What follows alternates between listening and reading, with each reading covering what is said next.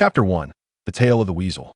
Sasuke, you rascal, skipping class again, Naruto exclaimed, breathless, as he burst into Sasuke's courtyard, heedless of decorum, while munching on a large meat bun. Inside, Sasuke was elegantly savoring his tea, his brow slightly furrowed, displaying a hint of exasperation at Naruto's intrusion. "Naruto, could you not knock?" he said softly, though a glimmer of amusement danced in his eyes that, "Oh, come on.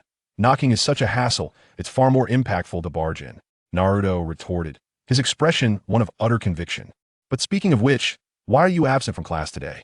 Are you plotting once again on how to defeat me?" Sasuke set down his teacup, a playful smirk gracing his lips. "Defeat you? Does that even require a plan? However, I do have something of greater importance today." "What is it? Are you off to practice some forbidden technique again?" "I must tell you, those things are perilous." Naruto's face was etched with concern, as if he were the village's matron. Sasuke chuckled lightly, preparing to respond when they were interrupted by the signature languid voice of their teacher, Kakashi. "Sasuke, Naruto, are you two slacking off again? Come out, we have a mission." The two exchanged glances, a shared sense of foreboding washing over them. Yet, under Kakashi's authoritative presence, they reluctantly stepped outside. The mission site was a small village far from Konoha, where it was said that mysterious creatures had been disturbing the peace of the residents.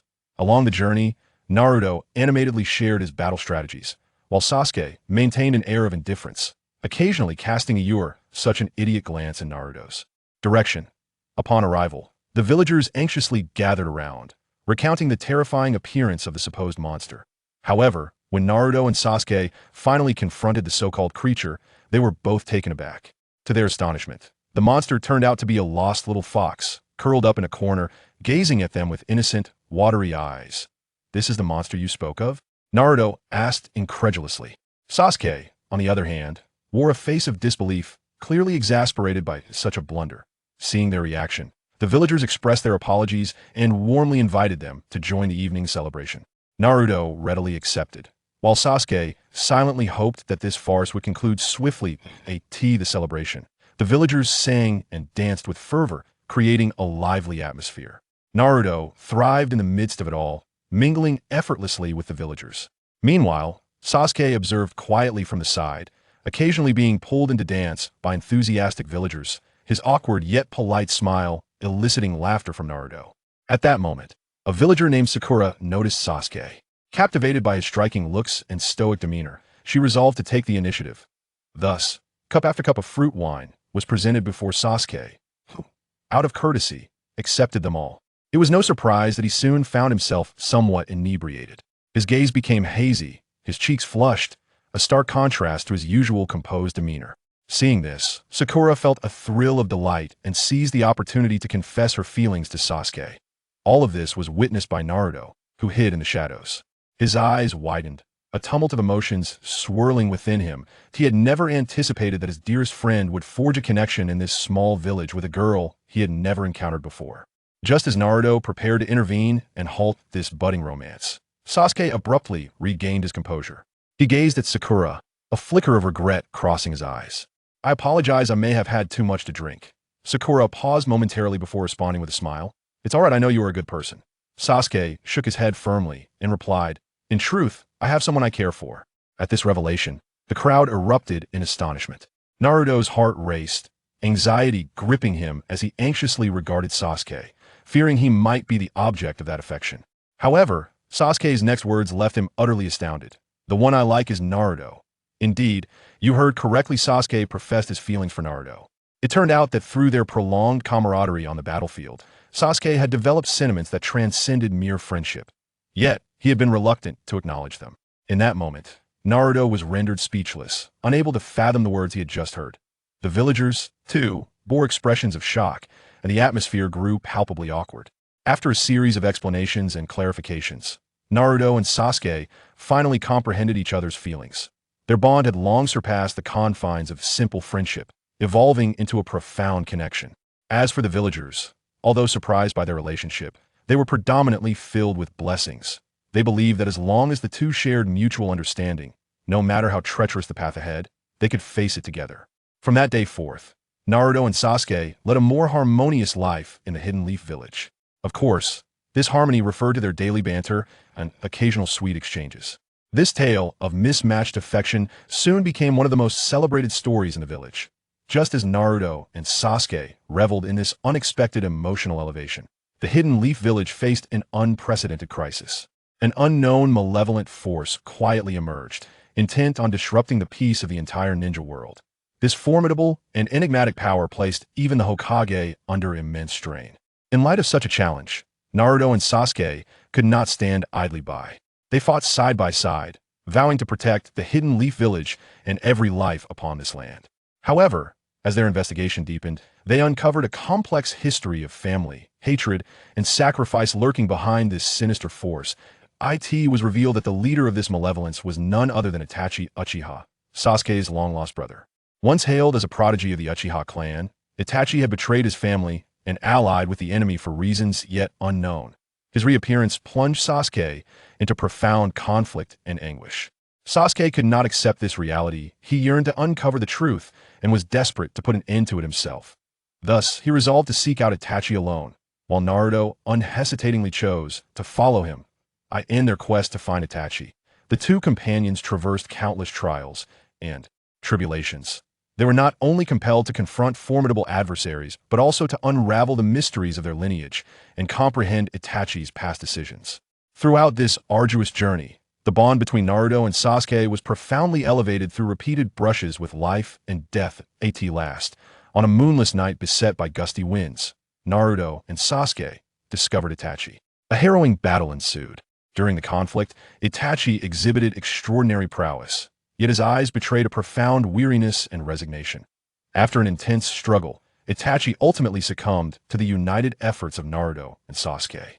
However, in his final moments, he revealed a serene smile. He disclosed to Sasuke the hidden truths of their family and the genuine reason behind his past betrayal, his desire to protect both Konoha and Sasuke. It was revealed that Itachi had always harbored deep affection for his brother and their clan, yet he was acutely aware of the fated doom that awaited the Uchiha clan. To avert a greater catastrophe, he chose to sacrifice himself, bearing the weight of all sins and animosities. Upon hearing Itachi's revelations, Sasuke was overcome with tears. He finally grasped his brother's anguish and sacrifices and forgave him for his prior betrayals. Meanwhile, Naruto quietly observed this poignant scene, his heart swelling with respect and gratitude for Itachi. With Itachi's passing, the malevolent forces crumbled into oblivion. Peace and tranquility returned to Konoha. However, for Naruto and Sasuke, this experience rendered them more mature and resilient. Chapter 2. Practice. Sasuke lounged leisurely in the shade of a tree, engrossed in a book titled Intimate Paradise, while his gaze subtly flickered toward Naruto, who had just dashed over.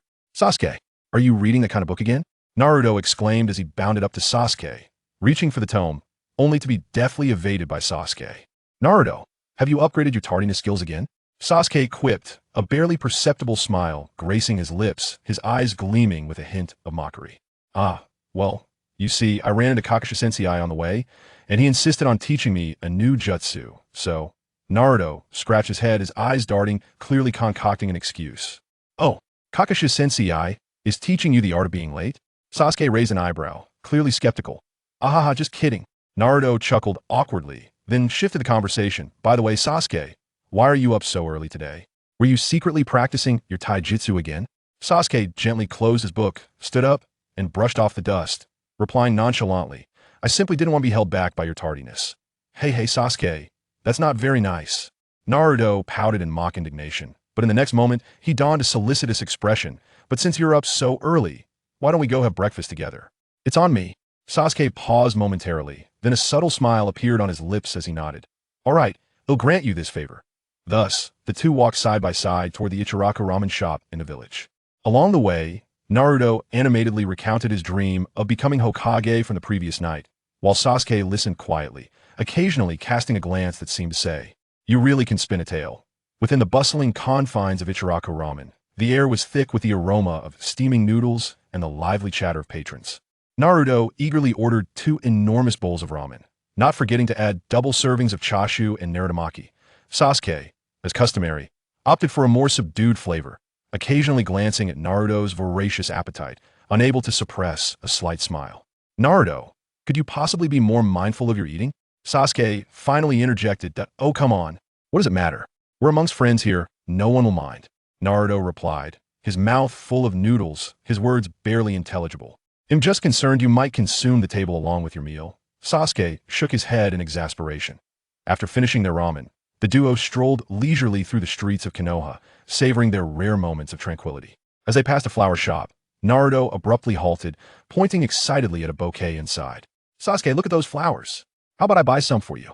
Sasuke's expression shifted slightly, and he quickly scanned the vicinity for any acquaintances before whispering, Naruto, what are you doing? I'm not a girl, why would I want flowers? Oh, you just don't get it, Naruto exclaimed, a look of incredulity on his face. In our village, it's perfectly normal for good friends to exchange flowers as a gesture of friendship and care. Observing Naruto's earnest demeanor, a warm sensation surged within Sasuke, and he ultimately nodded in acceptance. All right then, thank you. With renewed enthusiasm, Naruto dashed into the flower shop, returning triumphantly with the brightest bouquet he could find and solemnly presented it to Sasuke. Though Sasuke maintained his usual aloof demeanor, a rare softness sparkled in his eyes as he accepted the flower. As the sun dipped below the horizon, the two walked side by side on their way home. Suddenly, Naruto stopped and turned to Sasuke. Do you think we'll end up like Kakashi Sensei and Gai Sensei, fighting alongside each other's partners? Sasuke paused momentarily, then nodded earnestly. Yes, Naruto, we certainly will. That's wonderful, Naruto exclaimed, jumping with excitement. One day, you'll be Hokage, and you'll be my right-hand man. Together, we'll protect Konoha and this world. Sasuke gazed into Naruto's dream-filled eyes, a newfound resolve swelling within him. He reached out and gently patted Naruto's shoulder. All right, let's strive for that together. As night fell, Konoha was gently enveloped in the soft glow of the moonlight, draping the vibrant village in a mysterious silver veil. Walking home side by side, Naruto and Sasuke occasionally heard distant barks and the laughter of children at play, everything appearing so tranquil and beautiful. Sasuke, are you free tonight? Naruto broke the silence, his eyes sparkling with anticipation. Sasuke turned to Naruto, a slight frown forming. Is there something you need? Hee, it's nothing too serious. Naruto scratched his head, appearing somewhat bashful. I just recently learned a new jutsu and wanted to practice it with you. Upon hearing this, Sasuke involuntarily curled the corners of his mouth upward, harboring a quiet amusement. Within that, he was well aware that Naruto's so-called new jutsu often comprised flashy techniques that, while visually appealing, lacked practical utility. Yet, each time he witnessed Naruto's exuberance, he found himself unable to resist joining in the madness. Very well, I shall accompany you in your practice. Sasuke nodded, a glimmer of fondness flickering in his eyes. Thus, the two ventured to an open area behind the village. Naruto took a deep breath, swiftly forming hand seals, and exclaimed, Shadow, clone jutsu. Instantly, multiple Narutos materialized in the clearing, encircling Sasuke and engaging in a variety of comical antics, which left Sasuke feeling exasperated. Hey, Naruto, are you practicing ninjutsu or hosting a party? Sasuke could not help but comment. Haha, don't be so impatient. The best part is yet to come, Naruto replied, and suddenly, all the shadow clones vanished simultaneously, while the real Naruto appeared behind Sasuke, hands gathered in a chakra-concentrated stance, poised to launch an assault. Sasuke, brace yourself. My new jutsu, Naruto's Super Rasengan. He leapt high into the air, hands pressed together, a massive spiraling sphere of chakra swirling in his palm, hurtling towards Sasuke. Sasuke swiftly pivoted, a serious glint flashing in his eyes as he rapidly formed hand seals, and a blue chakra barrier manifested before him, securely intercepting Naruto's Rasengan. Boom! A thunderous sound erupted, and the residual chakra sent ripples across the clearing. Sasuke smiled faintly as he retracted the chakra barrier. Observing Naruto's slightly crestfallen expression, he gently remarked, Naruto, your progress is commendable, but this technique requires further practice to truly master. Yes, that's so? Looks like I must strive even harder. Though slightly disheartened, Naruto quickly regained his spirits, determination reigniting in his eyes. By the way, Sasuke, do you have any new jutsu you wish to share with me? Naruto suddenly shifted the conversation, curiosity evident in his tone. Sasuke fell into a contemplative silence before slowly responding. Actually, I've been researching the Uchiha clan's ocular techniques, hoping to develop an entirely new ocular skill. Wow, really? That sounds incredible. Naruto's eyes sparkled with excitement. Sasuke nodded, though a hint of concern shadowed his gaze. However, the development of this ocular technique is no simple task. It demands immense concentration and meticulous control over chakra. Don't worry, Sasuke. I believe you will undoubtedly succeed. Naruto clapped Sasuke on the shoulder, his eyes brimming with trust and encouragement. Sasuke gazed into Naruto's resolute eyes. A warm current surged within him. He understood that no matter how arduous the journey ahead, with Naruto by his side, he would never be alone. The two exchanged smiles, continuing to practice their respective jutsu beneath the moonlight, their silhouettes gradually elongating in the night, as if foreshadowing the ever-expanding path that lay before them. Chapter 3. A Special Mission. Hey Sasuke, why do you think this stream is so crystal clear? Naruto inquired as he playfully stirred the water surface with a twig, creating rippling waves. Sasuke cast a sidelong glance at him, a subtle smile playing at the corners of his mouth, a blend of exasperation and affection evident in his expression. Naruto, you have posed this question no fewer than 10 times. Do you intend to become a philosopher today? Haha, I merely wish to engage in conversation with you, Naruto replied with a carefree laugh, seemingly unfazed by Sasuke's teasing. Moreover, do you not think this little stream has borne witness to our camaraderie? From our initial clashes to our present united front, it has silently observed our journey. At these words, Sasuke's gaze softened slightly, and he nodded gently. Indeed, time flies swiftly. However, Naruto, are you certain we share a bond of friendship? Without a doubt, an unequivocal friendship. Naruto straightened up, his expression earnest. Though at times I ponder, if we were not rivals but instead brothers, how delightful that would be.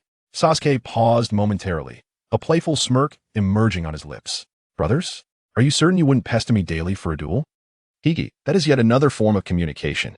Naruto scratched his head, grinning like a child, and with a brother like you, I shall never feel lonely. The two exchanged smiles, and the air was filled with an indescribable warmth. However, this tranquility was short-lived, abruptly shattered by a sudden clamor. Naruto, Sasuke, Kakashi-sensei is looking for you. In the distance, Sakura Haruno rushed over, breathless and visibly anxious. What has Kakashi-sensei done now? Naruto immediately sprang to his feet from the grass, a look of concern etched on his face. Sasuke appeared remarkably composed as he rose to his feet, brushing off the dust from his attire. Let us proceed. It seems another mission awaits us. The trio hurried towards the Hokage's office, with Naruto incessantly lamenting the frequency of their assignments, while Sasuke maintained an air of indifference, occasionally casting a look that seemed to say, "You brought this upon yourself." In the midst of them, Sakura played the role of a peacemaker, striving to alleviate the tension between the two. Upon their arrival at the Hokage's office, Kakashi-sensei had been waiting for quite some time. With a serious expression, he regarded the three, holding a classified document in his hand. This mission is of utmost importance and requires your collective efforts. What mission, Kakashi-sensei? Naruto inquired eagerly. Kakashi cleared his throat and replied earnestly, according to intelligence reports. An unknown force is covertly gathering fragments of the Nine Tails chakra with the intent to resurrect an ancient malevolent entity. Your task is to locate these fragments and thwart their nefarious plans. The Nine Tails? That's me. Naruto began to interject, only to be interrupted by Kakashi. I am aware, Naruto, but this situation is exceptionally grave. We must act with urgency. A newfound determination shone in Kakashi's eyes. Sasuke and Sakura both recognized the gravity of the situation, nodding in agreement. Thus began a heart-pounding adventure.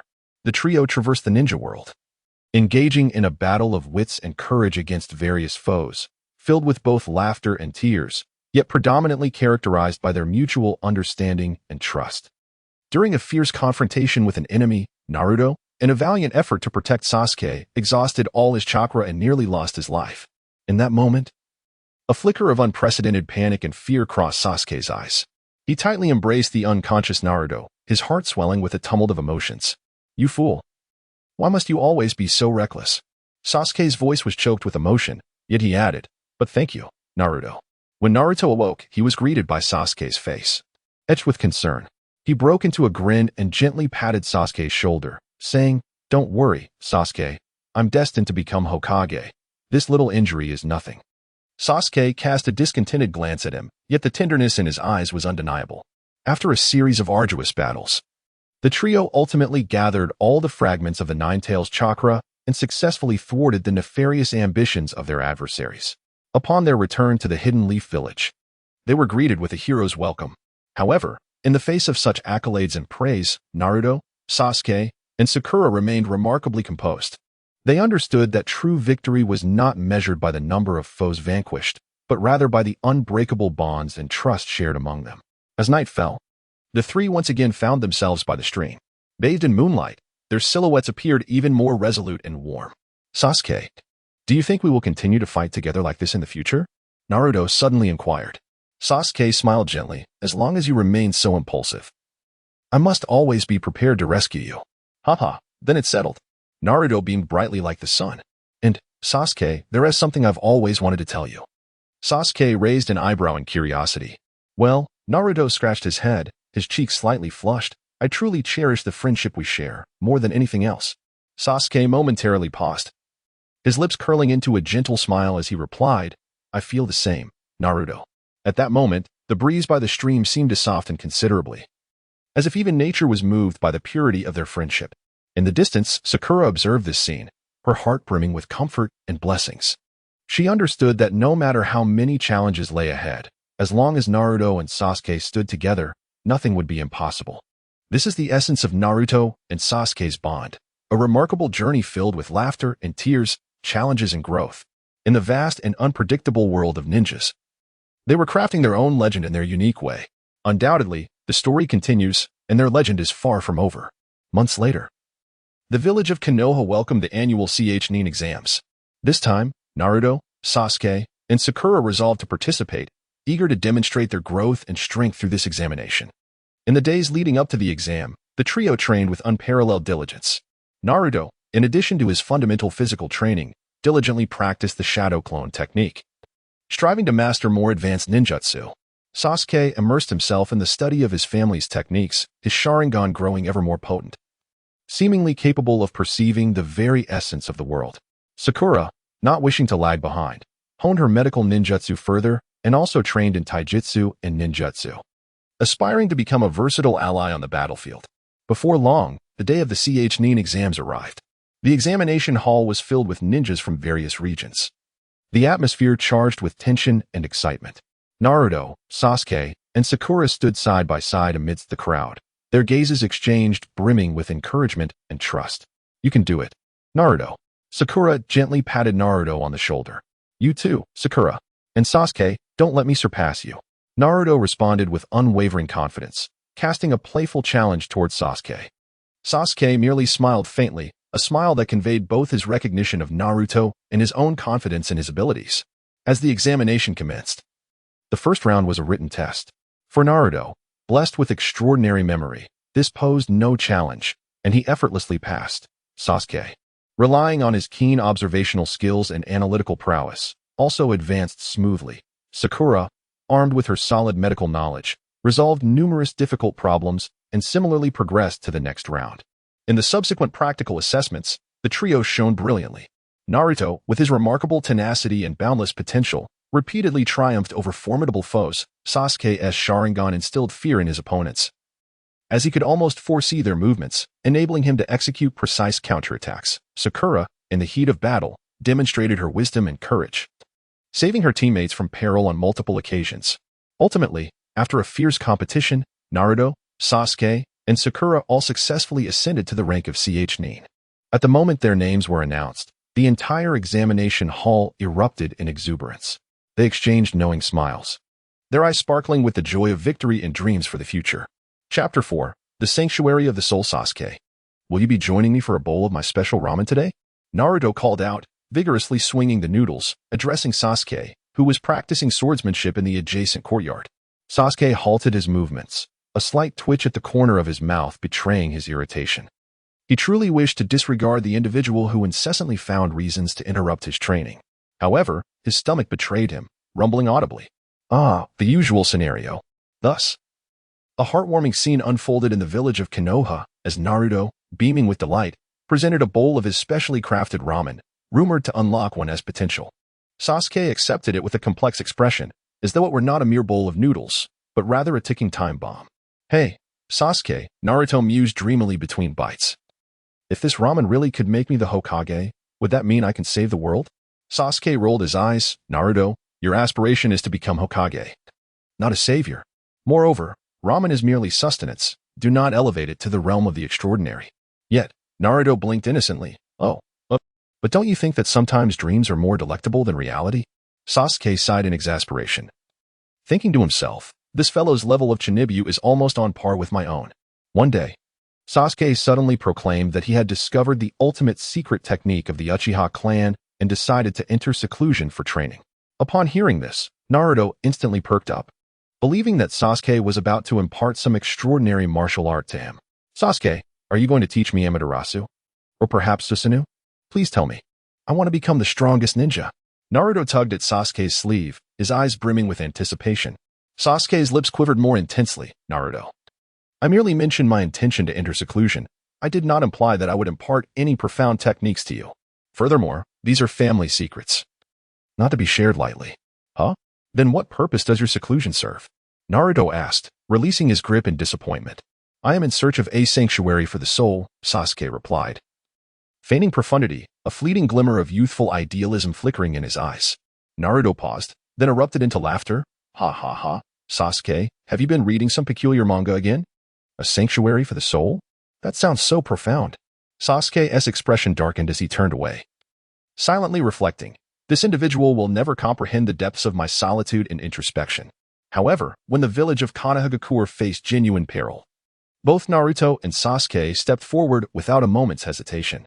In a fierce battle against a formidable adversary, the two stood back to back, exhibiting an exceptional synergy as they confronted their foe.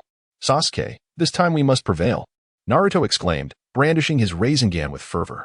That is a given. I, Uchiha Sasuke, shall not be defeated by anyone, Sasuke replied coldly, his Sharingan gleaming with resolute determination. The clash was intensely fierce, yet through their profound camaraderie and seamless coordination, they ultimately triumphed over the enemy. After the battle, they sat upon a hillside outside the village, gazing at the setting sun illuminating Konohagakure. Sasuke, do you think there will come a day when we truly become Hokage and saviors? Naruto inquired earnestly. Sasuke offered a faint smile, a rare display of tenderness. Perhaps, he mused. Yet, what truly mattered to me was having a friend like you by my side. Naruto was momentarily taken aback, then burst into laughter. Haha, Sasuke. You can be quite touching at times. Regardless of what the future holds, I will always support you. The two exchanged smiles, the setting sun casting elongated shadows of their figures. In that moment, all the youthful fervor and passionate dreams transformed into the most genuine friendship and trust. Not long after the battle concluded, the village of Konoha welcomed its annual ninja cultural festival. This grand celebration honored peace and showcased the skills of ninjas. As the owner of a ramen shop, Naruto decided to participate in the creative cuisine competition, while Sasuke was encouraged by his friends to join a swordsmanship performance. In his quest for victory, Naruto racked his brain to devise a new dish.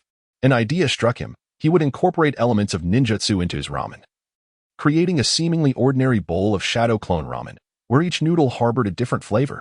Meanwhile, Sasuke prepared a performance that combined the illusionary prowess of his Sharingan with his swordsmanship, promising to leave the audience both visually and spiritually awestruck. On the day of the festival, Konoha was abuzz with excitement. A long line formed at Naruto's ramen stall, as people were filled with curiosity about the legendary shadow clone ramen. When the first noodle slid into their mouths, the unpredictable flavors elicited gasps of astonishment, and praises for Naruto's creativity and culinary skills echoed throughout. On the other hand, Sasuke's swordsmanship performance elevated the atmosphere to a crescendo. His movements flowed like water, the gleam of his sword weaving through the air, augmented by the illusions of his Sharingan, transporting spectators into a fantastical realm. As the performance concluded, thunderous applause and cheers erupted from the audience. Just as the two basked in the joy of their success, an unexpected gift arrived before them, a personal commendation from the Hokage, along with a mysterious scroll. The Hokage expressed that this was an acknowledgement and reward for their brave efforts in safeguarding Konoha and upholding peace. Upon returning home, Naruto and Sasuke eagerly unrolled the scroll. To their astonishment, it was no ordinary ninjutsu manual, but rather a treasure map leading to a legendary ninja relic known as the Heart of the Ninja. It was said to conceal the wisdom and power of ancient ninjas, a sanctuary coveted by every ninja. Sasuke, shall we embark on this adventure together? Naruto inquired with excitement. Sasuke gazed into Naruto's eyes, which sparkled with fervor, and an inexplicable wave of emotion swelled within him. Very well, but we must prepare thoroughly. Thus, the two embarked on their journey of preparation for the adventure ahead. They gathered maps, equipment, provisions, and water, while also seeking the wisdom of the village's elder ninjas, inquiring about legends and clues surrounding the ancient ruins. After meticulous preparation, they set forth on their quest to the heart of the ninja. After several days of arduous travel, Naruto and Sasuke finally arrived at the entrance of the heart of the ninja. It was an ancient cave, concealed deep within the dense foliage. Its entrance shrouded in thick vines, exuding an aura of mystery. Cautiously, they stepped into the cave, only to discover it teeming with mechanisms and traps. Each step was fraught with uncertainty and peril. Yet, bolstered by their extraordinary courage and intellect, Naruto and Sasuke deftly navigated each crisis. They supported one another, exhibiting remarkable synergy as they confronted trial after trial. Deep within the cave, they stumbled upon a grand altar. Atop it lay a crystal, shimmering with an otherworldly glow. According to legend, this crystal was the core of the heart of the ninja, embodying the wisdom and strength of ancient ninjas.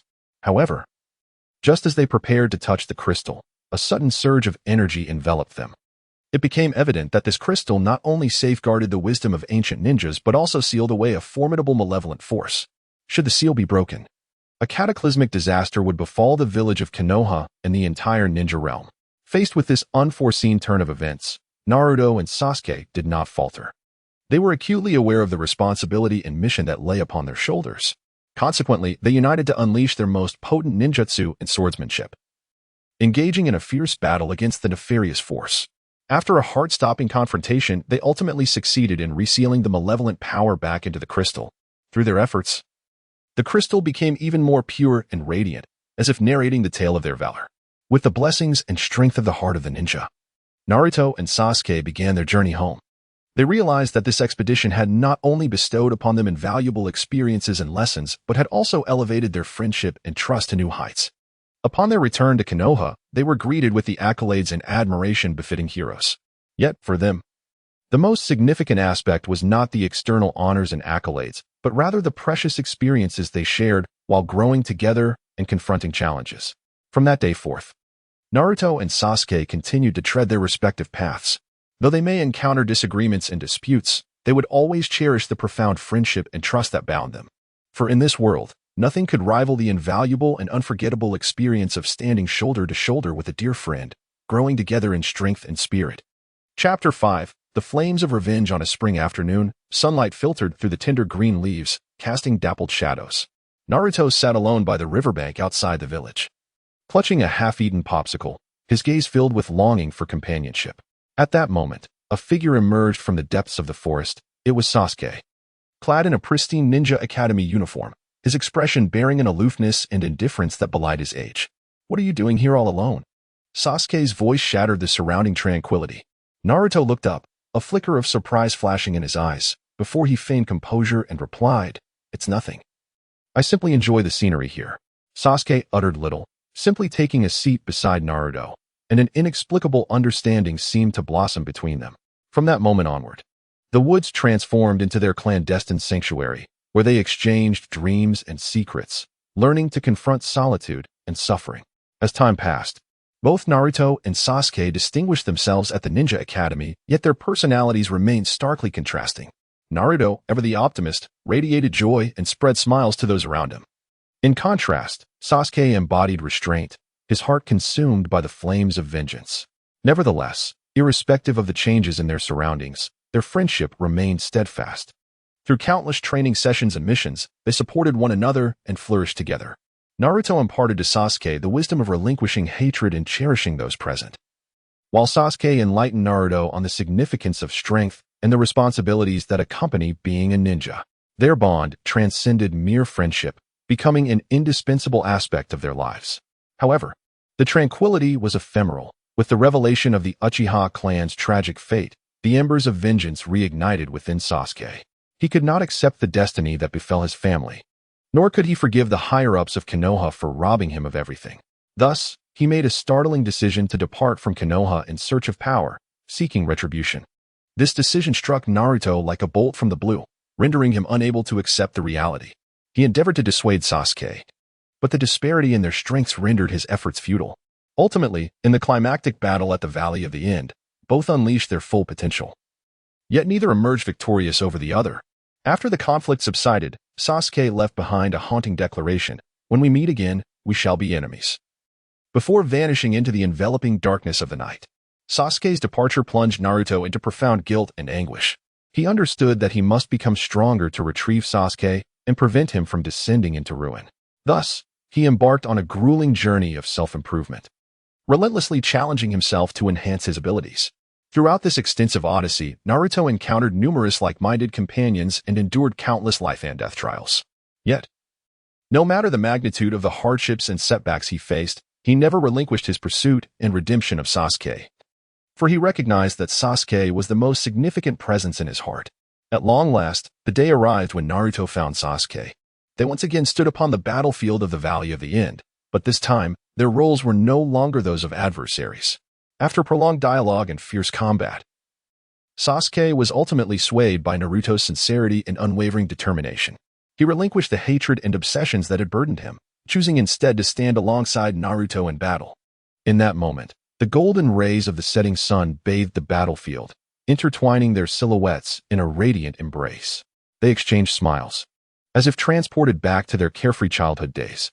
From that point onward, they were no longer solitary warriors, but each other's most steadfast support and reliance. As time flowed, the Hidden Leaf Village remained as vibrant as ever. The tale of Naruto and Sasuke became a cherished legend passed down through generations.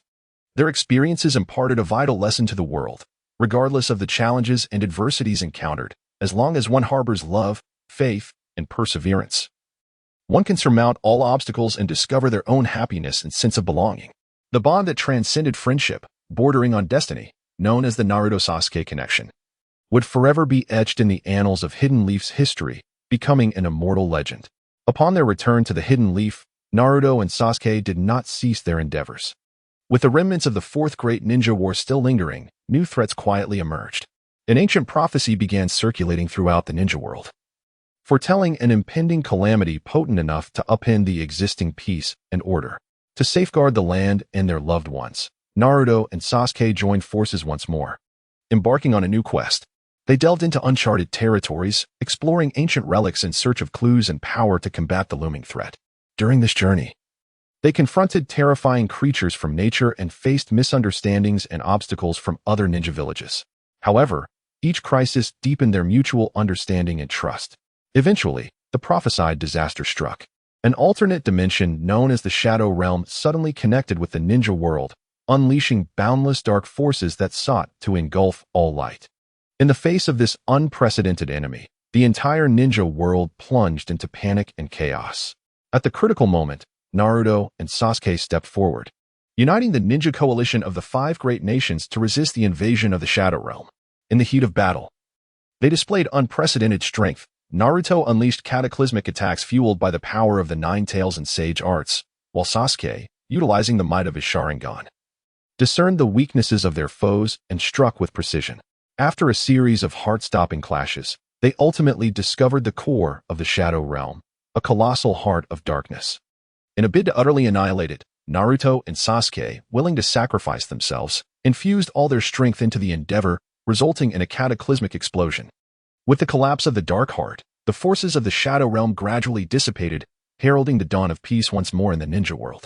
Though gravely injured, Naruto and Sasuke's valiant deeds inspired countless souls, demonstrating that no matter the magnitude of the obstacles and challenges faced, unity of purpose can surmount any adversity. In the aftermath of the war, Naruto and Sasuke were revered as the saviors of the ninja world, their names eternally etched in the annals of history. Yet, for them, the accolades and honors were but fleeting shadows. They cherished instead the bond of friendship and the indelible connection they shared. After the war, Naruto and Sasuke chose to return to a life of simplicity. They opened a quaint tea house in Konoha, aptly named Naruto and Sasuke's abode.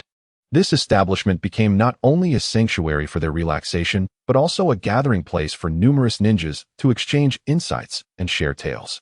Within the tea house, Naruto and Sasuke often reminisced about their past, recalling the laughter of childhood, the trials of growing up, and the glorious moments of fighting side by side. They understood that, regardless of how the future unfolds, the profound bond they shared would forever accompany them, becoming the most treasured asset of their lives. As the years flowed by, Konoha thrived with prosperity. On this land, imbued with love and peace, the tale of Naruto and Sasuke would continue to resonate, inspiring future generations to bravely pursue their dreams and seek happiness. Chapter 6. Harbor. On this day, the sun shone with an intensity that seemed almost excessive, causing even the birds in the trees to lazily sing discordant melodies. Naruto, that ever-energetic golden flash, was drenched in sweat as he sprinted homeward, murmuring to himself, "I must try the legendary ramen at that noodle shop today. Perhaps I might even meet my other half."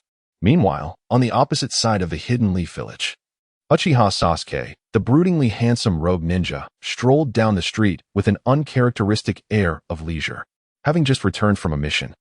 An inexplicable urge for relaxation surged within him, compelling his feet towards the realm of the unexpected.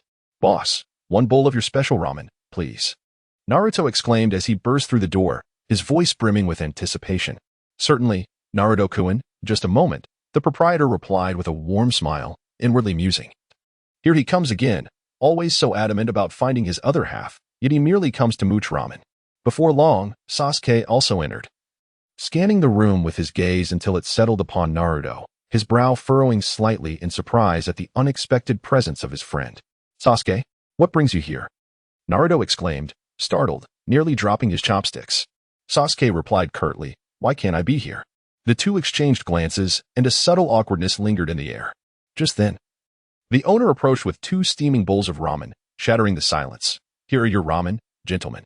Please enjoy." Naruto glanced from Sasuke's bowl to his own, and suddenly his eyes sparkled with curiosity. "Hey, why are our ramen different?" Sasuke cast a glance at him and replied nonchalantly, "Because this is the legendary custom ramen, tailored to your innermost desires." Upon hearing this, Naruto immediately perked up. "Then this bowl must be the ramen that will lead me to true love." With that, he eagerly took a bite, only to have his expression contorted in an instant. "What in the world is this flavor? It's both sweet and salty with a hint of spiciness." Sasuke's lips curled into a barely perceptible smile as he leisurely savored his ramen.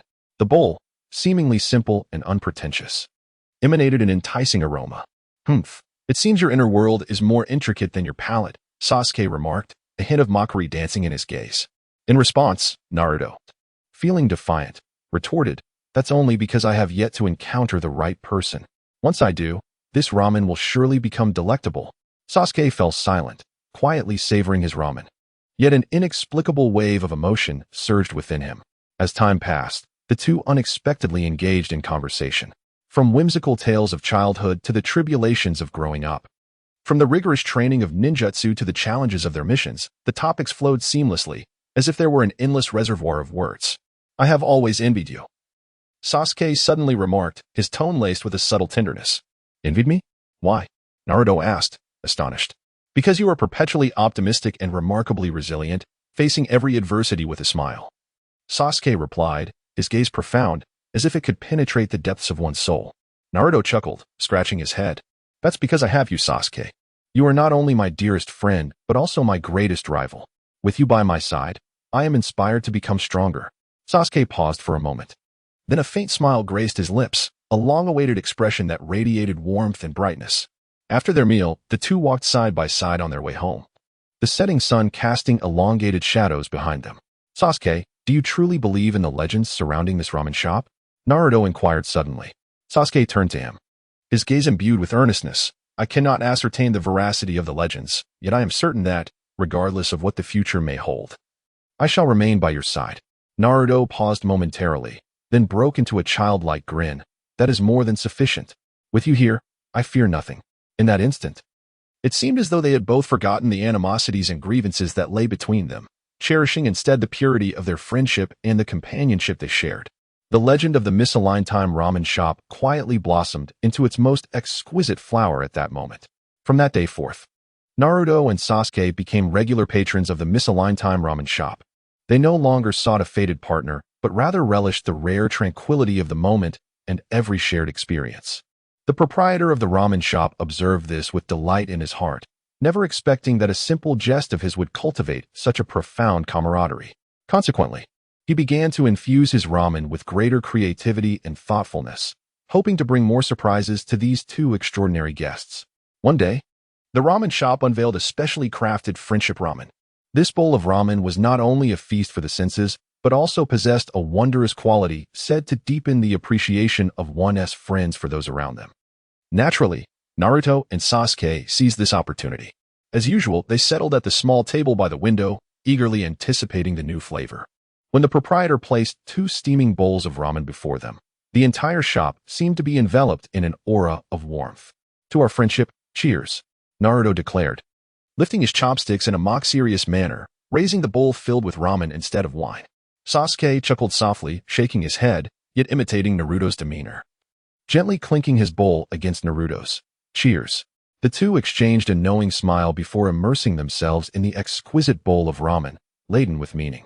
Indeed, this bowl of ramen surpassed any they had ever tasted, serving not only as a delight for the palate, but also as a balm for the soul. As time unfolded, the bond between Naruto and Sasuke deepened profoundly. Together, they faced countless battles and adventures, sharing innumerable moments of laughter and tears. The time-warped ramen shop became their most cherished sanctuary. Until one day, Naruto suddenly posed a question to Sasuke. "What do you think we would be if we were not ninjas?" Sasuke pondered for a moment and earnestly replied, "Perhaps we would be 2 ordinary friends, running a quaint little shop in a small town, living a busy yet fulfilling life each day." Naruto smiled and said, "That sounds lovely. At least we could always be together, free from the burdens of war and animosity." Sasuke nodded, his eyes shimmering with a gentle radiance. "Indeed. As long as you are by my side, anywhere feels like home." In that moment, the illumination within the ramen shop seemed to soften, and the air was suffused with the fragrance of happiness. Naruto and Sasuke understood that, regardless of what the future held, they would cherish one another and safeguard this hard-won friendship. The ramen shop of misaligned time and space would eternally witness the tale woven between them, becoming an everlasting memory in their hearts. Chapter 7. The Convergence of Stars on the Playground of the Ninja Academy. A group of children was diligently practicing ninjutsu under the guidance of their instructor. Among them, 2 figures stood out remarkably. One was Naruto. With his golden locks and azure eyes, brimming with vitality, he was always the first to complete a task, yet equally the first to stir up trouble. The other was Sasuke, taciturn and possessing a profound gaze. Each of his movements was executed with precision, as though he were born solely for the art of combat. "Sasuke, your ninjutsu has improved once again," Naruto exclaimed, panting heavily and glistening with sweat as he dashed over, his eyes alight with excitement. Sasuke cast a fleeting glance in his direction, offering no response as he resumed his practice with the shuriken in hand. "Hey, Sasuke, can't you at least offer me a compliment?" Naruto grumbled in dissatisfaction, yet almost instantly, a radiant smile illuminated his face. "But that's all right. I will catch up to you."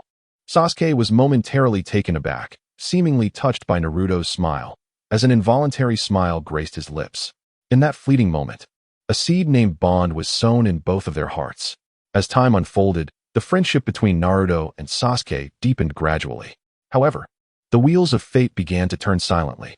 Sasuke's family met with a tragic demise, and he vowed to seek out the murderer to avenge his kin. Meanwhile, Naruto remained steadfastly by his side, offering unwavering support. "Sasuke, no matter where you go, I will accompany you," Naruto declared, gazing at Sasuke with eyes that sparkled with an undeniable resolve. Sasuke fell silent for a moment before slowly speaking. "Naruto, this is my destiny. You need not involve yourself." "Destiny? Do not jest," Naruto exclaimed, gripping Sasuke's shoulders with fervor. "We are friends. We are brothers. Your affairs are my affairs." Sasuke gazed into Naruto's eyes, which sparkled with fervor, and a warmth surged within him. Yet, he understood that the path he was about to embark upon was fraught with peril and uncertainty. He wished for nothing more than to shield Naruto from harm. "Naruto," Sasuke began, hesitating momentarily, before ultimately opting to softly pat Naruto on the shoulder and turn away. After Sasuke departed from Konoha, Naruto steadfastly refused to relinquish his quest to find him.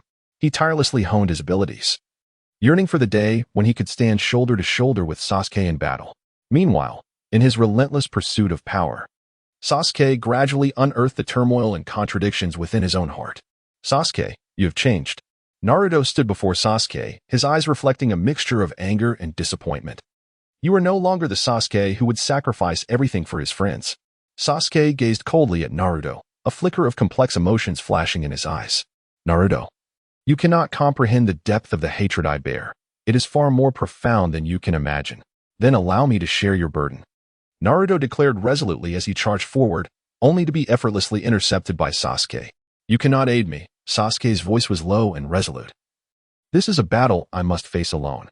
The atmosphere between them instantly grew tense, as if the very air was thick with the scent of gunpowder. At that moment, a sudden assault shattered the tranquility. "Humph, it seems your friendship is not as strong as you believed," the enemy sneered, materializing before them. "Let me put an end to this absurd bond." Faced with a formidable foe, Naruto and Sasuke were compelled to momentarily set aside their grievances and unite against the threat. Amidst the fierce clash, they gradually rekindled the feeling of fighting side by side. In that instant, they realized that regardless of what transpired, their bond was indissoluble. After the battle concluded, Naruto and Sasuke sat by the riverside in contemplative silence. The moonlight bathed them in a gentle glow, adding a touch of warmth to the serene night. Finally, Sasuke broke the silence. "Can we ever return to the past?" Sasuke gazed into Naruto's eyes, filled with anticipation, and a warm surge enveloped his heart. "I have never contemplated relinquishing the bond that exists between us," he whispered. "Really?" Naruto exclaimed, clasping Sasuke's hand with fervor. "Then let us face all challenges together from this moment onward." With a gentle smile, Sasuke nodded, their hands clasped tightly together, as if they could never be separated again. From that moment onward, Naruto and Sasuke became each other's most steadfast support. Together, they faced countless battles and trials, and no matter the obstacles they encountered, they always emerged hand in hand. "Sasuke, do you know? My greatest wish is to protect this world alongside you," Naruto declared, standing atop a high vantage point, gazing into the distant landscape.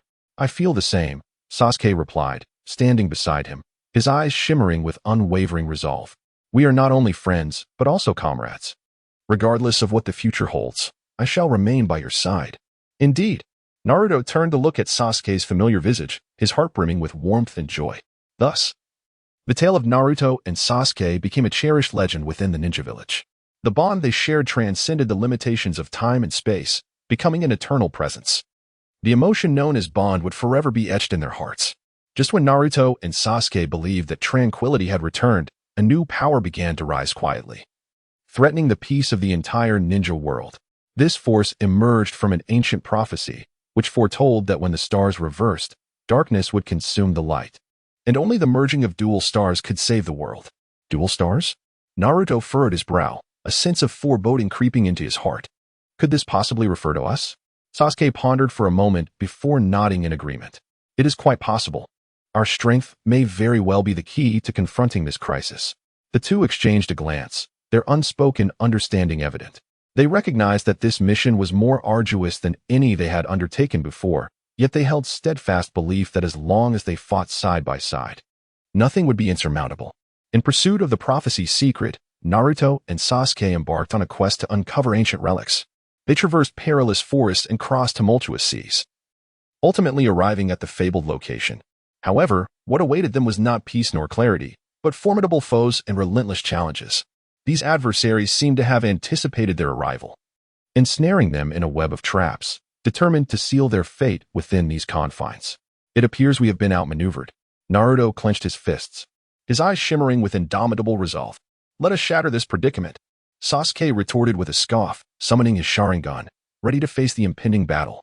Amidst the fierce combat, Naruto and Sasuke exhibited an unprecedented synergy and strength. Their collaboration was seamless, balancing offense and defense as they repelled their foes one by one. Nevertheless, they could not shake the suffocating sense of oppression emanating from the depths, as if an invisible hand was orchestrating their plight.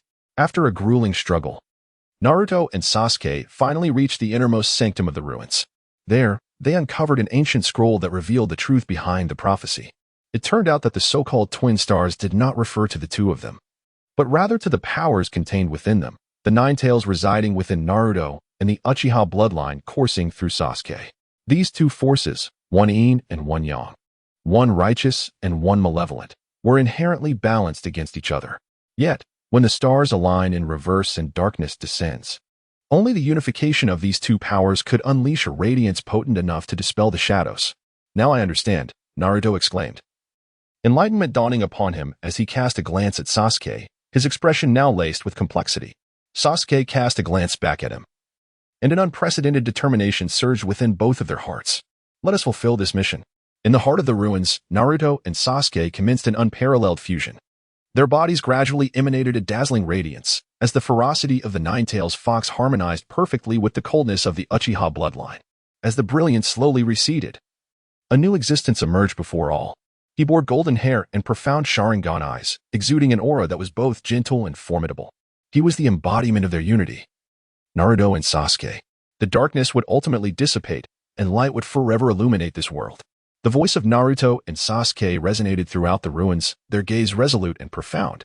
Those who had once attempted to thwart them now felt an unprecedented sense of fear and despair. They realized that they could no longer contend with this new entity. With the complete disintegration of the dark forces, the ninja world once again welcomed the dawn of peace. Naruto and Sasuke became the heroes and legends of this era.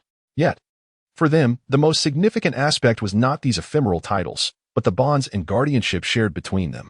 They understood that no matter what difficulties and challenges lay ahead, as long as they held hands and connected their hearts, nothing would be insurmountable. Thus, on a sunlit day, Naruto and Sasuke stood side by side at the pinnacle of the ninja village, gazing out at the distant land filled with hope. Their faces radiated with joyful smiles, for they knew they had discovered the most precious treasure in life, the courage and determination to spend their lives together. Chapter 8. A Modern Journey. Naruto. Are you stealing my lunch again? Sasuke's expression darkened, his chopsticks nearly breaking under the strain, while Naruto innocently licked his lips. Half a piece of Sasuke's favorite sushi in hand. Huh, Sasuke, I was just helping you taste it. Today's caviar is exceptionally fresh. Naruto blinked his large eyes, attempting to feign innocence. Suddenly, a clap of thunder echoed through the sky, and a blinding light enveloped the two of them. When the radiance dissipated, they found themselves standing on a street that was both strange and familiar, surrounded by modern skyscrapers. Passers-by were clad in fashionable attire, holding not shuriken, but smartphones. Where is this? Sasuke surveyed the surroundings, his brow furrowed. Haha, it seems our fate has taken a new twist, Sasuke. This time, we shall explore this marvelous world together. Naruto exclaimed, brimming with excitement, as if each unexpected turn was an adventure bestowed upon them by the heavens. In order to survive, the two ninjas were compelled to temporarily shed their identities and navigate through the trials of modern society. With his innate optimism and remarkable adaptability, Naruto swiftly ascended to the status of a social media sensation, broadcasting daily streams of his various ninja antics. From employing shadow clones to assist neighbors with moving to utilizing Rasengan to unclog drains, his antics elicited peals of laughter from his audience. Conversely, Sasuke, with his strikingly handsome visage and aloof demeanor, was chosen by a fashion magazine to grace its cover. Yet, during each photo shoot, he found himself unable to resist the urge to use his Sharingan to peer through the photographer's lens, searching for any fluctuations of chakra. Much to the bemusement of the photographers, one day, by a twist of fate, the two participated in the same variety show titled The Marvelous Encounter of Ninjas and Modernity. Within the program, they were tasked not only with completing a series of humorous challenges, but also with demonstrating the wisdom and courage of ninjas at crucial moments. Now, let our two ninjas showcase their culinary skills using ninjutsu, the host enthusiastically announced. Without hesitation, Naruto activated Sage Mode, manipulating chakra to orchestrate the ingredients in midair, ultimately culminating in a vibrant sushi platter that earned thunderous applause from the audience. Meanwhile, Sasuke calmly approached the kitchen, closing his eyes in concentration. Suddenly, he opened his Sharingan, effortlessly discerning the arrangement of ingredients within the refrigerator, and with astonishing speed, he crafted an exquisite Japanese dish that left even professional chefs in awe. As time progressed, the interactions between the two in modern society deepened their understanding and affection for one another.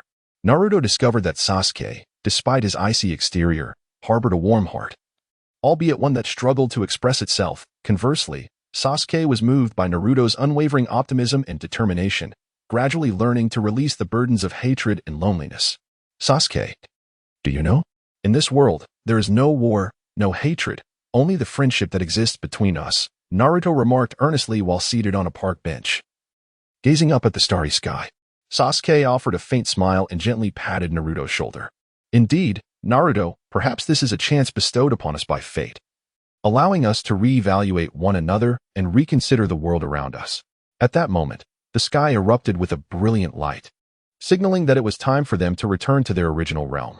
As the radiance faded, the two found themselves back in the familiar Hidden Leaf village. Though they had returned to the starting point, their hearts had undergone a profound transformation. No longer adversaries, they had become true friends, indispensable presences in each other's lives.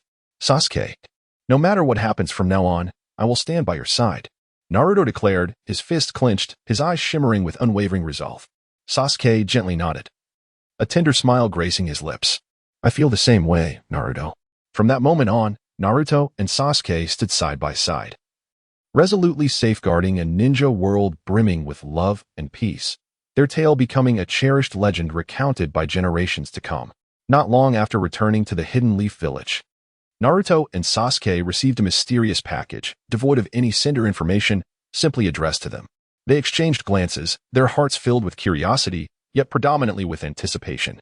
Upon unveiling the package, they discovered an ancient scroll, its cover adorned with gilded letters proclaiming the secret of time travel. Sasuke's Sharingan flickered with intrigue as he sensed the extraordinary power embedded within the scroll. It appears our adventure is far from over, Naruto exclaimed, rubbing his hands together, his eyes sparkling with the thrill of exploration. The two resolved to study the scroll together, eager to unravel its mysteries. After several days of diligent effort, they finally uncovered a hidden mechanism within the scroll, a device capable of momentarily opening a time portal.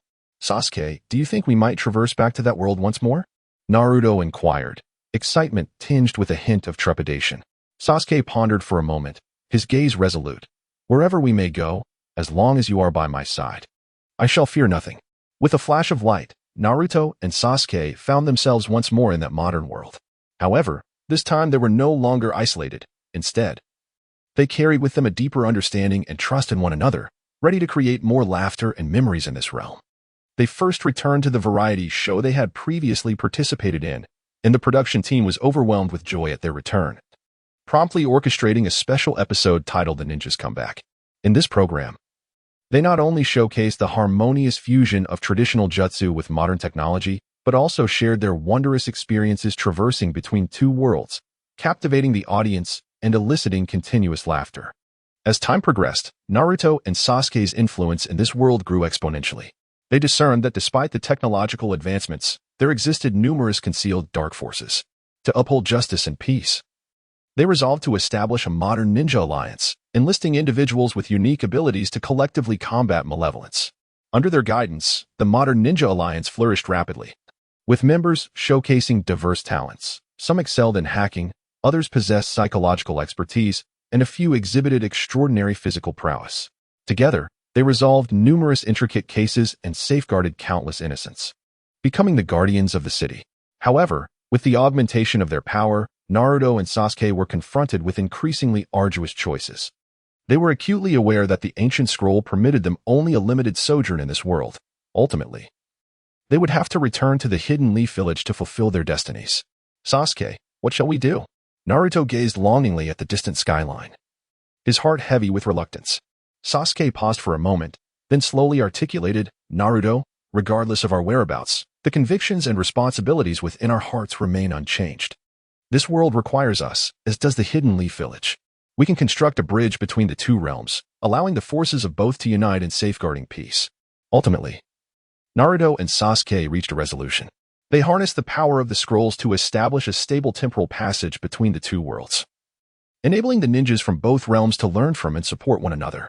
Simultaneously, they became the emissaries of peace between these worlds, continually conveying messages of love and hope. In the Hidden Leaf Village, they continued to serve as the most formidable ninjas, safeguarding their home, while in the modern world, they emerged as leaders of the contemporary ninja alliance, guiding many towards the light.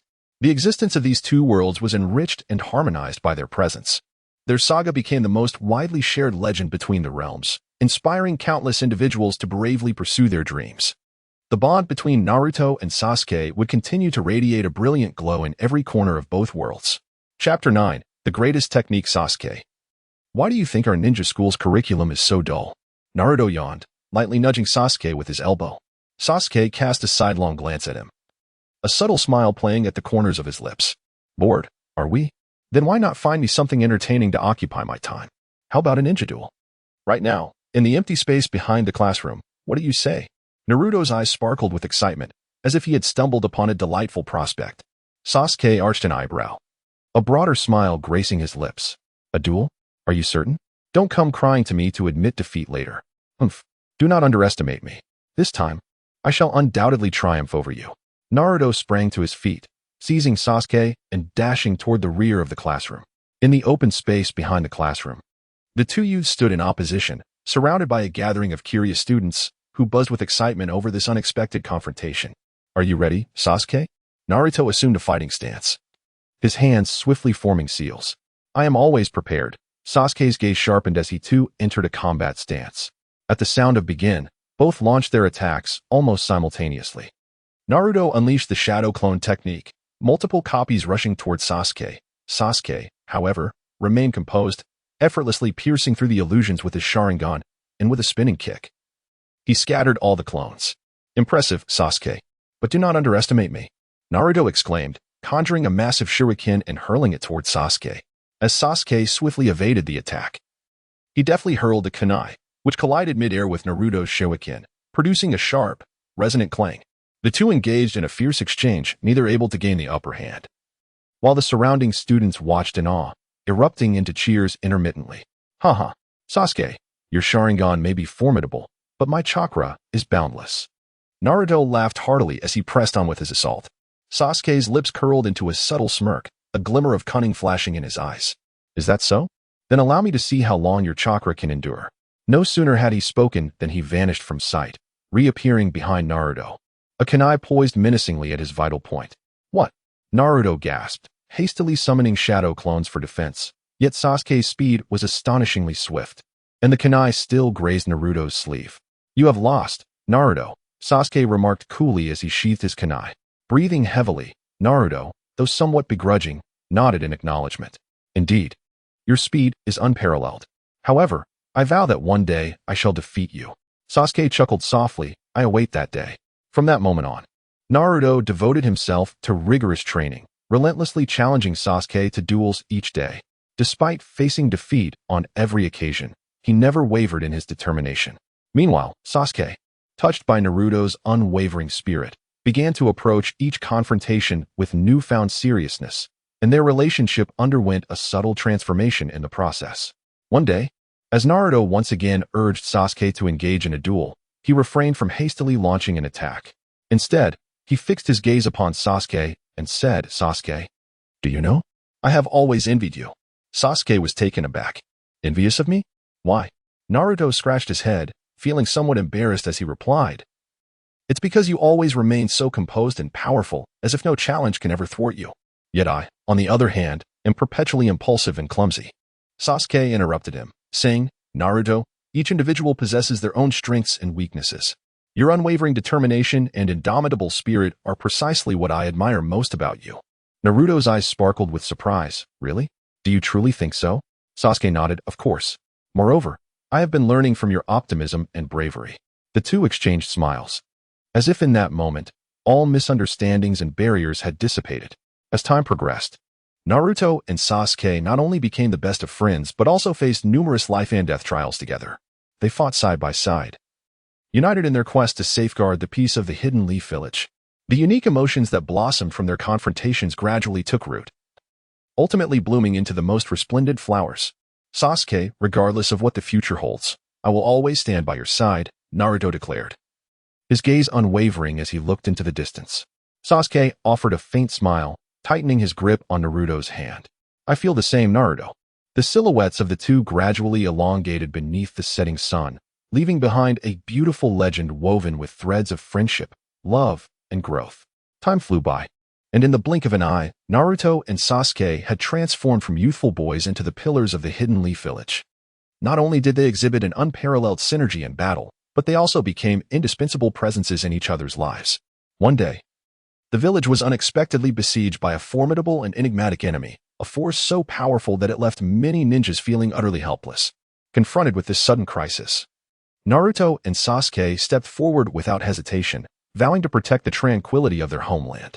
"Sasuke, this time we shall fight side by side to confront this malevolent power," Naruto declared, his fists clenched tightly, his eyes gleaming with unwavering determination. Sasuke nodded, his eyes ablaze with an indomitable spirit. "Indeed, Naruto. No matter how formidable our adversary may be, we must not falter." The two of them charged into the battlefield, instantly becoming the most radiant focal point. Naruto's Ninetales chakra surged like a raging inferno, repelling their foes one by one, while while Sasuke's Sharingan cut through the enemy's defenses with the precision of a keen blade. Their synergy was seamless, as if they were an invincible pair. However, just as the battle reached its zenith, a more powerful foe emerged, a mysterious ninja endowed with the ability to manipulate time and space. With a mere flick of his wrist, he effortlessly neutralized all of Naruto and Sasuke's attacks, plunging them into an unprecedented predicament. Humph, you mere ninjas of Konoha dare to challenge my authority? The enigmatic ninja scoffed, preparing to unleash a lethal blow. In that crucial moment, Naruto and Sasuke exchanged a glance, as if their minds were in perfect harmony. They both inhaled deeply, feeling their chakra boil within them. "Sasuke, let us go," Naruto shouted, and together they unleashed their ultimate techniques. Naruto was enveloped in Ninetales chakra, transforming into a colossal Ninetales fox, while Sasuke activated his Susanoo, wielding a massive sword, resembling the very god of war descending upon the battlefield. The two launched a thunderous assault on the mysterious ninja. After a fierce clash, the enigmatic adversary was ultimately vanquished, defeated by the combined might of Naruto and Sasuke. Peace and tranquility returned to the village of Konoha once more. In the aftermath, Naruto and Sasuke stood at the village's entrance, gazing at their homeland bathed in the glow of the setting sun, their hearts filled with pride and contentment. "Sasuke, we did it," Naruto exclaimed with a smile, patting Sasuke on the shoulder. Sasuke nodded, his eyes brimming with tenderness. "Indeed, Naruto. We have weathered so many storms together and have finally safeguarded this land." The two exchanged a smile, a bond forged through their confrontations now blossoming into profound camaraderie and understanding. They were aware that no matter the challenges and adversities the future might hold, as long as they stood by each other, nothing would be insurmountable. This deep-seated friendship and mutual understanding became one of the most cherished treasures of Konohagakure, celebrated by future generations as a remarkable tale. Chapter 10, The Cherry Blossom Festival. Recently, Naruto had become enamored with a new skill known as emotional communication, said to enhance understanding and friendship between individuals through eye contact and physical touch. To demonstrate that his path as Hokage required not just strength, but also compassion, Naruto decided to use Sasuke as his test subject. After all, Sasuke was the only man, or rather, boy, he had yet to conquer with mere words. On this particular day, Naruto rose early and made his way to Sasuke's doorstep. Clutching a bouquet of sunflowers he had hastily acquired from the florist. Taking a deep breath, he knocked on the door. The door creaked open, revealing Sasuke's eternally stoic visage. "Good morning, Sasuke," Naruto began, but was promptly interrupted by Sasuke's impatient tone. "What do you want this time?" Undeterred, Naruto beamed and presented the sunflowers, exclaiming, "Look, these flowers are for you, symbolizing that our friendship shines as brilliantly as the sun." Sasuke was momentarily taken aback, clearly unprepared for Naruto's gesture. He glanced at the flowers and then at Naruto's expectant face, ultimately accepting the blooms, though he muttered, "Boring." Inside, Naruto was elated. Yet he feigned a wounded expression, exclaiming, "Oh, Sasuke, how could you say that? I am being entirely sincere." In the days that followed, Naruto seemed possessed, incessantly orbiting around Sasuke. Meals were to be shared, training was to be together, and he nearly accompanied Sasuke to the restroom, only to be unceremoniously kicked out. Although Sasuke outwardly expressed his disdain, a subtle transformation began to unfold within him. One day, the Ninja Academy unexpectedly announced a competition focused on emotional expression, requiring participants to showcase their abilities in conveying feelings through various means. Upon hearing this, Naruto's eyes sparkled with excitement, and he immediately dragged Sasuke to sign up. Although Sasuke intended to refuse, the pleading look in Naruto's eyes compelled him to relent.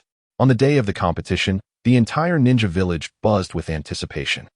Ninjas of all sorts demonstrated their emotional communication skills, some sang to express love, others danced to convey friendship. And a few even attempted public proposals, only to be escorted away by security. When it was Naruto and Sasuke's turn, the audience held their breath.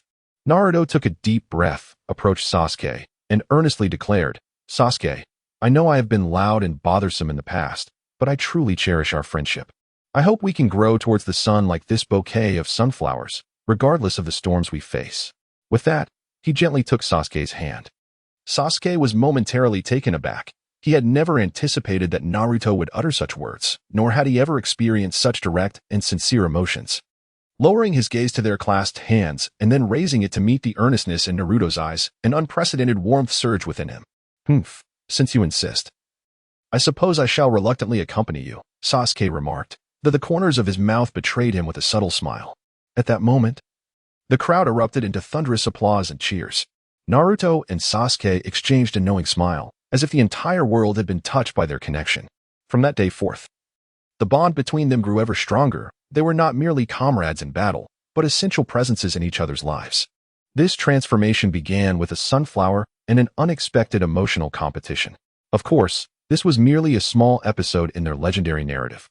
Yet it was these fleeting moments that coalesced into their most cherished memories. As time passed, the nature of Naruto and Sasuke's emotional exchanges seemed to transcend the boundaries of mere friendship. Whispers began to circulate within the village, evolving from the most improbable camaraderie into the most astonishing rumors within the ninja realm. For Naruto, these rumors were a delightful boon. He could hardly contain his desire to proclaim to the world, "Look, my relationship with Sasuke is unbreakable." Sasuke, on the other hand, while outwardly indifferent to such gossip, found himself recalling Naruto's passionate gaze and the moment they stood hand in hand on stage during the quiet hours of the night. That warmth made him feel less alone. One day, the ninja village celebrated its annual cherry blossom festival. The entire village was enveloped in a sea of pink blossoms, the air infused with a delicate floral fragrance. Naturally, Naruto and Sasuke would not miss such an opportunity, and they agreed to meet in the central square to admire the cherry blossoms. "Sasuke, look how beautiful the cherry blossoms are," Naruto exclaimed, excitement sparkling in his eyes as he pointed to the tree laden with blossoms. Sasuke smiled faintly and nodded, acknowledging the beauty of the moment. However, his gaze lingered more intently on Naruto, an unwavering focus that made Naruto feel somewhat uneasy. "Hey, Sasuke, why are you staring at me like that?" Naruto inquired, attempting to maintain his composure. "It's nothing," Sasuke replied. "I merely noticed that you paused unexpectedly, as if searching for the right words." "Noticed what?" Naruto pressed on, seeking clarity. Sasuke took a deep breath and earnestly remarked, "Being with you makes everything seem beautiful." This statement was akin to a stone cast into the tranquil surface of a lake, stirring ripples upon ripples. Naruto's face instantly flushed a deep crimson, resembling a ripe apple. As he stammered, "As Sasuke, you are." Upon witnessing this, Sasuke's lips curled into a subtle smile. He leaned in closer to Naruto, their proximity allowing them to nearly hear each other's heartbeats. "Naruto, we are more than mere friends, are we not?" Sasuke's voice was soft yet profound. Naruto was momentarily taken aback. He had never anticipated that Sasuke would utter such words. Yet, at that moment, an unprecedented sense of certainty enveloped his heart. He nodded, his voice quiet yet resolute. "Indeed, Sasuke, we are not just friends." At that instant, the surrounding cherry blossoms seemed to sense their emotions, cascading down like a gentle rain, crowning this extraordinary pair. Henceforth, Naruto and Sasuke's tale gained yet another beautiful chapter, and together they would continue to inscribe their own legend. Following the Cherry Blossom Festival, the evolution of Naruto and Sasuke's relationship stirred greater excitement within the village. However, to them, the external chatter had long ceased to hold significance. They were entirely absorbed in one another, cherishing this hard-won bond. To commemorate this newfound affection, Naruto proposed an impromptu journey together. Though Sasuke feigned indifference, his heart was already eager to explore the uncharted realms alongside Naruto. Thus, the two packed their belongings and embarked on their adventure. They traversed mountains and seas, witnessed the cyclical dance of the seasons, and faced countless trials and tribulations. Yet, regardless of the obstacles encountered, they always found strength in unity, their mutual understanding and trust deepening with each step of the way. By a serendipitous turn of events, they arrived at an enigmatic forest, rumored to harbor ancient secrets and immense power. With excitement radiating from him, Naruto grasped Sasuke's hand, exclaiming, "Sasuke, let us embark on an adventure together.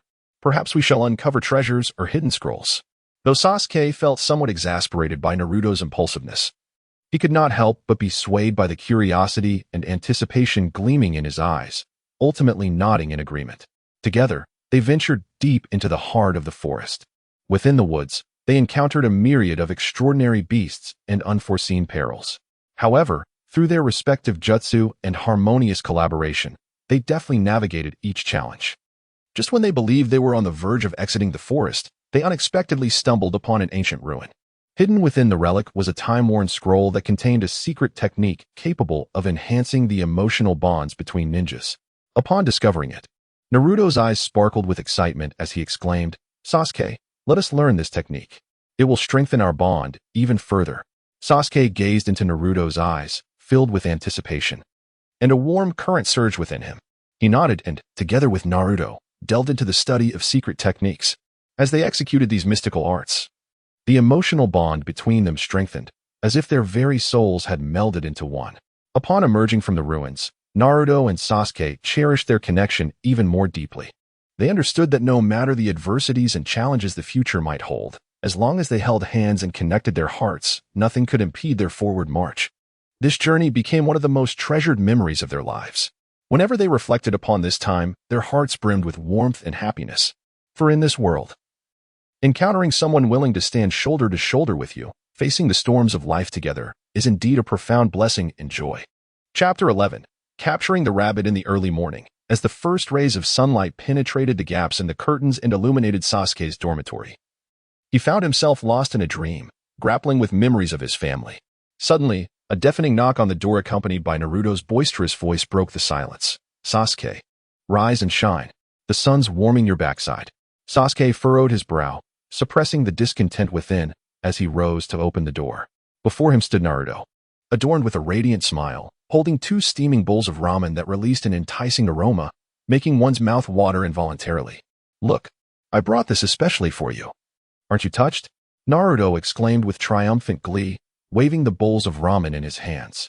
Sasuke cast a sidelong glance, a slight twitch at the corner of his mouth. Naruto, are you certain this isn't merely your leftover that you're attempting to share?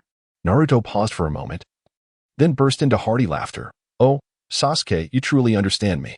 But on another note, this ramen is absolutely delicious. Won't you give it a try? With a sense of resignation, Sasuke accepted the bowl of ramen, reflecting that this must be what they referred to as the enemy's offering. Thus, the two began their day anew, exchanging playful banter. On this particular day, Naruto and Sasuke received a crucial assignment to safeguard an important figure as they journeyed to a neighboring country for a peace conference. They had anticipated seizing the opportunity to showcase their prowess. However, the journey proved to be filled with comical incidents. Along the way, they fell into an ambush set by adversaries. Just as Sasuke was about to unleash his Amaterasu, Naruto suddenly shouted, "Sasuke, wait, I think I spotted a rabbit over there." Without a second thought, he dashed off, leaving Sasuke exasperated. "Naruto, focus," Sasuke lamented as he followed suit. To his astonishment, he found Naruto gleefully pursuing a rabbit that was bounding through the grass, entirely oblivious to their mission. After a tumultuous chase, Naruto triumphantly returned, clutching the rabbit, and declared with pride, "Look, aren't I impressive?" Sasuke pressed his forehead and sighed, "Naruto, you truly are a source of both amusement and exasperation." However, at that moment, they realized that the enemy had stealthily approached an important figure. In the face of this crisis, the two swiftly joined forces, and through their seamless cooperation, they successfully repelled the adversary. Although the process was somewhat absurd, the outcome was unexpectedly perfect. After the mission concluded, they returned to the ninja village, believing they could finally enjoy a well-deserved rest. Yet, unbeknownst to them, a misunderstanding was quietly looming. One day, Naruto eagerly approached Sasuke, brandishing a newly acquired cookbook. "Sasuke, I have learned to make sushi. Come to my house tonight and give it a try." Sasuke initially intended to decline, but upon witnessing Naruto's eyes brimming with anticipation, he ultimately nodded in agreement. As dinner approached, Naruto presented the sushi he had meticulously crafted. However, upon tasting a bite, Sasuke's expression instantly darkened. "Naruto, are you certain this is sushi? The flavor?" Naruto, sensing his friend's reaction, awkwardly scratched his head and replied, "Hee. Perhaps I may have overdone it with the seasonings a bit." Speechless, Sasuke was about to voice his criticism when he suddenly caught sight of the disappointment in Naruto's eyes. His heart softened, and he changed his tone. "However, it's quite creative." Upon hearing this, Naruto's eyes instantly sparkled with excitement. "Really? Then you should eat more." Thus, a misunderstanding was resolved over a unique dinner. The two exchanged smiles, and their profound friendship grew even stronger amidst their laughter. From that day forward, Naruto and Sasuke's daily lives remained filled with joy and playful bickering. They would compete during training sessions, share drinks, and converse during their leisure time, and fight side by side on missions, quickly reconciling after misunderstandings. In the perilous and challenging realm of ninjas, they penned their own narrative of camaraderie. This bond transcended mere friendship, love, and even familial ties, becoming an indispensable part of their lives. One day, Naruto burst into Sasuke's dormitory, tightly clutching a package. His face aglow with a mysterious smile. "Sasuke, can you guess what I brought for you?" he teased, his eyes shimmering with anticipation. Sasuke lifted his gaze from the pages, a hint of perplexity flickering in his eyes. "What peculiar discovery have you made this time?" he inquired with a calm tone. Yet the corners of his mouth involuntarily curled upward, revealing a trace of curiosity regarding Naruto's excitement. "Hige, this time it's different," Naruto exclaimed proudly, shaking the parcel in his hand. "I unearthed this treasure from a quaint town beyond the village. It's said to bring good fortune." Sasuke, with a hint of skepticism, cautiously accepted the parcel and began to unwrap it. Inside lay an intricately carved wooden fox, its design peculiar and seemingly aged. The fox's gaze seemed to penetrate the depths of one's soul, and a sly smile danced upon its lips. "What is this?" Sasuke inquired, raising an eyebrow. "This is the lucky fox," Naruto exclaimed with enthusiasm, explaining that it is said to bring fortune and transform misfortune into good luck when kept nearby. Sasuke shook his head in resignation, but upon witnessing Naruto's earnest demeanor, he ultimately placed the wooden fox upon the bedside. "Very well. Let it be accepted as a token of your goodwill." However, what neither of them anticipated was that this fortunate fox would indeed bestow upon them an unexpected surprise. The following day, they received a task of unprecedented difficulty: to infiltrate a rival nation and procure vital intelligence. Faced with such a challenge, even the seasoned Sasuke found it somewhat daunting. Yet, curiously, ever since acquiring that lucky fox, their endeavors seemed to unfold with remarkable ease. Whether evading enemy patrols or deciphering intricate traps, it felt as though divine assistance guided their every move. Ultimately, through their impeccable synergy, they successfully completed their mission and returned safely to the ninja village. When the villagers learned of their remarkable feat, they could hardly contain their astonishment. Meanwhile, Naruto proclaimed with pride, "Behold, this is the power of the lucky fox." Sasuke, listening intently from the side, couldn't help but smile faintly. He understood that this so-called fortune stemmed largely from the trust and synergy between them. Yet, witnessing Naruto's triumphant demeanor, he refrained from shattering this delightful illusion. After all, in the perilous and unpredictable journey of a ninja, having such a pure friendship by one's side is indeed a rare blessing. As their fame spread far and wide, Naruto and Sasuke were unexpectedly invited to return to the Ninja Academy as special guest lecturers for a day. The announcement sent ripples of excitement throughout the school. The students were both thrilled and apprehensive, for they were in the presence of two legendary ninjas. On the day of the event, clad in specially tailored lecturer attire, the two stood at the podium before a sea of eager and adoring students. Naruto was the first to speak, his signature grin and spirited tone instantly enlivening the atmosphere. "Hey, everyone. I'm one of your special lecturers, Naruto Uzumaki. Today we shall explore not just ninjutsu, but, how shall I put it, the joys of life." Beside him, Sasuke, ever composed and steady, interjected, "I am Uchiha Sasuke. Today, we shall share some practical experiences and discuss how to maintain composure in the face of adversity." As the lesson commenced, Naruto initiated the session with a series of humorous yet enlightening anecdotes, illustrating the significance of teamwork. He even demonstrated how to utilize the shadow clone technique to assist with household chores, eliciting peals of laughter from the students. Meanwhile, Sasuke focused more on elucidating practical skills. He personally showcased the application of various ninjutsu techniques, meticulously analyzing the nuances and precautions associated with each movement. Although his teaching approach was relatively serious, the students were captivated by his exceptional skills and profound gaze. What left an indelible impression on the students was the simulated duel the two engaged in together. Naruto's agility and versatility clashed beautifully with Sasuke's precision and ferocity, showcasing an unparalleled synergy and strength.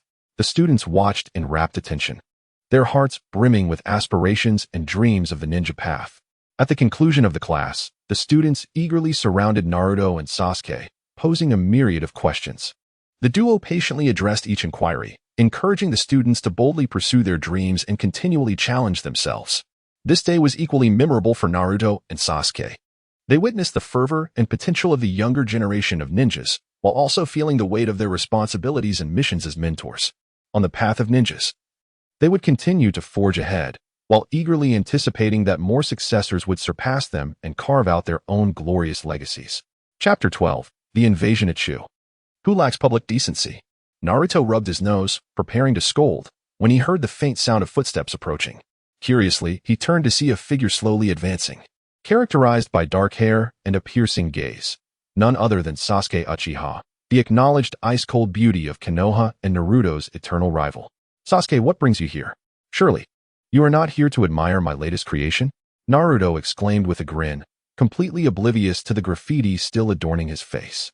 Sasuke halted his steps, his gaze drifting over Naruto's face, a slight frown forming on his brow.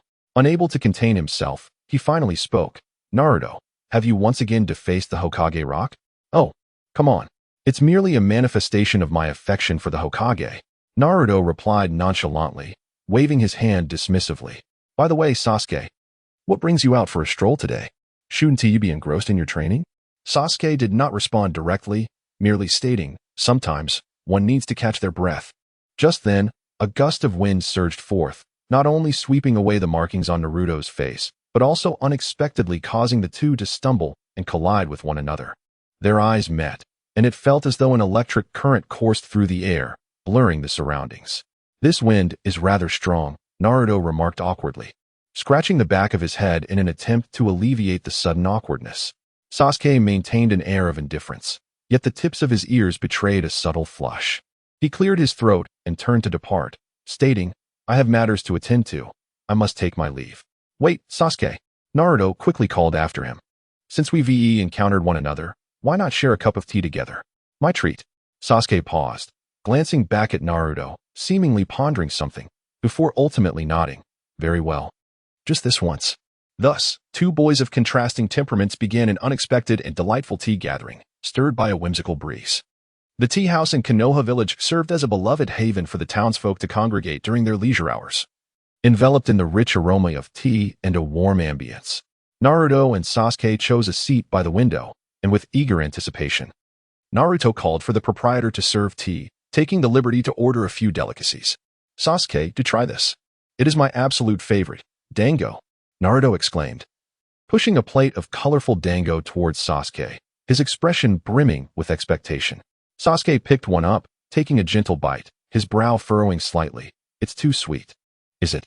Naruto replied, I find it just right. He savored one himself, his face alight with happiness. Yet, tastes vary among individuals. As they continued to eat and converse, their discussion meandered from insights on training to amusing anecdotes from the village, and ultimately to their individual aspirations. Naruto animatedly recounted his numerous failures and the relentless resolve that led him to finally master the Rasengan, while Sasuke listened attentively, interjecting with a few weighty remarks. Just then, the television in the tea room abruptly broadcasted the news, revealing the figure of Kakashi-sensei. Recently, there have been reports of unidentified creatures attacking in the vicinity of Konohagakure. I urge all villagers to remain vigilant. Unidentified creatures? Naruto's eyes sparkled with excitement. That sounds intriguing. Sasuke, let us investigate together. Sasuke paused for a moment. Then a subtle smile graced his lips. Very well, but you must promise me to refrain from acting impulsively. Rest assured, Sasuke, I am quite dependable now, Naruto declared, thumping his chest in assurance. Thus, amidst the laughter and camaraderie in the tea house, the two youths embarked once more on a journey brimming with uncertainty and challenges. After conducting a thorough investigation, Naruto and Sasuke uncovered that the so-called mysterious creatures were, in fact, a group of misunderstood wild foxes. Having been displaced due to the destruction of their habitat, they had been forced to migrate near the village of Konoha and occasionally resorted to attacking the villagers' livestock out of hunger. It turned out they were victims as well. As Naruto gazed upon the innocent little foxes, his eyes filled with compassion. We must help them find a new home. Sasuke nodded in agreement, and the two of them began to assist the foxes in searching for new habitats while endeavoring to restore their original homes. Throughout this journey, they not only learned to coexist with wildlife but also unexpectedly discovered a deeper understanding and trust between one another. On one occasion, while foraging for food, Naruto inadvertently fell into a trap, injuring his ankle and rendering him immobile. Upon witnessing this, Sasuke did not hesitate to carry Naruto on his back, laboriously navigating through the dense forest. In that moment, a warm current surged within Naruto. He seemed to glimpse the tenderness and strength concealed beneath Sasuke's chilly exterior. Sasuke. Thank you, Naruto whispered. We are partners, are we not? Sasuke's response was simple yet resolute. Thus, through countless battles fought side by side, the bond of friendship between Naruto and Sasuke quietly flourished, akin to the unassuming blades of grass in spring, vibrant with life and hope. As night fell and the silver moon hung high, Naruto and Sasuke sat beside the newly established home of the foxes, gazing at the star-studded sky. Their hearts filled with an unprecedented sense of tranquility and contentment. Surrounding them were the soothing sounds of the fox's gentle snores, seemingly sharing in the joy of having found a new abode. Sasuke, do you know? I've never felt my life as fulfilling as I do now. Naruto suddenly broke the silence of the night. Sasuke turned to Naruto, the moonlight casting a gentle glow upon his face, lending him an air of softness. Indeed, Naruto. At times, rendering assistance to others brings greater joy than the relentless pursuit of personal power. Hiki, that's absolutely right. Naruto beamed with brilliance. However, Sasuke, I still harbor a grander dream that remains unfulfilled, to become Hokage, safeguarding Konoha and protecting everyone. Sasuke smiled gently, a glimmer of encouragement shining in his eyes. I believe in you, Naruto. You possess boundless passion and courage. One day, you shall realize your dreams. And what about you, Sasuke? What is your dream? Naruto inquired with curiosity. Sasuke fell into a momentary silence, his gaze once more directed towards the distant starlit sky. My aspiration is to uncover that truth and restore honor to the Uchiha clan. Simultaneously, I yearn for the village of Konohagakure to bask in everlasting peace, free from the scourge of war and hatred. Upon hearing this, Naruto firmly clapped Sasuke on the shoulder. Sasuke, let us strive together. Your dream is my dream. No matter how arduous the path ahead may be, I shall accompany you every step of the way. Sasuke nodded slightly, their hands intertwining as if, in that moment, all barriers and misunderstandings dissipated into thin air. Beneath the moonlight, they vowed eternal commitment to protect the village they cherished and the friendship they shared. From that day forth, Naruto and Sasuke collaborated more closely than ever, inseparable in both training and missions. Their camaraderie deepened with each trial they faced, rendering them a pair of golden partners admired by all in Konoha. However, the days of peace did not endure for long, as a new crisis quietly emerged. An ancient malevolent force awakened from its slumber, intent on engulfing the entire ninja world. Confronted with an unprecedented adversary, Konoha found itself ensnared in an unparalleled predicament. Sasuke, the enemy we face this time is exceptionally formidable, Naruto declared, fists clenched tightly, his eyes ablaze with determination. Yet we cannot falter. For the sake of Konoha, for everyone, we must fight to the very end. In Sasuke's eyes flickered a resolute light. Indeed, Naruto. This time we shall not only safeguard Konoha but also cherish the bond of our friendship. Regardless of what transpires, we must march forward side by side. Thus, Naruto and Sasuke embarked once more on their journey, leading the ninjas of Konoha into fierce combat against the malevolent forces.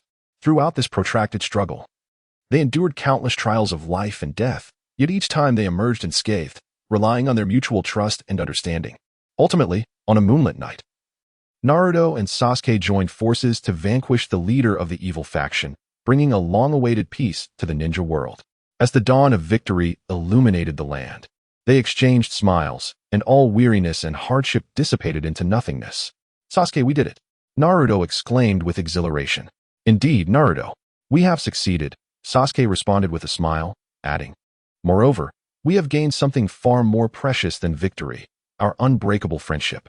In that moment, both Naruto and Sasuke comprehended a profound truth. True strength does not solely arise from individual prowess, but from the trust and support they offer one another. As long as their hearts are intertwined and their hands united, nothing can impede their forward march. Chapter 13.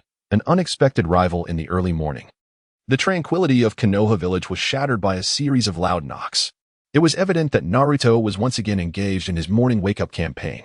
Meanwhile, in Sasuke's room, the curtains were drawn tight, preventing a single ray of sunlight from penetrating, as if time itself had slowed down within those walls.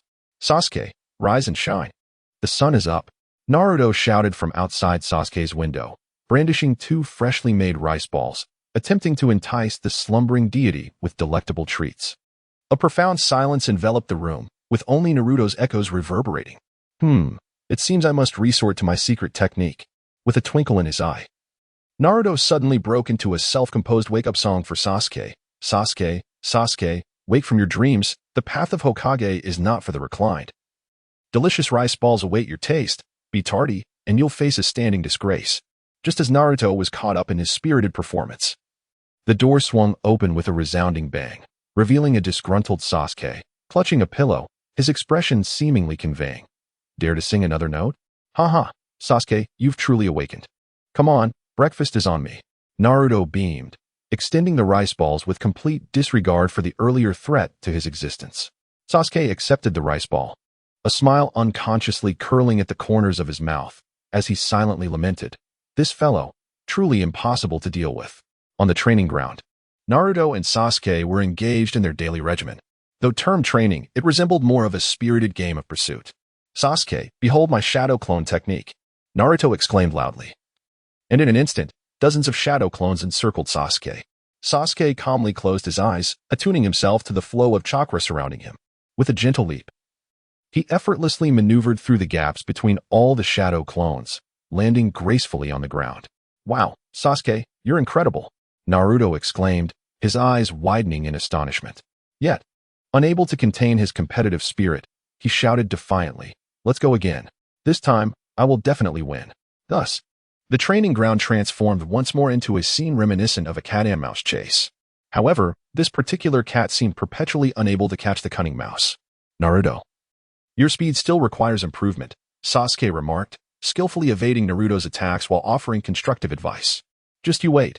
Someday, I will surpass you," Naruto declared with unwavering determination, only to inadvertently trip over his own shadow clone and land flat on his back. Upon witnessing this, Sasuke's lips curled into a subtle smile, and a glimmer of tenderness flickered in his eyes. "You, as ever, are so reckless." One day, Naruto, having stumbled upon a mysterious scroll rumored to grant any wish, eagerly tugged at Sasuke's arm, urging him to explore the scroll's powers together. "Sasuke, how about we take this scroll to the seaside? I've heard the sunset there is particularly breathtaking." Naruto gazed at Sasuke with unbridled anticipation, although Sasuke felt a hint of reluctance gazing into Naruto's radiant eyes. He ultimately acquiesced with a nod. "Very well, I shall indulge you in this moment of madness." Thus, the two ventured to the seaside near the hidden leaf village. Beneath the setting sun, golden rays cascaded upon the ocean's surface, creating a mesmerizing shimmer that was utterly breathtaking. "Wow, Sasuke, look. It's so beautiful," Naruto exclaimed, pointing excitedly at the water, completely oblivious to the fact that the sea breeze had transformed his hair into a chaotic nest. Sasuke gazed at Naruto's childlike demeanor, unable to suppress a chuckle. "Indeed, it is beautiful." At that moment, a wave crashed upon the shore, bringing with it a stranded starfish. Naruto immediately dashed over to retrieve it, then approached Sasuke with a serious expression. "Sasuke, this is for you, though it may lack monetary value. It is my very first gift to you." Sasuke paused momentarily, then graciously accepted the starfish, gently caressing its surface. "Thank you, Naruto." In that instant, it seemed as though both their hearts were filled with this simple joy, and all misunderstandings and barriers dissipated into thin air. Thus, the days quietly flowed by amidst laughter and cheer, until one day, an unexpected guest arrived in the village, a violet-haired girl from a distant settlement, Sakura Haruno. With her sweet smile and exceptional medical ninjutsu, she swiftly garnered popularity in Konoha, and her intentions appeared to be directed towards Sasuke. "Sasuke-kun, this is the bento I made for you. Please accept it." Sakura shyly extended the bento she held towards Sasuke, a blush adorning her cheeks. Sasuke paused for a moment and then politely declined, saying, "Thank you, but I do not require it." Afterward, he turned and walked away, leaving Sakura standing there in astonishment. This scene was fortuitously witnessed by Naruto, who widened his eyes, his mind racing with alarm. What is happening? Sasuke actually has a girl bringing him lunch? No. I must uncover the truth. Thus, Naruto embarked on his detective-like investigation. He trailed Sasuke, eavesdropped on their conversations, and even covertly rummaged through Sakura's notes in an attempt to unveil the mystery between them. However, after considerable effort, Naruto discovered that Sakura merely admired Sasuke's talent and strength, and there was nothing particularly significant about their relationship.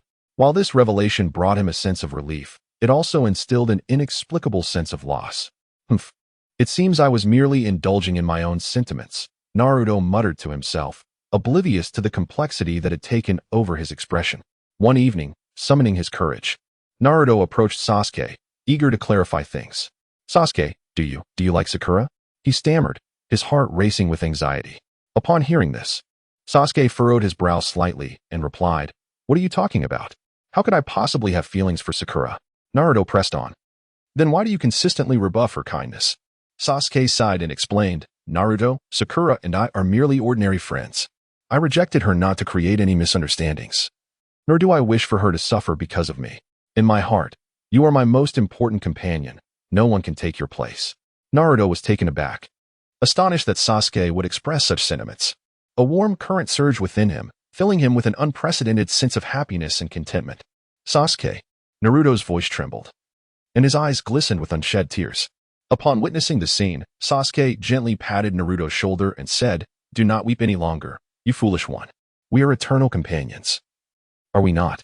The two exchanged smiles, and in that moment, all misunderstandings and barriers dissipated. They embraced each other tightly, as if the entire world had come to a standstill. From that day forth, the bond between Naruto and Sasuke grew ever deeper. They trained together, fought side by side, and faced hardships and challenges hand in hand. The sweetness and humor hidden within their daily lives became one of their most cherished memories. In the realm of the Hokage, they would continue to pen their own legendary tale. One day, the esteemed Hokage urgently summoned Naruto, Sasuke, Sakura, and a host of other young ninjas to announce an unprecedented mission to venture into uncharted ruins in search of the fabled power of the gods. To confront the impending colossal threat. This mission is exceedingly perilous. We require the finest ninjas to embark on it, the Hokage declared gravely. And you are the young individuals I trust the most. Upon hearing this, Naruto instantly brimmed with excitement. Wow, the power of the gods? That sounds incredible. Sasuke, let us embark on this journey together. Although Sasuke appeared calm on the surface, a glimmer of anticipation shone in his eyes. Very well, let us embark together, he replied.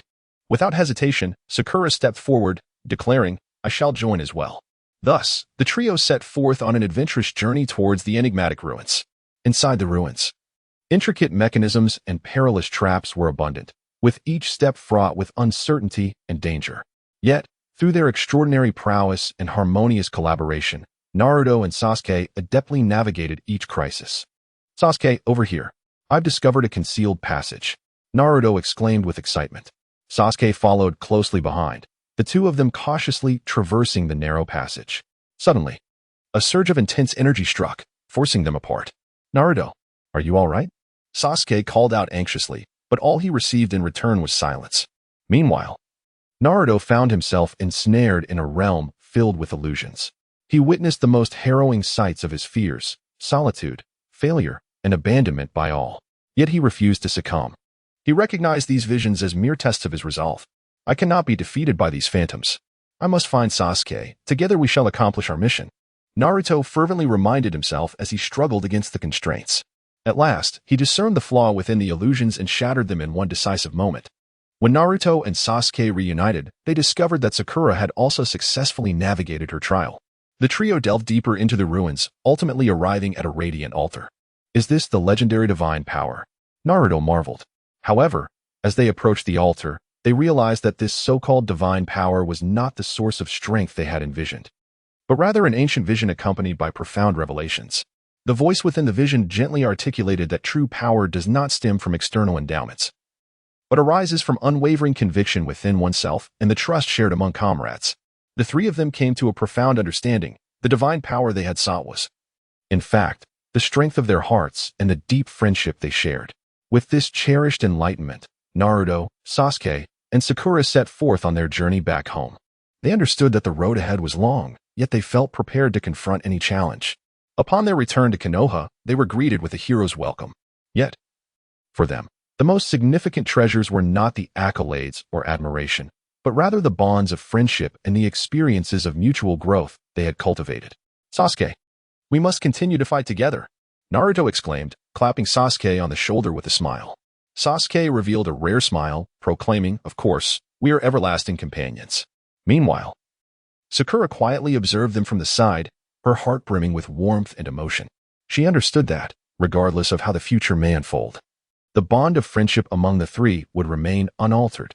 Henceforth, Naruto, Sasuke, and Sakura continued to inscribe their legendary tales within the world of Naruto. Chapter 14. Unity. Underneath the towering tree at the village's edge, Naruto was engaged in yet another round of persuasive education with an innocent shadow clone. He spoke passionately, gesturing animatedly, as if delivering a world-class oration, while his audience, rather, the shadow clone, occasionally emitted sounds of agreement. At that moment, a chilly breeze swept through, rustling a few fallen leaves. Sasuke, clad in his iconic form-fitting black attire, exuded an air of aloofness, his gaze seemingly capable of freezing all in its path. He approached Naruto slowly, a barely perceptible smile curling at the corners of his mouth, pondering inwardly, what folly is this fool indulging in now? Sasuke, you've arrived just in time.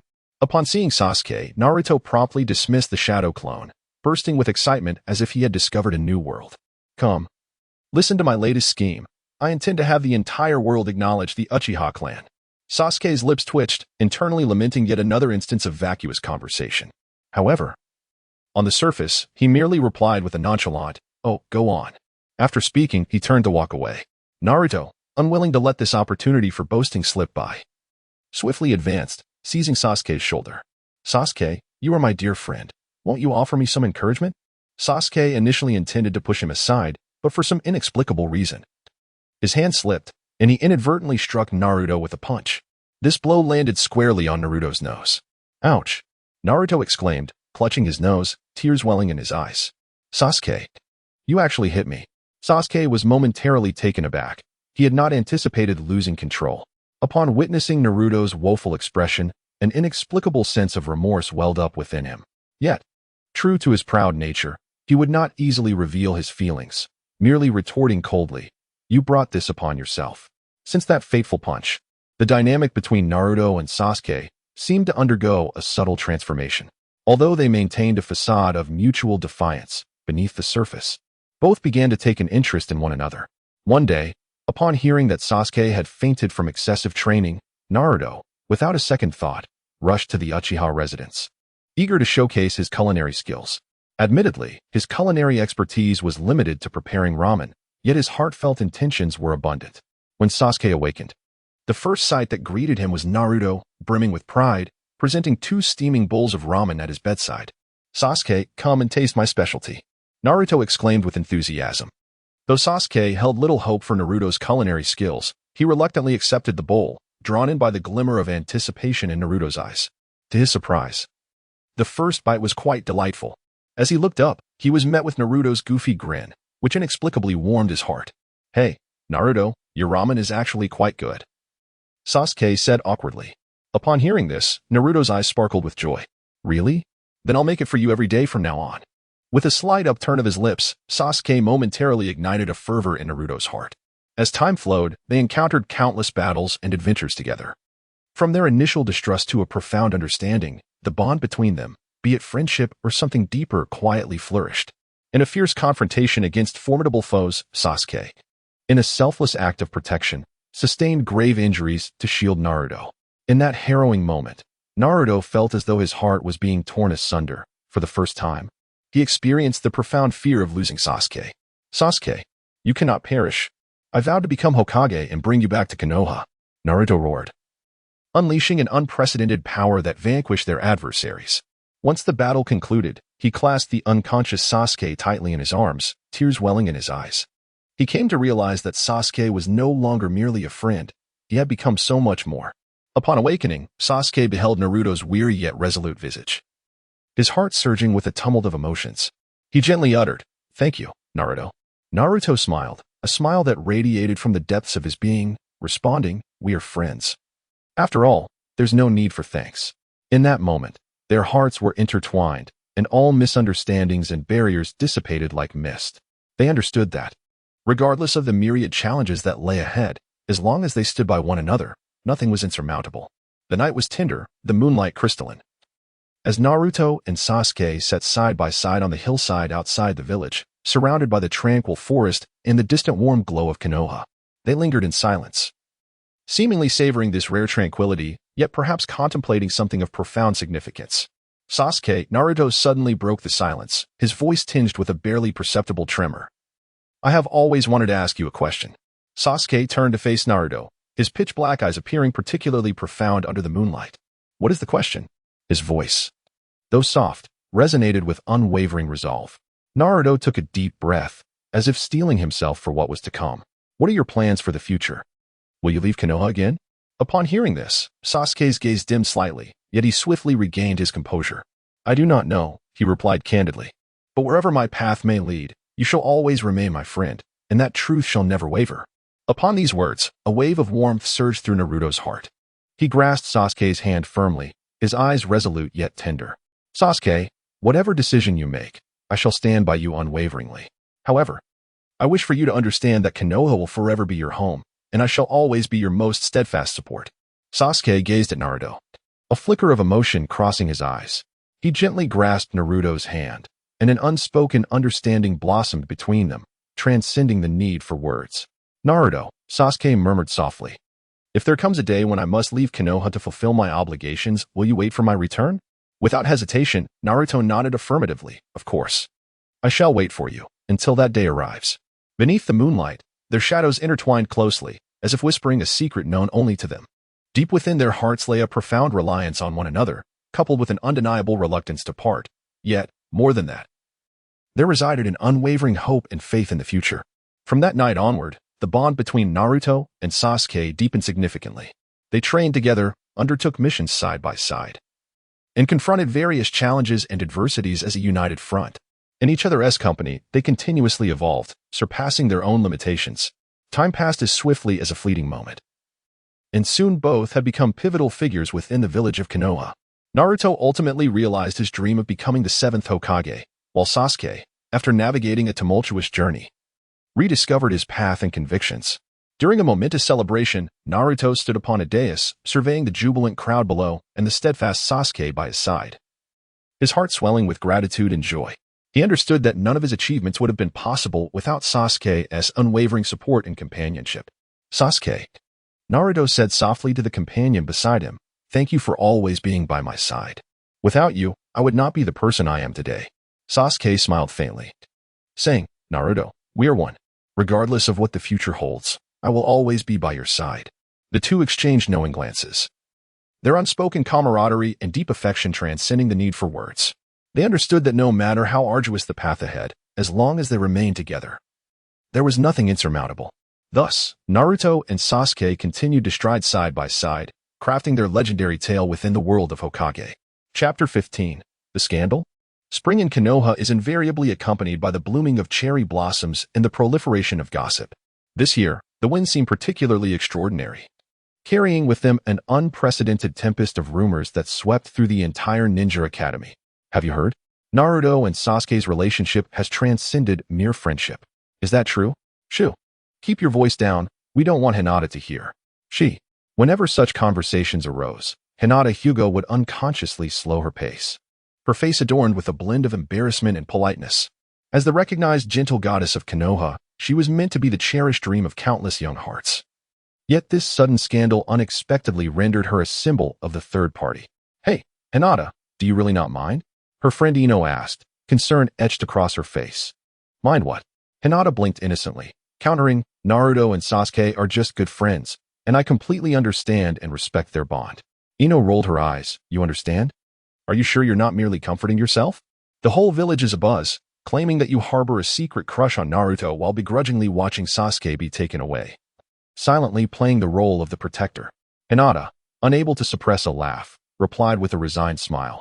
Come on, even the most melodramatic scriptwriters couldn't concoct such a plot. The rumors spread like wildfire, intensifying with each retelling. In a bid to prove her innocence and to put an end to this absurd tale, Hinata resolved to take action. She would personally unveil the truth and allow everyone to witness the bond of unwavering brotherhood that existed between Naruto and Sasuke. The first step, of course, was to converse with the parties involved. On a sunny afternoon, Hinata mustered her courage and invited Naruto and Sasuke to the training ground outside the village. Naruto, Sasuke. About the rumors regarding us, Hinata began, only to be interrupted by Naruto. Hinata-chan, are you here to bring us lunch? Thank you so much, he exclaimed excitedly.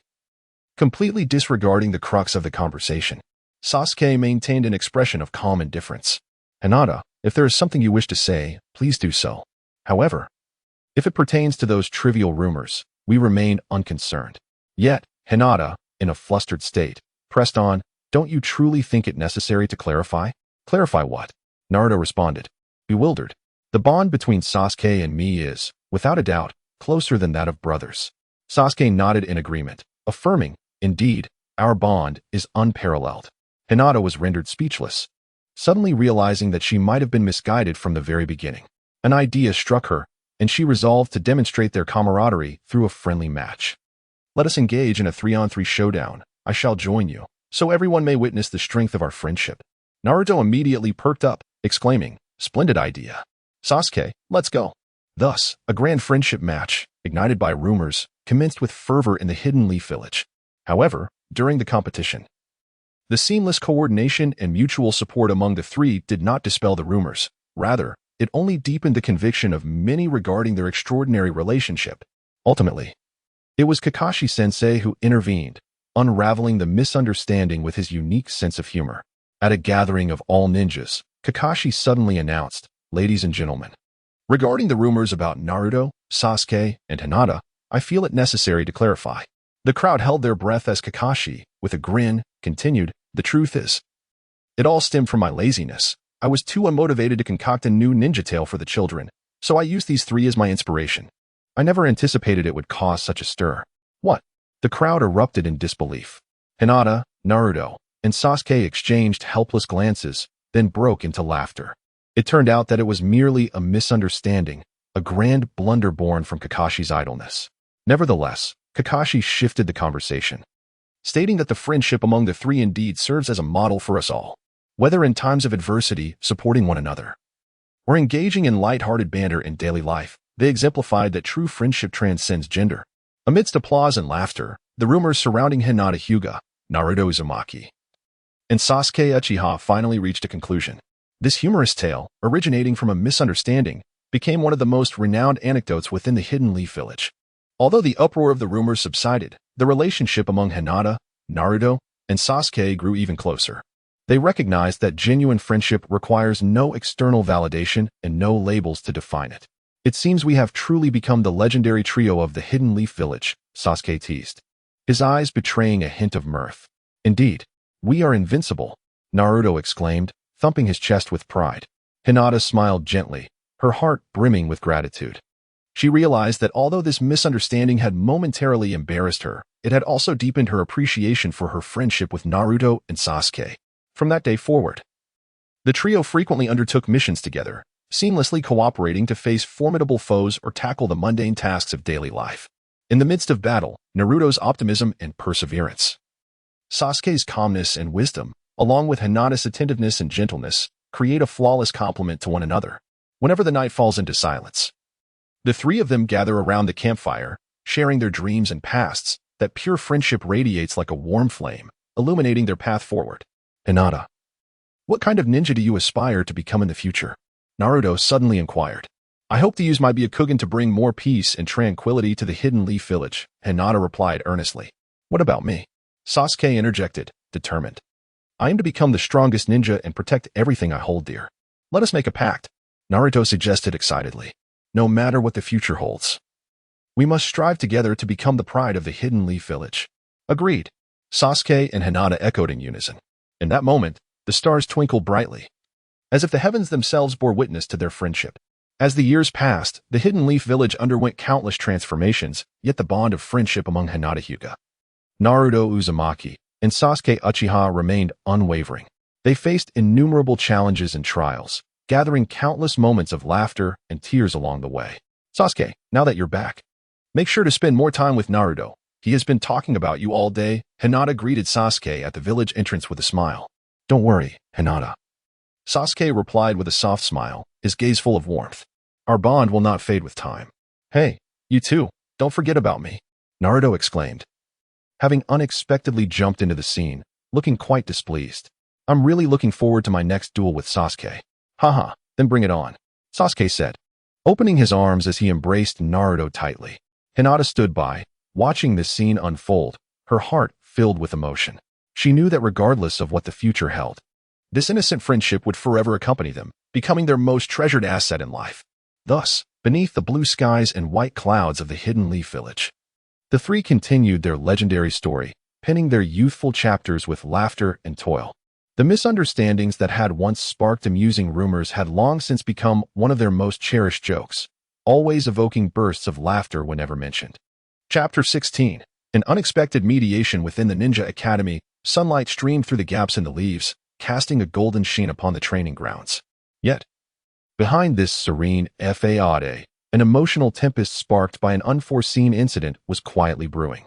Naruto and Sasuke, having been childhood rivals and intimate friends, found their complex relationship deepening with the passage of time. Today, however, everything was set to change due to an unexpected figure, Tsunade, the legendary female ninja of the Hidden Leaf Village, and the current fifth Hokage, who would unwittingly become embroiled in a comically chaotic love triangle. It is said that Lady Tsunade, aside from her duties to the village, indulges greatly in drinking and gambling. On that day, she reclined in the tavern at the village's edge, one hand cradling a wine glass while the other grasped a set of dice, engaging in merriment with a group of equally inebriated ninjas. As the drinks flowed and the atmosphere lightened, the conversation inadvertently shifted to Naruto and Sasuke. Did you know? Those two lads, Naruto and Sasuke, share a bond as strong as that of brothers, one ninja chuckled. Indeed, but I've heard there has been a bit of friction between them recently, another interjected. Upon hearing this, Tsunade's eyes sparkled with intrigue as a thought crossed her mind. This could be significant news. As Hokage, I must be concerned about the mental well-being of our young ninjas. Thus, she feigned seriousness, setting down her glass and clearing her throat. Young people and their emotional dilemmas are rather unavoidable. However, as Hokage, I cannot idly stand by. In the days that followed, Tsunade initiated a series of creative mediation efforts. She began by discreetly observing Naruto and Sasuke's daily lives, attempting to uncover the roots of their discord.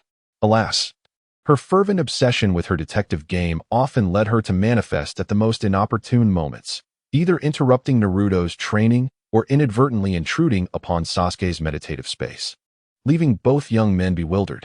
Lady Tsunade, are you filming a documentary? Naruto could not help but inquire. Oh, no, I'm merely here to see if you need assistance. Tsunade replied earnestly, though her mind wandered. This shot captures Naruto's confusion and Sasuke's indifference quite well. As time progressed, Tsunade's interventions failed to ease the strain between the two. Instead, her various antics rendered their relationship even more intricate. For instance, she would intentionally bring up each other's little secrets before them or orchestrate perplexing rendezvous, hoping to foster their bond through shared experiences. However, these schemes often resulted in comical blunders due to her carelessness or sudden bouts of inebriation. Finally, one day, Naruto and Sasuke could no longer tolerate the situation and resolved to have a candid discussion with Tsunade. They stood solemnly beneath the Hokage rock, gazing intently at the seemingly innocent Hokage. Lady Tsunade, we appreciate your concern for us, but your method of mediation seems to have left us a bit speechless, Naruto began, struggling to find the right words. It's a bit ridiculous, I assent it. Sasuke chimed in, a wry smile tugging at the corners of his mouth, realizing their sentiments. Tsunade felt a wave of understanding wash over her, sheepishly scratching her head. It seems I have indeed meddled too much. However, if you can resolve your issues on your own, that would be splendid. From that point onward, Tsunade tempered her eagerness for mediation and turned her attention towards supporting Naruto and Sasuke's growth in a more mature and rational manner. As for Naruto and Sasuke, having navigated this farcical episode, they cherished their friendship even more, strengthening their bond in the process. The unintended love triangle instigated by Tsunade became a cherished tale in the village of Konoha, eliciting laughter and nostalgia whenever recounted. In this village, abundant with love and peace, even the slightest misunderstandings and tribulations can serve as bridges connecting hearts. Nevertheless, the tale does not conclude here. Rather, the ripples from this commotion unveil a plethora of amusing anecdotes. One day, Tsunade found herself once more amidst a group of gossiping ninjas in the tavern, gathered around a table, fervently discussing the latest developments concerning Naruto and Sasuke. Upon hearing this, her eyes sparkled with excitement, and she thought to herself, I cannot let this opportunity slip by. Thus, she feigned nonchalance as she joined the conversation, occasionally embellishing the details and concocting various exclusive insights, such as Naruto and Sasuke clandestinely rendezvousing at the training grounds late at night, or Sasuke preparing a bento for Naruto with his own hands. These rumors took flight, swiftly circulating throughout the Hidden Leaf Village and creating quite a stir. Villagers cast curious glances, while Naruto and Sasuke found themselves in a rather perplexing situation. They resolved to unite in a counteroffensive, leading to the orchestrated commencement of a clarification assembly in the village square. At the gathering, Naruto and Sasuke stood side by side before the villagers, with Naruto taking the floor first. "Everyone, listen to me. Sasuke and I share a bond of friendship and camaraderie, but we are certainly not involved in that manner." He emphasized his point by gesturing between himself and Sasuke, his expression earnest. Sasuke, with an air of indifference, added, "Indeed. The bond we share transcends any rumor, pure and unyielding." However, the villagers below appeared unconvinced, clamoring for a live demonstration of their friendship. This left Naruto and Sasuke at a loss, exchanging glances, unsure of how to proceed. At that moment, Lady Tsunade unexpectedly emerged from the crowd, a smile gracing her lips as she observed the scene.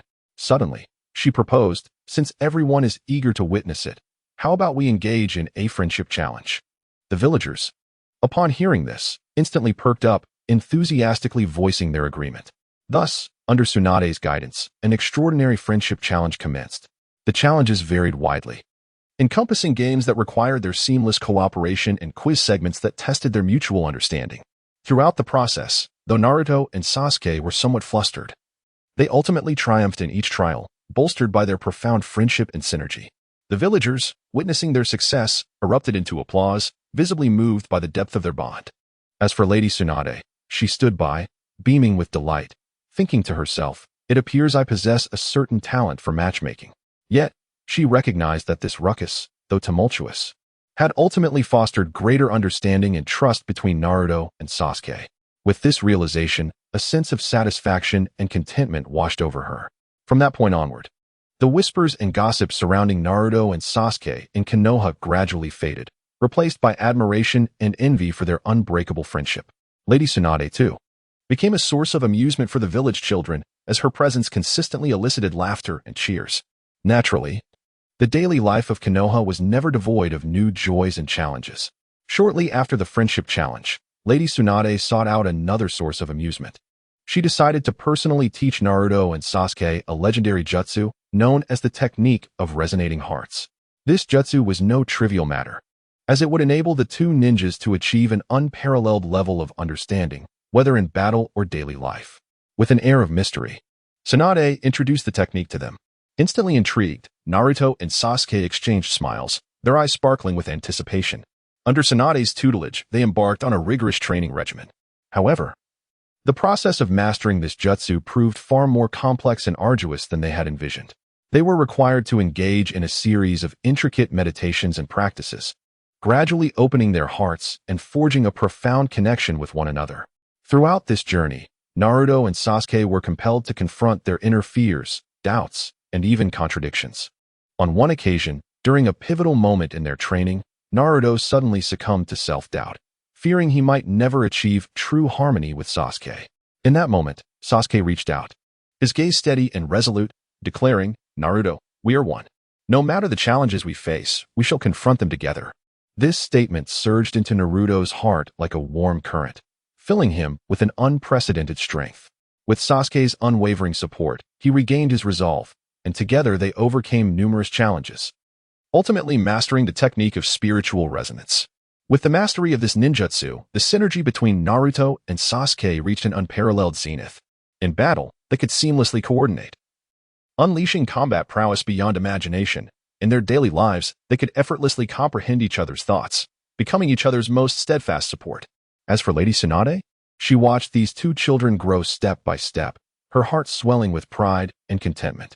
She understood that although she had instigated this turmoil as an outsider, it ultimately fostered a deeper friendship and understanding between Naruto and Sasuke. It seems that even a Hokage like me occasionally requires a touch of humor to lighten the atmosphere. Lady Tsunade chuckled and shook her head, continuing to relish each day in the Hidden Leaf Village. Amidst these joys and challenges, the village grew ever more united and formidable. Chapter 17.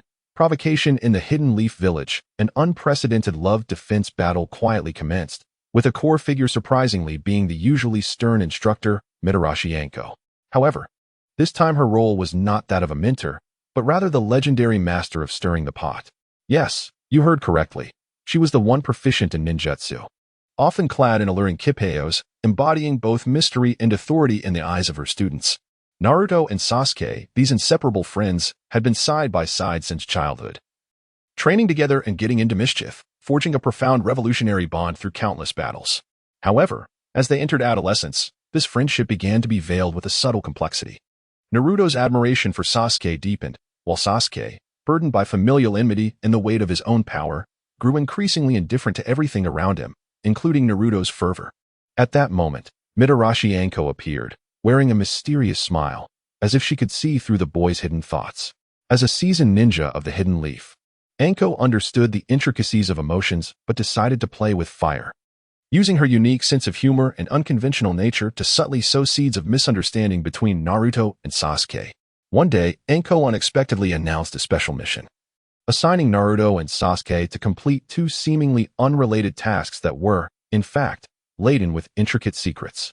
Naruto was tasked with protecting an important figure in the village, while Sasuke was assigned to undertake a high-difficulty assassination mission, albeit simulated. Upon the conclusion of their task, Teacher Hondo deliberately and casually revealed the heroic deeds of the two in front of them, skillfully embellishing the narrative. She exaggerated Sasuke's composure and decisiveness, leading Naruto to mistakenly believe that Sasuke had encountered a mysterious woman during the mission. Concurrently, she hinted that Naruto had acted like a mere sidekick during the protective assignment, causing Sasuke to question Naruto's confidence in his abilities. Such subtle insinuations acted as a catalyst, rendering the atmosphere between Naruto and Sasuke increasingly delicate. Naruto began to doubt whether his feelings for Sasuke were unreciprocated, while Sasuke, misinterpreting Naruto's sentiments, grew increasingly vexed. Their conversations dwindled, and even in each other's presence, they harbored unspoken thoughts, creating an atmosphere of palpable awkwardness. Teacher Hondo observed this with quiet satisfaction, believing her masterpiece was nearing completion. Thus, she resolved to stoke the flames further by organizing a game of truth or dare, inviting a host of young ninjas from the village to participate. During the gathering, Teacher Hondo deftly steered the conversation, compelling Naruto and Sasuke to confront their authentic emotions. The outcome was predictable. Due to their prior misunderstandings, they exchanged hurtful words, and the situation spiraled out of control. Just as onlookers feared the collapse of Naruto and Sasuke's friendship, Teacher Hondo finally intervened, unveiling the truth behind the misunderstandings. With a smile, she apologized to the crowd, disclosing that the entire affair was a prank devised to test the strength of their friendship. She then earnestly conveyed to Naruto and Sasuke that genuine friendship would not easily shatter under external disturbances and misconceptions. It requires mutual trust, understanding, and tolerance. Upon hearing this, Naruto and Sasuke exchanged knowing smiles, and all misunderstandings and barriers dissipated in an instant. They embraced tightly, as if returning to their carefree childhood filled with shared growth. Meanwhile, Teacher Hondo nodded with satisfaction, secretly contemplating her potential as a matchmaker. From that moment onward, Naruto and Sasuke's friendship solidified further. They faced numerous challenges together and collaboratively resolved many crises within the Hidden Leaf Village and the entire ninja realm. Teacher Hondo, due to her audacious meddling, earned the moniker of Master of Love Defense in the village. Although this title might sound peculiar, everyone understood it to be the highest praise for her unique sense of humor and profound emotional insight. Certainly, Teacher Hondo recognized that true love and friendship are impervious to any form of manipulation. She merely employed a distinctive approach to encourage Naruto and Sasuke to cherish one another even more. While their friendship had withstood the test, Teacher Hondo's prank stirred quite a commotion in the Hidden Leaf Village.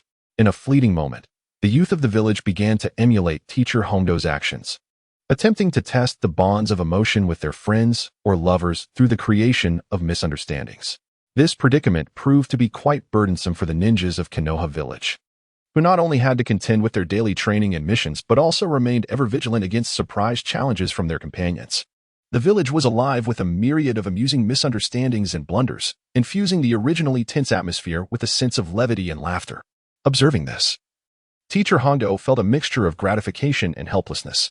She had not anticipated that her seemingly trivial gesture would trigger such a significant chain reaction. Consequently, she resolved to convene a special meeting to elucidate to all the young ninjas what a true test of emotion should entail. Standing resolutely at the podium, Teacher Hondo declared, "The genuine test is not about creating misunderstandings and conflicts to gauge one another. but rather about whether we can unhesitatingly extend our hand when the other is in dire need of assistance and support. It is about whether we can offer encouragement and solace in times of setbacks and failures. It is about whether we can sincerely rejoice in the success and happiness of the other.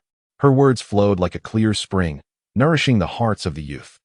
They began to introspect on their behaviors, gradually comprehending the essence of true emotional trials and the importance of cherishing one another. As time elapsed, the young people of Konoha village matured, and the bonds among them deepened and became more genuine. Naruto and Sasuke emerged as indispensable presences in each other's lives, having weathered countless storms and rainbows together, ultimately becoming the pride of Konoha village. As for teacher Hondo, she continued to don her iconic, alluring chipao while navigating through Konoha, albeit now with a greater sense of maturity and composure. She had become a paragon and mentor in the hearts of the young ninjas, guiding them toward a brighter future with her experiences and wisdom. In every corner of Konoha, tales of teacher Hondo's playful meddling circulated. But these narratives had transformed from mere pranks or misunderstandings into profound parables of friendship, love, and growth. They imparted a vital lesson, regardless of the challenges and obstacles faced. As long as there exists love, trust, and understanding in our hearts, nothing can hinder our progress. Chapter 18. Sakura's Jealousy in the Afternoon. Haruno Sakura sat beneath the cherry blossom tree in Konoha village, idly toying with a freshly fallen petal. Her gaze drifting intermittently towards the two figures strolling nearby, Naruto Uzumaki and Sasuke Uchiha. These two names were both familiar and complex to her, as if they represented two inextricable knots woven into the fabric of her youth. Haruno Sakura, a girl of forthright disposition, fearless in love and hate, had harbored an indescribable admiration for Sasuke since childhood. She diligently honed her medical ninjutsu, yearning for the day when she could stand beside Sasuke, becoming his steadfast support. However, fate seems to delight in its playful irony. The aloofness of Sasuke juxtaposed with Naruto's exuberance weaves a tapestry of hilariously absurd tales within her world. On this particular day, Sakura Haruno found her emotions in disarray. As she observed Naruto's exaggerated grin and animated gestures, a stark contrast emerged against Sasuke's unyielding demeanor, which nevertheless drew Naruto's attention. A wave of bitterness surged within her. Why could Naruto approach Sasuke with such ease? Why did their bond flourish so effortlessly? Sakura pondered, her fingers crushing the petals in her grasp. At that moment, a breeze swept through, carrying Sasuke's cool voice. Naruto, your jokes will forever remain cold. Yet Naruto laughed heartily. Undeterred, haha, Sasuke, you just don't understand my sense of humor. Sakura rolled her eyes in secret, musing that if Sasuke comprehended Naruto's humor, it would indeed be a miracle. However, she dared not voice her thoughts, burying her jealousy deep within. In the days that followed, Sakura began to deliberately insert herself into Naruto and Sasuke's activities, striving to carve out her own presence. She would interject while Naruto told jokes, hoping to catch Sasuke's eye. She also offered assistance during Sasuke's ninjutsu practice, yearning to bridge the gap between them. Yet, her subtle maneuvers yielded the opposite of her desired effect, fortifying the bond between Naruto and Sasuke. Whenever she attempted to join their conversations, she would inevitably be swept away by Naruto's nonsensical humor, while Sasuke, despite his stoic expression, would occasionally reveal a flicker of amusement in his eyes, an unprecedented softness that Sakura had never witnessed. What on earth am I doing? Sakura often questioned herself in the stillness of the night. She became increasingly envious of the connection between Naruto and Sasuke, that unspoken understanding that transcended words. A camaraderie she felt she could never emulate. Thus, she resolved to alter her approach. She dedicated herself to her studies, not only making strides in medical ninjutsu, but also exploring other techniques, aspiring to become a well-rounded individual who would earn Sasuke's admiration. Simultaneously, she learned to temper her emotions, refraining from openly expressing her jealousy toward their relationship. As time passed, Sakura gradually recognized a subtle shift in her mindset. She began to appreciate Naruto's optimism and perseverance, while developing a deeper understanding of Sasuke's solitude and determination. She realized that each individual's emotions are unique, irreplaceable, and cannot be replicated. The friendship she shared with Naruto and Sasuke was, in fact, an indispensable part of her life. One day, when Sakura once again beheld Naruto and Sasuke walking side by side in the sunlight, her heart brimmed not with jealousy, but with genuine blessings. She understood that true friendship does not hinge on who is closer to whom, but rather on mutual understanding and support. And she would continue to walk her own path, cherishing and safeguarding this precious friendship in her own way. As time went on, the fruits of Sakura's labor began to manifest. Her mastery of medical ninjutsu has steadily advanced, playing a crucial role in several pivotal missions and earning the respect of the entire village. This transformation has also prompted Naruto and Sasuke to regard her with newfound admiration. One day, the trio received an urgent mission requiring them to venture to a village besieged by malevolent forces for rescue. In the heat of battle, Sakura Haruno not only swiftly tended to the injured villagers, but also, through her exceptional combat skills and wisdom, assisted Naruto and Sasuke in vanquishing formidable foes. At that moment, she envisioned herself fighting alongside Naruto and Sasuke, no longer a mere bystander consumed by envy. After the mission concluded, the three gathered around a campfire on the village's outskirts, sharing tales from the battlefield. Summoning her courage, Sakura expressed her heartfelt gratitude to Naruto and Sasuke. "Thank you for allowing me the opportunity to prove myself. In the past, I often found myself envious of the bond you shared, but now I understand that everyone possesses their own unique brilliance, and our friendship is the most precious treasure of all." Upon hearing this, Naruto and Sasuke exchanged warm smiles. Naruto patted Sakura on the shoulder and said, "Sakura, you have long been an indispensable member of our team. We have always recognized your hard work and resilience." Sasuke nodded gently, his voice soft yet resolute. "Indeed, Sakura, your presence completes our team." In that moment, Sakura Haruno's heart brimmed with an unprecedented sense of fulfillment and joy. She finally understood that jealousy merely ensnares one in an endless cycle of suffering, while true growth and happiness stem from the realization of one's self-worth and genuine interactions with others. From that day forth, the bond of friendship among Sakura, Naruto, and Sasuke deepened profoundly.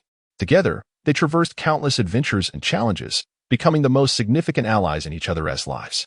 Sakura also learned to confront every challenge and opportunity in life with a more mature and accommodating mindset.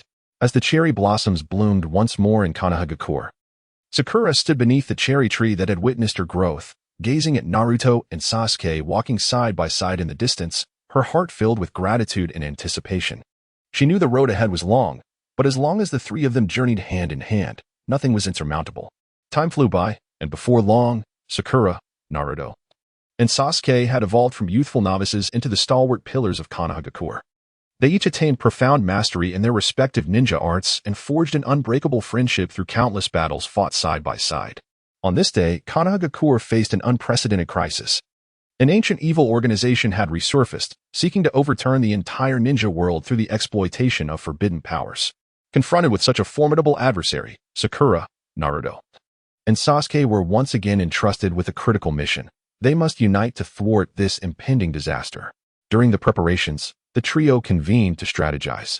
Drawing from her deep understanding of medical ninjutsu, Sakura proposed numerous innovative tactical ideas, laying a solid foundation for their impending victory. Meanwhile, Naruto and Sasuke showcased their newly mastered formidable techniques, their seamless coordination leaving all present in awe. The day of battle finally arrived, and Sakura, Naruto, and Sasuke stood resolutely at the forefront of the battlefield. Faced with a surging tide of enemies, they exhibited no fear, only an unwavering belief in victory. Amidst the fierce combat, Sakura not only tended to her injured comrades, but also employed her ninjutsu to create advantageous conditions for Naruto and Sasuke's attacks. Naruto and Sasuke, leveraging their unique strengths, launched a relentless offensive against their foes. After an arduous and extraordinary battle, the trio ultimately triumphed over the leader of the evil organization, averting disaster. The joy of victory illuminated their faces with radiant smiles, their gazes filled with trust and gratitude for one another. In the aftermath, Konohagakure hosted a grand celebration in honor of the three heroes. During the feast, Sakura raised her glass in tribute to Naruto and Sasuke. "Without you, today's victory would not have been possible. Our friendship is the most precious treasure in my life." Naruto and Sasuke responded in kind, their voices resonating throughout the banquet hall. "For Konoha, for our friendship. Cheers." In that moment, Sakura deeply felt the profound power of friendship. She understood that regardless of the myriad difficulties and challenges that lay ahead, as long as the three of them stood united, nothing could hinder their progress. The friendship that once sparked her jealousy had now transformed into the most steadfast support in her life. Chapter 19. The Unveiling in the Ninja Academy of Sunagakure. Sunlight cascaded into every corner of the classroom. The students sat upright, yet one among them, Gaara, was lost in thought, his mind drifting far beyond the confines of the room. Although he held a pen in his hand, the paper before him remained blank. His thoughts were consumed by the intricate emotional entanglements between Naruto and Sasuke. As a prodigy among his peers, Gaara always faced high expectations. But beneath this honor lay his own subtle frustrations. Why does their bond flourish so effortlessly? Gaara mused, unable to suppress his envy whenever he witnessed their unwavering trust and camaraderie during battles. With a soft sigh, he unconsciously scrawled chaotic lines across the paper. Hey, Gaara, are you daydreaming again? His deskmate, Temari, gently nudged him, exuding a sense of exasperation. Huh? Oh, it's nothing. Gaara hurriedly retracted his thoughts, striving to maintain a semblance of normalcy in his expression. Yet, the tinge of envy within him was impossible to conceal. Are you thinking about Naruto and Sasuke again? Temari seemed to see right through him, a sly smile gracing her lips. Absolutely not.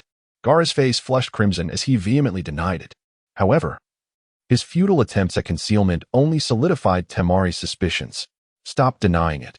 You always react this way when you see them, she said, placing a reassuring hand on his shoulder. Truthfully, you long for such a friendship as well, don't you? Gaara was taken aback. He had not anticipated Temari's candidness regarding his feelings. He had always masked his true self with an aloof exterior, believing it to be the only way to shield his fragile heart from harm. Yet now, Temari's words flowed like a gentle warmth, gradually melting the ice encasing his heart. I don't know, Gaara replied softly, a hint of confusion lacing his voice. It's all right. We all understand. Temari smiled warmly. Friendship is something that requires time to nurture and cultivate. Perhaps you have yet to find the right companions, but as long as you are willing to open your heart, you will eventually encounter someone deserving of your all. After hearing Temari's words, Gaara felt a significant lift in his spirits.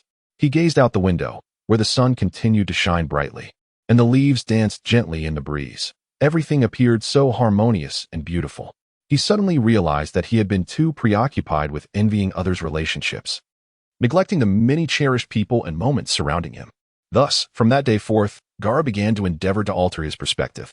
He no longer merely observed Naruto and Sasuke from a distance, but actively engaged in their pursuits. He ceased to reject others' goodwill with indifference. Instead, learning to smile and express gratitude, he opened his heart, bravely articulating his thoughts and feelings. Gradually, he perceived that the world around him seemed transformed. Classmates began to approach him for conversation, sharing their joys and sorrows. Teachers cast more attentive and approving glances in his direction, and, most importantly, he discovered a few kindred spirits, with whom he trained, battled, and grew. Friendship, he realized, was not an unattainable ideal. Gaara silently affirmed within himself that as long as he was willing to strive for and cherish it, it would indeed belong to him. Of course, this did not signify that Gaara had completely forgotten Naruto and Sasuke. On the contrary, he came to appreciate the bond they shared even more. He understood that each individual's experiences and character were distinct, and thus, the friendships they sought would naturally differ. The camaraderie he now possessed was his most treasured asset. In this manner, Gaara spent countless joyful moments in Sunagakure. He learned to confront life's challenges and adversities with humor and optimism. He also embraced each person around him with sincerity and inclusiveness. The tale of his relationship with Naruto and Sasuke became a cherished narrative, celebrated in Sunagakure and throughout the entire ninja world. As time flowed by, Gaara's story resonated widely within and beyond Sunagakure. People began to recognize that this once lonely boy had evolved into a true leader, one who understood the value of friendship and the power of love to warm the hearts of others. This growth quietly influenced his relationship with Naruto and Sasuke. By a fortuitous turn of events, the three great ninja villages jointly hosted a grand ninja exchange event, bringing Gaara, Naruto, and Sasuke together once more as representatives of their respective villages. Haha, Gaara, I hear you are quite the sensation in Sunagakure now, Naruto exclaimed, enthusiastically clapping Gaara on the shoulder, his hearty laughter shattering the subtle tension among the three. Gaara smiled faintly, a smile imbued with both gratitude towards Naruto and pride in his own transformation. Indeed, this was all thanks to them. It was they who taught him how to cherish every individual in his life. Sasuke listened quietly from the side, a subtle gentleness flickering in his gaze. He nodded slightly, seemingly acknowledging Gaara's growth. Indeed, you have changed, becoming more mature and composed. Of course, Gaara replied, feigning pride as he puffed out his chest. I now have many friends. Unlike you, who remains aloof and icy. Who would want to approach you? Upon hearing this, Sasuke's lips curled into a subtle smile, one that held a touch of helplessness and affection. You truly have a penchant for jesting. The three exchanged knowing smiles, as if they were transported back to a time when they were carefree, enveloped in trust and camaraderie. They began to discuss their recent experiences, sharing amusing anecdotes from their training and battles, while also contemplating their aspirations and plans for the future. I have always envied you both, Gaara remarked with sincerity. The bond you share is something I have longed for yet found elusive. However, I now understand that each friendship is unique, as long as I nurture it. I too can discover my own version of companionship. Naruto and Sasuke exchanged glances, recognizing a profound understanding and affirmation within each other's eyes. The bond we share is indeed difficult to articulate, Naruto reflected. Yet, as long as you are willing, we shall always stand as your steadfast support. Sasuke nodded affirmatively, his gaze resolute and warm. No matter the time or place, whenever you are in need, we shall be by your side. In that moment, Gaara's heart brimmed with gratitude and joy. He realized that he was no longer that solitary youth. He had friends, family, and aspirations for which to strive. This transformation was rooted in his yearning for friendship and his relentless pursuit of it. Through his actions, he demonstrated that with courage to pursue and cherish, anyone can discover their own precious bonds of camaraderie. As time flowed on, the friendship among Gaara, Naruto, and Sasuke deepened profoundly. They became not only the pride of their respective villages, but also indispensable companions in each other's lives. Through numerous shared adventures and battles, they supported one another, growing together into a formidable force within the ninja world. One day, an astonishing revelation swept through the ninja realm. A formidable and unknown power was surreptitiously rising, seeking to upend the existing peace. This force wielded unprecedented strength and enigmatic techniques, instilling an unparalleled sense of threat in the great ninja villages. In the face of this sudden crisis, Gaara, Naruto, and Sasuke stepped forth without hesitation, resolved to unite against this malevolent force to safeguard the tranquility of the ninja world. Thus commenced a magnificent adventure that transcended the realms of ninjas. Throughout this journey, they encountered unprecedented challenges and adversities. The enemy's might surpassed imagination, with each clash fraught with peril and uncertainty. Yet, it was these trials that solidified their friendship and propelled their strength to unprecedented heights. In a climactic showdown against the enemy's leader, the three stood back to back, confronting an adversary that seemed nearly invincible. Their eyes held no trace of fear or retreat, only unwavering resolve and determination. Let us advance, Naruto proclaimed, leading the charge, his form darting towards the enemy like a bolt of lightning, the Rasengan in his hand radiating a brilliant light. Sasuke followed closely behind, his Sharingan gleaming with a chilling light, tightly gripping the Kusanagi sword, prepared to deliver a fatal blow to their adversary. Meanwhile, Gaara stood at the rear, gradually extending his arms as the protective sands enveloped him, forming an impregnable line of defense. At the same time, he commanded the surrounding grains of sand, poised to strike the enemy decisively. The trio exhibited remarkable synergy, their assaults cascading upon the foe like a tempest. After a fierce confrontation, they ultimately triumphed through their indomitable will and profound camaraderie, safeguarding the peace of the ninja world.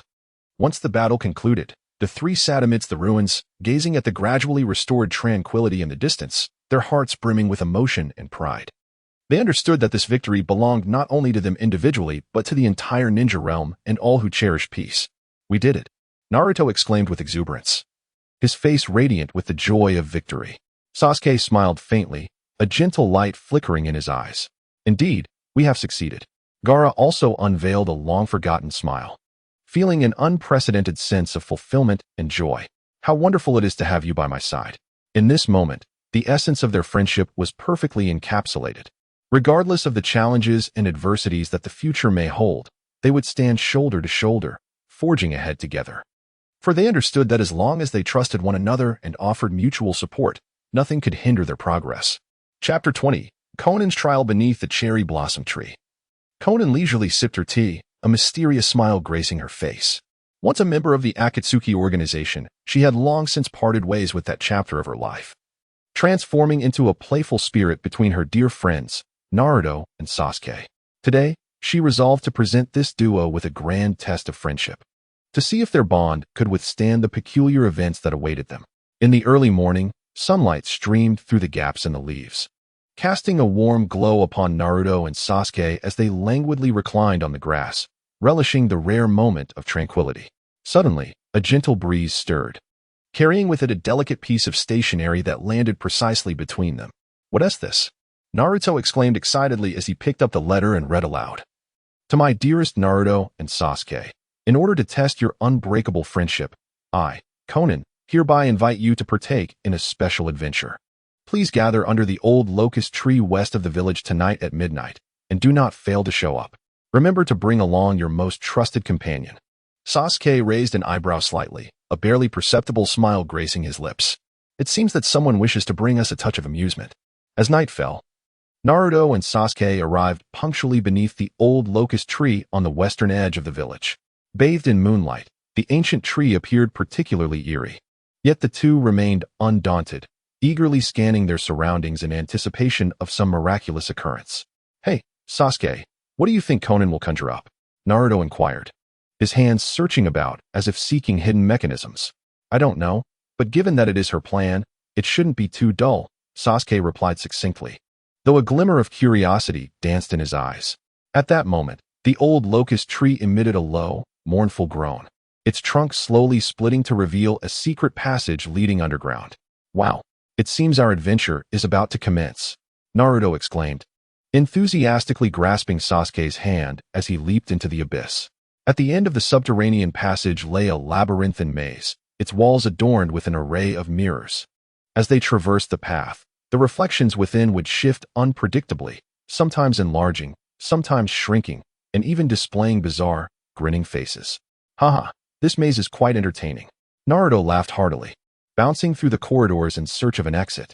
Sasuke appeared remarkably composed as he meticulously scrutinized each mirror, endeavoring to uncover the underlying pattern. Suddenly, he discerned a detail. All the smiling faces in the mirrors directed their gaze towards a singular point. "Naruto, follow me," Sasuke urged, leading Naruto as they deftly navigated their way out of the labyrinth, guided by the mirror's indication. Upon emerging from the maze, they found themselves in a spacious underground palace. At the center of the palace stood a dozen women, each identical to Conan, who greeted them with smiles. "Welcome to my illusion, Naruto, Sasuke," one of the Conans spoke, her voice both gentle and enigmatic. "You must identify the true me, otherwise you shall never escape from here." Faced with this unforeseen challenge, Naruto and Sasuke exchanged a knowing glance and commenced their coordinated efforts. Naruto utilized his shadow clone technique to disperse himself, attempting to engage each Conan in conversation to seek out a flaw. Meanwhile, Sasuke activated his Sharingan, meticulously observing the subtle differences among them. After an intense process of elimination, they ultimately identified the genuine Conan, whose eyes radiated warmth and anticipation, starkly contrasting with those of the frigid replicas. "Haha, we have triumphed," Naruto exclaimed with exhilaration, leaping up to envelop Conan in a hearty embrace. "It seems your friendship truly withstands the test," Conan remarked with a smile, gently patting both of their shoulders. "This adventure was merely to convey that regardless of the challenges you may face, as long as you trust and support one another, nothing can defeat you." "Well said, Conan," Naruto declared, giving a proud thumbs up. "We are indeed the strongest partners." Sasuke smiled faintly, his gaze filled with unwavering determination. "Regardless of what the future holds, we shall confront it together." Under the moonlight, the trio stood side by side, their laughter echoing in the night sky. In that moment, they grasped that the essence of friendship is not found in solemn oaths or grandiose feats, but in the warmth and strength derived from mutual support and shared growth during ordinary days. Just as they prepared to depart from the enigmatic underground palace, the ground trembled slightly, and a beam of light surged forth from the depths of the palace, illuminating the entire space. The light gradually coalesced into a magnificent treasure chest, ascending slowly into the air. "Wow, what is happening?" Naruto exclaimed, his eyes wide with wonder. "It appears that Conan has prepared an additional surprise for us," Sasuke remarked, a hint of anticipation flickering in his eyes. With a gentle smile, Conan approached the treasure chest and waved her hand lightly, causing it to open automatically. Inside, it was filled with a myriad of treasures, precious herbs, rare scrolls, and several mysterious weapons that emitted a soft glow. These are gifts I have meticulously prepared for you, Conan explained. Each treasure possesses its unique purpose. I hope you will utilize them wisely in your future endeavors to protect yourselves and those you hold dear. Naruto and Sasuke exchanged a glance, their eyes brimming with gratitude. They understood that these gifts represented not merely material assistance, but also Conan's recognition and blessing of their friendship. Thank you, Conan, they said in unison, their voices resonating with sincerity and emotion. With Conan's blessings and gifts in hand, Naruto and Sasuke embarked on their journey home. The night breeze caressed them, stars twinkled overhead, and as they walked, they shared their dreams and future aspirations. Sasuke, do you think we will become legendary ninjas like Conan? Naruto suddenly asked, his eyes sparkling with hope for the future. Perhaps, Sasuke replied calmly and resolutely, but no matter where we go or what kind of ninjas we become, the most important thing is our friendship. As long as this bond endures, we shall fear nothing. Indeed, Naruto nodded vigorously, his eyes gleaming with determination. Sasuke, we are eternal partners. No matter what happens, I will stand by your side. So shall I, Sasuke replied with a gentle smile, his gaze filled with warmth and trust. Thus, beneath the moonlight, the two youths made an eternal vow, their friendship reaching its most profound elevation at that moment. And all of this was made possible by the one who had quietly orchestrated everything from behind the scenes, the thoughtful Conan. Her smile blossomed in the night sky, as if celebrating their friendship. Since that night of adventure and promise, the bond between Naruto and Sasuke deepened further. They not only supported each other in their training but also became indispensable presences in each other's lives. The village of Konoha has been invigorated with vitality and hope, thanks to the golden duo of Naruto and Sasuke. Time, like a fleeting shadow, has swiftly passed, and Naruto and Sasuke have matured into the new generation of leaders in Konoha. Not only have they each mastered formidable ninjutsu, but they have also fought side by side on numerous missions, achieving remarkable feats and earning the widespread admiration of the villagers. However, the tranquil days did not last long. As dark currents stirred within the ninja world, a new threat silently approached. This time, the enemy was more powerful than ever before, and it seemed that the entire ninja realm was plunged into an unprecedented crisis. Faced with such a challenge, Naruto and Sasuke did not falter. They understood that only through unity could they overcome all adversities. Thus, they joined forces once more, embarking on a journey to combat the forces of evil. In this unparalleled battle, Naruto and Sasuke displayed astonishing synergy and strength. They utilized their respective advantages, coordinating seamlessly to thwart the enemy's assaults time and again. Whether it was Naruto's dazzling shadow clone technique or Sasuke's precise and lethal Sharingan attacks, they became the most resplendent sights on the battlefield. Yet, the enemy's power was beyond imagination.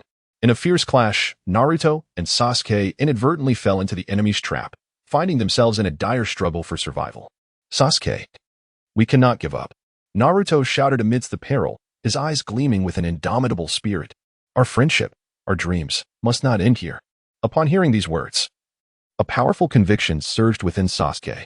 He clenched his fists tightly, his eyes ablaze with fervent determination. You are right, Naruto. We shall not falter here. In this dire moment, Naruto and Sasuke unleashed unprecedented strength. Fueled by their unwavering belief and profound friendship, they ultimately discovered the means to unravel the enemy's traps. After an intense battle, they triumphed over their formidable foe, saving the entire ninja world. The dawn of victory illuminated the earth as Naruto and Sasuke stood amidst the ruins, exchanging knowing smiles. They understood that this victory belonged not solely to them, but to all ninjas who believed in friendship and persevered in their dreams. Sasuke, we did it, Naruto exclaimed, embracing Sasuke with tears glistening in his eyes. Indeed, Naruto, we did it, Sasuke replied, gently patting Naruto's back, his voice imbued with emotion and contentment. From that day forth, the names of Naruto and Sasuke resonated throughout the ninja realm with even greater prominence. They not only became the pride of the Hidden Leaf Village, but also the heroes in the hearts of all ninjas. Behind all of this lay an unbreakable bond of friendship and faith. Chapter 21. The blessing of impure world reincarnation. Sunlight filtered through the sparse clouds, casting dappled light upon the ancient altar. This place stood as a testament to the forbidden technique of impure world reincarnation, and today, it would welcome a special visitor, Uchiha Itachi, the legendary ninja renowned for his wisdom and sacrifice. as an ancient and mysterious incantation echoed through the air. The runes at the altar began to glow, reminiscent of the brightest stars in the night sky, coalescing into an ineffable force. Suddenly, a gentle breeze swept by, carrying the subtle fragrance of cherry blossoms, and Uchiha Itachi's figure gradually emerged, clad in his signature dark crimson battle attire, his gaze still imbued with depth and gentleness. "Oh, have I returned once more?" Itachi smiled softly, the corners of his mouth curling into a playful arc, as if he had grown accustomed to this cycle of life and death. Yet, soon his expression softened, as if he sensed a remarkable presence. Meanwhile, on the other side of the village, Naruto was enthusiastically pulling Sasuke's hand as they made their way to the training ground. Yes, you heard correctly. He was pulling. Ever since they fought side by side and transcended countless misunderstandings and barriers, their relationship had evolved into a delicate balance of close friends, brothers, and unacknowledged romantic interests. "Sasuke, look at how splendid the weather is today. How about a super showdown?" Naruto suggested excitedly, his eyes sparkling with the thrill of challenge. With a resigned roll of his eyes, Sasuke couldn't help but let a smile escape his lips. "You claim you want a showdown every time, yet it always ends with you being the one on the receiving end of the blows." "Hey, that's because you're simply too strong, Sasuke," Naruto replied, brimming with confidence. "But mark my words, one day I will defeat you." They exchanged knowing smiles, the camaraderie and warmth between them sweetening the very air around them. Just as Naruto and Sasuke basked in their little world, an inexplicable force suddenly drew them toward the altar.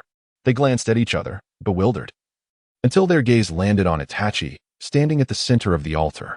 "Ah, Naruto, Sasuke, long time no see," Itachi greeted with a gentle smile, warm as spring, capable of melting all frost. "Itachi-san," they exclaimed in unison, quickly regaining their composure. After all, in this miraculous world of shinobi, anything was possible. Itachi surveyed his surroundings before his gaze settled on their intertwined hands, a knowing glimmer passing through his eyes. "It seems that during my absence, you have found each other," he remarked softly, his tone filled with satisfaction. "Ahem, well, Itachi-san, you've misunderstood." Naruto began to explain, but was interrupted by Sasuke.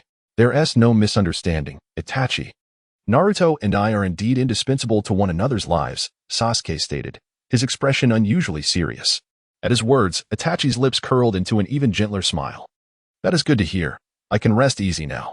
He nodded lightly, then closed his eyes, his hands coming together in a gesture reminiscent of a ritual.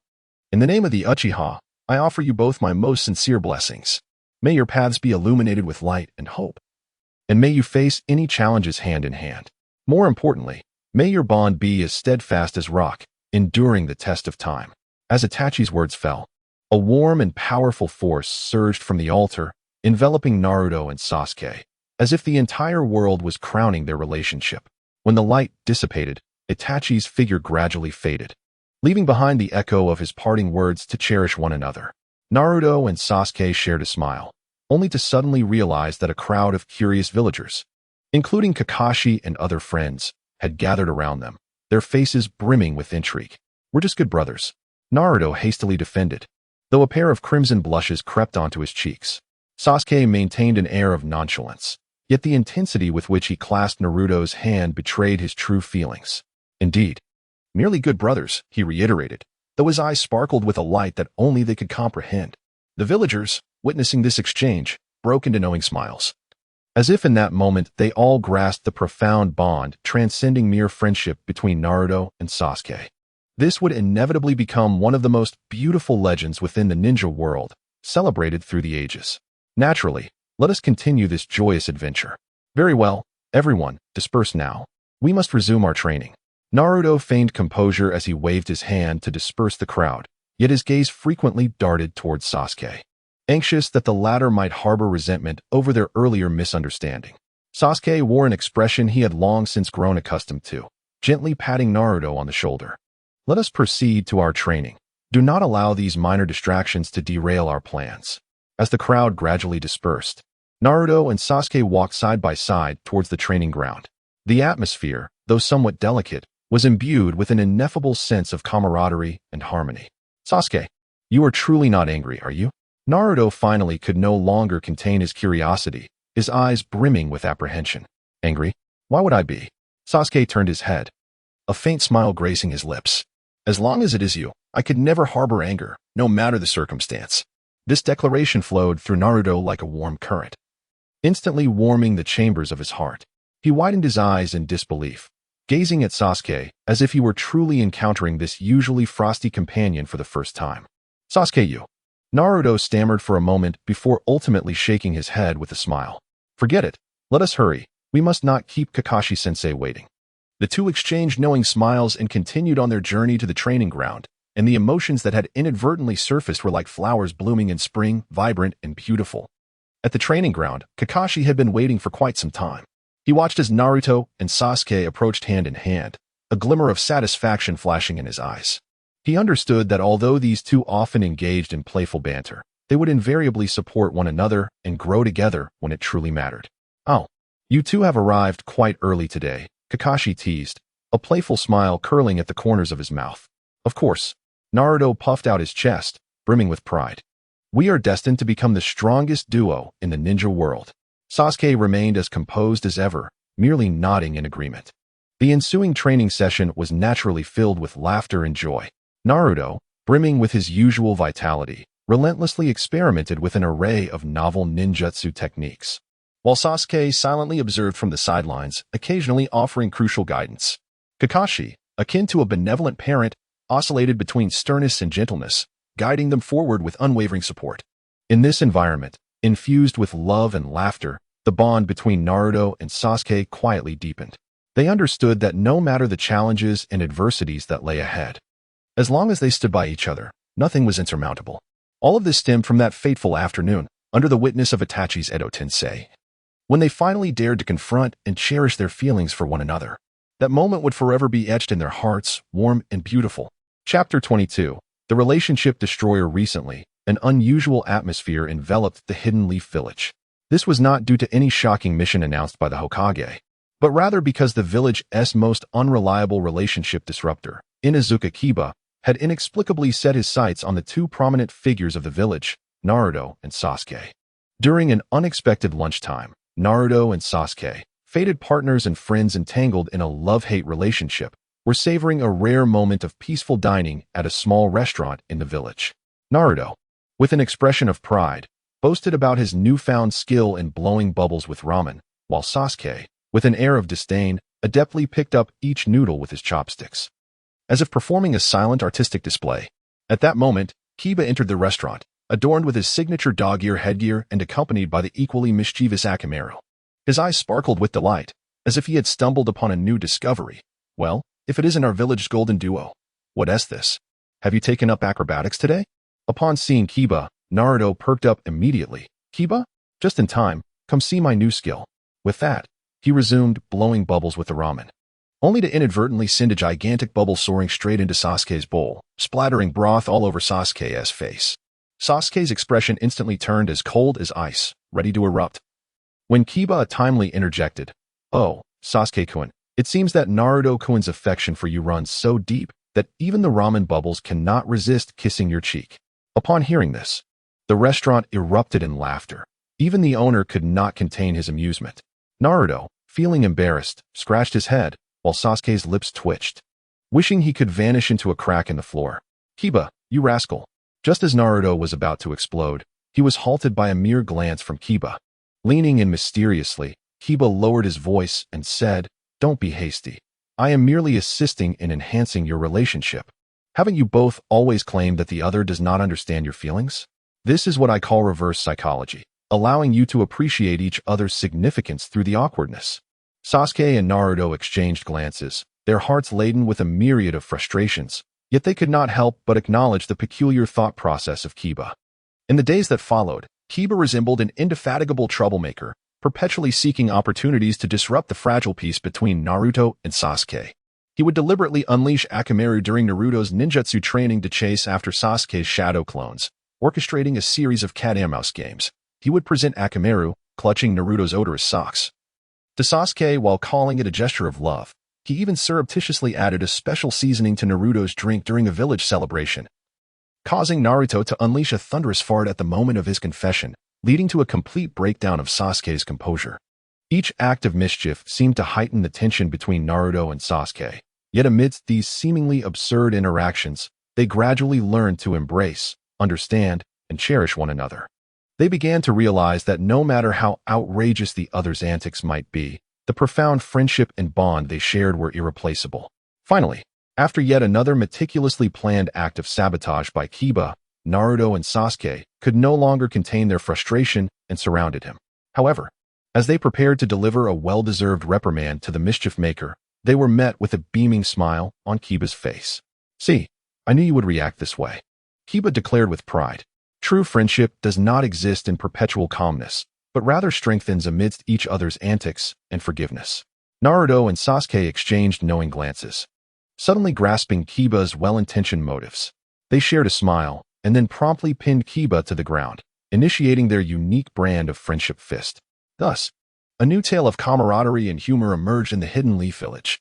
Kiba Inuzuka, the seemingly unreliable expert in emotional disruption, had inadvertently become the essential catalyst for this friendship. Of course, the story continues. After enduring the playful assault of Naruto and Sasuke, Kiba, despite feeling a bit sore, was overjoyed in spirit. He understood that his disruptive schemes had succeeded beyond his expectations. "Hey, you two, stop it. At this rate, my bones will fall apart." Kiba feigned pain, though his eyes sparkled with mischief. Naruto and Sasuke exchanged amused glances and ceased their playful assault. They recognized that, although this fellow often engaged in antics that elicited both laughter and tears, his true desire was for them to cherish one another even more. "All right, Kiba, we appreciate your good intentions." Naruto patted Kiba's shoulder with a smile. "But could you perhaps find a different method next time? This approach is truly hard to accept." Sasuke nodded in agreement. Although he remained silent, the glimmer of amusement in his eyes conveyed his sentiments. With a sly grin, he declared, "Rest assured, I shall devise an even more heartwarming and romantic method to assist you next time." Upon hearing this, both Naruto and Sasuke involuntarily shivered, fully aware that this so-called heartwarming and romantic approach would likely entail yet another outlandish scheme that would leave them both amused and exasperated. Nevertheless, they had long since acclimated to the presence of Ya in their lives. His existence served as a delightful seasoning, infusing their days with laughter and vibrancy. As time passed, the village of Konoha remained tranquil and harmonious. Naruto and Sasuke diligently advanced on their training journey, while Ya steadfastly accompanied them, silently safeguarding this precious bond of friendship in his unique manner. One day, as Naruto and Sasuke stood side by side atop the village's lofty tower, gazing into the distant horizon, they couldn't help but reminisce about Ya, the comical companion who always managed to provide them with strength at pivotal moments. "I wonder what outlandish idea Ya is concocting now?" Naruto inquired with a smile. Sasuke smiled faintly and replied, "Regardless of his thoughts, as long as it is him, he will undoubtedly make our lives more interesting." The two exchanged smiles, their hearts brimming with anticipation for the future and trust in one another. They understood that no matter the difficulties and challenges that lay ahead, as long as the three of them were together, there was nothing they could not overcome. The genesis of this camaraderie stemmed from the seemingly unreliable yet profoundly caring emotional disruptor, Inuzuka Kiba. In a secluded corner of Konohagakure, Kiba was scheming with his loyal companion, Akamaru, about their next grand plan. However, this time, his objective was not to undermine the friendship between Naruto and Sasuke, but rather to orchestrate an unforgettable celebration in honor of their recent exemplary performances on missions. "Akamaru, what kind of celebration do you think we should organize?" Kiba pondered seriously, scratching his head, striving for an idea that would both highlight their valor and avoid being overly kitsch. Akamaru seemed to grasp Kiba's words, wagging his tail and nudging Kiba's hand with his nose, as if to say, "Whatever you decide, your ideas are always so unexpected." Encouraged by Akamaru, Kiba's eyes sparkled as a bold notion took shape in his mind. "Of course, we could host a ninja talent extravaganza. Let all the ninjas in the village participate and showcase their unique charms." Without hesitation, Kiba sprang into action, dashing around to secure sponsorships, invite guests, and design the stage. The entire village of Konoha was swept up in his fervor, eagerly joining in the preparations for this unprecedented celebration. When Naruto and Sasuke learned of the news, they were momentarily taken aback, then exchanged amused glances. They recognized this as yet another masterpiece crafted by Kiba, although it sounded somewhat absurd. They could not help but feel a sense of eager anticipation. On the day of the celebration, Konohagakure was alive with excitement. Various ninjas took to the stage, showcasing their talents. Some performed ninjutsu feats, others displayed culinary skills, and still others sang and danced. Each act elicited hearty laughter, yet was also filled with surprise and emotion. At the climax of this revelry, Naruto and Sasuke found themselves pushed onto the stage. They had expected a simple recognition, but Kiba had prepared a special talent performance for them, a video composed of their shared memories, chronicling their journey from acquaintances to comrades in battle. As the video played, Naruto and Sasuke's eyes gradually welled with tears. They witnessed each other's growth, the hardships they had endured together, and the unwavering friendship and trust that had flourished between them. When the video concluded, the audience erupted into thunderous applause. Naruto and Sasuke embraced tightly, their hearts overflowing with gratitude and joy. They knew that all this glory and happiness was inseparable from the friend, Kiba, who had always supported them in his unique way. After the celebration ended, Naruto and Sasuke sought out Kiba, enveloping him in a heartfelt hug. "Thank you, Kiba. You have an extraordinary ability to remind us of the beauty of life and the warmth of friendship." With a sincere smile, he gently patted their backs, saying, "There's no need for formality. We are friends after all. Your happiness is my fulfillment." In that moment, beneath the night sky of Konohagakure, three youthful hearts were intricately intertwined, collectively safeguarding this precious bond of friendship and dreams. Chapter 23. The Fist of Fury. As a prodigy of the Hyuga clan's branch family, Neji was renowned for his keen insight and calm judgment. He had observed the subtle changes between Naruto and Sasuke, causing ripples of concern within him. While he understood and respected everyone's emotional choices, the peace and stability of Konoha were also responsibilities he felt compelled to protect. "Naruto, you have changed." After a day's training, Neji approached Naruto, an unusual determination in his gaze, which bore both curiosity and worry. "It seems that you and Sasuke." Naruto paused momentarily before forcing a wry smile. "Neji, you truly see everything, don't you?" "Yes, I harbor feelings for Sasuke.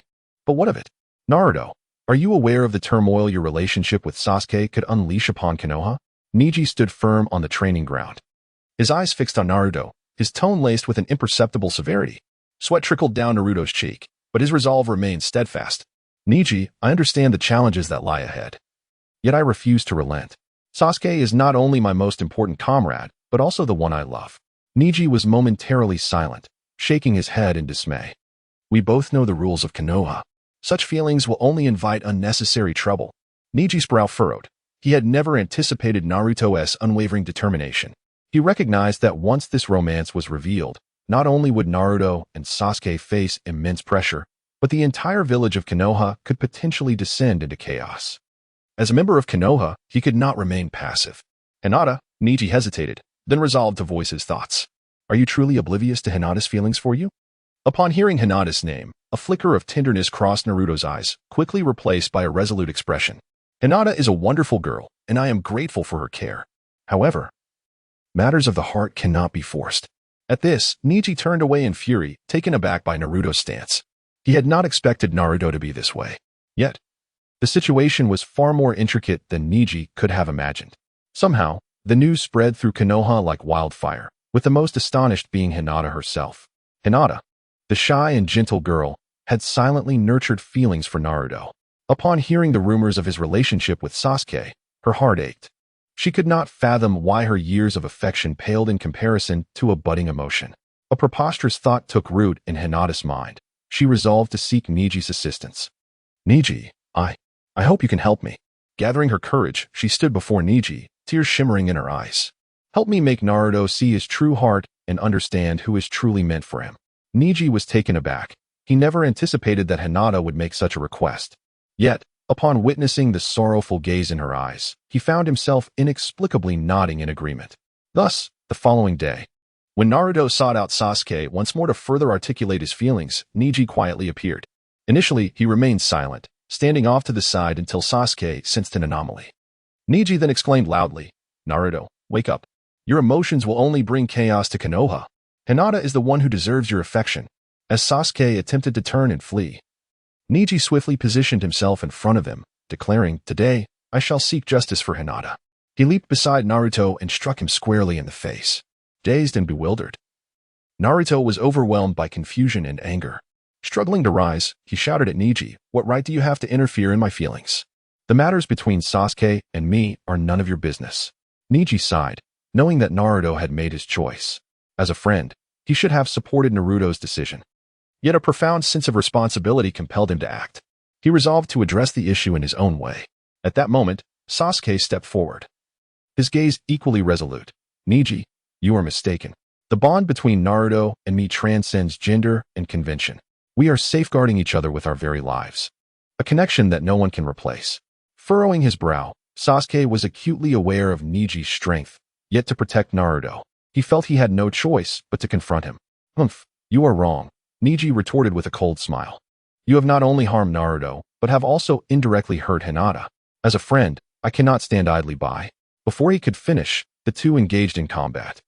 Neji's Byakugan allowed him to perceive every nuance, making each strike precise. Sasuke, utilizing the power of his Sharingan, adeptly responded. The battle was fierce and merciless, shattering the tranquility of Konoha. At that moment, Naruto suddenly rushed forward, positioning himself between the two. Enough. Neji, Sasuke, we should not be doing this. His voice was firm and powerful, radiating an undeniable light. Both Neji and Sasuke were taken aback. They had not expected Naruto to intervene at such a critical juncture. Taking a deep breath, Naruto continued, Our feelings are ours to manage. Neji, I appreciate your defense of Hinata, but please trust that we will find our own happiness. As Neji gazed into Naruto's resolute eyes, a complex wave of emotions surged within him. He realized that perhaps he had acted too impulsively. Gradually lowering his fists, he nodded. Very well, Naruto. But I hope you remember, wherever and whenever, I will stand by your side. Sasuke retracted his Sharingan, casting a glance at Naruto. A flicker of complex emotions passing through his eyes. Naruto, thank you. That night, the cherry blossoms in Konoha seemed to bloom with even greater splendor. Although the scars of battle had not yet fully faded, the air was imbued with an unprecedented sense of harmony and resolve. Ultimately, in the presence of witnesses, Naruto, Sasuke, Neji, and Hinata sat together for an earnest dialogue. Naruto apologized to Hinata, expressing gratitude for her unwavering support and companionship. Yet he made it clear that his feelings would not waver. In tears, and with a sense of release, Hinata learned to let go and offer her blessings. Neji deeply reflected on his actions, recognizing that everyone has the right to pursue their own happiness, no matter how inconceivable it may seem to others. He apologized to Naruto and Sasuke, vowing to continue supporting their choices as a friend. From that moment, Konoha gained a legendary tale. The villagers began to embrace a more inclusive perspective towards diverse forms of affection and love. Through this series of misunderstandings and reconciliations, Naruto, Sasuke, Neji, and Hinata experienced growth and friendship. Their story conveyed to the world that love knows no boundaries. Only through courageous pursuit can one truly honor this life. As Konoha gradually accepted diverse emotions, the relationship between Naruto and Sasuke became more public, though it still attracted considerable commentary and scrutiny. Yet, they no longer trembled in fear. The two joined forces in more missions, their tacit understanding and trust deepening, forming a formidable duo within Konoha and the ninja world. Meanwhile, Hinata, having endured the trials of this emotional journey, emerged stronger and more independent. She devoted more energy to honing her ninjutsu and executing tasks.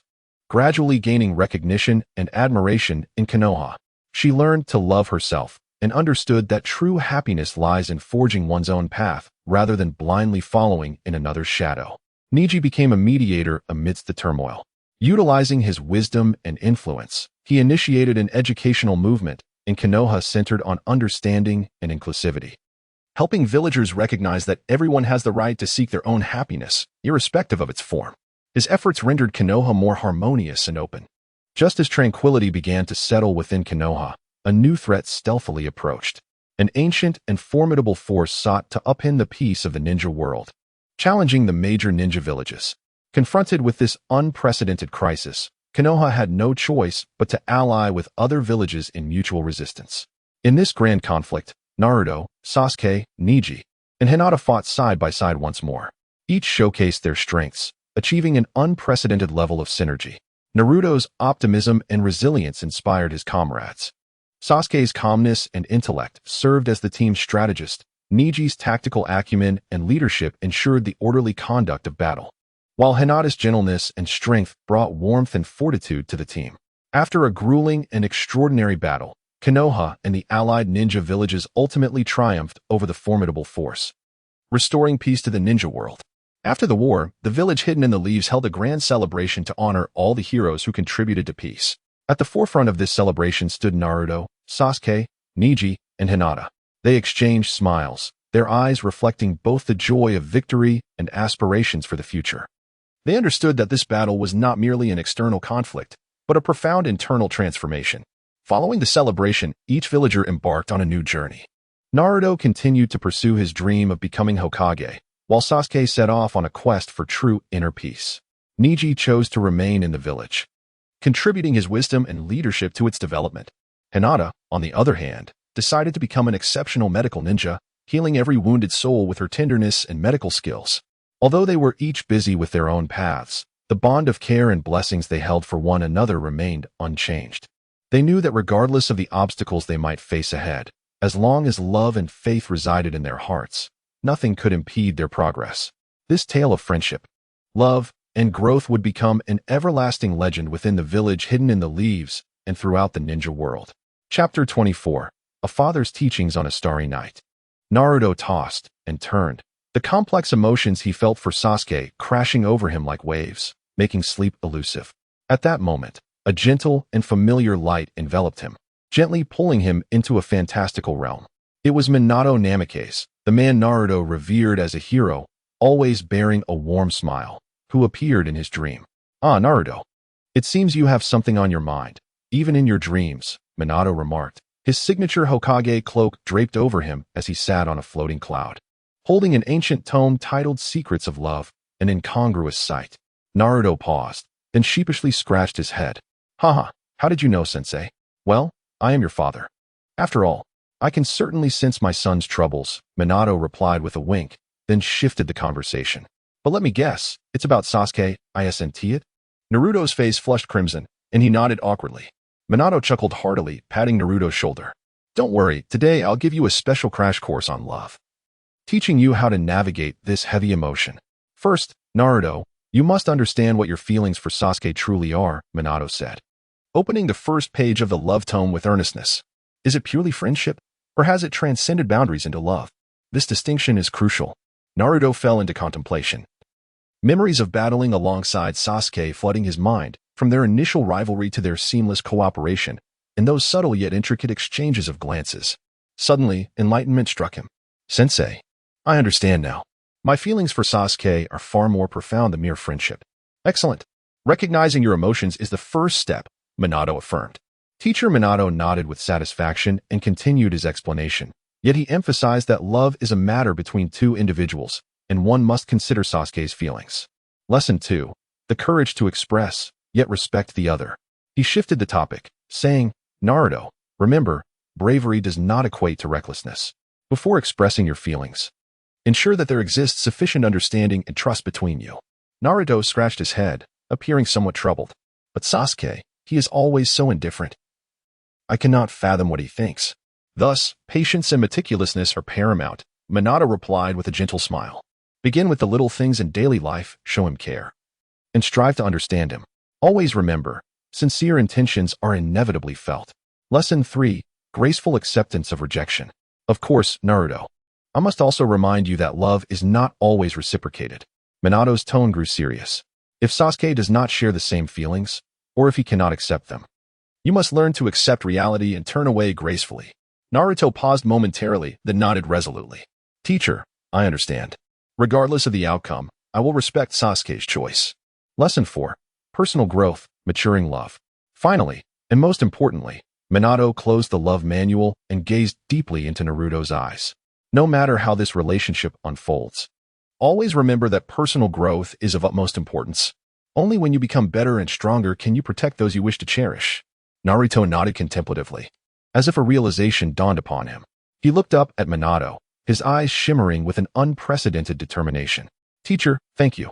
I will strive for myself and for Sasuke." Minato smiled and patted Naruto's shoulder. "Well done, Naruto. Remember, no matter where you are or when it is, you are not fighting alone. We are all here beside you, supporting and encouraging you." As warmth enveloped him, Naruto slowly opened his eyes, realizing he had returned to his bed in reality. However, the strength derived from his dreams instilled in him an unparalleled sense of determination and courage. He understood that from this day forth, he would confront his feelings for Sasuke and all future challenges with a renewed spirit. He resolved to embark on the foundational task of understanding Sasuke. Yet this seemed infinitely more challenging than deciphering the most intricate sealing techniques. Naruto began to observe Sasuke in secret, documenting his every move, even attempting to imitate Sasuke's habits, such as suddenly becoming taciturn or trying to eat with one hand, despite always making a mess. Naruto, why have you been acting so strangely lately? Sakura could no longer restrain her curiosity and asked, looking at him with confusion. Well, I am undertaking a secret plan, Naruto replied mysteriously, all the while thinking, this is all for love, Sakura. You wouldn't understand. Continuing on, Naruto resolved to pen a love letter to Sasuke. A daunting challenge for one whose literary prowess was nearly non-existent. He toiled through sleepless nights, grappling with his thoughts, and ultimately produced a letter brimming with misspellings and humorous metaphors, such as "You are the ramen of my life. Without you, I would perish from hunger. And your gaze shines brighter than the glass windows of the Hokage building." At the moment he submitted the letter, Naruto was drenched in sweat, his hands trembling with anxiety. Sasuke accepted the letter, casting a complex glance in his direction before bursting into laughter. "Naruto, are you writing a collection of jokes?" Sasuke laughed so hard that he doubled over, tears streaming down his face. Initially taken aback, Naruto soon found himself laughing as well, the tension in his heart dissipating. He realized that perhaps expressing his feelings in such a manner was not so bad after all. Henceforth, the relationship between Naruto and Sasuke became more nuanced and intriguing. They began to interact in an entirely new way, characterized by both rivalry and collaboration, mockery and encouragement. The once weighty romance gradually fermented in this light-hearted atmosphere, maturing and deepening. Naturally, this period was not without its share of blunders and hilarity. For instance, Naruto attempted to adopt Sasuke's stoic expression, only to end up with a comically expressionless face. Likewise, in retaliation for Naruto's humorous love letter, Sasuke decided to teach him the art of writing a proper love letter, which culminated in their joint exploration of comedic anecdotes during a literary exchange. Ultimately, in a battle against a formidable foe, Naruto risked everything to protect Sasuke. And Sasuke was profoundly moved by Naruto's sincerity. After the battle concluded, Sasuke gazed at Naruto, who was battered yet still smiling, and softly uttered, "Thank you, Naruto. I like you too." In that moment, all laughter and tears coalesced into the most genuine sentiment. Naruto and Sasuke finally comprehended each other's hearts, and the once burdensome romance transformed into something light and beautiful through this understanding and acceptance. From then on, they were not only comrades in arms but also indispensable presences in each other's lives. This love story, woven from humor and perseverance, became one of the most cherished tales in the village. Chapter 25, Love in the Sea of Sand in the World of Naruto. The wind always carries a hint of wildness, and the land of wind exemplifies this untamed spirit to the fullest. The golden sand dunes stretch endlessly, resembling nature's finest golden satin, unfurling across the boundless expanse. However, amidst this seemingly tranquil sea of sand, a contest born of love is quietly unfolding. Naruto, the boy who perpetually wears a radiant smile and declares, "I will become Hokage," has inadvertently fallen into the trap set by the scorpion of the red sand. Sasori, renowned as a genius puppeteer, is infamous throughout the ninja world for his unique artistic vision and merciless methods. But why has he set his sights on Naruto? What hidden secrets lie beneath this intrigue? Once, Scorpion sought a legendary treasure known as the Heart of Sand, rumored to bestow its possessor with the power to manipulate sand and even alter the destiny of the desert. Within Naruto, an unexpected reservoir of energy resonating with the Heart of Sand was discovered. Scorpion resolved to obtain this power at any cost. Upon hearing the news in Konoha, Sasuke's brow furrowed in a deep frown. His bond with Naruto transcended mere camaraderie. It was an ineffable, profound connection. Sasuke understood that if Naruto fell into Scorpion's clutches, the consequences would be dire. Thus, with unwavering determination, he embarked on a journey to the land of sand, vowing to rescue Naruto, even if faced with the formidable Akatsuki member, Scorpion. Scorpion, how dare you threaten my comrade?" Sasuke silently vowed, his eyes glinting with resolute fervor. In the arid expanse of the land of sand, under the blistering sun and amidst the rolling dunes, The clash between Sasuke and Scorpion commenced upon this golden stage. Ah, Sasuke-kun, your arrival is quite unexpected. Scorpion's voice was chillingly calm, as if everything lay within his control. Behind him, his puppet army stirred slowly, each exuding a lethal menace. Enough of your nonsense. Surrender Naruto at once. Sasuke roared, his Chidori gathering momentum, blue lightning crackling at his fingertips, poised to tear through the sandy sea. However, Scorpion merely smirked, gently unfurling a scroll. Instantly, hundreds of puppets surged from the sands, encircling Sasuke. Allow me to greet your challenge with the artistry of this sea of sand, Scorpion declared. Faced with the overwhelming puppet army, Sasuke chose not to confront brute force directly. He recognized that relying solely on strength would likely lead to Naruto's peril. Thus, he resolved to employ cunning. Humph, Scorpion.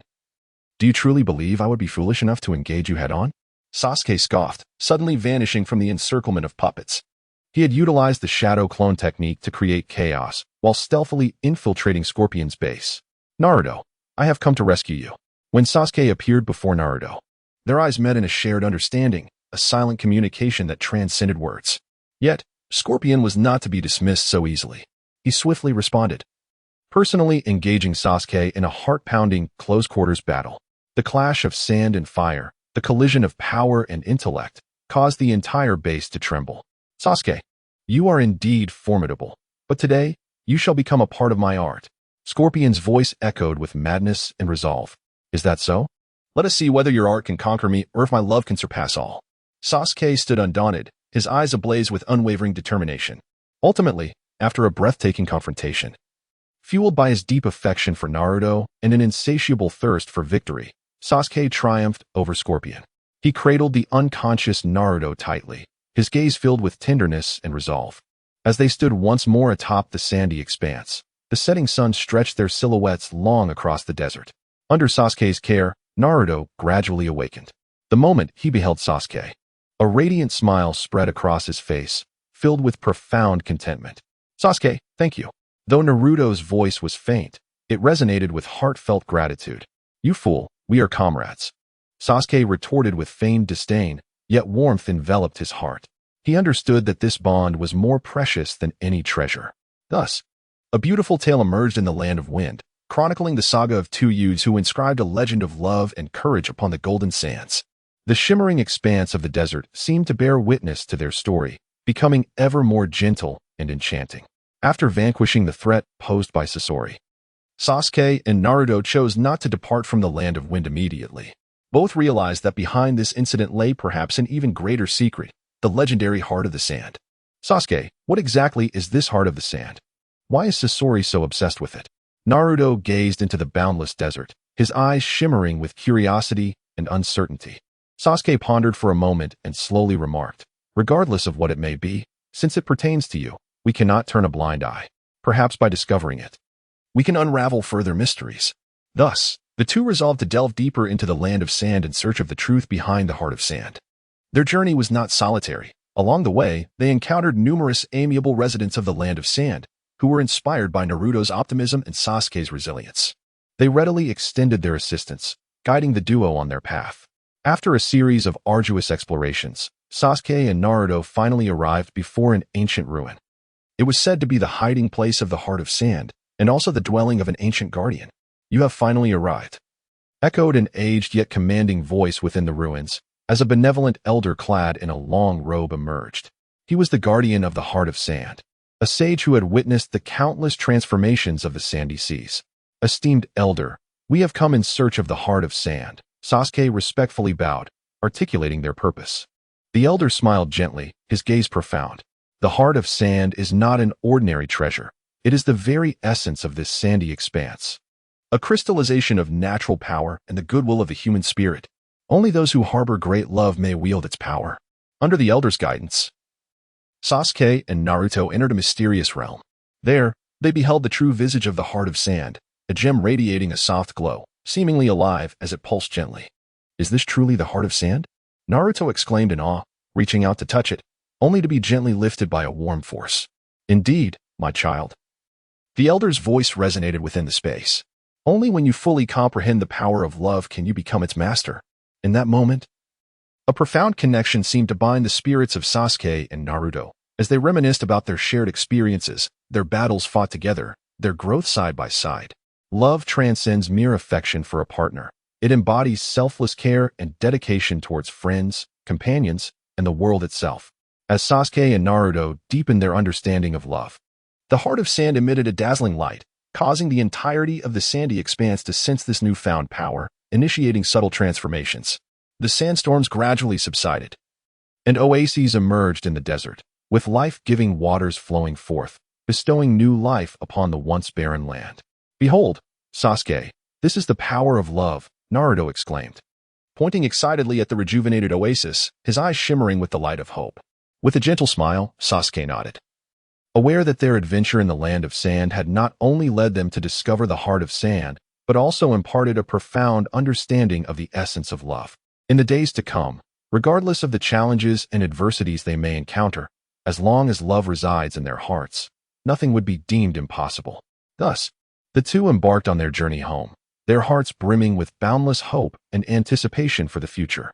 The sands, reborn through love, would eternally commemorate this legendary tale of courage, friendship, and love. Upon their return to Konoha, the arrival of Sasuke and Naruto sparked considerable excitement. They not only brought back the legendary tale of the Heart of Sand, but also shared the power of love with everyone.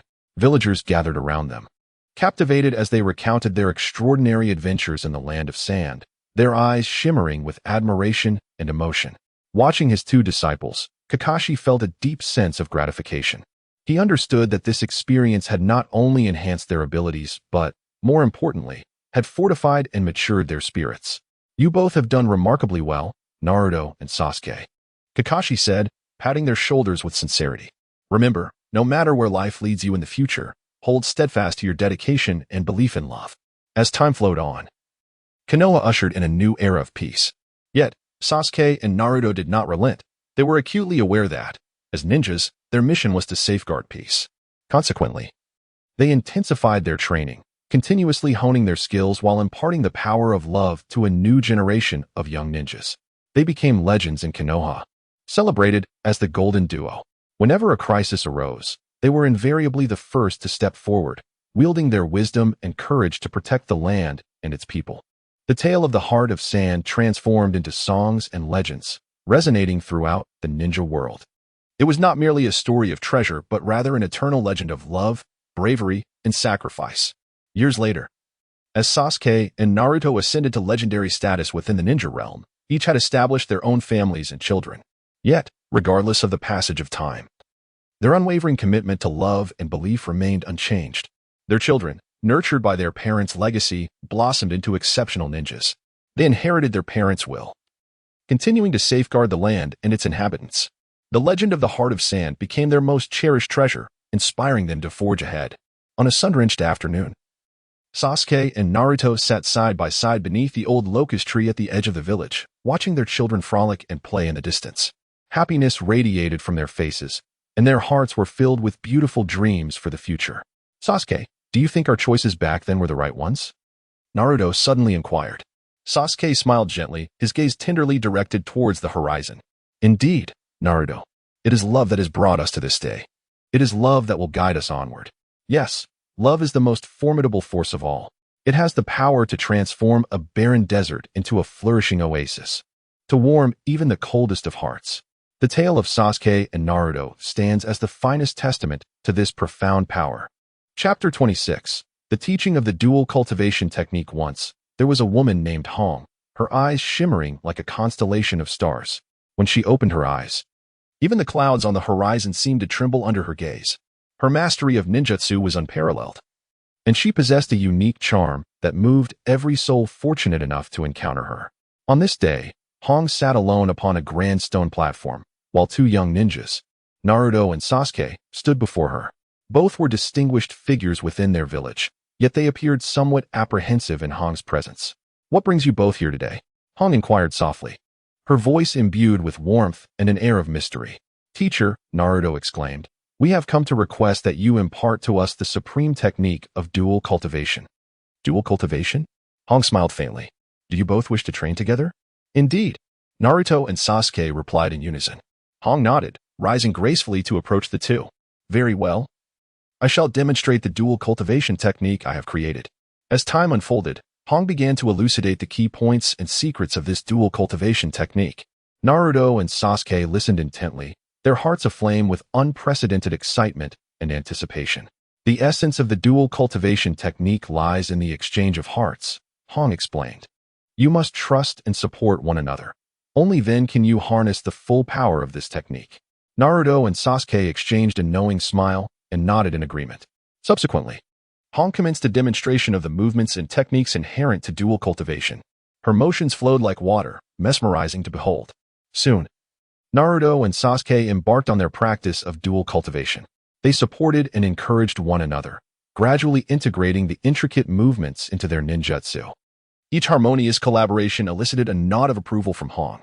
As time passed, they became increasingly immersed in the profundities of the dual cultivation technique.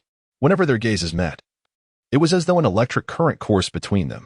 Their movements grew ever more synchronized, as if they were one. However, at that moment, a malevolent force within the village began to stir, intent on disrupting Hong's training plans with the two young ninjas.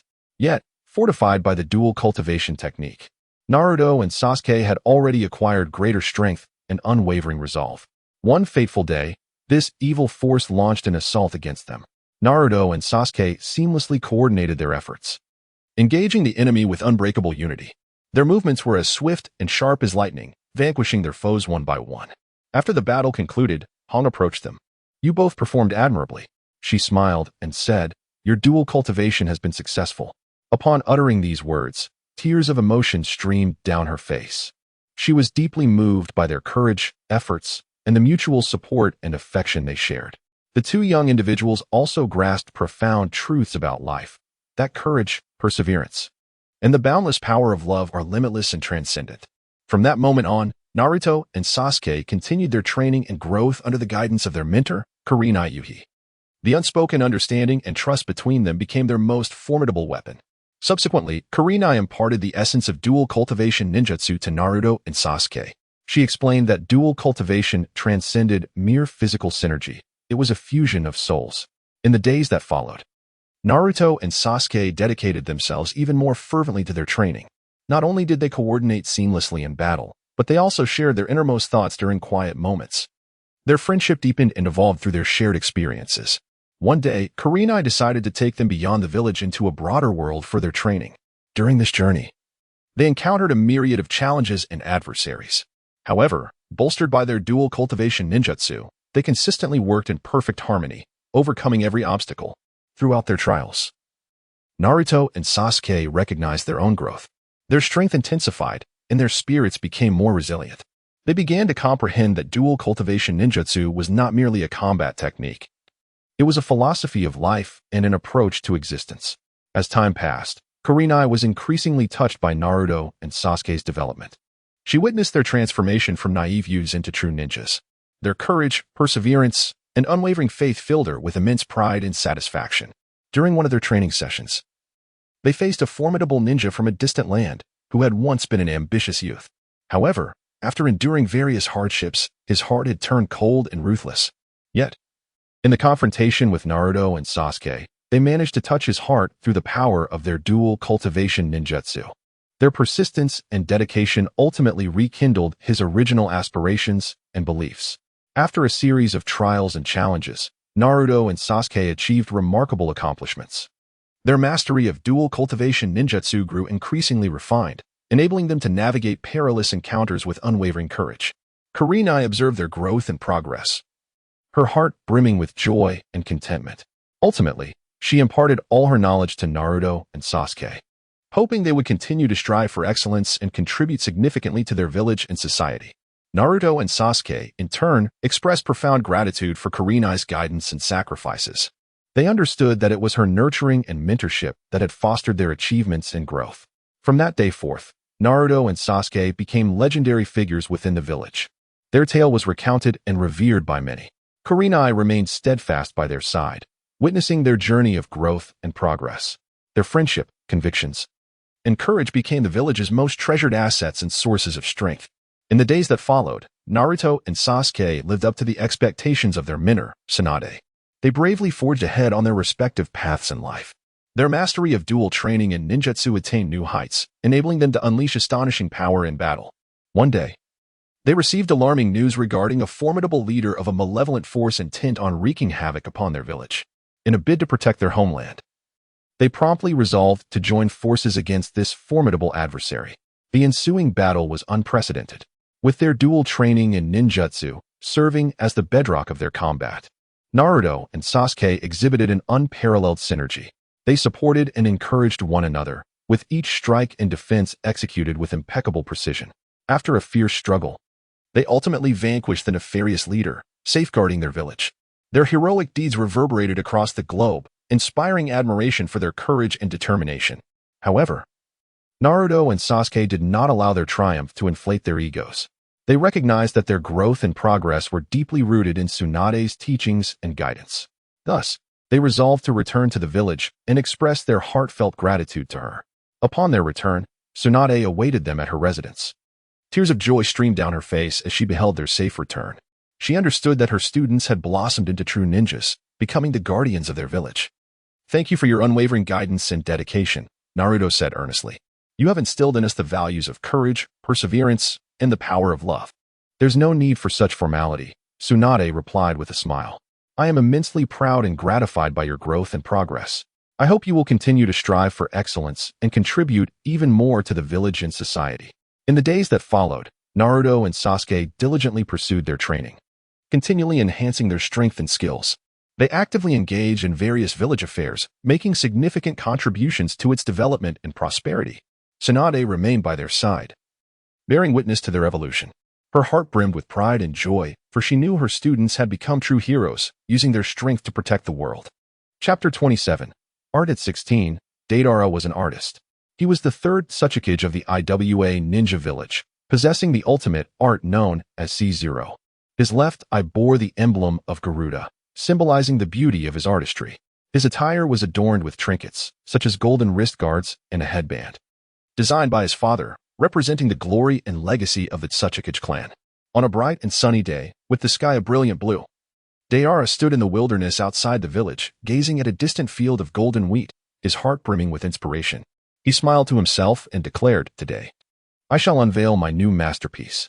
He ascended a high earthen mound, closed his eyes, and took a deep breath, his hands swiftly forming intricate seals.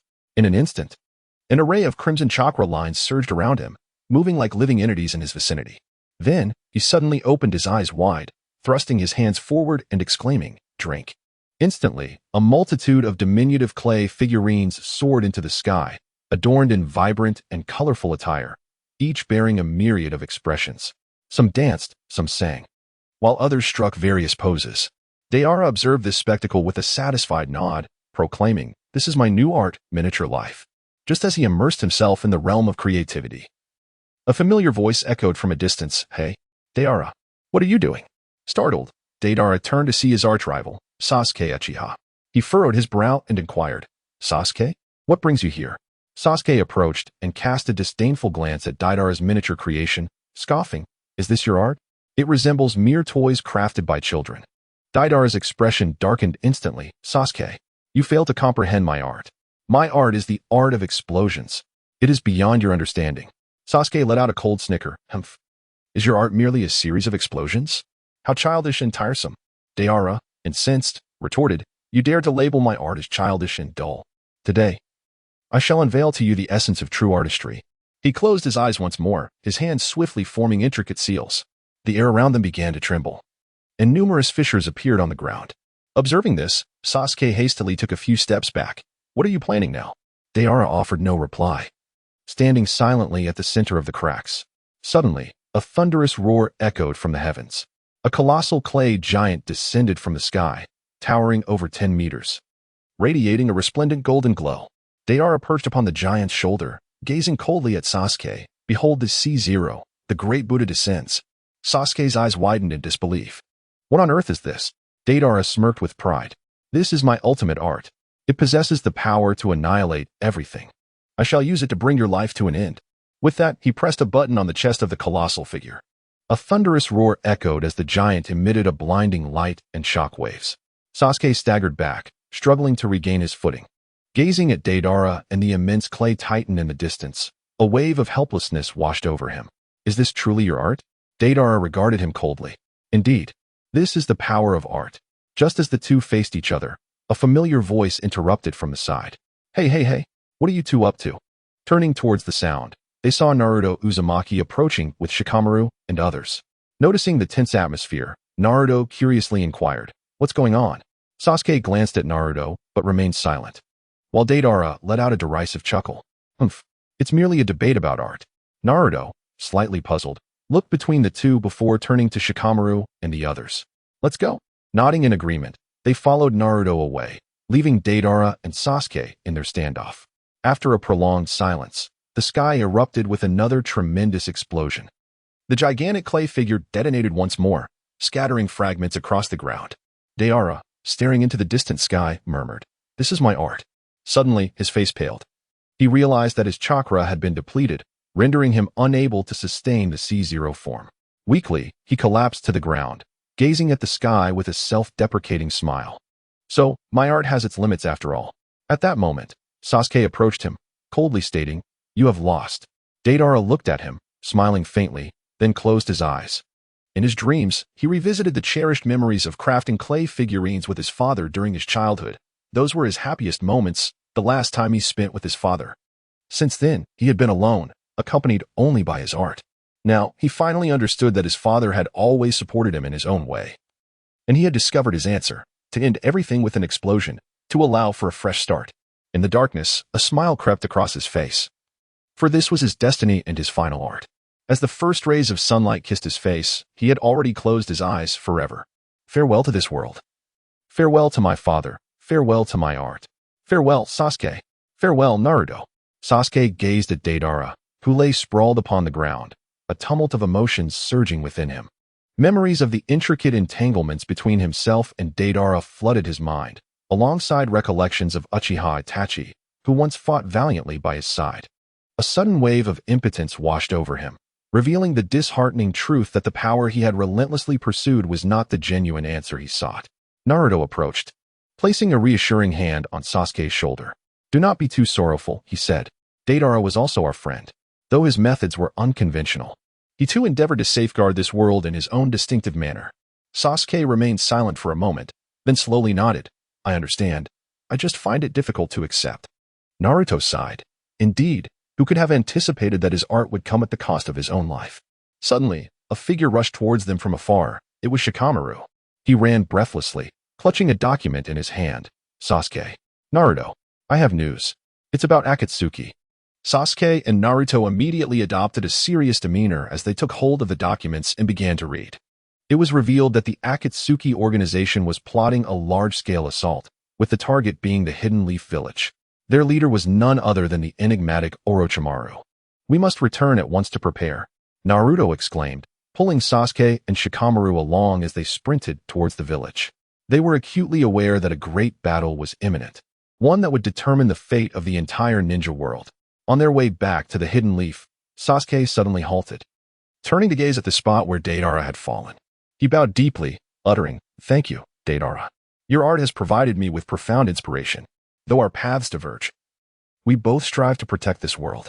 Naruto patted him on the back, affirming, "Indeed, we all endeavor to safeguard this world. No matter the challenges we face, we must persevere." They continued their dash towards the Hidden Leaf, their hearts brimming with unwavering conviction, for they understood that only through unity could they overcome this impending crisis.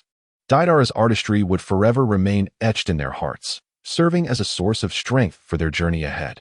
Upon returning to the Hidden Leaf, Naruto, Sasuke, Shikamaru, and others swiftly gathered the elite ninjas of the village, preparing to confront the forthcoming onslaught. The entire village was enveloped in an atmosphere of tension and gravity, yet the eyes of each individual sparkled with resolute determination. "We must devise a meticulous plan to counter the Akatsuki's sudden assault while ensuring the safety of the civilians within the village," Naruto proclaimed from the elevated platform of the makeshift command center, surveying his comrades with a steadfast tone. Sasuke nodded thoughtfully. "Proposing an audacious strategy, we could exploit the natural terrain surrounding the village to establish multiple traps and defensive lines, while dispatching elite teams to engage in guerrilla warfare. thereby disrupting the enemy's formations. Shikamaru would then refine the tactics. I will assign tasks based on each ninja's strengths. For instance, the Nara clan will handle intelligence gathering. The Inuzuka clan will draw the enemy deeper, and the Yamanaka clan will provide strategic support. Once the plan was devised, the various teams swiftly mobilized, transforming the village into an immense battlefield simulator. Meanwhile, the advanced forces of the Akatsuki stealthily approached the outskirts of Konohagakure. As night fell, the Akatsuki's ninjas crept towards the village's first line of defense like phantoms. However, what awaited them was a myriad of traps and ambushes. Fire release, water release, earth release, various ninjutsu intertwined to create a lethal web, inflicting heavy casualties upon the Akatsuki. Is this the defense of Konoha? Truly astonishing. Orochimaru's voice suddenly echoed over the battlefield as he descended slowly on a colossal serpent. Orochimaru, your ambitions shall not prevail. Naruto stepped forward, standing shoulder to shoulder with Sasuke, ready to confront this formidable adversary. The battle erupted instantly, with both sides exchanging blows, neither yielding an inch.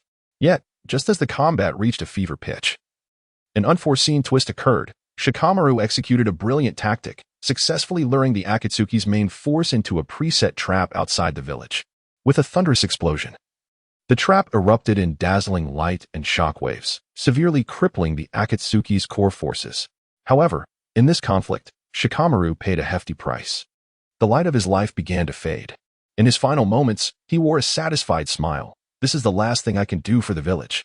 Shikamaru's sacrifice plunged everyone into deep sorrow, yet it solidified their resolve to protect their home. In the ensuing battle, the ninjas of Konoha, driven by indomitable will and exceptional skill, ultimately vanquished the remnants of the Akatsuki.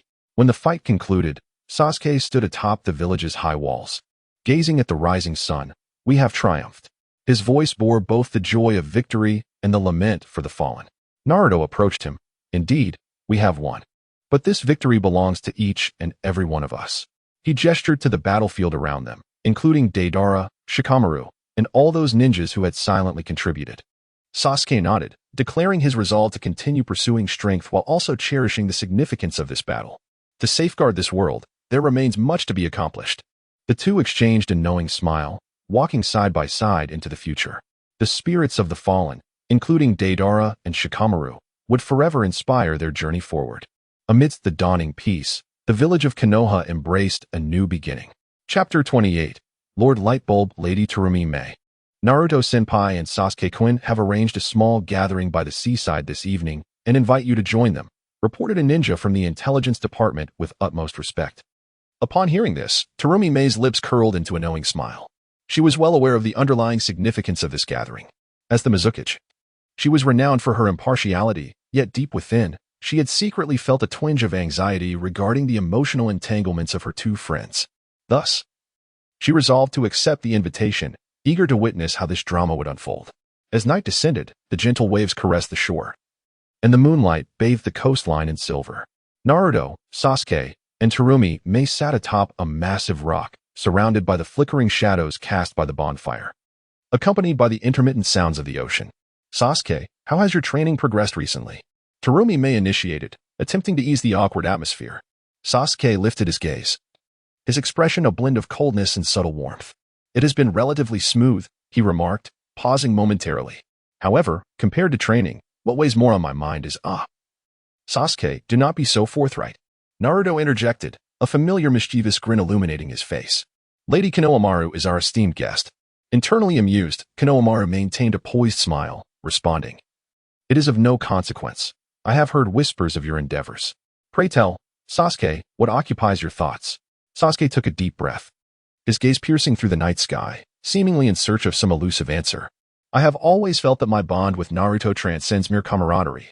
Yet, each time I endeavor to delve deeper, an invisible barrier seems to obstruct our path. Upon hearing this, Naruto's eyes flickered with uncertainty before erupting into laughter. Ha ha, Sasuke. You've finally voiced your innermost thoughts. I too share that sentiment. However, as he spoke, he abruptly realized the bluntness of his words and quickly covered his mouth. Kagura May listened quietly from the side, her heart a tumult of emotions. She had never anticipated that she would bear witness to such a heartfelt confession. Nevertheless, as an experienced Mizukage, she swiftly composed herself, deciding to continue playing the role of the well-meaning bystander. Clearing her throat, Kagura May attempted to redirect the conversation. By the way, have you heard the legend of the Land of Water? She animatedly recounted the ancient tales, successfully diverting the attention of the two young men from one another for a while. As the story unfolded, Kagura May found herself unexpectedly enjoying the moment. She felt as though she had become a bridge between them, albeit an invisible one, yet its significance was far from negligible. In her unique manner, she enabled this emotional vessel to navigate the turbulent sea of rationality with greater ease. As the night deepened, the hearts of the three began to draw closer.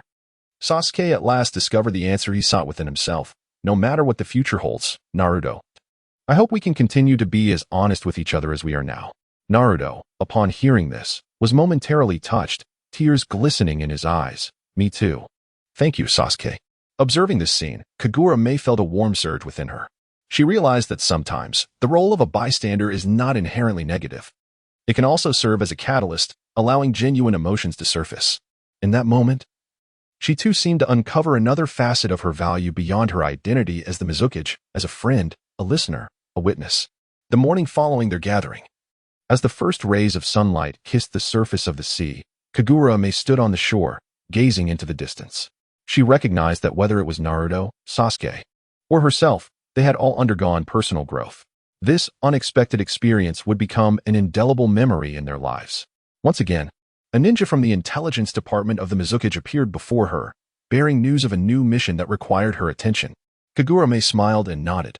All right, I understand. She then turned to leave, her confident and resolute silhouette merging with the gentle echoes of a beautiful tale of friendship and understanding lingering by the seaside. Returning to her office, Kagura May remained enveloped in the warmth of the previous night's atmosphere. She realized that although she had inadvertently facilitated the reconciliation between Naruto and Sasuke, her responsibilities extended far beyond that. As the fifth Misukage, there were myriad pressing matters awaiting her attention. In the ensuing days, Kagura May set about addressing a series of border tensions instigated by neighboring countries. Utilizing her wisdom and diplomatic acumen, she successfully averted multiple potential conflicts while simultaneously forging stronger alliances among the various villages.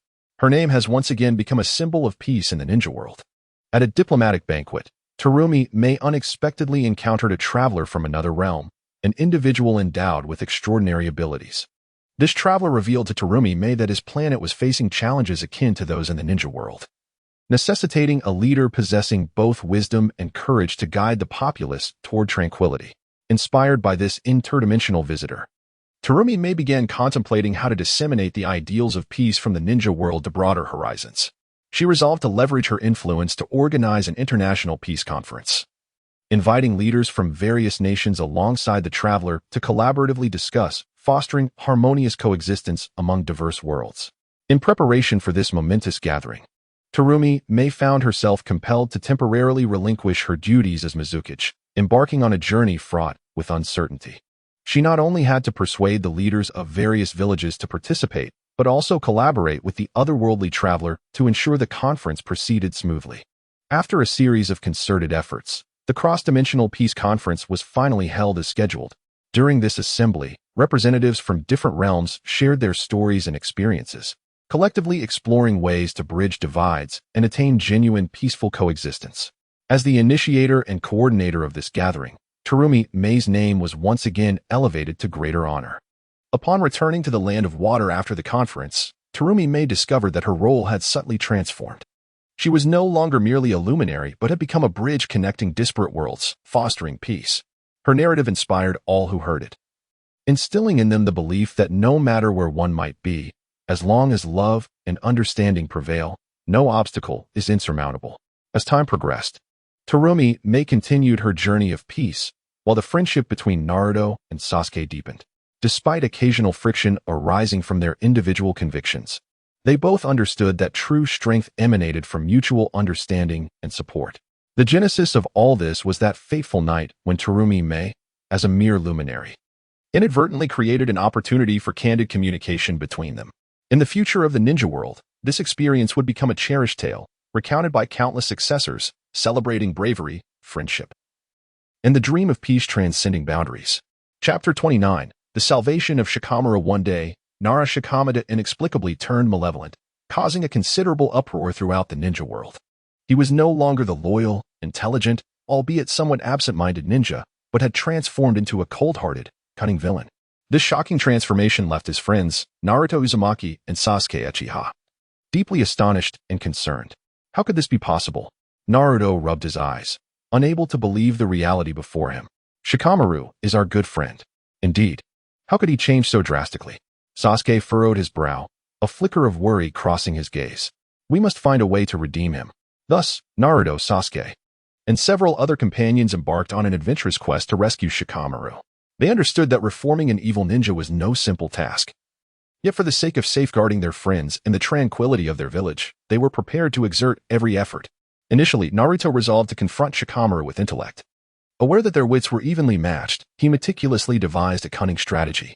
Shikamaru, you once taught us the shadow stitching technique. Now I shall employ it against you. Naruto proclaimed with a smile. Are you ready? Shikamaru retorted with a scoff. Humph, do you really think you can defeat me so easily? Come, give it your best shot. Thus, the two engaged in an intense battle of wits. Naruto utilized his shadow clones and various ninjutsu to create an array of illusions, rendering Shikamaru's shadow stitching unable to accurately strike its mark. In turn, Shikamaru countered with his shadow imitation technique and the advantages of the terrain. The exchange between them was relentless and evenly matched. Ultimately, Naruto discerned a flaw and evaded Shikamaru's pursuit using the Flying Thunder God technique. It seems I am still not fast enough, Naruto sighed, but that is of no consequence. We still have time. Sasuke resolved to touch Shikamaru's heart through emotion. He recognized that although Shikamaru had succumbed to darkness, deep within him still resided a yearning for friendship and peace. Thus, Sasuke sought out Shikamada's family and friends, hoping they could awaken his conscience through love and camaraderie. Shikamaru's father, mother, and sister all gathered. Sasuke turned to Naruto and said, we must act swiftly. The two of them quickly located Shikamaru's loved ones. They expressed their concerns and nostalgia. Shikamaru, you were once such a kind and intelligent child. How did you come to be this way? We are all deeply worried about you. Upon hearing these words, a complex expression crossed Shikamaru's face. A flicker of pain and regret shone in his eyes as he murmured, I do not wish to be this way either. Upon witnessing the situation, Sasuke immediately seized the moment, saying, then come back. We are all waiting for you to fight alongside us. However, Shikamaru shook his head, replying, I can no longer return. Before turning to leave, Naruto and Sasuke understood that they could no longer delay. They resolved to touch Shikamaru's heart through an ultimate showdown. They located Shikamaru's hiding place and set up a colossal trap, a phantasmagoric array composed of countless shadow clones. This array could simulate various battle scenarios and circumstances, allowing Shikamaru to rediscover his faith and resolve. Shikamaru, Naruto called out loudly, this is your final chance. If you do not return, we will have no choice but to fight. Humph, I am not afraid of you.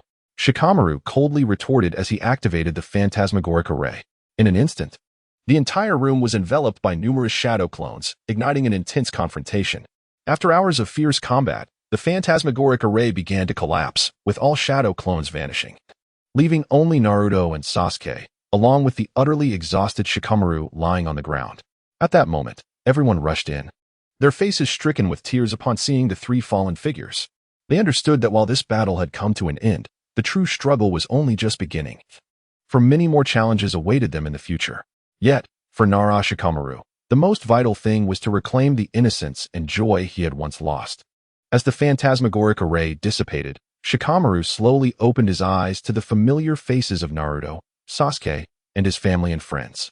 Their gazes were filled with concern and sorrow, but more importantly, with hope and anticipation. Shikamaru, Naruto called softly, his voice trembling, clearly indicating that the recent battle had posed a tremendous challenge for him as well. Are you all right?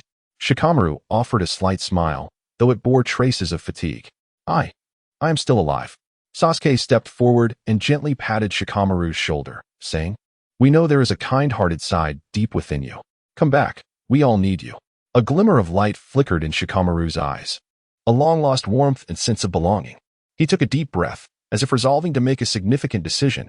I want to return to the past. Upon hearing these words, everyone exhaled in relief, revealing smiles that had been absent for far too long. They understood that Shikamaru had returned. From that moment on, Nara Shikamaru once again became the loyal, intelligent, yet slightly perplexed ninja.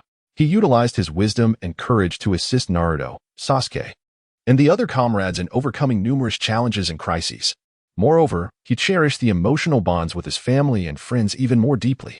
As time passed, the ninja world gradually restored peace and stability. However, this turmoil imparted a profound lesson to all, to cherish those who are present and to never relinquish hope or opportunity lightly. For everyone may encounter adversity and challenges, and true strength emanates from the kindness and perseverance within. On a sunlit day, Naruto, Sasuke, and Shikamaru stood atop a high platform at the village entrance. Gazing into the distance, they understood that more challenges awaited them in the future, yet as long as they remained united and supported one another, no difficulty was insurmountable.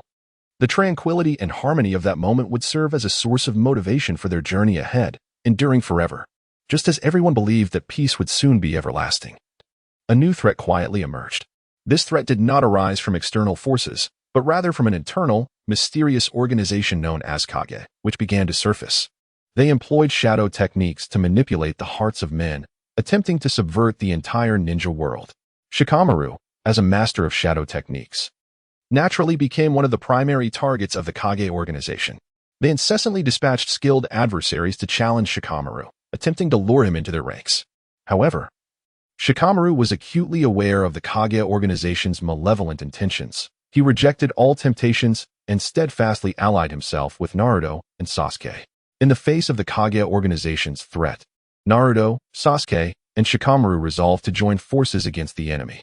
They not only gathered all trustworthy allies, but also discovered the legendary leader of the Kage organization's weakness, a vulnerability that could only be vanquished by someone truly adept in shadow techniques.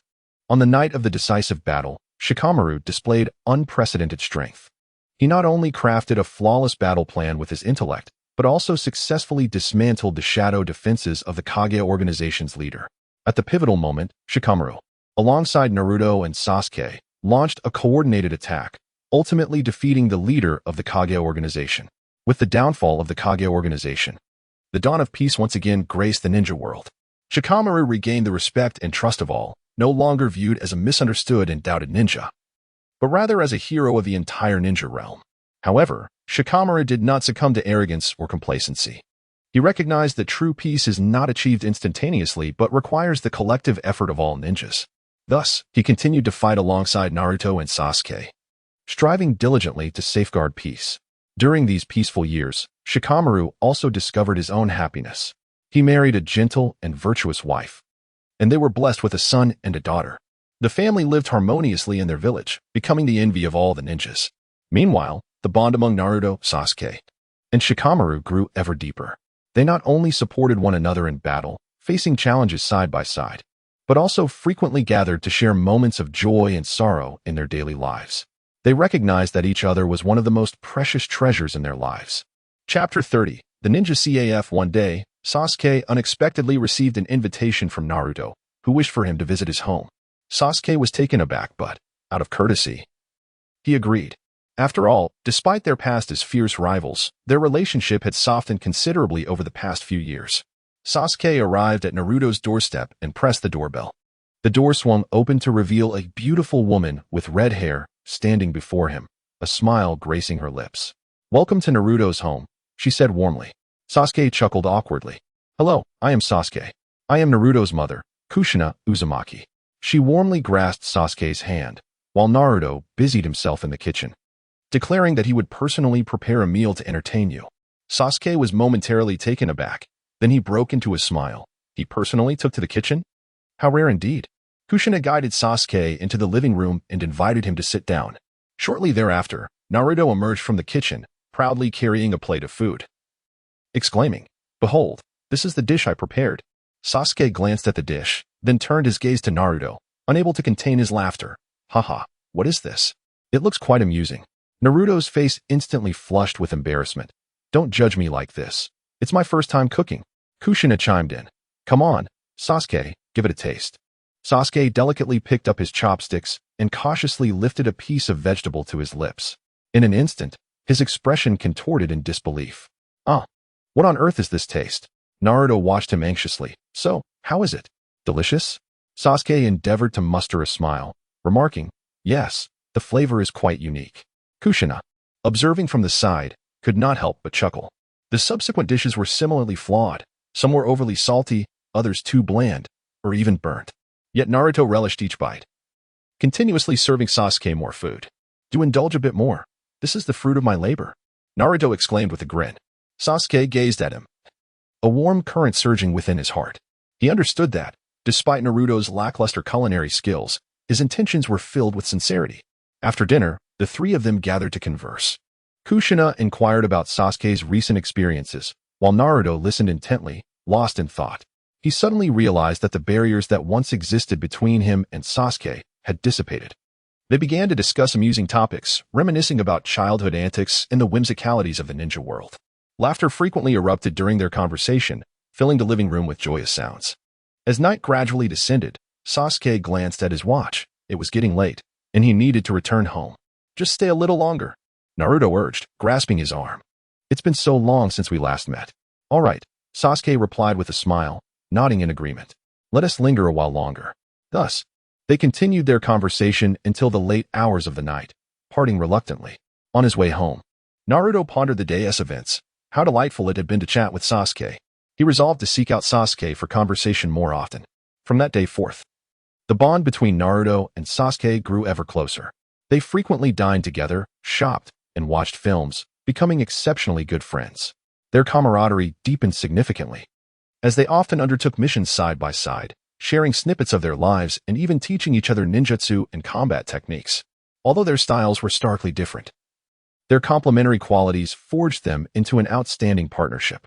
One day, Naruto suddenly proposed, Sasuke, how about we open a ninja CAF? It could be a profitable venture and a wonderful opportunity to make new friends. Sasuke pondered for a moment and found the idea quite appealing, thus he acquiesced. They then sought a bustling location, leasing a quaint shop to embark on their entrepreneurial journey. Initially, business was not as prosperous as they had hoped. Many patrons, intrigued by the fact that the establishment was run by two former adversaries, arrived merely to observe the spectacle. However, as time passed, they discovered that this CAF not only boasted an elegant ambience but also served exquisite coffee and delightful pastries. More importantly, it became a haven for a community of like-minded ninjas, fostering camaraderie and mutual learning. Gradually, their ninja CAF began to gain prominence within the ninja world, evolving into a favored gathering spot. Throughout this journey, Naruto and Sasuke forged deeper friendships and experienced personal growth. One evening, as Naruto sat in a corner of the CAF, observing the industrious Sasuke and the laughter of their friends, a wave of gratitude washed over him. He realized that true happiness is not found in lofty victories or supreme power, but rather in the simple, heartwarming moments shared with kindred spirits. He gently lifted his coffee cup and called out to the busy Sasuke in the distance, Sasuke, thank you for being my brother and my friend. Sasuke turned his head and responded with a smile. Indeed, Naruto, this is all possible because you were willing to extend a helping hand. Beneath the gentle glow of the lights, the two former adversaries exchanged smiles, as if glimpsing the promise of more beautiful times awaiting them in the future. As time passed, Naruto and Sasuke's ninja CAF gradually became a popular topic within the ninja world. They not only offered delectable coffee and desserts, but also hosted a variety of engaging activities, such as ninja trivia contests and ninjutsu performances, drawing a considerable number of ninjas to participate. One day, a mysterious guest entered the CAF. Clad in a black cloak and wearing a mask, he exuded an air of enigma. Sasuke keenly sensed his presence and immediately heightened his vigilance. Welcome, Naruto greeted with a smile. How may I assist you? The mysterious guest removed his mask, revealing a familiar face. It was none other than their former foe, Uchiha Obito. Sasuke furrowed his brow, inquiring, what brings you here? Uchiha Obito chuckled, responding, I heard you have opened a delightful CAF, and I came specifically to sample its offerings.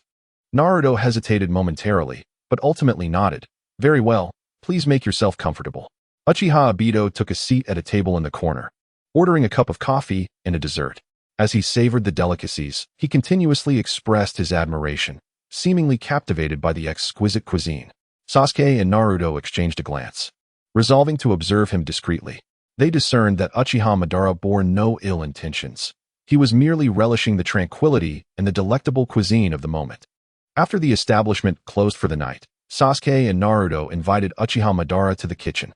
Naruto cautiously inquired, Mr. Madara, do you have a particular purpose for your visit? Uchiha Madara smiled lightly. I merely heard that you have opened an intriguing CAF and wish to see it for myself. There is no ulterior motive. Sasuke regarded him with a mixture of skepticism and curiosity. Do you truly harbor no ulterior motives? Of course not, replied Uchiha Madara as he rose to his feet. It is time for me to take my leave. I hope you can continue to manage the CAF well. With that, he vanished into the enveloping shadows of the night. Naruto and Sasuke exchanged glances, their hearts brimming with uncertainty. Yet, they understood that sometimes trust and camaraderie outweighed any suspicions. Thus, they resolved to set aside their misgivings and to diligently maintain the operation of their ninja CAF. This establishment soon transformed into a bridge for forging friendships and disseminating messages of harmony and peace. As time passed, an increasing number of ninjas flocked to savor the delectable cuisine, exchange ideas, and hone their ninjutsu, while Naruto and Sasuke discovered their own happiness and fulfillment within this journey. Gradually, their ninja CAF emerged as a trending topic within the ninja community. Beyond the exquisite coffee and pastries, they organized numerous engaging events, such as ninja trivia contests and ninjutsu demonstrations, which attracted a multitude of ninjas eager to participate. Moreover, the unexpected appearance of Uchiha Madara further imbued the CAF with an air of mystique. One evening, a mysterious figure clad in a black bodysuit and hooded cloak suddenly burst into the CAF, exuding an aura of tension as if bearing significant news for all present. Sasuke immediately became alert, inquiring, Who are you? What brings you here? The mysterious figure removed his cloak, revealing a youthful and handsome face, none other than their former comrade, Itachi Uchiha. Taking a deep breath, he spoke slowly, I require your assistance. Naruto and Sasuke exchanged glances, their hearts brimming with uncertainty. Yet, upon witnessing Itachi's solemn demeanor and resolute gaze, they understood that the matter at hand was far from trivial. They invited Itachi to sit and prepared him a cup of hot coffee. Do you recall the Akatsuki organization?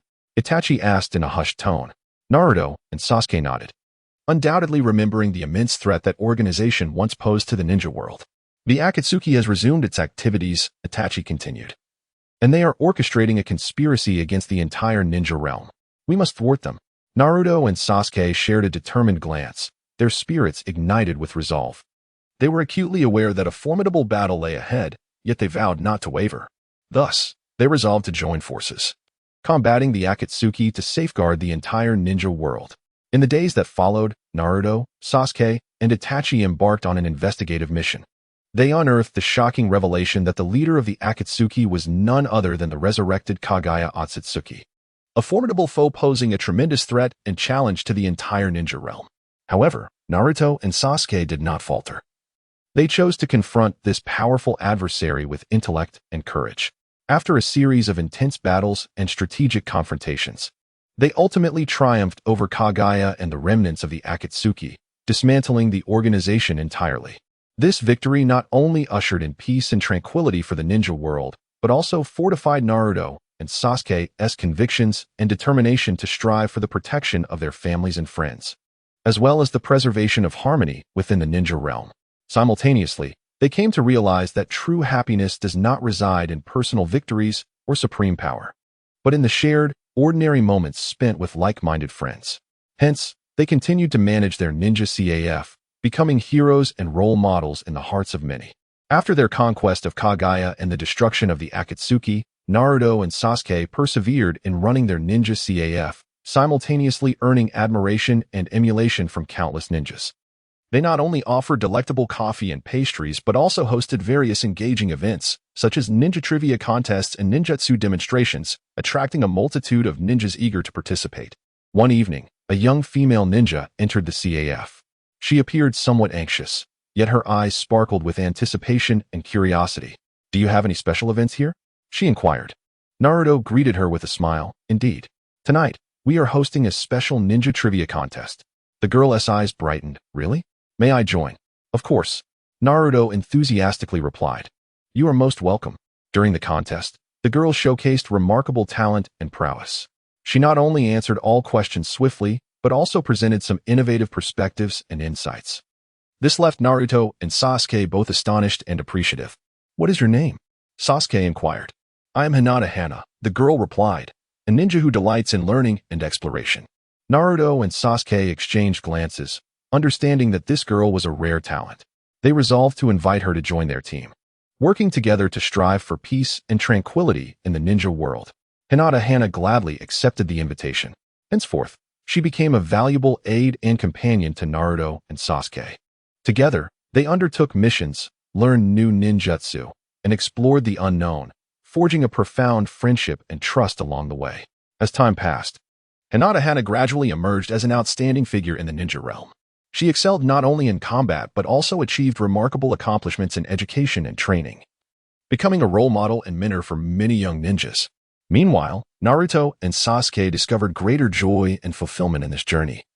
They realized that true happiness lies not in personal achievements or supreme power, but in growing, progressing, and exploring the unknown alongside like-minded friends. Thus, they continued to run the Ninja CAF, becoming heroes and exemplars in the hearts of many ninjas, while cherishing their friendship and moments together. With Hana's addition, Naruto and Sasuke's team grew stronger and more diverse. They not only undertook missions together, but also explored new ninjutsu and techniques, learning and growing mutually. The Ninja CAF became more vibrant and engaging, attracting more ninjas for and sparring. One night, a mysterious figure stealthily entered the CAF. Clad in a black bodysuit and wearing a mask, exuding an air of enigma, Sasuke, keenly sensing his presence, immediately heightened his vigilance. "Who are you? What brings you here?" Sasuke asked. The mysterious figure removed the mask, revealing a familiar face. It was their former teammate, Uzumaki Mido. She appeared weary and anxious, as if she bore urgent news. "I need your help," Uzumaki Mido whispered. "My village, Konohagakure, is facing a tremendous crisis."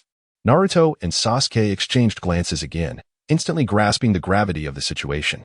They understood that Konohagakure is one of the pivotal forces in the ninja world, a crisis that could threaten the entire realm. They resolved to join forces, confronting the crisis to safeguard the safety of Konohagakure. After thorough investigation and understanding, they discovered that the crisis was instigated by a mysterious organization known as K. This organization comprised many formidable ninjas who employed advanced technology and other means for destruction and assassination. Konohagakure was merely one of their targets. Faced with such a powerful adversary, Naruto and Sasuke did not falter. They resolved to combat the enigmatic organization with wisdom and courage, striving to safeguard the entire shinobi world. Thus, they commenced formulating plans, training their comrades, and seeking allies. Along this arduous journey, they encountered numerous adversities and challenges, yet they overcame each one with tenacity. Ultimately, they triumphed over the Akatsuki organization, rescuing the Hidden Leaf Village. This victory not only restored peace and tranquility to the village, but also astonished and earned the admiration of the entire shinobi realm.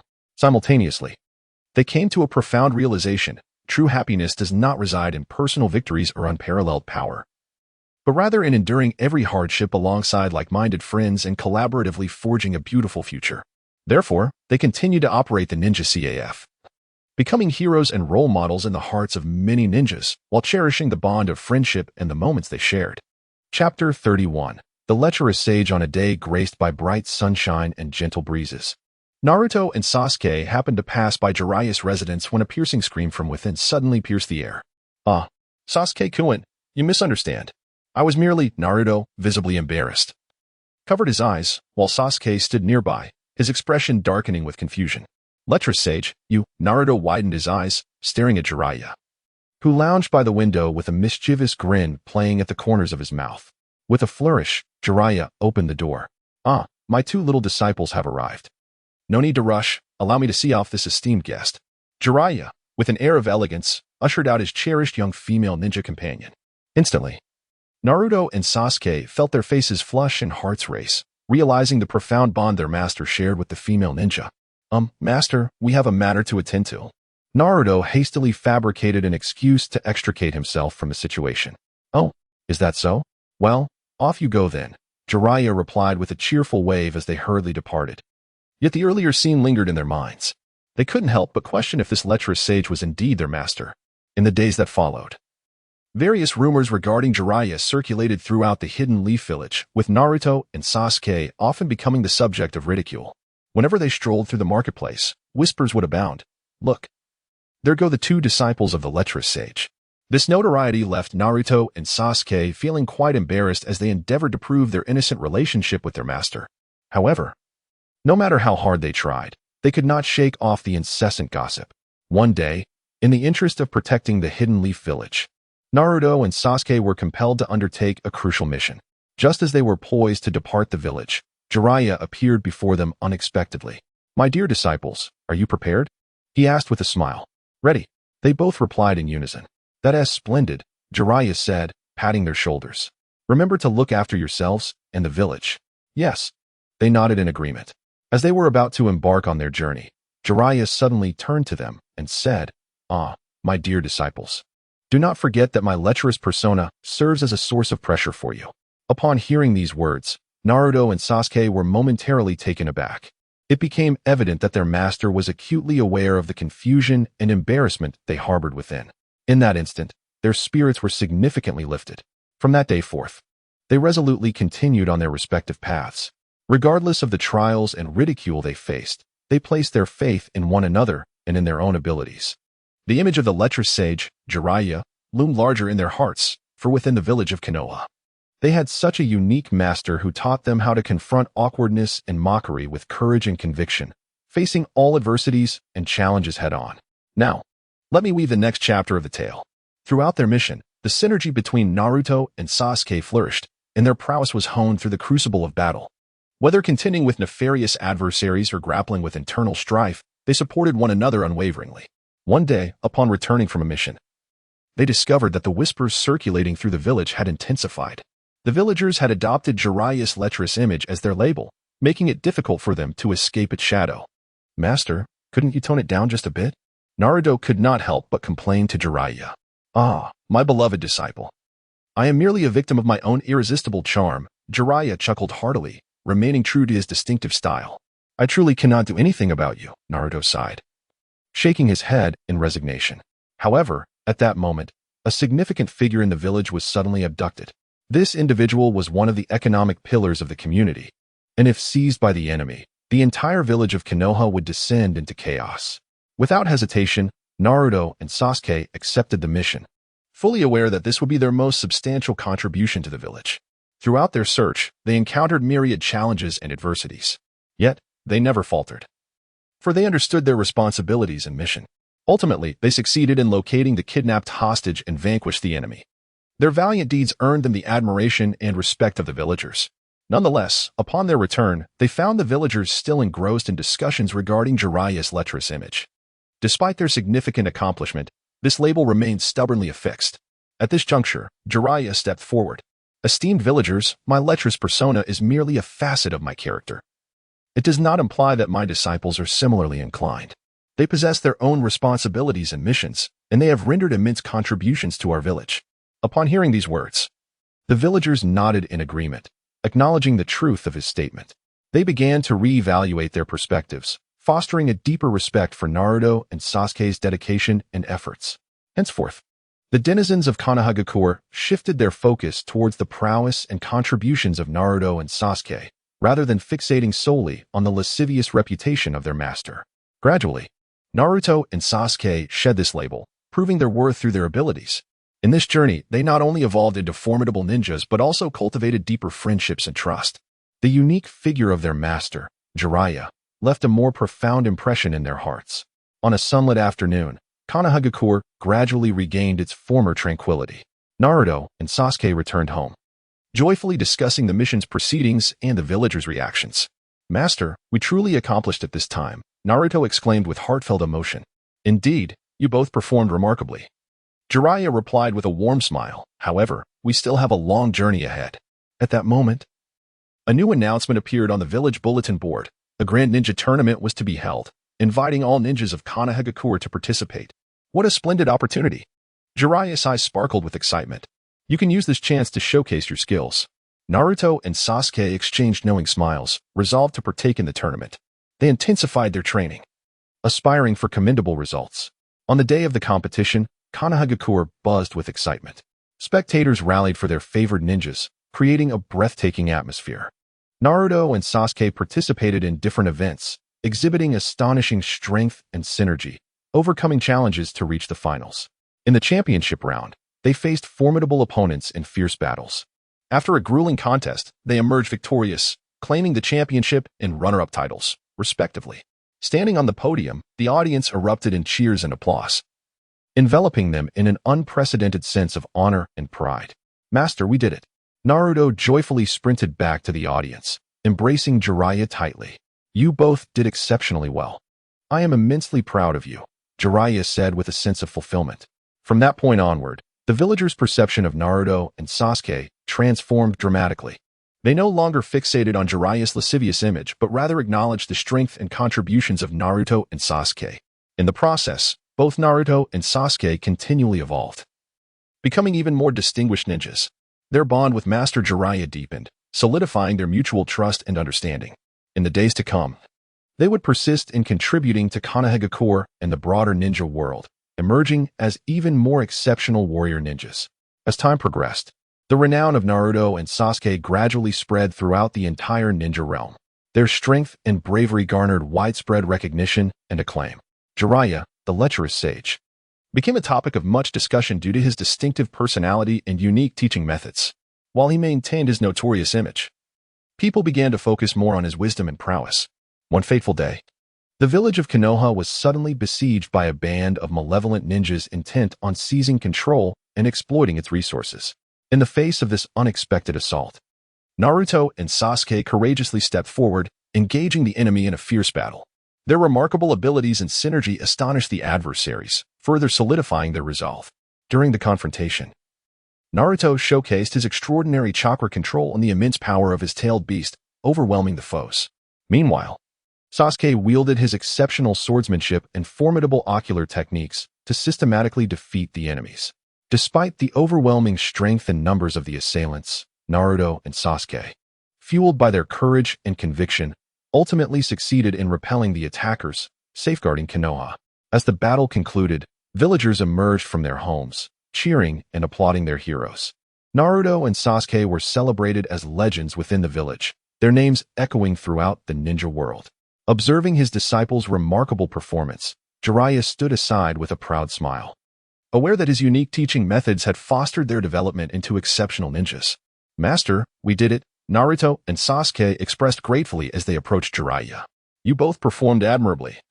"I am proud of you," Jiraiya replied, patting their shoulders. "But remember, this is merely the beginning. A long road lies ahead." They nodded, their hearts brimming with confidence and determination. They understood that no matter the challenges or adversities they faced, they would forge ahead, fighting to protect those dear to them. From that day forth, the respect and trust the people of Konoha held for Naruto and Sasuke deepened. They became legendary figures, their heroic deeds recounted by future generations. The image of the lecherous sage, Jiraiya, also left a profound impression in the hearts of the people. He was not only a unique ninja but also an exceptional mentor and friend. His teaching style and distinctive character not only shaped his disciples into outstanding ninjas but also helped them forge enduring friendships and trust. Chapter 32, Konoha's premier paparazzo Yamato. Not only proficient in medical ninjutsu, but also possessing a unique talent for stealthy photography, was indeed an enigmatic figure. Yes, you heard correctly, she relished capturing the private lives of Konoha's stars with her camera. On a splendid day, with the sun shining brightly and a gentle breeze blowing, Sasuke and Naruto were engaged in their annual competition to determine who was the most dashing in Konoha. This was a prime opportunity for Yamato to stake her claim. Stealthily, she climbed a grand tree adjacent to the training ground, finding an ideal vantage point to commence her photographic endeavor. Dressed in a sleek black bodysuit, Sasuke resembled a regal black panther, darting across the training ground, each movement exuding a deadly allure. In stark contrast, Naruto donned an orange ensemble, radiating like the sun. He brandished a shadow clone and shouted, "Behold my technique. Shadow clone jutsu." The two engaged in a fierce exchange, neither willing to yield. Shizune pressed the shutter of her camera, capturing a flurry of images. Each photograph vividly immortalized the striking moments of Sasuke and Naruto. A satisfied smile graced her lips as she mused, "These photos are sure to fetch a handsome price." However, matters did not unfold as smoothly as anticipated. Just as Shizune prepared to wrap up, she suddenly sensed an overwhelming surge of chakra approaching her. Glancing up, she found Sasuke and Naruto standing before her. "Shizune, what are you doing here?" Naruto inquired with curiosity. Sasuke, on the other hand, wore a serious expression, having clearly noticed the camera in Shizun's possession. A pang of anxiety struck Shizun, but she quickly regained her composure and replied with a smile, "Haha, I merely came to capture some images of the training ground." Sasuke narrowed his eyes, scrutinizing Shizun. "Is that so? Then why did you only take pictures of the two of us?" Shizun, taken aback internally, maintained her composure outwardly. "Well, it is because you two are the most popular ninjas. I thought to sell these photographs to the newspaper, showcasing the charm of the finest young men in Konoha." Upon hearing this, Naruto's face broke into a proud smile. "Well said. However, do remember to greet us beforehand next time." Sasuke let out a cold snort, warning, "It's best there not be a next time." With that, he turned and departed. Shizun watched their retreating figures, secretly relieved to have narrowly escaped a calamity. However, little did she know, this was merely the beginning. The following day, when Shizun submitted her photographs to the newspaper and received her payment, an ominous premonition washed over her. It turned out that upon seeing the images in the newspaper, Sasuke and Naruto resolved to join forces in investigating the mysterious paparazzo. Consequently, the ensuing days became exceptionally arduous for Shizun. Each time she ventured outside, she found herself being stalked. Her camera was often playfully adorned with various humorous stickers, and someone even placed a gigantic paper crane at her doorstep, emblazoned with the word shame on the candid shot. Nevertheless, Shizun refused to relinquish her passion. She continued to roam with her camera, seeking new photographic opportunities. This time, she stumbled upon a new target, Sakura Haruno. Sakura had emerged as one of the newest goddess-level ninjas of Konoha Village. Not only was she strikingly beautiful, but her formidable strength endeared her to many. Determined to capture a series of portraits of Sakura to sell to the newspaper for a greater fee, Shizun approached her target. However, she was startled by the sudden appearance of two figures, Sasuke and Naruto. It seemed they had long been aware of her intentions and had been covertly tailing her all along. Hey, what are you two doing?" Shizun exclaimed in a panic. "I'm just taking a few pictures." Sasuke and Naruto exchanged glances and then burst into laughter. "Haha, it seems you truly enjoy this endeavor," Sasuke remarked, adding, "But in the future, do remember to greet us first." With that, they departed, leaving a stunned Shizun in their wake. Watching their retreating figures, Shizun shook her head in resignation, pondering, "I must have offended them." Nevertheless, she did not waver. Instead, her resolve intensified. She decided to become a true Hokage paparazzo, capturing more beautiful moments. From that point onward, Shizun diligently honed her photography skills, enhancing her powers of observation and discernment. No longer content with merely snapping pictures, she began to conceptualize intriguing themes and narratives, such as the daily life in the Hidden Leaf Village, the camaraderie between Sasuke and Naruto, and the growth journey of Sakura Haruno. Gradually, her work garnered recognition and affection from the community, with some individuals even seeking her out for photographs and autographs. However, Shizun's paparazzo career was not without its trials. She once found herself caught in the act while clandestinely photographing Kakashi-sensei's secret mission, resulting in a severe reprimand. On another occasion, she nearly became embroiled in an explosion while attempting to capture one of Naruto's explosive moments. Yet, every experience shaped her into a more mature and resilient individual. One day, as Shizun wandered through the village, she suddenly heard a heated argument. Following the sound, she discovered Sasuke and Naruto embroiled in a dispute over a trivial matter. Seizing the opportunity, she aimed to capture their discord. However, as she raised her camera, she noticed the genuine emotions reflected in their eyes. "We have always been the best of friends," Sasuke sighed. "Indeed, no matter what happens, we face it together," Naruto responded resolutely, observing the unspoken understanding and trust between them. Shizun realized her intrusive actions were disturbing their normal lives. She set down her camera and quietly left the scene. From that day forth, Shizun began to place greater emphasis on her approach to photography and its content. No longer driven solely by the thrill of the chase, she focused on the stories and emotions behind the individuals. Her work gradually evolved into something deeper and more meaningful. Ultimately, Shizun became a true Hokage paparazzo, using her camera to document countless precious moments and touching stories. She emerged as a cherished friend and companion in the hearts of many. Although her journey as a paparazzo encountered its share of setbacks and challenges, she maintained an optimistic and steadfast attitude. She believed that with heartfelt dedication to any endeavor, success was inevitable. As time flowed like water and years passed like a shuttle, Shizun's photography skills became increasingly refined. and her works garnered greater admiration and acclaim from all. As time progressed, her relationship with Sasuke and Naruto gradually softened and even deepened into something more intimate. One day, Ino serendipitously encountered Sasuke practicing ninjutsu in a secluded alley of the village. She paused, quietly observing him. Every movement of Sasuke's exuded strength and grace, as if the weight of the entire world rested upon his shoulders. Unable to resist, Ino picked up her camera, eager to capture the tranquility and beauty of that moment. "Ino, what are you doing here?" Sasuke suddenly turned around, noticing her taking photographs of him. "Oh, I just thought you looked really impressive while practicing, so I wanted to capture it," Ino explained, feeling a bit embarrassed. Sasuke smiled faintly, extending his hand. "Let me take a look." In a moment of surprise, Shizen quickly handed him the camera. As Sasuke gazed at the image of himself, a satisfied smile graced his lips. "Thank you, Shizen." From that day forward, Sasuke and Naruto frequently invited Shizen to partake in various activities, even undertaking missions together. Their friendship blossomed, transcending the confines of time and space. In this journey, Shizen discovered her true worth, capturing the tales of friendship, love, and growth through her lens. One evening, Naruto, Sasuke, and Sakura gathered to celebrate their successful mission over a hot pot meal. Suddenly, someone proposed a game of truth or dare. As the game commenced, everyone was filled with merriment until it was Shizen's turn. "Shizen, it's your choice," Sasuke urged with a smile. "I'll choose truth," Shizen replied without hesitation. "Ask me a question. Who do you like the most?" Sakura inquired with a playful smile. Shizen paused, her face flushing suddenly. She regarded everyone present as her most cherished friends and companions. Unsure of how to respond to such a question. "Haha, it seems you're quite popular," Naruto teased. "Let us take a guess." Thus, the gathering erupted into laughter and speculation over who Shizen's affection lay with, enveloped in a warm and joyous atmosphere as they relished each other's company and care. Chapter 33. The Love Defense Battle in the sunlit expanse of golden rice fields. Uzumaki Karen sat quietly, clutching a weathered diary in her hands. Her gaze was vacant and distant, as if traversing through time to converse with her past self. "Karen, do you still remember that summer when the three of us fought side by side?" Her voice was gentle, yet laced with an imperceptible tremor. It was a narrative woven with love, friendship, and sacrifice, featuring none other than Uzumaki Karen, Uchiha Sasuke, and Uzumaki Naruto.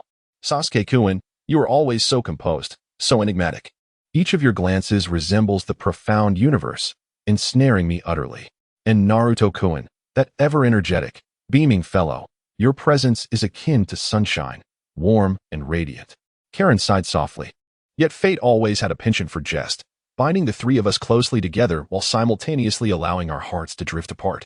"Karen, you are ever so gentle, yet undeniably strong." Naruto's voice echoed in Karen's mind.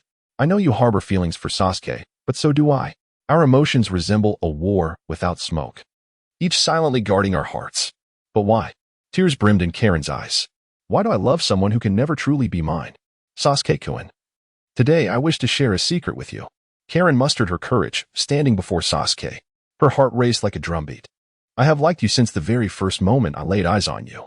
Sasuke was momentarily taken aback, a flicker of astonishment and disarray crossing his gaze. He had never fathomed that the girl who always stood quietly behind him harbored such feelings. "I'm sorry, Karen." Sasuke gently shook his head. "My heart already belongs to another." "Naruto, I know you harbor feelings for Sasuke." Karen turned to face Naruto, "but you are aware that he does not reciprocate your affections. The battle between us has already commenced." Naruto, wanting to articulate something, found his throat constricted as if choked. "I respect your feelings, but I cannot relinquish Sasuke." "Naruto, I do not wish to see you suffer for Sasuke." Karen's voice brimmed with resolve. "I am willing to forsake this love, as long as you and Sasuke can find happiness." "What?" Both Naruto and Sasuke were left astonished. Karen's decision left them in shock and bewilderment. "I will leave the Hidden Leaf Village," Karen inhaled deeply, "to seek a life that belongs to me." "Wait!" Naruto and Sasuke exclaimed simultaneously. But it was too late to dissuade her. Karen's figure gradually faded from their sight, leaving behind a golden rice field and an unfinished tale. "Perhaps this is fate." Naruto mused softly, "Yet regardless, I shall protect Sasuke." Karen's departure plunged both Naruto and Sasuke into profound contemplation. They began to realize that true love is not about possession, but rather about each other's happiness. Karen's choice prompted them to reevaluate their own emotions. "Sasuke, I think I understand now. Naruto gazed into the distance, his eyes resolute. Love is not solely defined by possession. Karen's sacrifice has taught me that genuine love wishes for the happiness of the other. Sasuke gazed at Naruto, a flicker of complex emotions crossing his eyes. He understood that Naruto's words were not without merit. However, their relationship had become intricate due to the myriad of past events. In a soft voice, Naruto confided, I have also been pondering this matter. Yet, in my heart, there remains an indelible figure I cannot forget. I know, Naruto nodded. But perhaps we can attempt to set aside the past and begin anew. As time flowed, the bond between Naruto and Sasuke gradually eased. They began to confront new challenges and adversaries together, emerging as true comrades. Meanwhile, Karen discovered her own happiness, blossoming into an exceptional ninja while finding new aspirations and direction. Years later, Karen returned to Konohagakure on a mission. Upon reuniting with Naruto and Sasuke, her heart brimmed with joy and emotion. The three of them sat together, reminiscing about bygone days and discussing the future. Although their feelings had endured numerous trials and tribulations, they ultimately discovered their own happiness and belonging. Thank you for teaching us what true love is, Naruto said, gripping her hand tightly. No need for thanks, Karen replied with a smile. As long as you both are happy. In that sunlit golden rice field, the silhouettes of the three gradually receded. Their love story, though fraught with twists and turns, ultimately led them to their own fulfillment and sanctuary. Their bond would forever be etched upon this land. No matter what the future holds, Naruto whispered, we will always stand by each other's side. Indeed, both Sasuke and Karen nodded in unison. Their eyes shimmered with determination and hope. For they understood that regardless of the storms awaiting them, as long as they leaned on one another and offered mutual support, they could usher in a brighter tomorrow. Karen's return revitalized Konohagakure, and Naruto and Sasuke received a new mission to a mysterious island in search of the legendary Eternal Stone. This stone was said to possess the power to alter the world, yet it was also sought after by many malevolent forces. The trio embarked on their journey to the enigmatic island. Along the way, they faced numerous adversities, including ferocious sea monsters, unpredictable weather, and cunning foes. However, no matter the challenges they encountered, they consistently overcame them through their unwavering trust and strength in one another. After enduring countless hardships, they finally discovered the Eternal Stone. Yet, as they prepared to return it to Konohagakure, they uncovered a shocking secret. The stone was, in fact, a colossal trap devised by an evil organization with the intention of dominating the entire world. Confronted by this formidable enemy, Naruto and Sasuke did not hesitate to engage in battle. Their synergy grew increasingly harmonious, and each strike was executed with precision and power. In the midst of their endeavors, Karen silently supported them, lending her wisdom and skills to assist in their quest. After a fierce battle, they ultimately triumphed over their foes, liberating those who had been ensnared. The Eternal Stone returned to its rightful place, continuing to safeguard the peace and tranquility of their world. Upon their return to Konohagakure, they were greeted with a hero's welcome. The villagers organized a grand celebration to express their gratitude for the peace and serenity the trio had restored. Naruto and Sasuke recognized that their bond had deepened and solidified. Despite the myriad of trials and tribulations they had faced, the trio found their own happiness and belonging. They persevered in their commitment to the village's peace and stability, while also embarking on new ventures and challenges. Amidst this journey fraught with the unknown and peril, they maintained unwavering trust and camaraderie, evolving into true comrades and allies. Just as Konohagakure began to regain its peace and stability, a new adversary emerged from the shadows. This foe possessed unparalleled power and intelligence, with aspirations that extended beyond the confines of the village, threatening the entire ninja world. To confront this formidable enemy, Karen employed her extensive spy network and intelligence-gathering capabilities, providing the team with invaluable insights. She uncovered that the enemy was secretly orchestrating a massive assault, targeting the heart of Konohagakure itself. Upon learning of the enemy's plans, Naruto and Sasuke promptly fortified the village's defenses and summoned all capable ninjas for rigorous training. They understood that not only must they enhance their own abilities, but they also needed to master the art of cooperative combat to face the impending crisis. As time elapsed, the enemy's movements grew increasingly imminent. The ninjas of Konohagakure prepared anxiously for the final confrontation, while Naruto, Sasuke, and Karen meticulously devised a comprehensive battle strategy. They were acutely aware that this would be a fight for their very lives. On the day of the decisive battle, the enemy arrived as anticipated, bringing with them a formidable army and advanced weaponry, intent on annihilating Konohagakure. However, Naruto and Sasuke were well prepared, fighting alongside Karen and showcasing an unprecedented level of synergy and strength. After an intense confrontation, they succeeded in vanquishing the enemy, safeguarding the peace and tranquility of the village. The villagers erupted in joyous celebration, reveling in their hard-won victory. Moreover, Naruto and Sasuke recognized that their relationship had transcended the bounds of mere comradeship. In the days following the battle, Konohagakure gradually regained its former prosperity and vibrancy. Naruto and Sasuke embarked on new chapters in their lives, evolving from the boys who once chased mere power into genuine leaders and guardians, dedicating their efforts to the peace and welfare of the village. Meanwhile, Karen discovered a new path for herself, choosing to become a diplomat and striving for peace and cooperation among nations. Though they ventured down divergent paths, the bonds of friendship and trust between them remained unaltered. In this world teeming with uncertainties and challenges, they shall continue to forge ahead hand in hand, bravely facing the storms and adversities of the future. Chapter 34. The Despicable Orochimaru. As Naruto and Sasuke strolled under the warm embrace of the morning sun, an unwelcome guest suddenly obstructed their path. Naruto furrowed his brow, sensing the familiar yet perilous aura emanating from the serpentine figure before him. Orochimaru, once an uncle and now a foe, stood there, gripping Sasuke tightly in his grasp. Sasuke. Naruto rushed forward, but Orochimaru's movements were remarkably agile, effortlessly evading his attack. Naruto. Do not act impulsively, came Sasuke's voice from within Orochimaru's clutches. He appeared somewhat disheveled, yet his gaze remained resolute. I am fine. Naruto halted, understanding that his foremost priority was to devise a means to rescue Sasuke. He turned to face Orochimaru, his eyes blazing with anger and determination. What do you intend to do, Orochimaru? He demanded. A sinister smile crept across Orochimaru's lips. I merely seek to reclaim what I have lost. That is Sasuke.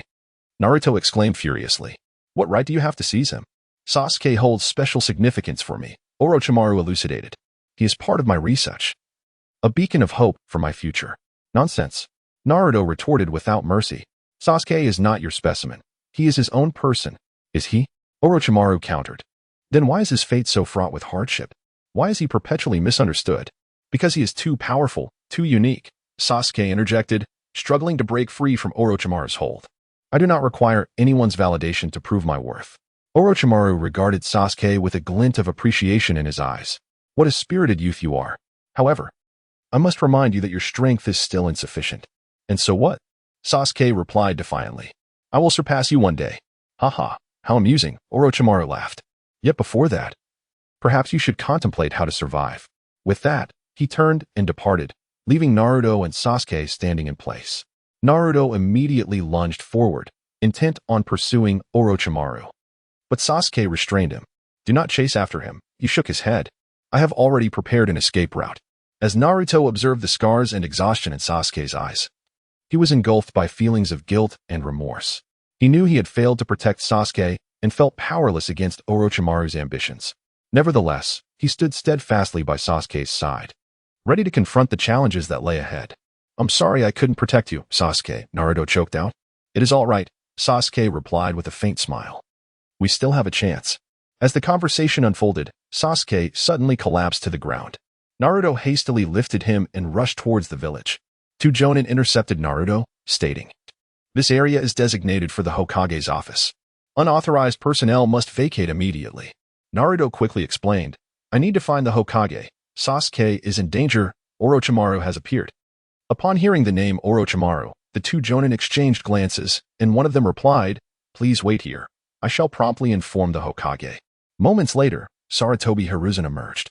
Upon seeing the unconscious Sasuke, he urgently ordered that Sasuke be taken to the medical room and then invited Naruto inside to discuss matters. Hokage-sama, I must tell you that Orochimaru has resurfaced.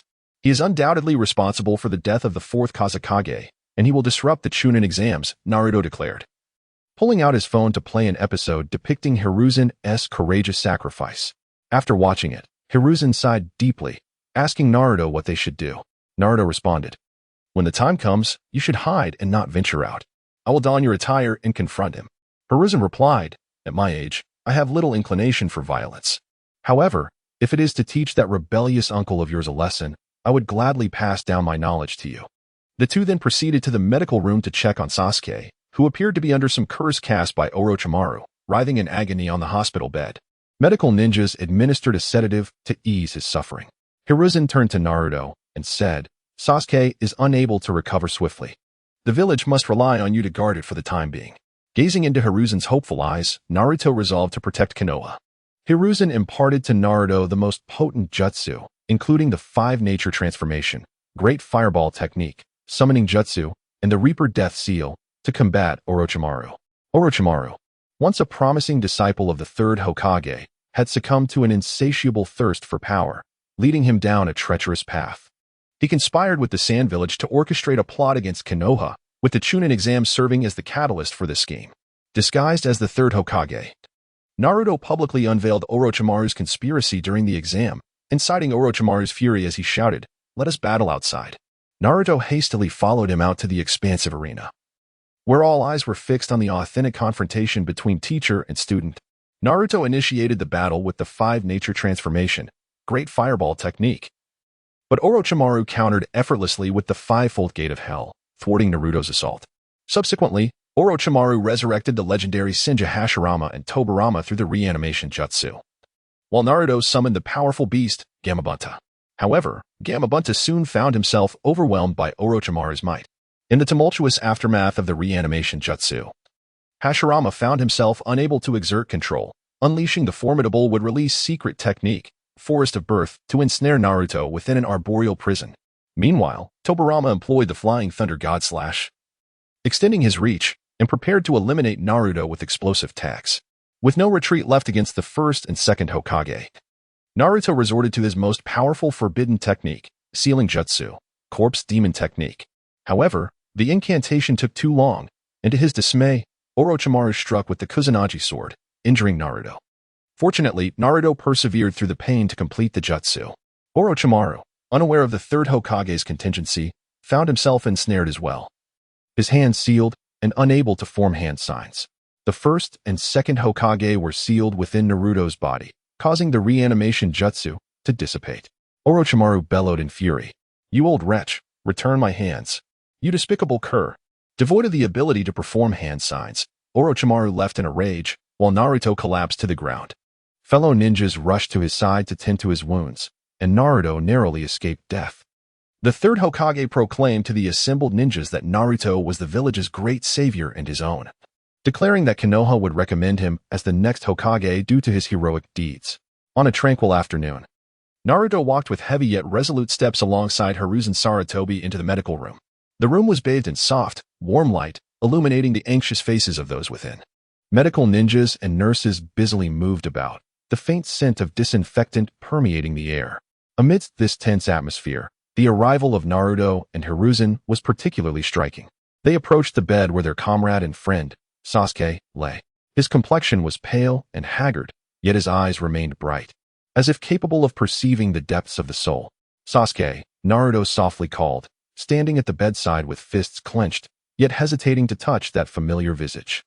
His heart was a tumult of conflicting emotions, yearning for Sasuke to awaken while simultaneously fearing the uncertainties that would follow. Hiruzen stood beside him, quietly observing the scene with a heart full of contemplation and sorrow. He understood that Sasuke's plight was not of his own choosing, yet the whims of fate had compelled him down this solitary path. Once more, Naruto called out to Sasuke, his voice trembling slightly, "Are you okay?" Sasuke gently opened his eyes, his gaze meeting Naruto's. In that moment, their souls seemed to resonate with a peculiar harmony. Despite their past enmity, misunderstandings, and even hatred, they could now perceive the profound pain and struggle within each other's hearts. "I'm all right," Sasuke murmured, his voice faint and hoarse, merely weary. "We understand," Naruto replied. "You've endured much." Sarutobi Hiruzen also spoke. "Sasuke, we comprehend your choice. But remember, regardless of how the future unfolds, the Hidden Leaf Village will always be your home." A subtle smile graced Sasuke's lips, revealing a tangle of emotions. "Thank you. I will give it careful thought," he said softly. The room fell into silence for a moment, broken only by the soft sound of footsteps. The medical ninjas and nurses, having completed their duties, quietly departed. Only Naruto, Sarutobi Hiruzen, and Sasuke remained, exchanging glances. Enveloped in silence, each contemplating their respective futures. Chapter 35, The Catalyst of Love. Suddenly, the Hidden Leaf Village received a mysterious letter from the higher echelons of the village. The missive contained but a few words. Rock Lee will confess his love to Xiao Li tonight at the training ground. The entire village erupted in excitement, speculating on how this extraordinary love story would unfold. As night descended, the training ground was illuminated solely by a dim, yellow light, casting an air of mystery. Rock Lee stood in the center of the field, clutching a specially crafted love letter stone, reputed to encapsulate his most sincere emotions. Meanwhile, Xiao Li sat on a nearby bench, gazing at Rock Lee with a perplexed expression. Rock Lee, nervously. Xiao Li, there is something I wish to share with you. Xiao Li confused him. What is it? Rock Lee, taking a deep breath. Actually, I have always held deep feelings for you. Xiao Li, astonished. What? Rock Lee. Don't jest. Rock Lee, earnestly. I am not jesting. From the moment I first laid eyes on you, I was captivated by your smile. I know I may not compare to those geniuses, yet I will persistently strive to grow stronger, to demonstrate my feelings to you. Suddenly, a radiant light enveloped the training ground, surrounding the two of them. Within this brilliance, memories of their shared moments began to materialize. From their initial encounter at the Ninja Academy to their countless battles side by side, and the silent care and companionship they offered each other, each image was imbued with warmth and emotion. Xiao Li practiced taijutsu on the playground, drenched in sweat, while Rock Lee silently cheered her on.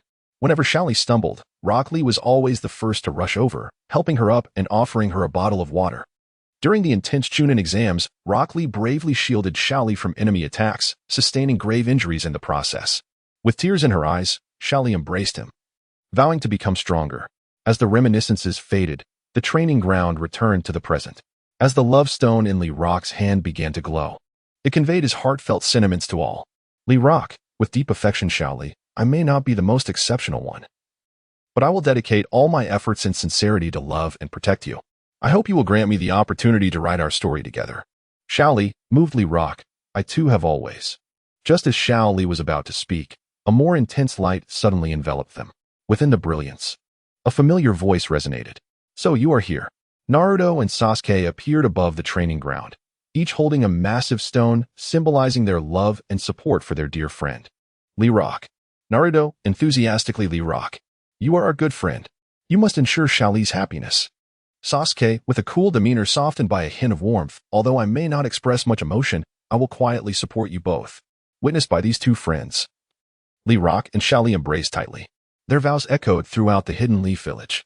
Li Rock and Xiao Li in unison. No matter how the future may change, we will walk hand in hand, forever.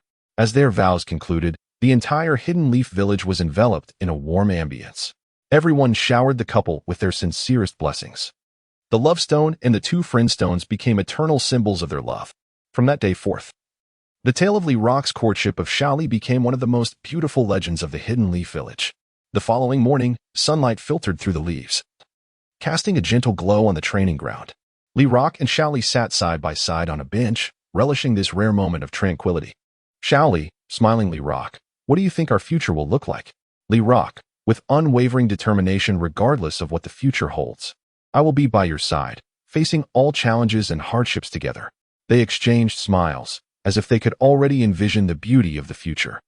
They understood that as long as they loved and supported each other, no matter how rugged the path ahead, they would bravely continue onward.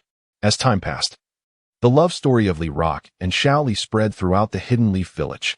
The entire village rejoiced and offered their blessings. The villagers began to prepare for a grand celebration to express their support for the couple. Finally, on a moonlit night, the Hidden Leaf Village hosted a magnificent festival. The villagers donned splendid attire, singing and dancing in celebration of Li Rock and Xiao Li's love. The stone of love letters and the stones symbolizing the love of two dear friends were placed at the heart of the celebration, becoming the focal point of everyone's attention. Naruto, excitedly, wow, this is truly a magnificent celebration. It seems our assist has been successful. Sasuke, with a faint smile, indeed. It is a delightful conclusion. Amidst the joyous atmosphere of the festivities, Rock Lee and Xiao Li ascended the stage hand in hand. They expressed their heartfelt gratitude to the entire village and vowed to forever cherish one another, treasuring this hard-won love. As the celebration drew to a close, Rock Lee and Xiao Li stood at the highest point of the training ground. Gazing at the starry sky and the tranquil village, they once again made their eternal pledge. Rock Lee and Xiao Li, in unison regardless of how the future may change, We shall face all challenges and adversities together, hand in hand. In that moment, time seemed to stand still. The entirety of Konoha village was enveloped in a serene and joyous ambience. The love story of Rock Lee and Xiao Li became the most beautiful legend of this village. As time passed, the bond between Rock Lee and Xiao Li deepened. They not only supported each other emotionally, but also worked together in their endeavors, becoming an enviable couple within Konoha village. One day, Konoha received an urgent mission to confront a formidable enemy that had launched a sudden attack.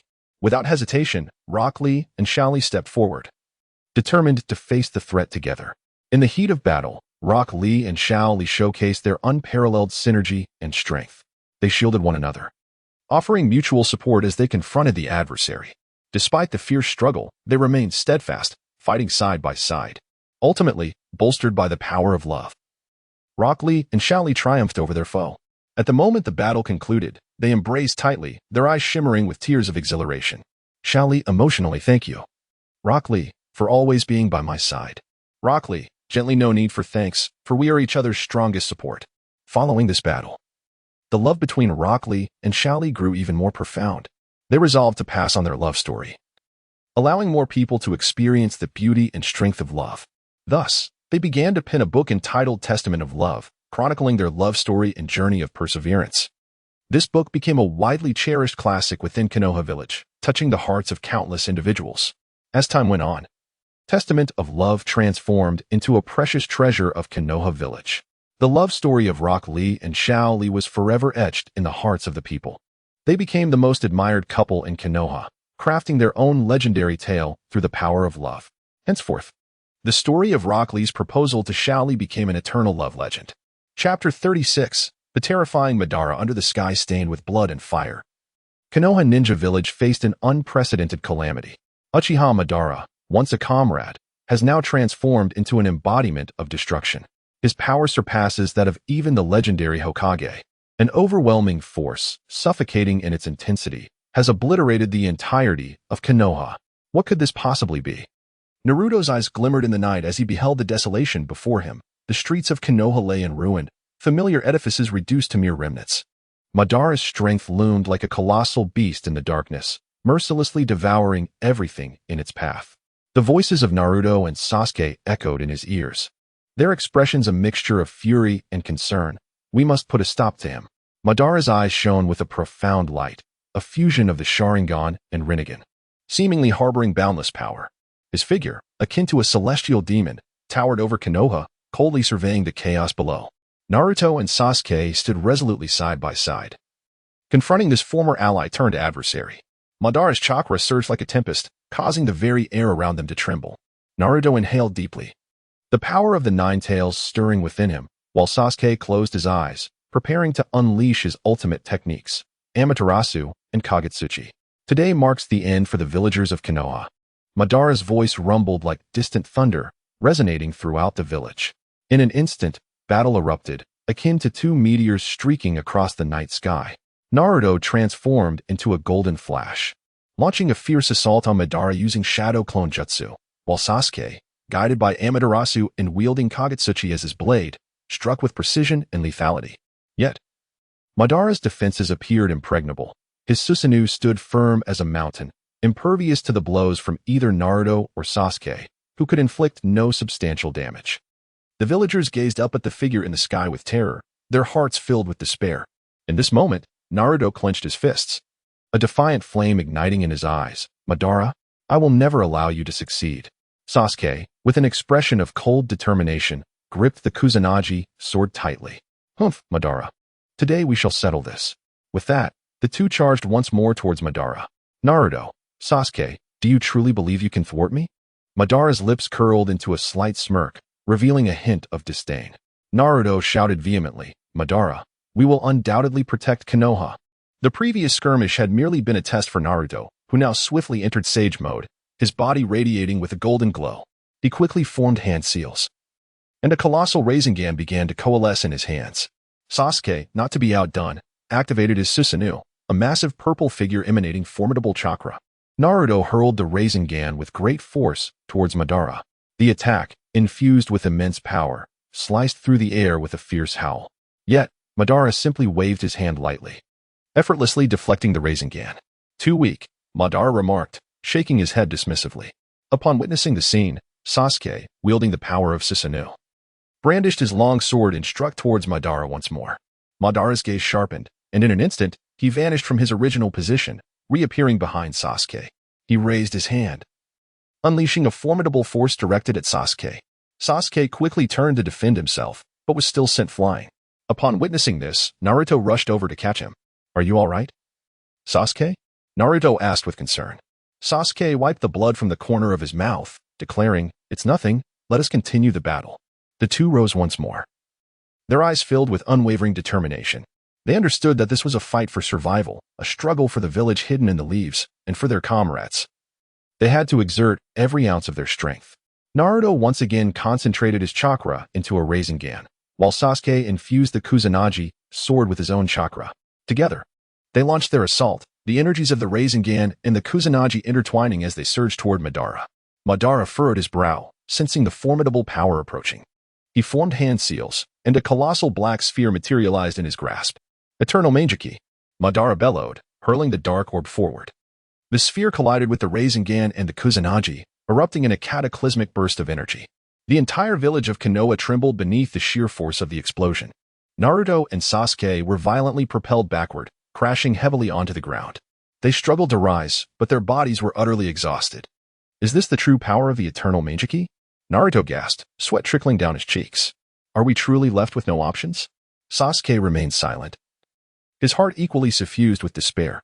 Yet, at that moment, a thought suddenly flashed through his mind, utilizing the combined strength of both to unleash the fusion technique of Indra's arrow and Ashura's arrow. "Naruto, are you ready?" Sasuke's voice resonated with unwavering resolve. Simultaneously, they formed hand seals, their chakra surging violently within. With a deafening roar, the two arrows converged in the sky, transforming into a beam of light bright enough to illuminate the heavens, soaring toward Madara's Susanoo. This strike was the beacon of hope forged from countless battles and sacrifices shared between them.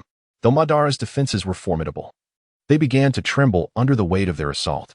However, in that fleeting moment, Madara suddenly revealed a peculiar smile, seemingly reveling in the thrill of battle. "Do you truly believe this will defeat me?" Madara's voice echoed through the night sky. "The true power is beyond your imagination. It is over." Gradually, Madara approached them.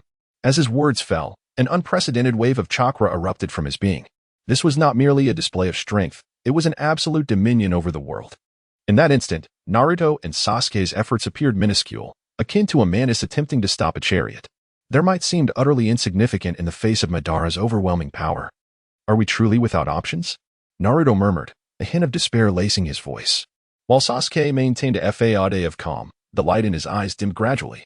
Just as the situation seemed most dire, a beam of light suddenly shot in from the distance. Within the radiance, a figure gradually materialized. "It's Kakashi-sensei," Naruto exclaimed with joy. Kakashi, wielding Raikiri, fixed his determined gaze upon Uchiha Madara. "Madara, your ambition shall not come to fruition," Kakashi declared. Madara scoffed. "You think you can stop me, Kakashi?" Without a reply, Kakashi surged toward Madara in an instant. Raikiri shimmered with blue brilliance as it lunged toward Madara. Madara effortlessly evaded Kakashi's assault, countering with a palm strike that sent him flying. "You are all too weak," Madara remarked. Yet, just as he believed victory was assured, Naruto, Sasuke, and Kakashi rose once more. Their eyes brimmed with indomitable spirit. They would not yield easily. "We are the ninjas of Konoha. We will not allow you to destroy our home," Naruto declared. Sasuke and Kakashi nodded in agreement, and the trio prepared to launch their assault once more. Madara observed them, a flicker of admiration stirring within him. Yet, his resolve remained unyielding. He was determined to realize his ambitions and forge a new world. "Since you are so fervent in your pursuits, allow me to demonstrate the true essence of power," Madara proclaimed. He formed a series of hand seals, summoning a colossal meteorite that loomed ominously in the sky. With an aura of devastation, it hurtled toward the hidden leaf village.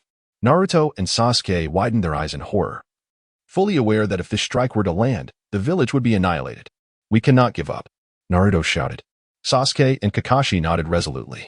The trio concentrated their chakra, preparing to confront this ultimate challenge.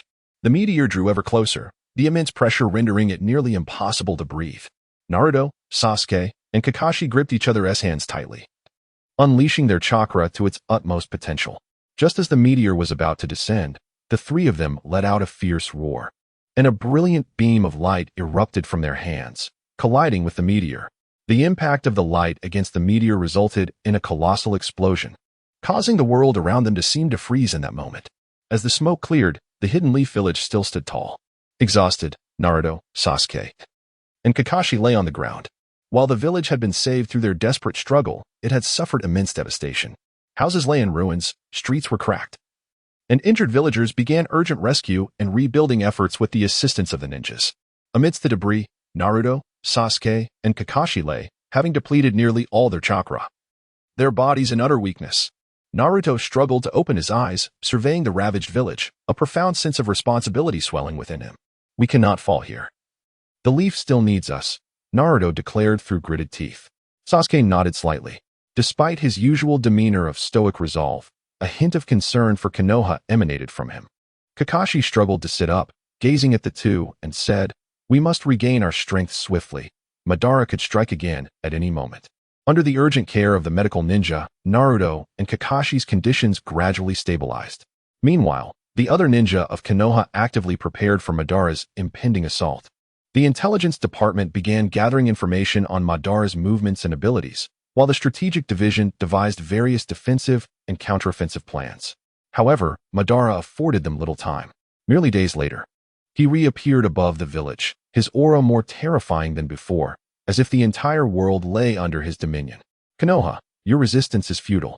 Today, I shall utterly obliterate this place." His voice resonated like a death knell. Naruto and Sasuke immediately rose, their eyes brimming with determination. Kakashi, too, grasped his kunai, ready to engage Madara once more. "Madara, we shall not allow you to prevail," Naruto declared. A cold smirk crept across Madara's face. "Foolish mortals," he retorted, launching a powerful assault, a wave of black energy hurtling towards Konoha. Naruto and Sasuke hastily unleashed their jutsu in defense, but their might appeared utterly insignificant before Madara. Just as the energy wave was about to strike the village, a mysterious radiance suddenly emerged, intercepting Madara's attack. Within the light, a figure gradually materialized. "It is the first Hokage," the villagers exclaimed in astonishment. Hashirama Senju, the legendary figure who once fought alongside Uchiha Madara and ultimately opposed him, had returned, instilling a renewed hope within Konoha. Hashirama regarded Madara, a complex expression illuminating his eyes. "Madara, why are you so fixated on destruction?" he questioned. Anger flickered in Madara's gaze. "Hashirama, you will never comprehend my ideals. This world requires a complete overhaul. Only the strong can survive." Hashirama shook his head. "Your ideals are misguided. Peace cannot be achieved through annihilation." With that, he formed hand seals, summoning a powerful would-release technique. Towering trees surged from the earth, hurtling towards Madara. Unyielding, Madara countered with a barrage of formidable jutsu. Naruto, Sasuke, and Kakashi observed the clash of these legendary figures, their hearts filled with awe. They recognized the vast chasm that separated them from such true power. Yet, they did not falter. Instead, they sought opportunities, preparing to re-enter the fray. As the fierce battle raged between Hashirama and Madara, the entire village of Konoha trembled. The overwhelming energy fluctuations distorted the very fabric of the surrounding space. Ultimately, after a breathtaking confrontation, both Hashirama and Madara expended tremendous energy. Madara gazed at Hashirama, a glint of reluctance in his eyes. "Hashirama, this time you have triumphed. But I shall not surrender. One day, I will realize my vision." As soon as Madara finished speaking, he vanished into thin air. Hashirama sighed deeply as he gazed in the direction of Madara's departure. He understood that this battle was merely a temporary cessation. The threat posed by Madara still loomed large. Naruto and Sasuke approached Hashirama, respectfully expressing their gratitude. "Lord First Hokage, thank you for your assistance." Hashirama regarded them with a warm smile, saying, "You have done well. The future of Konoha rests upon your shoulders." Inspired by Hashirama's encouragement, Naruto, Sasuke, and all the ninjas of Konoha fortified their resolve to protect their village. They recognized that the road ahead was long, yet they were determined to confront every challenge without fear. Chapter 37. Our Love, I Shall Not Let Go. Standing on the grassy outskirts of Konoha, Suigetsu gazed at the familiar yet foreign landscape, marveling, "I never imagined I would become my favorite character." Suddenly, a powerful surge of chakra approached, prompting Suigetsu to look up alertly. A figure clad in silver armor gradually descended before him. It was none other than the Naruto he had longed to meet, who smiled and said, "Hey, kid, are you the chosen one?" Suigetsu, momentarily stunned, replied with excitement, "Yes. I can finally experience what it feels like to be Naruto." As he spoke, his body began to transform. His hair turned the iconic golden hue of Naruto, and his eyes took on a blue shade reminiscent of Naruto's. "Now, you are Uzumaki Suigetsu," Naruto said, patting him on the shoulder. "Let us protect Konoha together."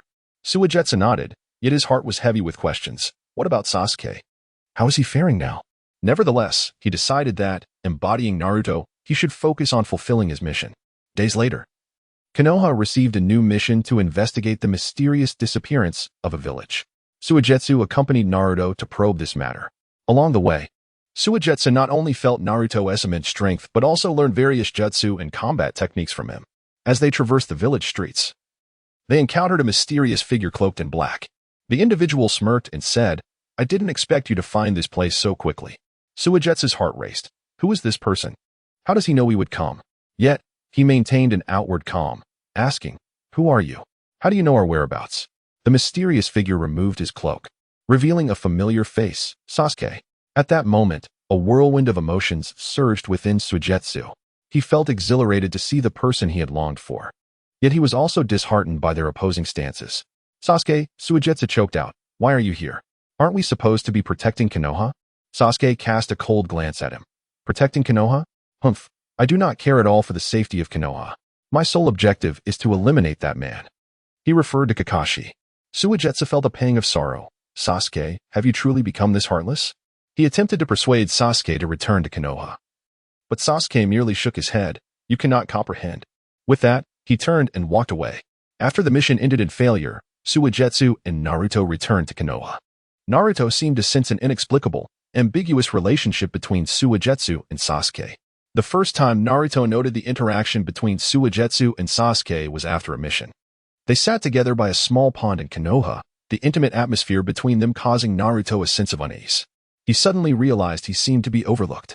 Thus, he resolved to take action to reclaim his beloved Sasuke. After considerable contemplation, Naruto decided to employ his three-pronged strategy of humor, persistence, and courage. He began by challenging his friendship with Suigetsu. He approached Suigetsu, casually broaching the subject of Suigetsu's relationship with Sasuke. Then, with humor, he mimicked the interactions between Suigetsu and Sasuke, lightening the mood. Although Suigetsu was initially somewhat impatient with Naruto's jests, their interactions gradually became more relaxed over time. Next, Naruto endeavored to win Sasuke's trust through his persistence. Aware that Sasuke was a reserved individual, he took his time. After each mission, no matter how busy or fatigued, he would seek out Sasuke to discuss their friendship and reminisce about shared memories. Finally, one day, Sasuke confided in Naruto about the turmoil within his heart. Upon learning that Sasuke had not entirely moved on from Suigetsu, Naruto felt it was time to take decisive action. He began to confront the ambiguous relationship between Suigetsu and Sasuke in a more direct manner. First, he humorously enlightened Suigetsu, helping him realize that his emotions need not be expressed in any specific manner. Then, he summoned the courage to confess his feelings to Sasuke. He found a moment in the stillness of night to voice his concerns and hopes. "Brother, I respect your feelings and decisions. Nevertheless, I shall always be by your side to support and protect you. I hope you find the happiness that truly belongs to you." Sasuke was profoundly moved by Naruto's sincerity and finally came to understand that his feelings for Suigetsu did not constitute true love. He began to reevaluate his relationship with Suigetsu and resolved to be forthright with her. Following a series of events, Naruto did not entirely relinquish his pursuit of Suigetsu. On the contrary, he endeavored even more diligently to showcase his charm. He acquired a repertoire of humorous remarks and techniques to engage with Suigetsu and worked tirelessly to enhance both his strength and personal charisma. Although he ultimately failed to reclaim Sasuke's affection, he successfully forged a more robust bond among himself, Suigetsu, and Sasuke. They all came to realize that love is not something to be seized, but rather something to be cherished collectively. Nonetheless, he felt a profound emptiness and sense of loss within. He understood that he had fallen for Sasuke, yet he also recognized the insurmountable chasm that lay between them. This affection was destined to remain unfulfilled. However, fate has a penchant for irony. During a mission, they encountered Sasuke once again, this time in a concealed cave. rife with the traps and mechanisms of enemies. As Suigetsu gazed at Sasuke, her heart swelled with a tumult of emotions. She softly called his name, but before she could finish her thought, she was interrupted. Suigetsu, you have changed. A flicker of surprise and confusion crossed Sasuke's eyes. Why do you have that expression? Suigetsu took a deep breath. Because I love you, Sasuke. This declaration detonated like a bomb within the cave, leaving everyone, including Naruto and Sasuke himself, in stunned silence, unsure of how to respond. Yet, Suigetsu knew this was the truth, the most authentic version of herself. She no longer wished to conceal her feelings. Even aware of the many challenges and difficulties that lay ahead, she was willing to bear all consequences in pursuit of her happiness. With all her strength, she lunged toward Sasuke, embracing him tightly. In that moment, it felt as though the entire world had come to a standstill, leaving only the two of them entwined in each other's arms, regardless of what the future held. She wanted him to know that her feelings for him were genuine. I love you. Please love me in return, won't you? Sasuke's body trembled slightly, taken aback by Suigetsu's unabashed declaration of emotions. After a moment of silence, a tumult of complex feelings surged within him. Ultimately, he gently pushed Suigetsu away, his gaze penetrating as he fixed his eyes on him. Suigetsu, I am well aware of your feelings. Yet, my path is already determined, and I am unable to reciprocate your affections. A pang of sorrow coursed through Suigetsu's heart, yet he understood Sasuke's stance and convictions. He nodded, stifling the tears that threatened to spill. I understand, but I wish for your happiness, regardless of whether it is intertwined with mine. Just as they prepared to depart from the cave, a sudden, powerful tremor shook the ground. An enemy had discovered their whereabouts and was hastening towards them. Suigetsu and Sasuke exchanged glances, a silent understanding and resolve passing between them. Faced with the unexpected adversaries, neither chose to flee nor falter. They fought side by side, united against those who sought to disrupt their peace. In the heat of battle, Suigetsu displayed an unprecedented strength and valor, each of his strikes precise and forceful. Sasuke, on the other hand, was merciless, his gaze seemingly capable of piercing through all obstacles. After a fierce confrontation, they ultimately vanquished their foes. As the dust settled, Suigetsu and Sasuke stood at the cave's entrance, gazing at one another. Though their positions were disparate and their goals divergent in that moment, they felt an unparalleled bond of camaraderie and friendship.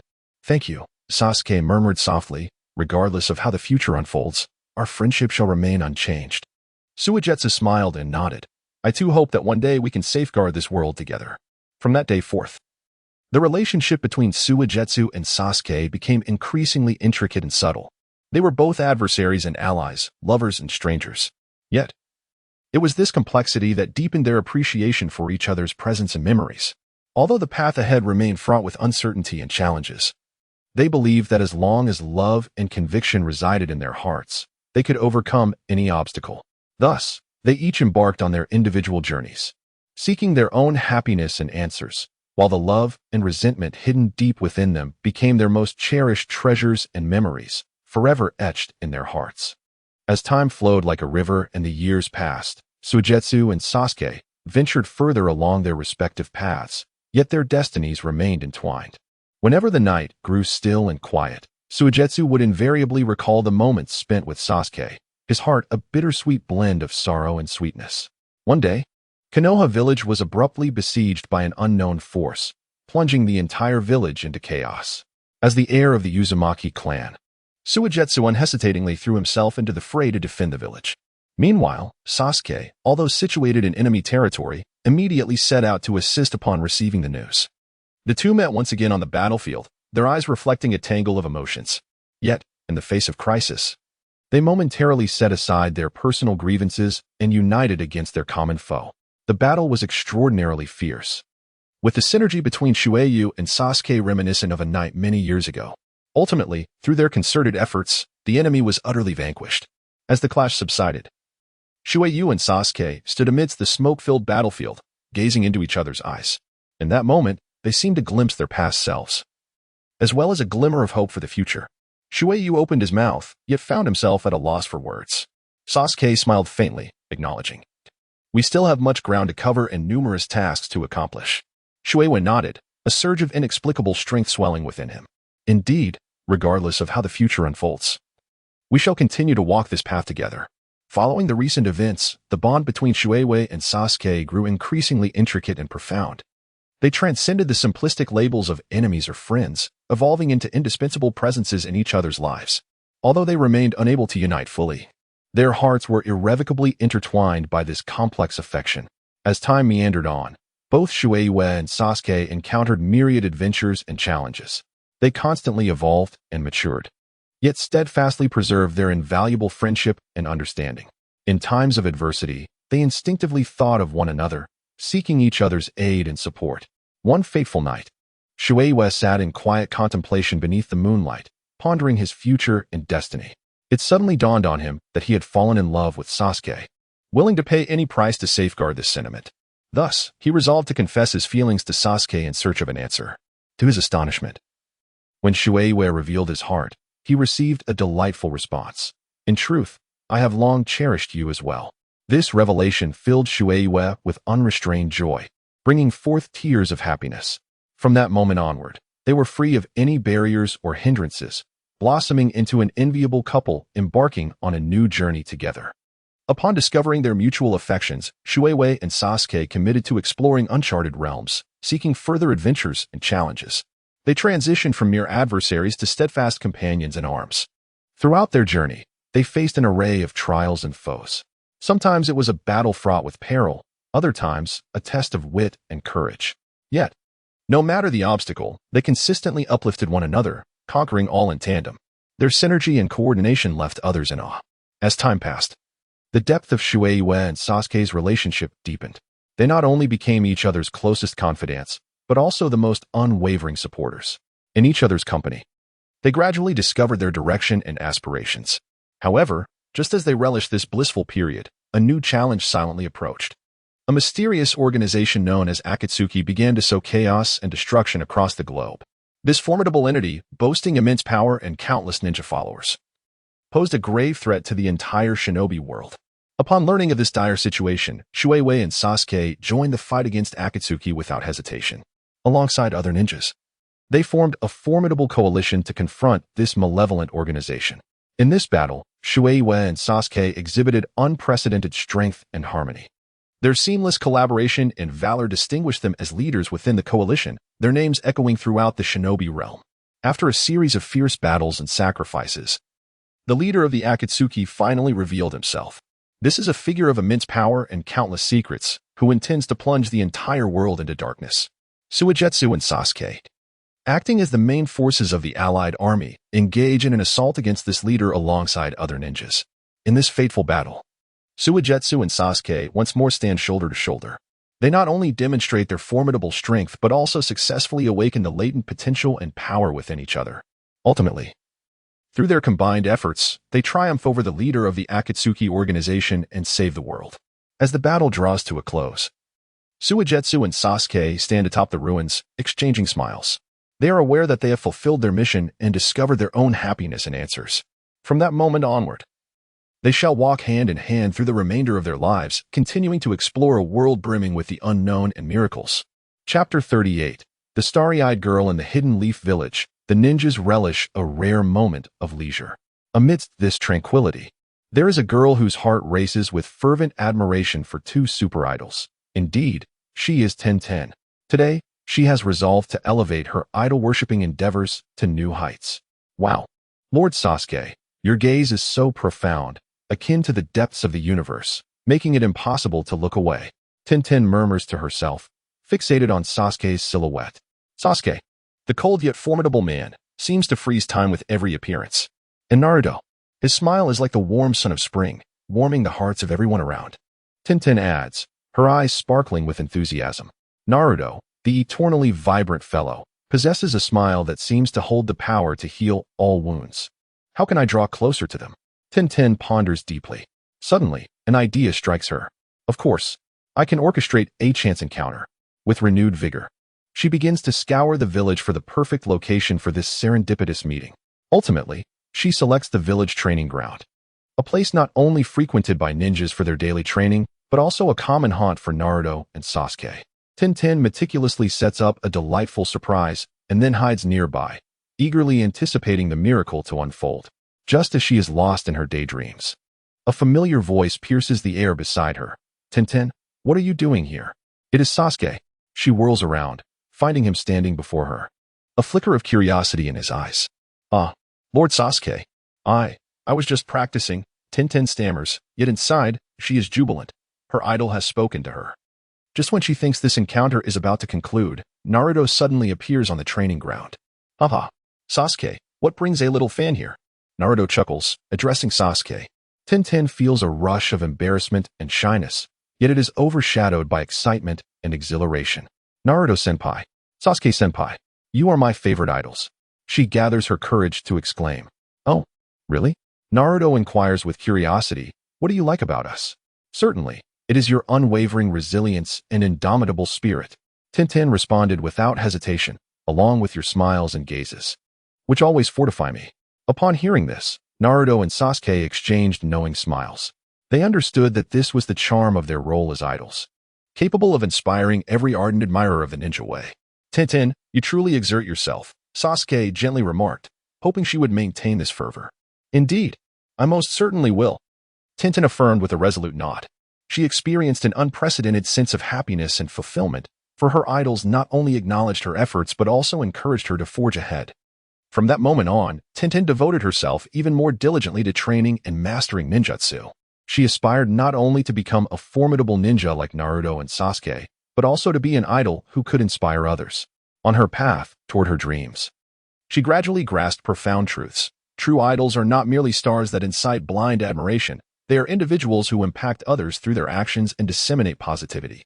Undoubtedly, Naruto and Sasuke epitomize such individuals. Despite their roles as adversaries, they were also rivals and comrades in each other's hearts.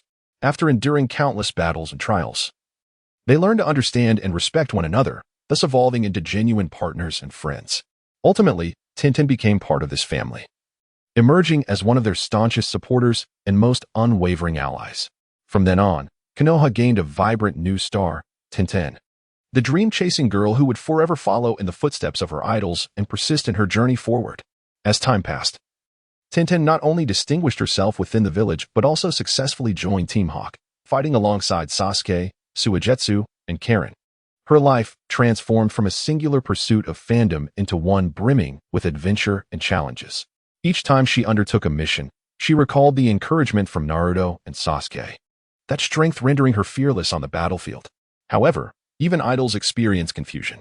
Naruto bore the heavy burden of being a Jinchuriki, while Sasuke grappled with the turmoil of familial enmity. One fateful night, after a mission, Tintin inadvertently overheard a conversation between Naruto and Sasuke, wherein they shared their respective pains and uncertainties. This time, she chose not to evade the situation. Instead, she quietly approached them, offering her support in her unique manner through letters. In her correspondence, Tintin conveyed her understanding and empathy for her two idols, stating, "In my eyes, whether it is the powerful you or the gentle you, both are my most admired idols. Please believe that regardless of how the world shifts, you are not alone. Your strength, bravery, and kindness are gradually transforming this world and have also changed me." These letters became a warm light in Naruto and Sasuke's hearts, awakening them to the realization that, no matter how arduous the path ahead, supporters like Tintin awaited silently. In a pivotal battle against the Akatsuki organization, Tintin fought alongside the members of Team Hawk, demonstrating unparalleled courage and wisdom. Faced with formidable adversaries, she not only employed her exceptional ninjutsu but also drew upon her profound understanding of her comrades to defuse crises repeatedly. This battle was not merely a heavy blow to the enemy but also a profound test of their friendship. In the aftermath of the conflict, under a star-studded night sky, Tintin, Naruto, Sasuke, and their companions sat on the grassy expanse outside the village, gazing at the myriad stars above. "We are like these stars. Each shines individually. Yet when gathered together, we illuminate the entire night sky," Sasuke softly remarked. Tintin nodded with a smile, affirming, "Indeed. Whether in the pursuit of our idols or standing shoulder to shoulder in battle, we strive to make this world a better place in our own unique ways." In that moment, the bonds of their friendship and their shared convictions felt indomitable, as if even the cosmos were moved by their unity. As time progressed, Team Hawk encountered numerous challenges and growth, while Tintin gradually discovered her own path along the way. She came to realize that true idolhood transcends mere influence over others. It is also a catalyst for personal growth. She began to pen her own narrative, aspiring to inspire countless individuals through her words.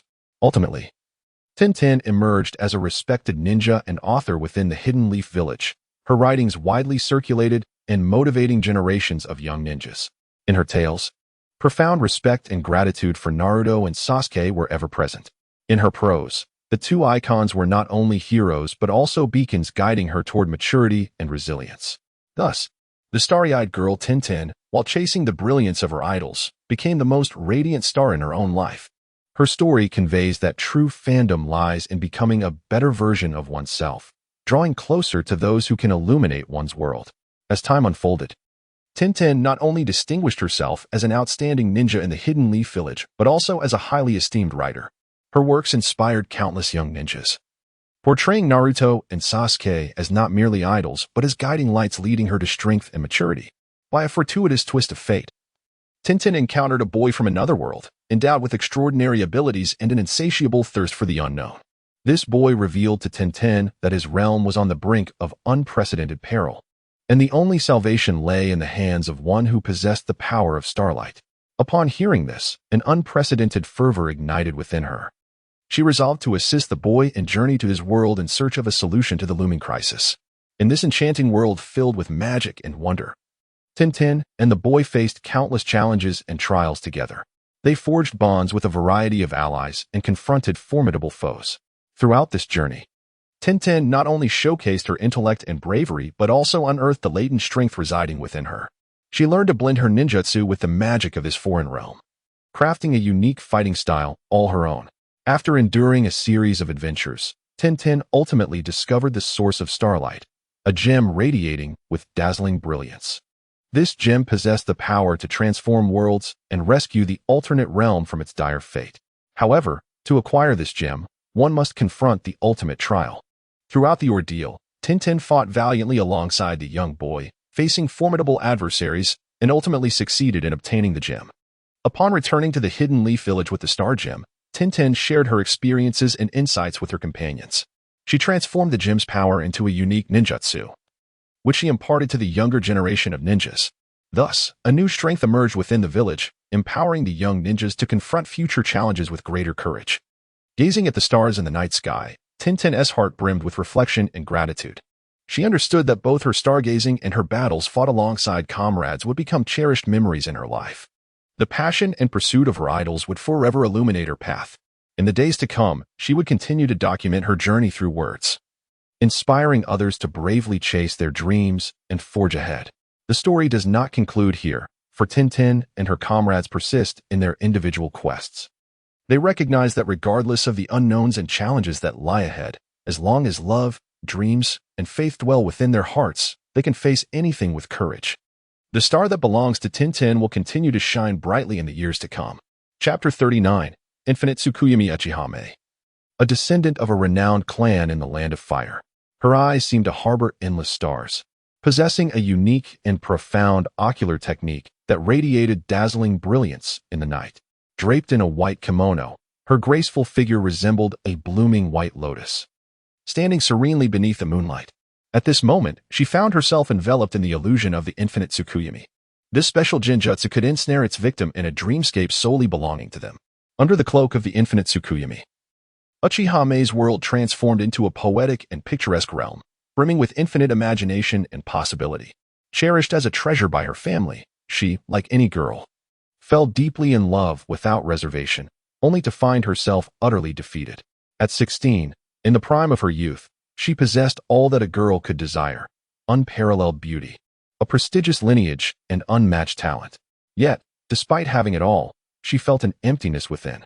On a sunny afternoon, she encountered Sasuke at a family banquet.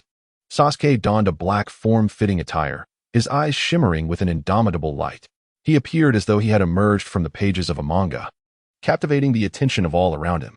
Mikoto found herself profoundly drawn to him. In that moment, the seeds of love were sown in her heart. To earn Sasuke's favor, Mikoto dedicated herself to honing her martial skills. Each dawn, she rose to practice her swordsmanship, relentlessly striving to enhance her prowess.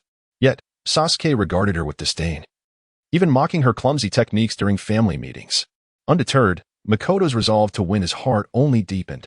In the family martial arts tournament, she triumphed over Sasuke. In that instant, she believed she had garnered his respect and affection, yet his gaze remained imbued with indifference and scorn. As time flowed on, Mikoto gradually recognized that her love for Sasuke had morphed into a burden. His aloofness and haughty demeanor rendered her weary and despondent. She began to reflect upon her views on love and the choices she had made in life. One fateful night of solitude, Mikoto confided her feelings to Sasuke. Sasuke, I love you, but this love has caused me to lose my sense of self. I have decided to relinquish this fruitless affection. Sasuke was taken aback, for he had never witnessed such resolute determination in Mikoto. Yet, he remained steadfast in his indifferent demeanor. If this is truly your desire, then let it go. However, fate seemed unwilling to allow this tale to conclude so simply. Just as Mikoto resolved to relinquish everything, she uncovered the truth behind Sasuke's betrayal of their clan. It turned out he had been clandestinely colluding with hostile forces, intent on usurping the dominion of the Uchiha family. A fire of fury ignited within Mikoto's heart. She resolved to no longer merely abandon this relationship, but to seek justice for her family. Thus, she began to secretly train in various martial arts and sorcery, preparing to confront Sasuke. At long last, the day arrived when Mikoto discovered Sasuke's hiding place. It was a desolate valley, encircled by a dense forest. Grasping her longsword, she stood before him, her eyes shimmering with resolve and indignation. Sasuke, you have betrayed our family and our love, Mikoto declared coldly. Today, I shall seek retribution for all of this. Sasuke did not attempt to evade or justify his actions. He understood that everything was irrevocable, since a decision had been made. Let it unfold. The two engaged in an intense battle. Mikoto's swordsmanship grew increasingly fierce and precise. Meanwhile, Sasuke's techniques became more ruthless and merciless. Ultimately, when their blades clashed, Mikoto experienced an unprecedented pain and sense of loss, as she realized she could never truly bring herself to kill the one she had once cherished. Nevertheless, she summoned her last ounce of strength to plunge the sword into Sasuke's heart, uttering, "Now you can leave this world forever." After speaking those words, she collapsed helplessly, tears streaming down her cheeks. When Mikoto awoke once more, she found herself lying on a hospital bed, surrounded by white walls and bustling medical staff. She rubbed her heavy head, attempting to recollect the events that had transpired. "You're awake." A gentle voice emerged. It was her dear friend Sakura. Sakura approached her, carrying a cup of hot tea. "You've been in a coma for an entire day and night. Everyone was worried about you." Mikoto accepted the teacup, feeling warmth radiate from her palms to her heart. She looked at Sakura, her eyes shimmering with gratitude and remorse. "I'm sorry for causing you all this worry. It's all right. As long as you're okay," Sakura replied with a smile. "By the way, about Sasuke." A complex emotion flickered in Mikoto's eyes.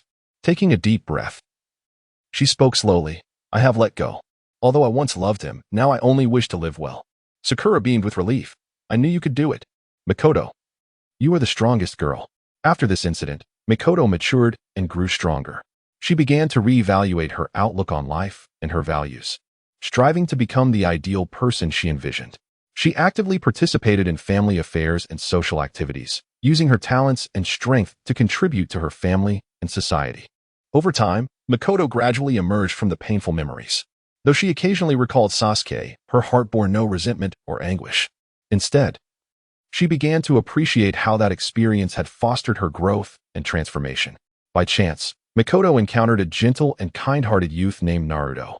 Together, they experienced numerous trials and moments of laughter, gradually developing a profound bond.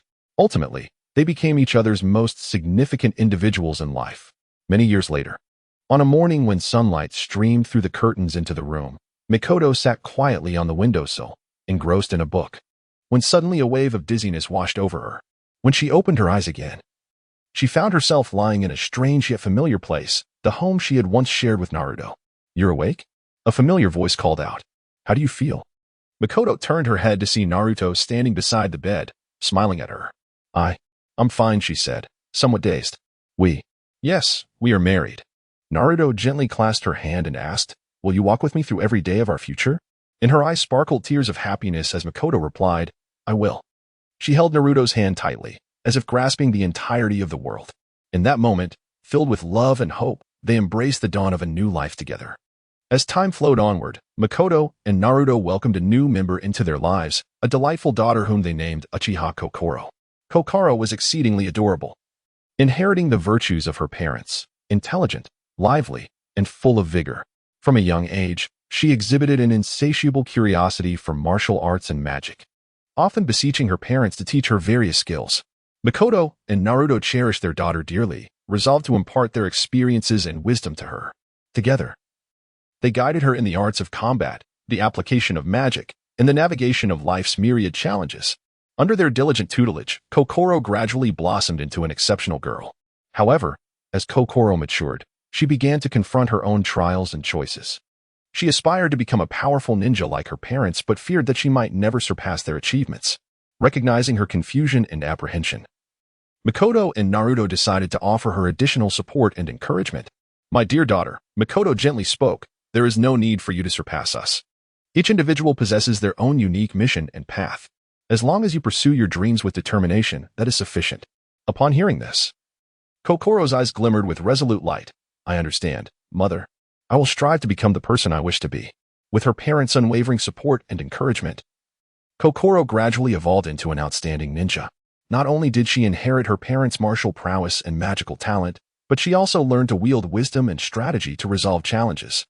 She excelled in various tasks and trials, earning the respect and admiration of her peers and mentors alike. Just as she prepared to embrace new challenges, an unforeseen event shattered their tranquil existence. A formidable enemy was plotting to annihilate the entire ninja world. In a display of courage and resolve, Kokoro made the decisive choice to confront the adversary in defense of her home and loved ones. During the battle, she exhibited astonishing bravery and strength. Not only did she triumph over the foe, but she also garnered the trust and respect of her comrades. Ultimately, she and her parents welcomed the dawn of victory, standing together to protect their beautiful world. From that day forth, Makoto, Naruto, and Kokoro lived a life filled with happiness and tranquility. They loved one another, provided mutual support, and faced the various challenges and adversities of life together. In this world brimming with love and hope, they became an enduring legend. As time passed, Uchiha Kokoro matured into an exceptional ninja, achieving remarkable feats in martial arts and magic, while also demonstrating extraordinary wisdom and leadership.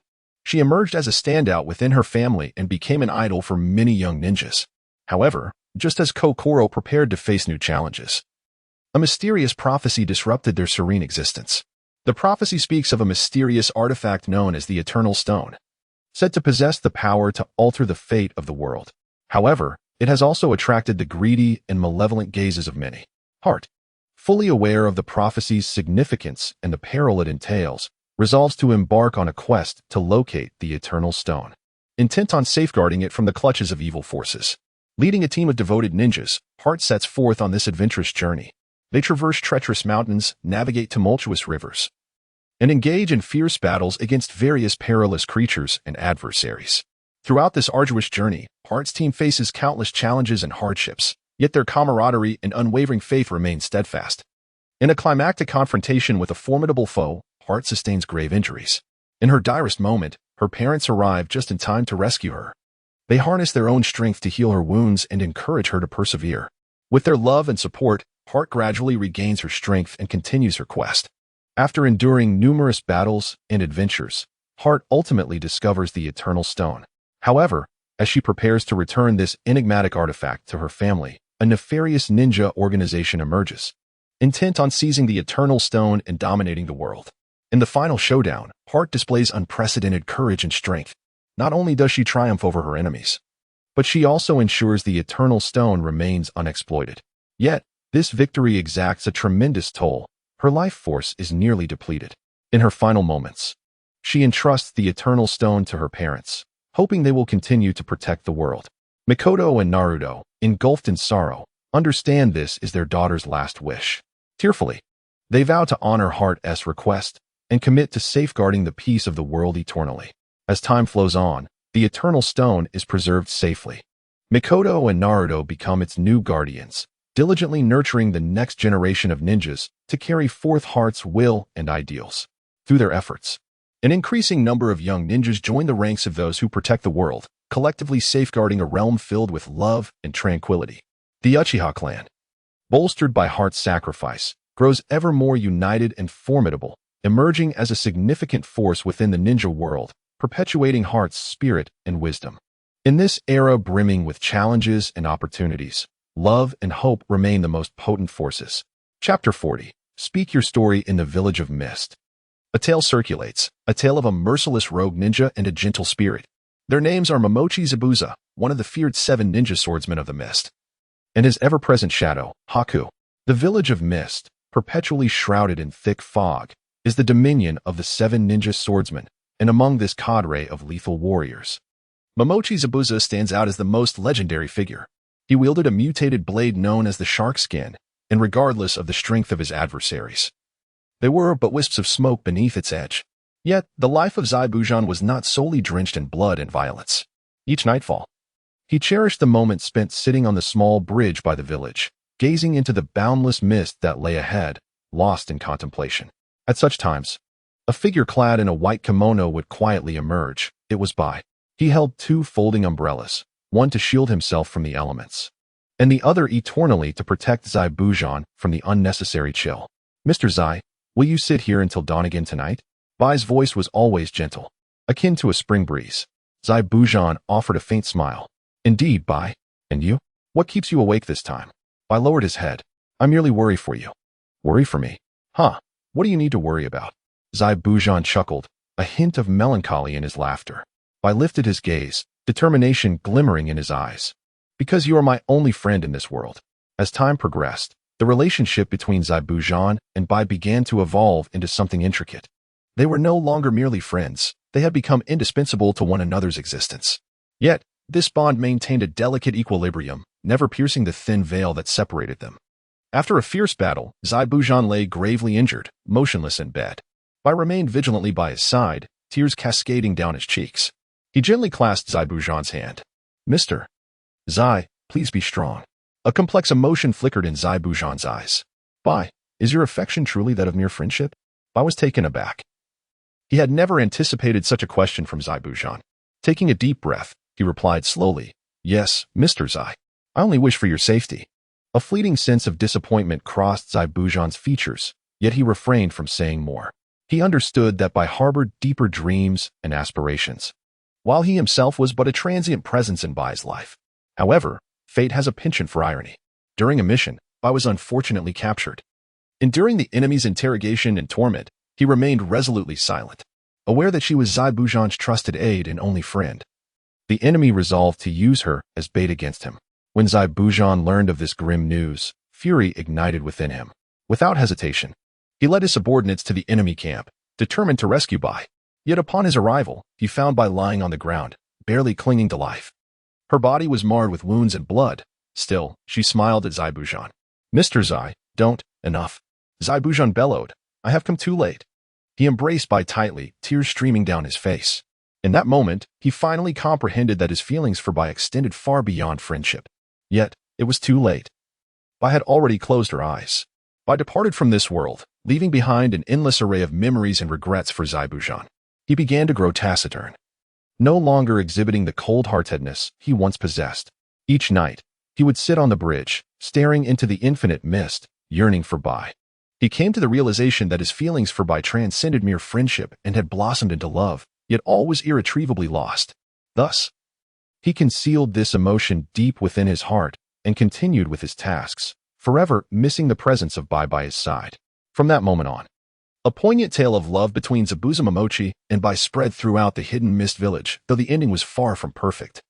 The sentiment lingered like the thick fog that enveloped the village, never to dissipate. As time flowed like a river, several years swiftly passed. Zabuza remained steadfast in his missions. Yet his inner world underwent a profound transformation. He became more composed, yet increasingly solitary. In the stillness of the night, memories of Bai would often haunt him, reminding him of those cherished moments. However, fate seemed not to have entirely forsaken Zabuza. By a twist of serendipity, he saved a young boy who shared the same name. Bai. Though merely a coincidence, Zabuza perceived a glimmer of hope within this occurrence. He began to care for the boy, treating him as his own kin. As the young Bai grew, he proved to be intelligent, kind, and gentle, possessing an essence reminiscent of the Bai from the past. Each time Zabuza laid eyes on him, an inexplicable warmth enveloped his heart, as if he had rediscovered a purpose in life. As time progressed, the young Bai gradually integrated into Zabuza's existence. They undertook missions together, fought side by side, and confronted myriad challenges. Despite the persistent dangers and uncertainties of life, the companionship of the young boy rendered Zabuza's days richer and more meaningful. The boy evolved into Zabuza's most capable aide and sole confidant, excelling not only in combat, but also in medical ninjutsu and intelligence gathering. Under Zabuza's tutelage, he blossomed into an exceptional ninja. Yet, this new chapter of life was not devoid of trials. When past adversaries learned of the young boy's presence by Zabuza's side, they began to concoct new schemes. They sought to exploit the boy to undermine Zabuza's strength. Confronted with the threats and challenges posed by these enemies, Zabuza resolutely chose to protect the young boy. He understood that he could not allow any harm to befall him, for the boy represented his hope and future. In the heat of battle, he exhibited unparalleled courage and determination. Nevertheless, the enemies did not relent easily. They dispatched a formidable force to confront Zabuza and the young boy. In the midst of this fierce conflict, Zabuza sustained grave injuries. Yet, he persisted in the fight until the final moment. In his last breath, Zabuza entrusted the young boy to his comrades, pleading with them to care for him. After uttering these words, he closed his eyes, a contented smile gracing his face. For he knew the young boy would carry forth his will and dreams. Devastated by the loss of his only support and family, the young boy was engulfed in sorrow. Yet he understood the necessity of summoning strength to continue Zabuza's unfinished legacy. She began to train diligently, aspiring to become an exceptional ninja, dedicated to upholding peace and justice in the world. As time passed, the young boy gradually evolved into a formidable ninja, emerging as one of the new generation leaders of the Hidden Mist Village. Through his actions, he demonstrated that Mr. Zai's efforts were not in vain. As he continued to pursue his dreams and objectives, safeguarding the world from the encroachments of dark forces. Despite his ascension to leadership, a profound regret lingered in Bai's heart, the inability to reunite with Mr. Zai. Until one tempestuous night, a mysterious light illuminated the entirety of the Hidden Mist Village, and the spirit of Zai appeared before him in a remarkable form. "Mr. Zai?" Bai exclaimed with excitement, tears welling in his eyes. Zai smiled at him, saying, "Bai, I am delighted to witness your growth into such an outstanding ninja. Though I can no longer be by your side, please believe in my presence." Bai nodded, affirming, "I know you have always been with me, Mr. Zai. I will continue to strive to fulfill your dreams." Zai nodded in return, "Well done, Bai. Remember, no matter the challenges you encounter, face them with strength. Only then can you become a true warrior." As he spoke these words, Zai's spirit gradually faded into the light.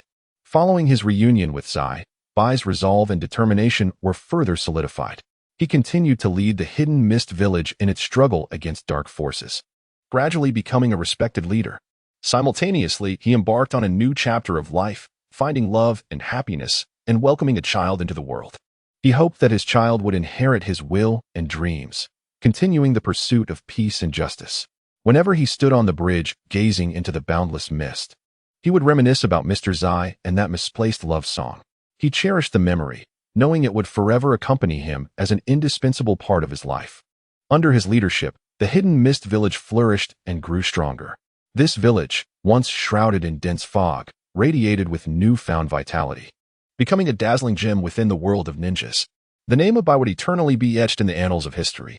Chapter 41, The Resurrection of Love Nagato. A ninja endowed with the Rinnegan and the power to wield the formidable Shinra Tensei was a miracle in his own right. From a young age, he was hailed as a prodigy, yet his heart was laden with solitude and anguish. In the stillness of the night, he often gazed into the infinite starry sky, contemplating his fate. On this particular day, Nagato serendipitously encountered Sasuke. Sasuke, the cold and powerful Uchiha ninja, exuded a steadfastness and determination that deeply captivated Nagato. However, Nagato was unaware that Sasuke's heart was already claimed by another, his friend and rival, Naruto. Envy began to take root within Nagato. He envied Naruto's optimism, bravery, and selflessness. He felt that he was overshadowed by Naruto in every aspect, even in matters of the heart. Thus, a wild idea took root in his mind. He would seize Sasuke's love. To execute this plan, Nagato began to secretly observe the relationship between Sasuke and Naruto. He discovered that although Sasuke appeared indifferent to Naruto, deep within, he felt warmth from Naruto's care and concern. Meanwhile, Naruto continued to protect Sasuke, never faltering in the face of adversity. Witnessing this, Nagato's resolve grew stronger. He realized he could no longer remain passive. Action was imperative. Consequently, he sought out Uchiha Madara, a rogue ninja who had once betrayed the Hidden Leaf Village and was now clandestinely plotting a resurgence. Nagato made a request to Madara to employ the power of the Rinnegan to manipulate Sasuke's mind, instilling in him a sense of aversion towards Naruto. Moved by Nagato's determination, Madara acquiesced to the plan. On a tempestuous night, Nagato set his scheme into motion. He harnessed the power of the Rinnegan to enter Sasuke's dreams, beginning to manipulate his thoughts. Within the dreamscape, Sasuke witnessed Naruto repeatedly betraying and deceiving him, inciting feelings of anger and disappointment. Upon awakening, Sasuke found his attitude towards Naruto growing cold, even questioning the authenticity of their friendship. However, Nagato's plan did not unfold as smoothly as anticipated. While Sasuke began to distance himself from Naruto, a lingering sense of guilt and unease remained within him. He recognized that this was not his true self. Yet he found himself unable to control his emotions. Simultaneously, Naruto became aware that something was amiss. He actively sought to reconnect with Sasuke, striving to mend their fractured friendship. He explained his actions and thoughts, hoping for Sasuke's understanding. Nonetheless, Sasuke harbored doubts and a defensive mindset, leaving both of them in profound pain and confusion. At this pivotal moment, Nagato finally recognized his folly. He realized that he should not manipulate others' emotions, as such actions would only worsen the situation. Thus, he resolved to halt his scheme and seek a resolution. He approached Madara to share his newfound perspective, and together they decided to confront the crisis. They began to search for a way to free Sasuke from the manipulation and assist him in reclaiming his true self. After a series of efforts and trials, they ultimately succeeded. Sasuke rediscovered his genuine heart and forgave both Naruto and Nagato. This battle for love concluded peacefully, and Nagato learned to respect the feelings and choices of others, refraining from attempting to control their destinies. Through this tumultuous experience, Nagato came to understand a profound truth. Genuine love and friendship cannot be acquired through any means. They require time and effort to nurture, and sincerity and trust to sustain. He felt grateful that Sasuke and Naruto had not completely alienated him due to his missteps, and he appreciated Madara's willingness to help him rectify his errors. Thus, Nagato resolved to start anew. He abandoned the foolish notion of vying for love and redirected his energy towards more meaningful endeavors, protecting the world from the ravages of war and disaster. He utilized his mastery of formidable ninjutsu, such as the Shinra Tensei, to aid individuals in overcoming various crises and hardships, gradually earning their respect and trust. Meanwhile, Sasuke and Naruto rekindled their friendship, realizing that despite past misunderstandings and disputes, their ultimate aim remained aligned: to safeguard this world and those they hold dear. Thus, they resolved to stand side by side, confronting the challenges that lay ahead together. As time passed, Nagato, Sasuke, and Naruto forged an authentic bond of friendship. They endured numerous life and death trials and adventures, sharing both laughter and tears. Supporting and encouraging one another, they continually grew and progressed with each other's assistance. Ultimately, they emerged as the legendary Three Ninjas, becoming a vital force in protecting this world. Their tale became a legendary narrative recounted by future generations, inspiring countless youths to pursue their dreams and happiness. Nagato also discovered his true love, a man of equal strength and gentle spirit. He understood Nagato's solitude and suffering, while also championing his dreams and aspirations. Together, they embarked on a journey, co-authoring their own legendary saga. Over time, the bond between Nagato, Sasuke, and Naruto grew ever more robust. They transformed from mere comrades in arms to friends capable of mutual understanding and support. Together, they faced innumerable battles and adventures, deepening their rapport and trust. However, this world was not solely filled with peace and beauty. In a distant land, an organization known as Akatsuki sought to enhance their power by collecting tailed beasts, intending to conquer the entire ninja realm. Upon learning of this threat, Nagato, Sasuke, and Naruto resolved to unite and thwart their nefarious plot.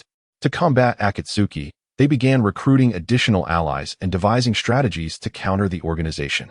During this endeavor, they encountered many like-minded companions, such as the formidable Uchiha Itachi with his powerful fire techniques, and Haiden, adept in space-time ninjutsu. Together, they trained and fought, gradually consolidating their combat prowess. Ultimately, the day arrived when Akatsuki challenged them. In a breathtaking confrontation, Nagato and his comrades exhibited astonishing strength and synergy. They coordinated their efforts, advancing and retreating as one, ultimately defeating the Akatsuki leader, Uchiha Obito. However, in the climactic moments of battle, Nagato sacrificed himself to protect Sasuke and Naruto. Sasuke and Naruto were deeply grieved, yet they understood that Nagato's sacrifice was for a grander purpose, to protect the world from the ravages of war and calamity. They vowed to inherit Nagato's will and continue safeguarding existence. Thus, Sasuke and Naruto emerged as the new Sannin, leading a multitude of ninjas in a united effort to uphold peace and tranquility in the world. Nagato's name would forever be etched in their hearts, becoming an immortal legend. His tale inspired countless young souls to pursue their dreams and happiness, while also reminding humanity of the essence of cherishing friendship and love. Though burdened by sorrow from Nagato's sacrifice, Sasuke and Naruto found their resolve to protect the world strengthened. They recognized that although Nagato had departed from their midst, his spirit would eternally accompany them. In the days that followed, not only did they continue to defend the Hidden Leaf Village, but they also dedicated themselves to promoting the ideals of peace, making more individuals aware of the suffering and destruction wrought by war. They established amicable diplomatic relations with various nations and fostered understanding and respect among different cultures through education and cultural exchange.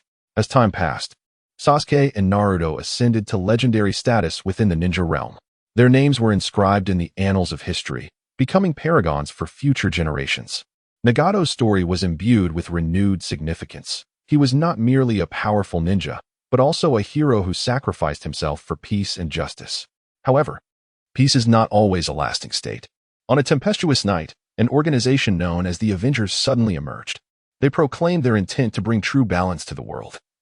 Yet in reality, they were enacting a deranged plan of vengeance. They not only attacked multiple nations and cities, but also kidnapped Sasuke's daughter as leverage. Faced with the Avengers' threat, Sasuke and Naruto unhesitatingly joined forces once more.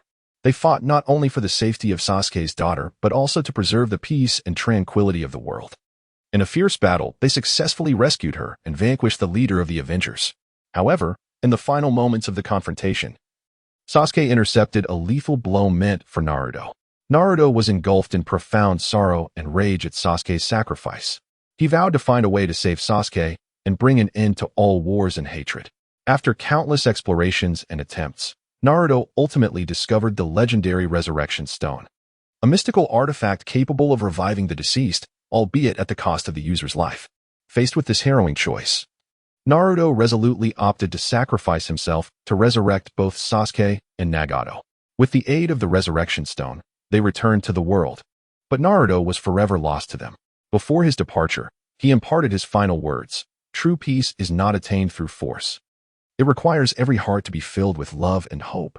Nagato cast Naruto's lifeless body from the sky bridge, where it fell to the ground of the Rain Village, shattering upon impact and creating a pool of blood.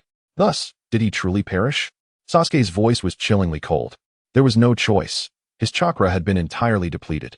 Pain's voice was as still as stagnant water. It seemed they had no option but to resort to that method. "We cannot," Sasuke asserted. "That method is far too perilous." Pain shook his head. "We must attempt it. It is our sole recourse." A flicker of resolution crossed Sasuke's eyes. Observing Sasuke's unwavering gaze, Pain sighed and nodded. "Very well. I shall oversee the ritual." Thus, the two began to prepare an altar in the clearing of the Rain Village, gathering Naruto's belongings and residual chakra. This ceremony was not only a tribute to Naruto but also their only hope. As the ritual progressed, the sky thickened with ominous clouds, and thunder rumbled ominously. This meteorological phenomenon seemed to herald something significant.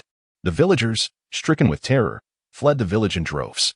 Yet Pain and Sasuke remained undeterred, their minds solely focused on Naruto's essence. As the ceremony reached its zenith, a tremendous roar erupted, and the sky split open, unleashing a torrent of black smoke. The smoke was laced with eerie sounds, as if mocking their impotence. "Humph, mere mortals dare to resurrect the deceased?" The voice dripped with disdain and derision. Pain and Sasuke exchanged a glance, their eyes brimming with determination and resolve. They understood the formidable battle that lay ahead, yet for Naruto, they were willing to sacrifice everything. As the black smoke began to dissipate, a colossal black creature emerged. It possessed a serpentine body accompanied by 9 massive tails. Its eyes resembled 2 fiery orbs, ablaze with intense flames. A powerful chakra emanated from its form, enveloping Pain and Sasuke in an oppressive aura. "It is the 9 tails," Sasuke exclaimed in astonishment. "Indeed, this is the 9 tails," Pain replied coldly. "It has been waiting for the opportunity to break free from your constraints. What shall we do now?" Sasuke inquired.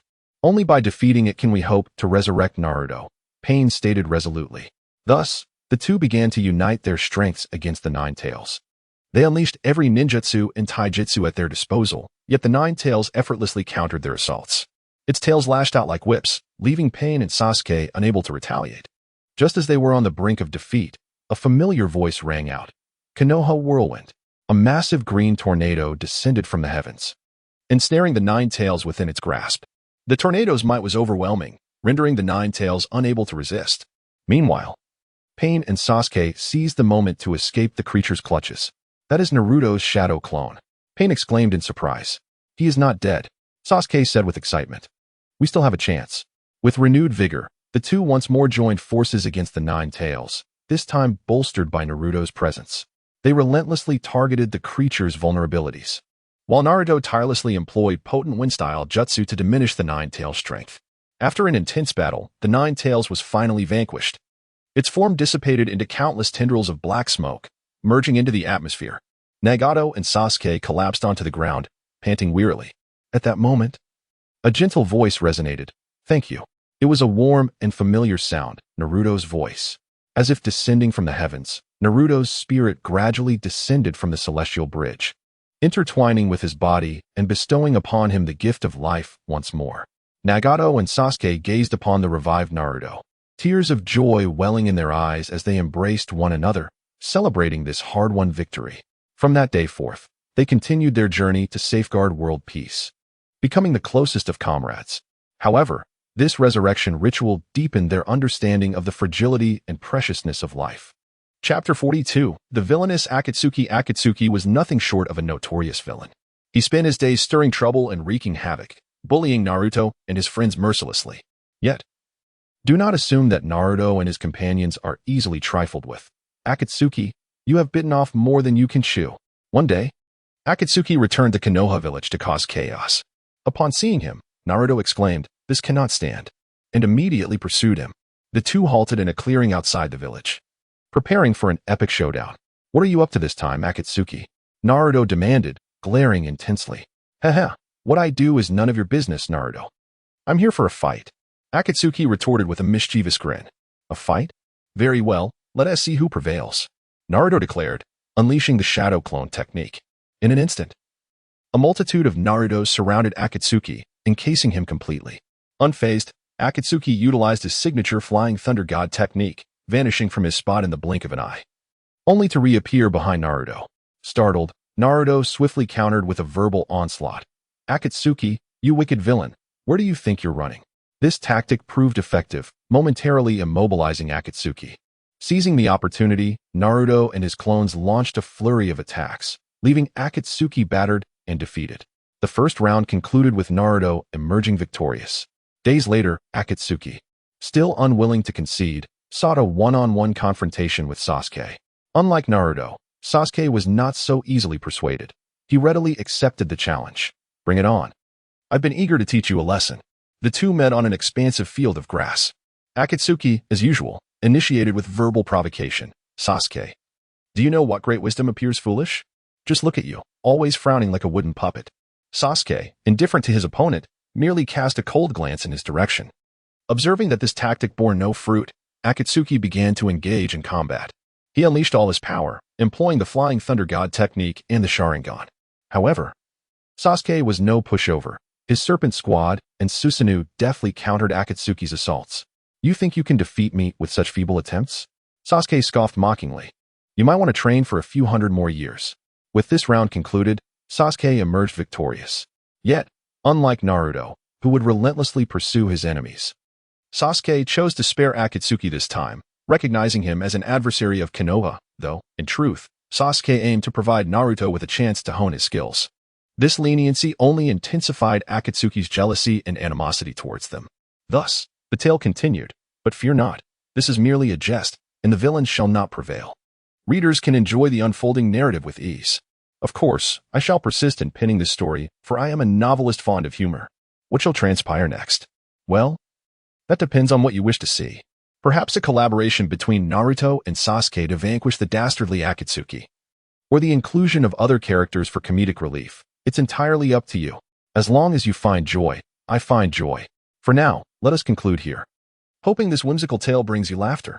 Do remember to like and share it with your friends. Thank you for watching, and farewell. After the initial skirmishes, Akatsuki, though repeatedly defeated, remained undeterred. In secret, he gathered a formidable group of subordinates, preparing to launch a large-scale assault on Konoha. Naruto and Sasuke, as the village's two pillars, could not stand idly by. On a day when the sky was shrouded in ominous clouds, as if foreshadowing the impending conflict, Akatsuki and his followers stood ready in an open field outside Konoha, while Naruto and Sasuke led their respective teams to confront them. Akatsuki, if you dare to harm even a single hair on Konoha today, you shall not leave alive, Naruto declared, wielding a colossal chakra rod in his nine-tails mode, exuding an imposing presence at the forefront. Naruto, do you believe I am still the same as before? Today, I shall prove to you who the true formidable force is. Akatsuki sneered, as dark chakra began to swirl around him. The battle was imminent. Akatsuki initiated the assault, summoning a massive black bird that lunged toward Naruto and his allies. In response, Naruto immediately unleashed a nine-tails Rasengan, forming a tremendous vortex that collided with the monstrous bird, resulting in a thunderous explosion and a cloud of dust. Simultaneously, Sasuke revealed his perfected Susanoo and engaged in fierce combat with Akatsuki's minions. His lightning techniques and genjutsu caught the opponents off guard, leading them to inevitable defeat. However, Akatsuki seized this opportunity to stealthily approach Naruto. He concentrated his dark chakra into a sharp dagger, aimed directly at Naruto's heart. In that critical moment, Sasuke detected his movement and swiftly intervened, utilizing Amaterasu to thwart Akatsuki's attack. However, Afei's cunning strategy seemed limitless, as he once again evaded capture using spatial ninjutsu. Just as the two were locked in an intense struggle, a sudden, thunderous explosion reverberated through the air. It turned out that Afei's subordinates had resorted to self-detonation devices, annihilating themselves along with Naruto and his team. This shocking act left everyone in a state of disbelief. Stop, Afei bellowed. This is my last chance. He once more gathered all his chakra, preparing for a final showdown. Yet, at that moment, Naruto and Sasuke unexpectedly ceased their assault. Afei, Naruto spoke slowly. You once had dreams, did you not? Why have you chosen to become this way? Afei was momentarily taken aback, seemingly wavering. Why you? His voice trembled. Each of us possesses the right to choose our own path, Sasuke continued. But please, do not harm the innocent. At these words, Afei's body began to quiver. He took a deep breath and gradually lowered the dagger in his hand. Perhaps you were right, he murmured. Ultimately, the battle did not continue. Afei chose to surrender and accept the opportunity for redemption, although it seemed improbable for this character to genuinely atone for his past. This confrontation revealed that even adversaries possess a softer side within their hearts. At least this time, they were not merely depicted as embodiments of pure evil, but rather as complex individuals with intricate emotions and motivations. Of course, this remains a story of a humorous nature. I hope everyone enjoys it and derives some inspiration or insight from it. Thank you for watching. Goodbye. Though Afei ultimately opted for surrender, his heart was rife with conflict and struggle. He was acutely aware of the suffering and harm his past actions had inflicted upon countless individuals, and the desire to change was not an easy endeavor. Consequently, Naruto and Sasuke resolved to grant him a chance for redemption, arranging for him to partake in a reformation program within the Hidden Leaf Village. In this initiative, Afei was tasked with engaging in various positive activities, such as assisting villagers and learning ninjutsu. Initially, he resisted vehemently, perceiving it as a form of humiliation. However, as time progressed, he gradually discovered the joy and significance inherent in these pursuits. He began to realize that he could indeed become a useful person, rather than merely a villain bent on destruction. Meanwhile, Naruto, Sasuke, and other ninjas from the Hidden Leaf were discreetly observing Afei's transformation. They noted that although he still appeared aloof and withdrawn on the surface, deep within him, warm seeds of change were beginning to sprout. On one occasion, he inadvertently rescued an injured creature, tenderly caring for it until it regained its health. On another, he willingly assisted the village elders with the arduous task of moving heavy objects. These seemingly trivial acts gradually transformed the villagers' perception of Afei. One day, Afei approached Naruto and Sasuke, bearing his soul to them. Thank you for granting me this opportunity. I understand that I owe many an apology, but I genuinely wish to improve. As he spoke, tears welled in his eyes. This was the first time he revealed his vulnerability before others. Naruto and Sasuke exchanged knowing smiles and patted him on the shoulder, assuring him, "We believe in your potential, for everyone possesses the right to alter their destiny." From that moment on, Afei appeared to undergo a profound metamorphosis.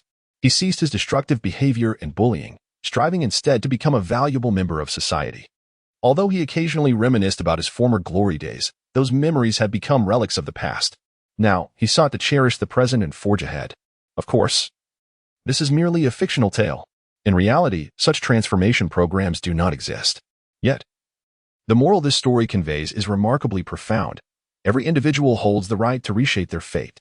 With courage and determination, we can all welcome our own springtime. I hope everyone remembers this heartwarming and inspiring story. Thank you for watching. Farewell.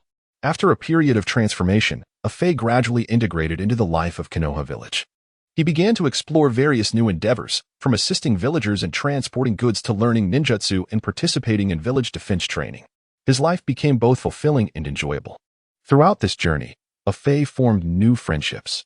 Initially, some were wary of his past, but they were ultimately touched by his sincerity and kindness. Notably, Lee observed Afei's earnest efforts to change and voluntarily offered to help him enhance his physical fitness and ninjutsu skills. Under Lee's guidance, Afei gradually mastered practical techniques and discovered his own latent potential. Simultaneously, Afei began to reflect on his past misdeeds. He recognized that, despite his history of wrongdoing, it did not define his entire being. Thus, he sought out those he had previously harmed, offering apologies and seeking forgiveness.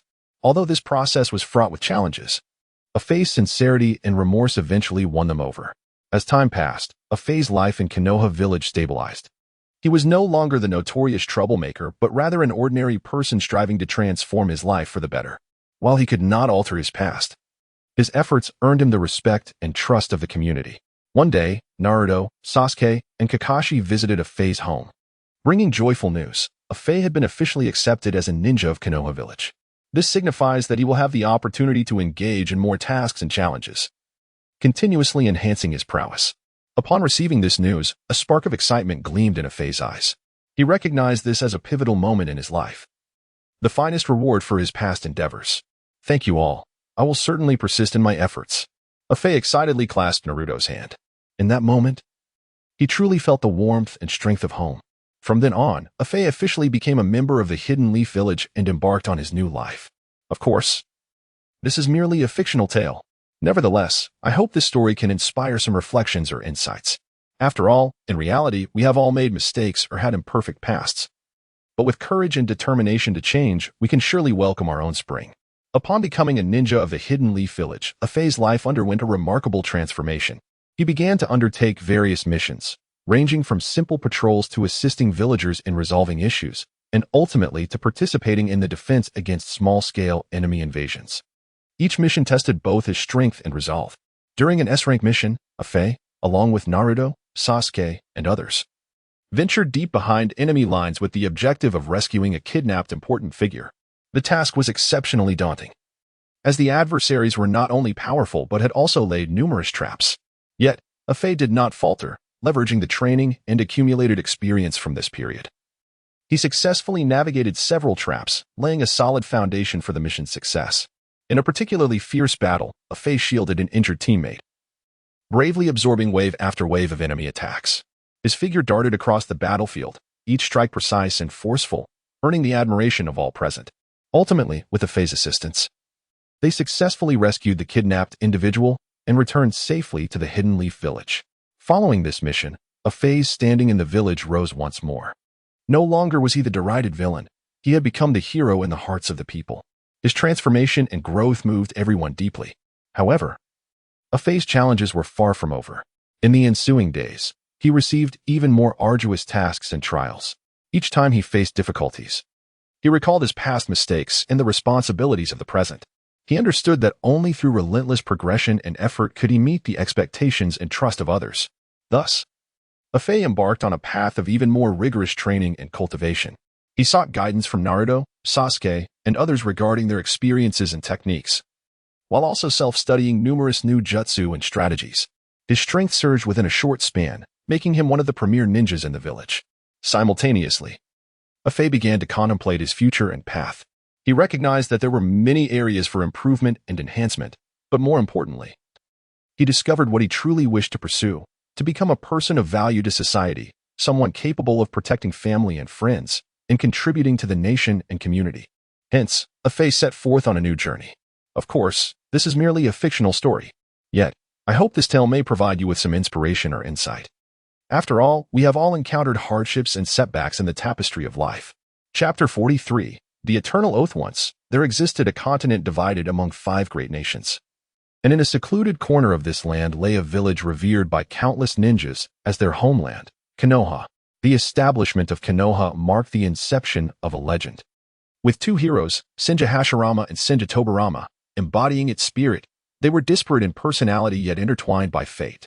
Senja Hashirama, hailed as the god of shinobi, possessed the extraordinary ability to wield wood release, making each battle seem like a realm untroubled by strife. Conversely, his younger brother, Senja Tobirama, was characterized by his exceptional intellect and calm demeanor, excelling in water release and various ninjutsu studies. In an era rife with turmoil, their paths first crossed during a fierce confrontation against the Uchiha clan.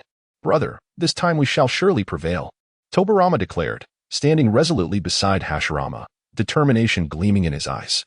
"Indeed, with you by my side, I find solace," Hashirama replied, his smile exuding warmth and strength as if it could dispel all shadows. In that intense clash, they fought side by side, fending off countless assaults, ultimately securing victory. In that moment, their bond of brotherhood took root amidst the flames of war. As time progressed, the names of Hashirama and Tobirama began to resonate throughout the shinobi world, becoming formidable forces to be reckoned with. Yet, the true trials were just beginning. To forge a world of peace among ninjas, they faced mounting pressure and skepticism from all sides. "Tobirama, is what we are doing truly worthwhile?" Hashirama pondered one starry night while seated atop a rooftop. "It is worthwhile," Tobirama replied succinctly yet resolutely. "As long as it allows more people to lead peaceful lives, it is all worth it." Their wisdom and courage propelled Konoha to ascend as the most powerful entity among the 5 nations. Throughout this journey, the dynamics of their relationship subtly transformed. What began as brotherly affection gradually evolved into a bond that transcended mere kinship. However, this relationship was not without its trials. As the leader of the village, Hashirama bore immense responsibilities and pressures, while Tobirama chose to support him silently. Yet, misunderstandings and shadows of jealousy began to loom over them. "Why do you always overshadow me?" Tobirama finally erupted in frustration during an unexpected moment. "I am sorry," Hashirama stammered, taken aback, never having fathomed that his brother could be so angered. "I merely wish for everyone to thrive." Following the quarrel, they found themselves ensnared in a prolonged silence. Yet, during the stillness of the night, Hashirama often stood alone beneath the great tree at the village's edge, reminiscing about the countless memories shared with Tobirama. He realized that his feelings for Tobirama had long surpassed the bounds of brotherhood. One fateful night, as the stars twinkled above, Hashirama sought out Tobirama. "Tobirama, I apologize. I know I have failed to express my feelings clearly," he inhaled deeply. "I cherish you beyond the realm of brotherly love." Upon hearing these words, Tobirama's eyes widened in astonishment. What did you say?" "From a tender age, I have harbored feelings for you that words cannot convey." Tobirama choked as tears brimmed in his eyes. This declaration struck Hashirama's heart like the thunder of spring. He had never anticipated such emotions would blossom between them. However, as time unfolded, they gradually embraced their sentiments and resolved to confront the challenges of the future together. From that moment onward, they became not only comrades fighting side by side, but also lovers deeply devoted to one another, safeguarding the tranquility and prosperity of the Hidden Leaf Village.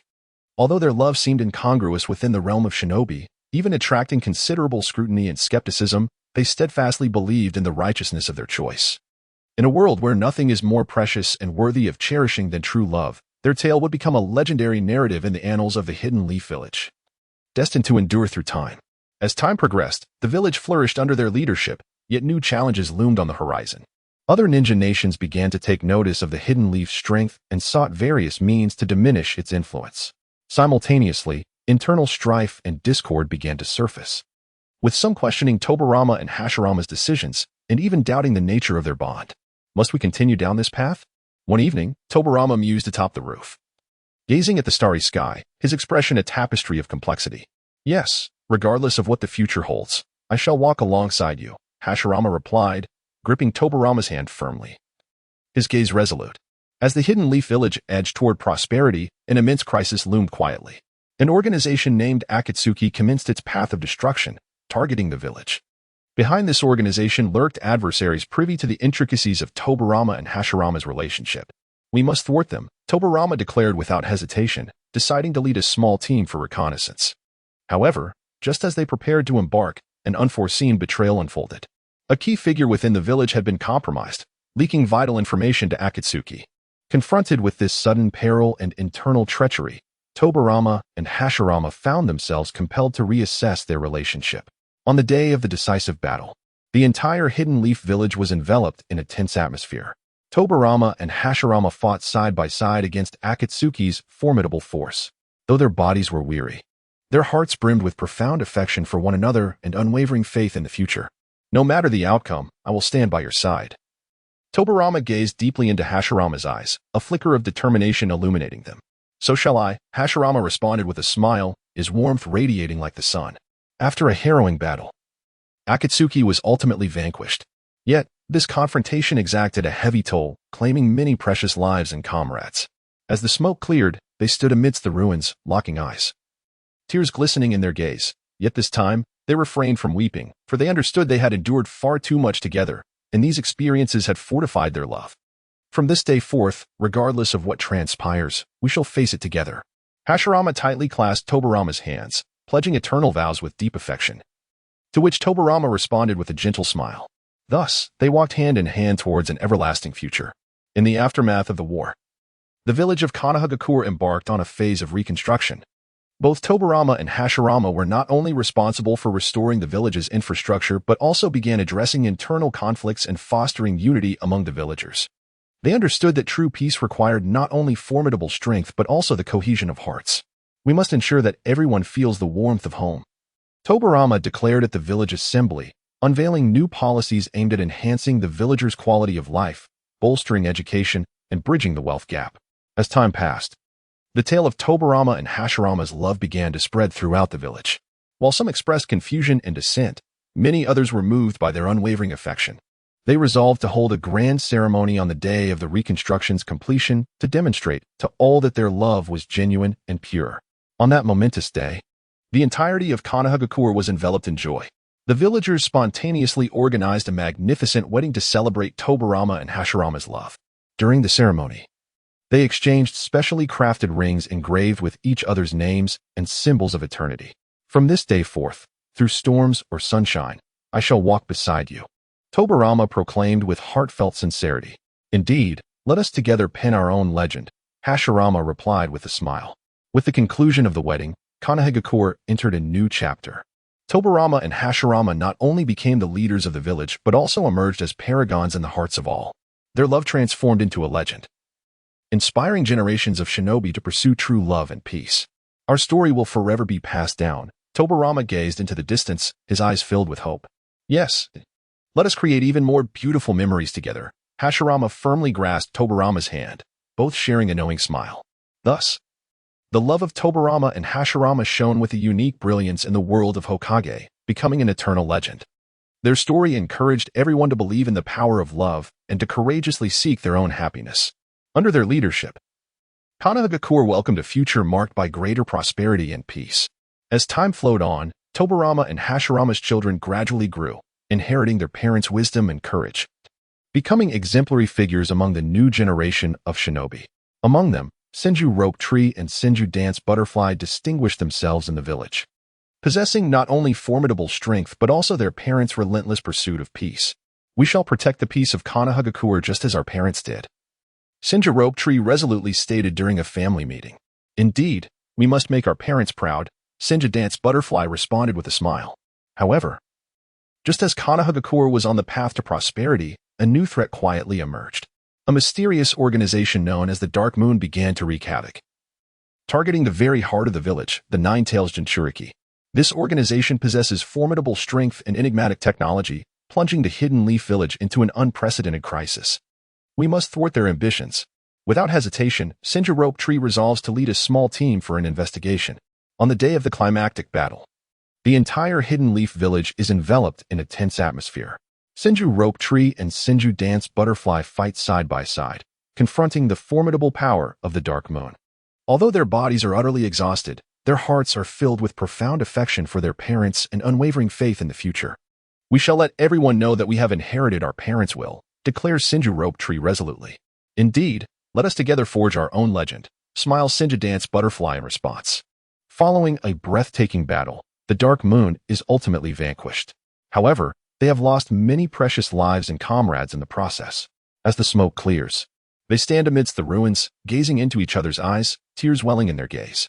This time, they do not weep, for they realize they have shared too much, solidifying their love for one another. In the aftermath of the war, the Hidden Leaf Village embarks on a phase of reconstruction.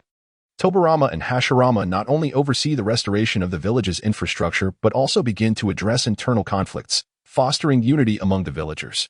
They understand that true peace requires not only formidable strength, but also the cohesion of the hearts of the people. As time passes, the romance between Tobirama and Hashirama gradually spreads throughout the village. While some express confusion and opposition, many are moved by their steadfast love. They decide to hold a grand ceremony on the day the reconstruction is completed. On that day, the entire Hidden Leaf Village is immersed in joy. The villagers spontaneously organize a magnificent wedding to celebrate the love of Tobirama and Hashirama. During the ceremony, they exchange specially crafted rings, engraved with each other's names and symbols of eternity. "From this day forth, through storms and sunshine, I shall walk with you," Tobirama says earnestly. "Indeed.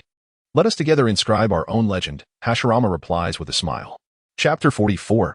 In a regular encounter, the Akatsuki organization gathers various skilled individuals, united by a common goal, to collect the tailed beasts and subvert the world. Within this organization, there are two members. One is the ninja Haiden, who enjoys disassembling his body into countless segments and reassembling them, and the other is Kakuzu, adept at manipulating blood vessels and proficient in plundering the hearts of others. Haiden: "Wow, Kakuzu, brother, you make such a fortune every time you kill someone. I can't help but envy you," Haiden exclaims with a sycophantic grin, clutching a glass of an unknown beverage. Kakuzu: "Heh, it's a trivial matter.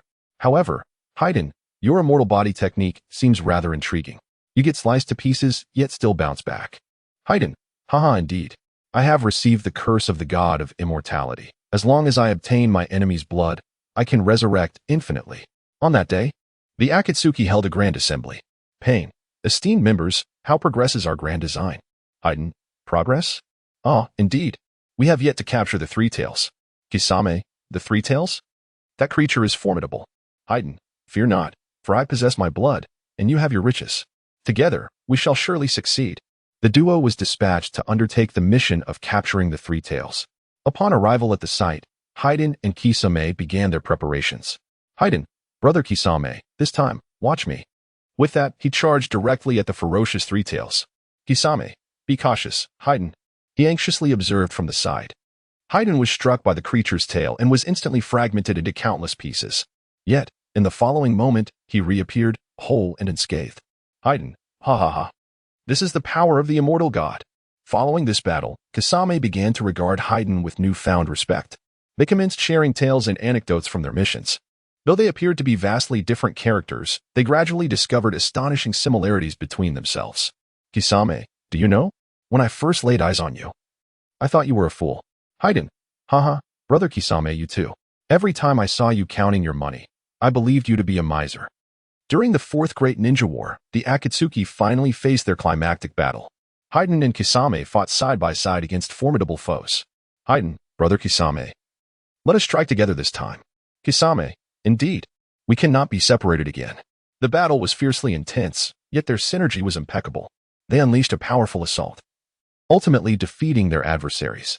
However, as they prepared to celebrate their victory, a colossal pit, well, it wasn't particularly colossal, just a large hole, suddenly appeared, swallowing them both whole.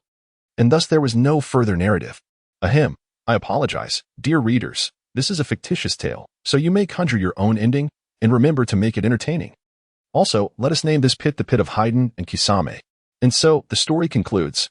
In the astonishment of onlookers, Haiden and Kisame emerged from the pit, appearing completely unscathed.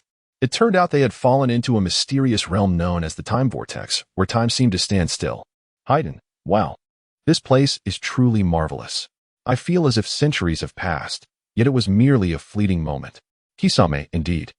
The passage of time here differs from the outside world. It is an excellent place for cultivation. Just as they were about to explore this enigmatic domain, a powerful force suddenly pulled them away. Upon reopening their eyes, they discovered that they had returned to the realm of reality, their powers significantly enhanced. Through this extraordinary experience, Haiden and Kakuzu realized there remained considerable room for their growth. Consequently, they resolved to depart from the Akatsuki organization and embark on a new journey in search of methods to further augment their abilities. Haiden, Kaku, let us strive together to become the most formidable beings in the ninja world. Kakuzu, indeed. This time, we shall forge a legendary tale of our own. From that moment forth, Haiden and Kakuzu became a unique sight within the ninja realm. They sometimes collaborated, at other times engaged in duels. Yet regardless of the challenges they faced, the duo consistently overcame obstacles hand in hand. Their saga became a cherished narrative in the ninja world, evolving into a legend in the hearts of countless shinobi. After departing from the Akatsuki, Haiden and Kakuzu commenced their adventurous escapade. They traversed various lands, befriending numerous like-minded companions while encountering unprecedented challenges. One day, they received a mysterious letter inviting them to participate in a ninja tournament known as the Fateful Intertwining. It was said that the victor would obtain a mystical artifact capable of altering fate. Haiden, that sounds intriguing. Let us go and see. Kakuzu, absolutely. This time, we shall fight not only for the treasure, but also to prove our strength. The tournament stage gathered formidable warriors from far and wide. Haiden and Kakuzu carved their way through formidable adversaries, showcasing astonishing prowess. However, they were most astonished to discover that their opponent in the finals was none other than their former dear friend, Naruto. Sasuke, for various reasons, did not participate. Naruto, Haiden. Kakuzu, I never expected to face you here. Haiden, Naruto, you have grown even stronger. However, we are not to be underestimated. In the heat of battle, Haiden and Kakuzu gradually discerned that Naruto did not genuinely wish to defeat them. Instead, it seemed he was testing their resolve and camaraderie through this confrontation. Naruto, Haiden, Kakuzu. True strength derives not merely from combat skills but from the steadfastness of the heart and the power of friendship. Under Naruto's guidance, Haiden and Kakuzu began to reflect on their approach to battle and their ultimate goals.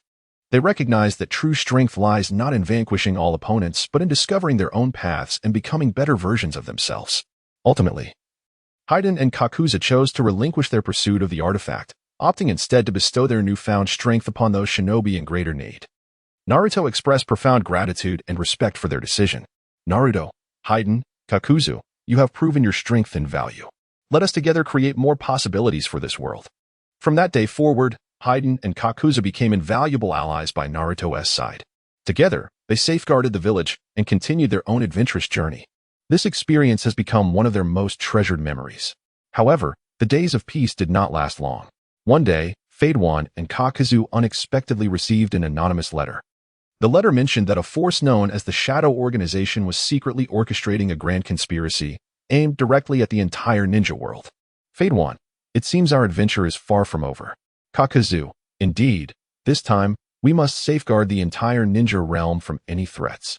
In pursuit of the truth behind the Shadow Organization, Fadewan and Kakuzu commenced a discreet investigation. They uncovered that this organization comprised a group of ninjas with extraordinary abilities, who were clandestinely developing a forbidden technique capable of controlling the human mind. Fadewan, if this technique succeeds, the entire ninja world will plunge into darkness. Kakuzu, we must thwart their plans. Upon discovering the location of the Shadow Organization's base, Fadewan and Kakuzu resolved to infiltrate it and dismantle their research. However, during their mission, they stumbled upon a shocking secret. The Shadow Organization had the backing of high-ranking officials from the Hidden Leaf Village. Fadewan, how is this possible? Kakuzu, it appears our enemies are far stronger than we had imagined. Faced with sudden betrayal and immense pressure, Fadewan and Kakuzu began to doubt one another. Yet, after profound contemplation, they chose to trust their instincts and the bond of their friendship. Fadewan, Kakuzu, I believe in you. Let us uncover the truth together. Kakuzu, thank you. Fadewan, I trust you as well. After gathering sufficient evidence, Fadewan and Kakuzu decided to challenge the high-ranking officials of the Hidden Leaf. They understood that this would be a formidable battle, but for the future of the entire ninja world, they were willing to pay any price. The day of the final confrontation arrived, and Fadewan and Kakuzu faced their powerful adversaries. In the midst of fierce combat, they exhibited an unprecedented synergy and strength. Ultimately, at a critical juncture, they unleashed a formidable combined attack, successfully vanquishing their foes. The truth was finally revealed. It had all been a colossal misunderstanding. The high-ranking officials of the Hidden Leaf had merely been manipulated by the Shadow Organization. With the downfall of the Shadow Organization and the resolution of the misunderstandings, the ninja world once again welcomed the dawn of peace. Fadewan and Kakuzu emerged as heroes in the eyes of many. Yet for them, the most precious aspect of this experience was the profound friendship they had forged in their love for the world. After a series of adventures and challenges, Fadewan and Kakuzu had become true friends and partners. They began to ponder how they could continue to protect this world in the days to come and create even more possibilities. Fadewan, Kakuzu, what shall we do next? Kakuzu, I believe we should continue our adventures, but this time, we will strive to protect this world. Not long after, a force known as the Otherworld suddenly emerged within the ninja realm. This formidable force possesses power that transcends this world, posing a threat to the peace of the entire shinobi realm. Haiden, it appears we have a new mission ahead of us. Kakuzu, indeed. This time we will face unprecedented challenges. To uncover the truth and the menace of the Otherworld, Haiden and Kakuzu commenced their exploration of this enigmatic realm. They discovered that the Otherworld is inhabited by beings endowed with extraordinary abilities, who seek to realize their ambitions by exerting control over this world. Haiden, the strength of these entities seems to surpass that of any ninja. Kakuzu, certainly, yet we cannot yield. We must devise a means to thwart them. During their journey, Haiden and Kakuzu befriended numerous allies from different worlds. They resolved to unite their efforts and collectively confront the threat posed by the Otherworld. However, throughout this endeavor, they encountered unprecedented difficulties and challenges. Regardless of the obstacles they faced, they consistently supported one another, overcoming each trial together. Ultimately, through the collective efforts of their companions, the menace of the Otherworld was successfully neutralized. With the resolution of this threat, the shinobi realm once again embraced the return of peace. Haiden and Kakuzu emerged as heroes and role models in the eyes of many. Nevertheless, for them, what rendered this experience truly invaluable was the profound friendship they forged and their love for the world. They resolved to continue exploring the unknown, safeguarding the tranquility and harmony of this realm. Their legendary tale would persist in being written. As time passed, the renown of Haiden and Kakuzu spread throughout the shinobi realm. They not only became idols for many young ninjas but also represented the aspirations and dreams of their hearts. Haiden, Kakuzu, look at those young ninjas. They are filled with dreams and passion, just as we were in our youth. Kakuzu, indeed, I hope they strive ceaselessly to protect this world, just as we did. In these peaceful days, Haiden and Kakuzu began to contemplate how to pass on their will and strength. They decided to impart their experiences and skills to the next generation of ninjas, aiding them in evolving into capable warriors. Haiden, only true strength can shield this world from threats. Kakuzu, absolutely, but true strength encompasses not only formidable power, but also unwavering conviction and courage. To cultivate more exceptional ninjas, Haiden and Kakuzu jointly established a ninja academy. This institution not only taught ninjutsu and combat techniques, but also conveyed the values of friendship, responsibility, and sacrifice. Here, many young ninjas were afforded invaluable opportunities for growth, gradually maturing into independent and formidable warriors. As time progressed, new threats and challenges continually emerged. However, Haiden and Kakuzu remained confident that with the involvement and efforts of the younger generation, they would undoubtedly be able to confront any challenge and preserve the peace of this world.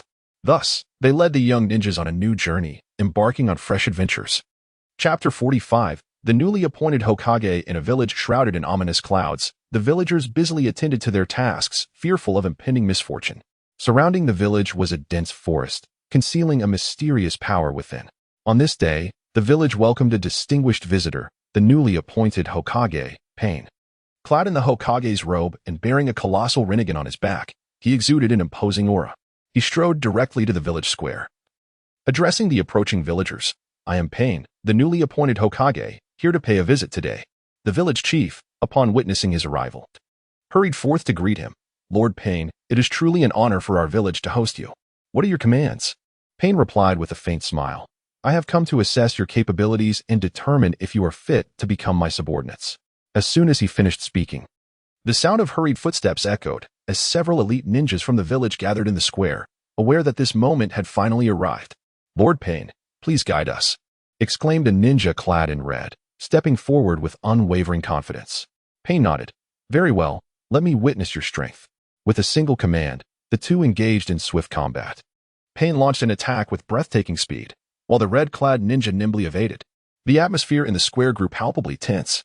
As the battle intensified, Pain continually varied his attacks, seeking to uncover the weaknesses of the ninjas. Meanwhile, the villagers stood to the side, breathless, fearful of disrupting the fierce confrontation. "Ha!" the red-clad ninja shouted, conjuring a massive fireball to hurl at Pain. However, with a mere flick of his rinnegan, Pain effortlessly dispelled the fireball into nothingness. "Impressive, but you must strive harder," Pain remarked coldly.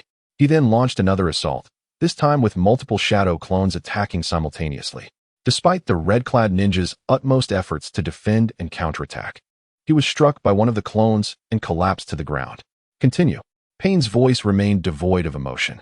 Observing this, another ninja clad in blue rushed forward to engage. Aware of his inability to confront Pain directly, he opted for a guerrilla tactic, evading Pain's strikes while seizing opportunities to counterattack. Yet, Pain's strength far surpassed his expectations. After several exchanges, the blue-clad ninja also succumbed. After several rounds of fierce combat, few ninjas remained in the square. The village chief, filled with anxiety, implored, "Lord Pain, our ninjas have given their all." Pain shook his head. "No. They have yet to demonstrate their true potential." Suddenly, a frail boy stepped forth from the crowd. "Allow me to try." His name was Sasuke, an ordinary youth from the village who had long aspired to become a formidable ninja. However, due to physical limitations and a lack of resources, his progress had been painfully slow. Nevertheless, he remained steadfast in his training, never relinquishing his beliefs. Now, witnessing the village in peril, he unhesitatingly stepped forward. "Are you certain you wish to partake in this battle?" Pain inquired, a hint of surprise etched upon his face as he gazed at Sasuke. Sasuke nodded resolutely, affirming his commitment to fight for his village. He took a deep breath and slowly stepped out from the crowd, ready to face the challenge ahead. Pain acknowledged him with a nod, stating, "Very well, let me witness your strength." With that, he launched a more ferocious attack, directing the Shinra Tensei towards Sasuke. However, instead of evading, Sasuke met the onslaught head-on, bracing himself against the tremendous force that jolted his arms, yet he gritted his teeth and persevered. Subsequently, Sasuke initiated his counterattack, employing all the techniques he had mastered to engage in a fierce battle with Pain. Though his strength paled in comparison to that of his opponent, his unwavering will and agile tactics gradually tipped the scales in his favor, ultimately leading to Pain's defeat. This battle not only astonished everyone present, but also awakened Sasuke to his own potential and power. From that moment forward, he embarked on the path to becoming a true ninja, with this encounter serving as an indelible lesson in their lives. As the battle drew to a close, the village was enveloped in a brief silence. The villagers gazed at the young man, battered yet unyielding, filled with admiration and gratitude. Pain regarded Sasuke, a glimmer of appreciation flickering in his eyes. "You possess the potential to become an exceptional ninja." Sasuke looked up, his gaze resolute. "I will continue to strive. For the village, for my dreams." Pain smiled faintly and nodded. "Excellent. Remember, true strength does not solely stem from chakra, but rather from the unwavering belief and perseverance within one's heart. You have already taken the first step toward becoming a true warrior." With that, Pain turned and departed, leaving behind a group of astonished villagers and a hopeful Sasuke. This battle was not merely a test for the village, but also a significant milestone in Sasuke's personal growth. Following that confrontation, Sasuke emerged as a small hero within the village, his tale inspiring countless young souls. He understood well that the journey to becoming a true warrior was still long ahead. Thus, he began to train with even greater diligence, not only mastering ninjutsu, but also learning to wield wisdom and strategy. Meanwhile, Pain did not neglect his responsibilities. As the newly appointed Hokage, he set about reforming the village's defense system, enhancing cooperation and training among the ninjas to ensure the safety and prosperity of the village. He paid particular attention to nurturing the younger generation, hoping they would possess the same steadfast belief and formidable strength as Sasuke. Under Pain's guidance, the village gradually regained its former tranquility and harmony. Sasuke, through relentless challenges and efforts, gradually evolved into a true ninja. He was acutely aware that the road ahead was still long, yet he was prepared to face all challenges that lay in wait. As time passed, Sasuke not only became the guardian of the village, but also a hero in the hearts of many. His story was recounted far and wide, becoming a source of inspiration for future generations. Pain's teachings and influence were deeply etched in the hearts of every individual. They understood that true strength lies not only in personal prowess, but also in unity and conviction. In an era shrouded in heavy clouds, they demonstrated through their actions the existence of light and hope. The genesis of all this was that fierce battle and the trials set forth by the new Hokage. The future was rife with uncertainty and challenges, yet they believed that as long as love, faith, and courage resided in their hearts to confront every trial, they would march forward without fear, regardless of how the future may unfold. However, the days of peace did not last long. Suddenly, one day, a mysterious organization known as Akatsuki began to sow chaos throughout the ninja world, marauding for tailed beasts with the intent of conquering the world through their control. During a mission, Sasuke unexpectedly encountered a member of the Akatsuki, Kisame Hashigaki. Kisame, wielding formidable water-style jutsu and an astonishing chakra reserve, was a formidable asset within the organization. His presence made Sasuke realize that the threat posed by Akatsuki was far greater than he had ever imagined. Faced with this impending menace, Sasuke knew he could not remain idle. He sought out Pain, requesting permission to lead a team against Akatsuki. However, Pain informed him that confronting Akatsuki required the strength of the entire village, not just his solitary efforts. Though Sasuke harbored discontent within his heart, he nevertheless comprehended Pain's rationale. Consequently, he commenced the organization of the village's ninja for training, preparing to confront the Akatsuki. Simultaneously, he began a covert investigation into the true intentions of the Akatsuki and the forces lurking behind them. Under Sasuke's leadership, a team composed of elite ninjas was dispatched to the Akatsuki stronghold, intent on infiltrating the enemy's territory to dismantle them from within.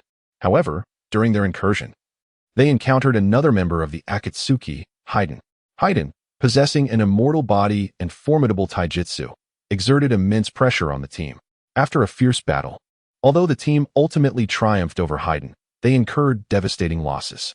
Throughout their venture into enemy territory, Sasuke gradually uncovered the Akatsuki's true objective. They aimed to establish a new world order by controlling the tailed beasts and gathering secret intelligence from all nations. The mastermind behind it all turned out to be the Akatsuki leader, Uchiha Obito. Upon learning the truth, Sasuke was filled with rage and indignation. He realized that only by utterly defeating Uchiha Obito and the Akatsuki could he genuinely protect himself and those dear to him. Thus, he resolved to lead the team back to the village to seek Pain's support and assistance. On the eve of the decisive battle, Sasuke engaged in an in-depth conversation with Pain. They deliberated on strategies and methods to counter the Akatsuki. Ultimately, they agreed that Pain would lead the majority of the ninjas in a frontal assault to engage and distract the enemy, while Sasuke would command a select team tasked with infiltrating the enemy's rear to sabotage the Akatsuki's core facilities. The day of the final confrontation finally arrived. In a fierce clash, both sides engaged in a life-and-death struggle. After hours of intense warfare, both sides suffered grievous losses. Yet they ultimately succeeded in vanquishing the Akatsuki and capturing Uchiha Obito.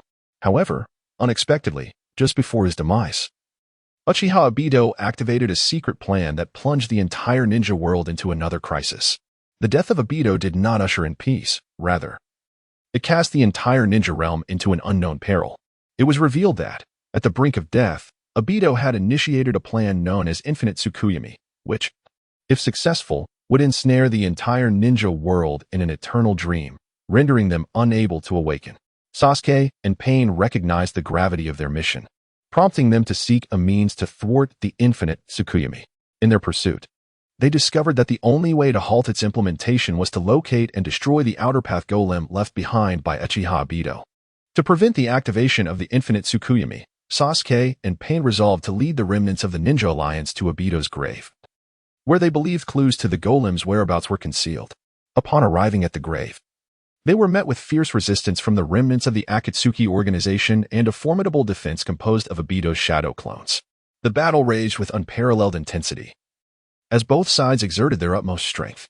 However, just as they were on the verge of uncovering the key to the Outer Path Golem, a mysterious figure emerged. It was Uchiha Tsuki, the granddaughter of Obito, wielding a colossal scythe and possessing powers akin to her grandfather's. Uchiha Tsuki revealed that the Infinite Tsukuyomi was, in fact, a plan initiated by her grandfather to atone for his failure to bring peace to the Uchiha clan. She aspired to use the scheme to realize peace and happiness for all within a dream. Yet, She was acutely aware of the devastating consequences that this plan entailed. Faced with such a dilemma, Sasuke and Pain fell into deep contemplation. They came to the realization that true peace cannot be achieved through dreams alone, but rather requires the collective effort and sacrifice of every individual. Thus, they resolved to unite against the infinite Tsukuyomi and prevent this impending catastrophe. In the climactic battle, Sasuke and Pain, leveraging their wisdom and strength, succeeded in defeating Uchiha Suki and destroying the Outer Path Golem.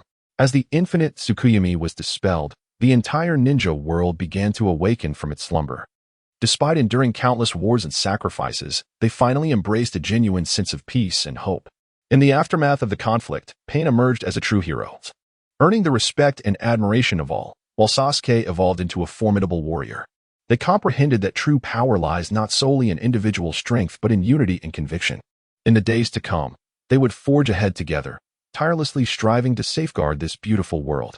With the infinite Tsukuyomi lifted, the ninja realm commenced its reconstruction phase. Nations began to mend the wounds inflicted by war, rebuilding their homelands. As pivotal figures in this conflict, Sasuke and Pain became not only guardians of their villages but also symbols of hope for the entire ninja world. Utilizing his experiences from the war, Pain initiated efforts to foster collaboration and communication among villages, promoting peace and prosperity throughout the realm. He championed the establishment of a peace alliance, aimed at resolving various conflicts and disputes through cooperation and dialogue. This initiative received widespread support and response, gradually transforming the ethos of the ninja world. Meanwhile, Sasuke focused intently on his personal growth and training, understanding that only by continually strengthening himself could he better protect those around him and the entire ninja realm. Thus, he began to traverse the land, mastering diverse ninjutsu and tactics, while forming bonds with many like-minded friends. As time passed, the ninja world gradually regained its former prosperity and harmony. However, the peace would not endure for long. A new threat has quietly emerged. A mysterious organization known as the Shadow Realm has begun to sow chaos throughout the ninja world. This organization possesses formidable power and an unknown agenda, instilling unprecedented pressure upon various nations.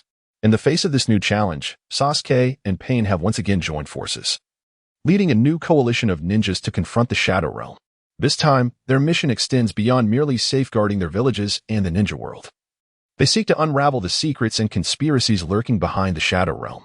Deep within the Shadow Realm, Sasuke and Pain uncover that this organization is comprised of a group of forsaken ninjas, cast aside by their own nations for various reasons. They have united in vengeance against the entire ninja world. However, their actions bring catastrophic consequences to all. In order to annihilate the Shadow Realm, Sasuke and Pain resolve to infiltrate enemy lines and dismantle the organization from within. They lead an elite team into the heart of the enemy camp, engaging in a final showdown with the leader of the Shadow Realm. At the climactic moment of battle, Sasuke and Pain exhibit unprecedented strength and wisdom. Utilizing their experience and skills, they successfully vanquish the leader of the Shadow Realm and obliterate its core facilities. With the disintegration of the Shadow Realm, the ninja world is once more greeted by the dawn of peace. Yet, in this war, Sasuke and Pain pay a tremendous price, losing many comrades and allies who fought alongside them. Nevertheless, they comprehend that true victory lies not merely in defeating foes, but in safeguarding themselves and those they cherish from harm. Thus, they embark on the journey of rebuilding their villages in the Ninja Alliance, laying a solid foundation for future peace and prosperity. Chapter 46, a new trend within the traditional bookstore of Konoha, the Konoha Bookhouse. A young member of the Oil Woman clan, Shino Yan, sits beside the shelves, engrossed in an ancient ninja tome. Her bright eyes glimmer with a fervent thirst for knowledge and an unwavering commitment to her clan's mission. Suddenly, a raucous commotion erupts outside, as a group of young ninjas bursts into the bookstore, clad in flamboyant attire and exuding an air of bravado. Leading them is a boy named Naruto Uzumaki, who proudly declares his ambition to become the future hero of Konoha. Shino raises an eyebrow, pondering to herself. This boy is brimming with confidence, but strength in Konoha cannot be derived from mere words. Hey, I say, could you all quiet down? Shino finally can no longer contain herself. She approaches Naruto and his entourage with a hint of disdain in her tone. Naruto turns around, looking at Shino with a challenging gaze. Humph, what right do you, a mere girl from the Oil Woman clan, have to lecture us? Shino smiles slightly, a glimmer of cunning in her eyes. Naruto Uzumaki, you may not be aware, But our Oil Woman clan is one of the oldest families in Konoha. Our mission is to protect this land, ensuring that no threats draw near.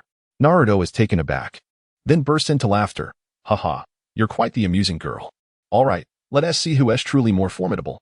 Thus, an unexpected contest unfolded within the confines of the bookstore. Shino employed the secret technique of the Aburame clan, transforming small insects into razor-sharp blades to launch an assault against Naruto and his companions. In response, Naruto adeptly utilized his shadow clone technique, continuously altering his form to evade the onslaught. Ultimately, the contest concluded with Shino narrowly emerging victorious. Although Naruto faced defeat, he remained undeterred, instead feeling a profound intrigue towards Shino. You're quite remarkable, little lady. I, Naruto Uzumaki, have decided that I wish to be your friend.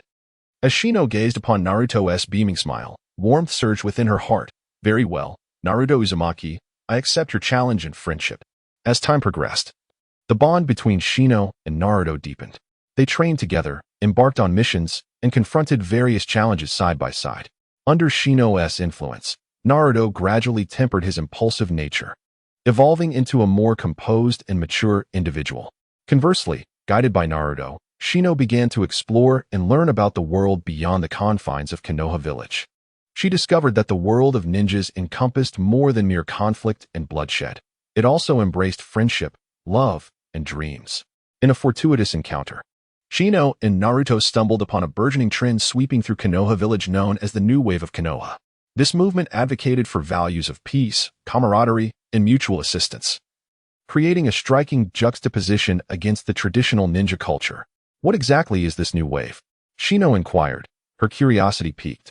Naruto elucidated. This new wave is initiated by a group of young ninjas who oppose excessive fighting and killing, advocating for the resolution of issues through wisdom and collaboration. How could such naive notions possibly thrive in the ninja world? Shino remarked skeptically. Yet, deep within her, she felt a flicker of resonance with this ideology, having witnessed the brutality and devastation of war firsthand. Consequently, they resolved to explore the mysteries of this new wave together. They traversed various villages, visiting ninjas of diverse schools, gathering their insights and suggestions. Throughout this journey, they encountered many like-minded friends, including Sakura Haruno, skilled in healing ninjutsu, and Sasuke Uchiha, adept in illusion techniques. Together, they engaged in discussions, exchanged ideas, and made progress. Their thoughts gradually matured, garnering increasing support and recognition from the ninja community. Ultimately, they succeeded in propagating the new wave of Konoha throughout the entire ninja world, eliciting a tremendous response. Many ninjas began to reflect upon their actions and values, striving to alter their lifestyles. The entire ninja realm began to flourish, embodying a vibrant and thriving atmosphere.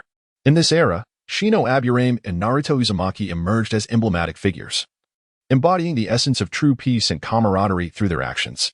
However, as the new wave of Konoha surged forward with fervor, a clandestine force quietly arose, self-identifying as the Shadow Ninja, intent on subverting the entire ninja world and resurrecting the chaos and warfare of yore.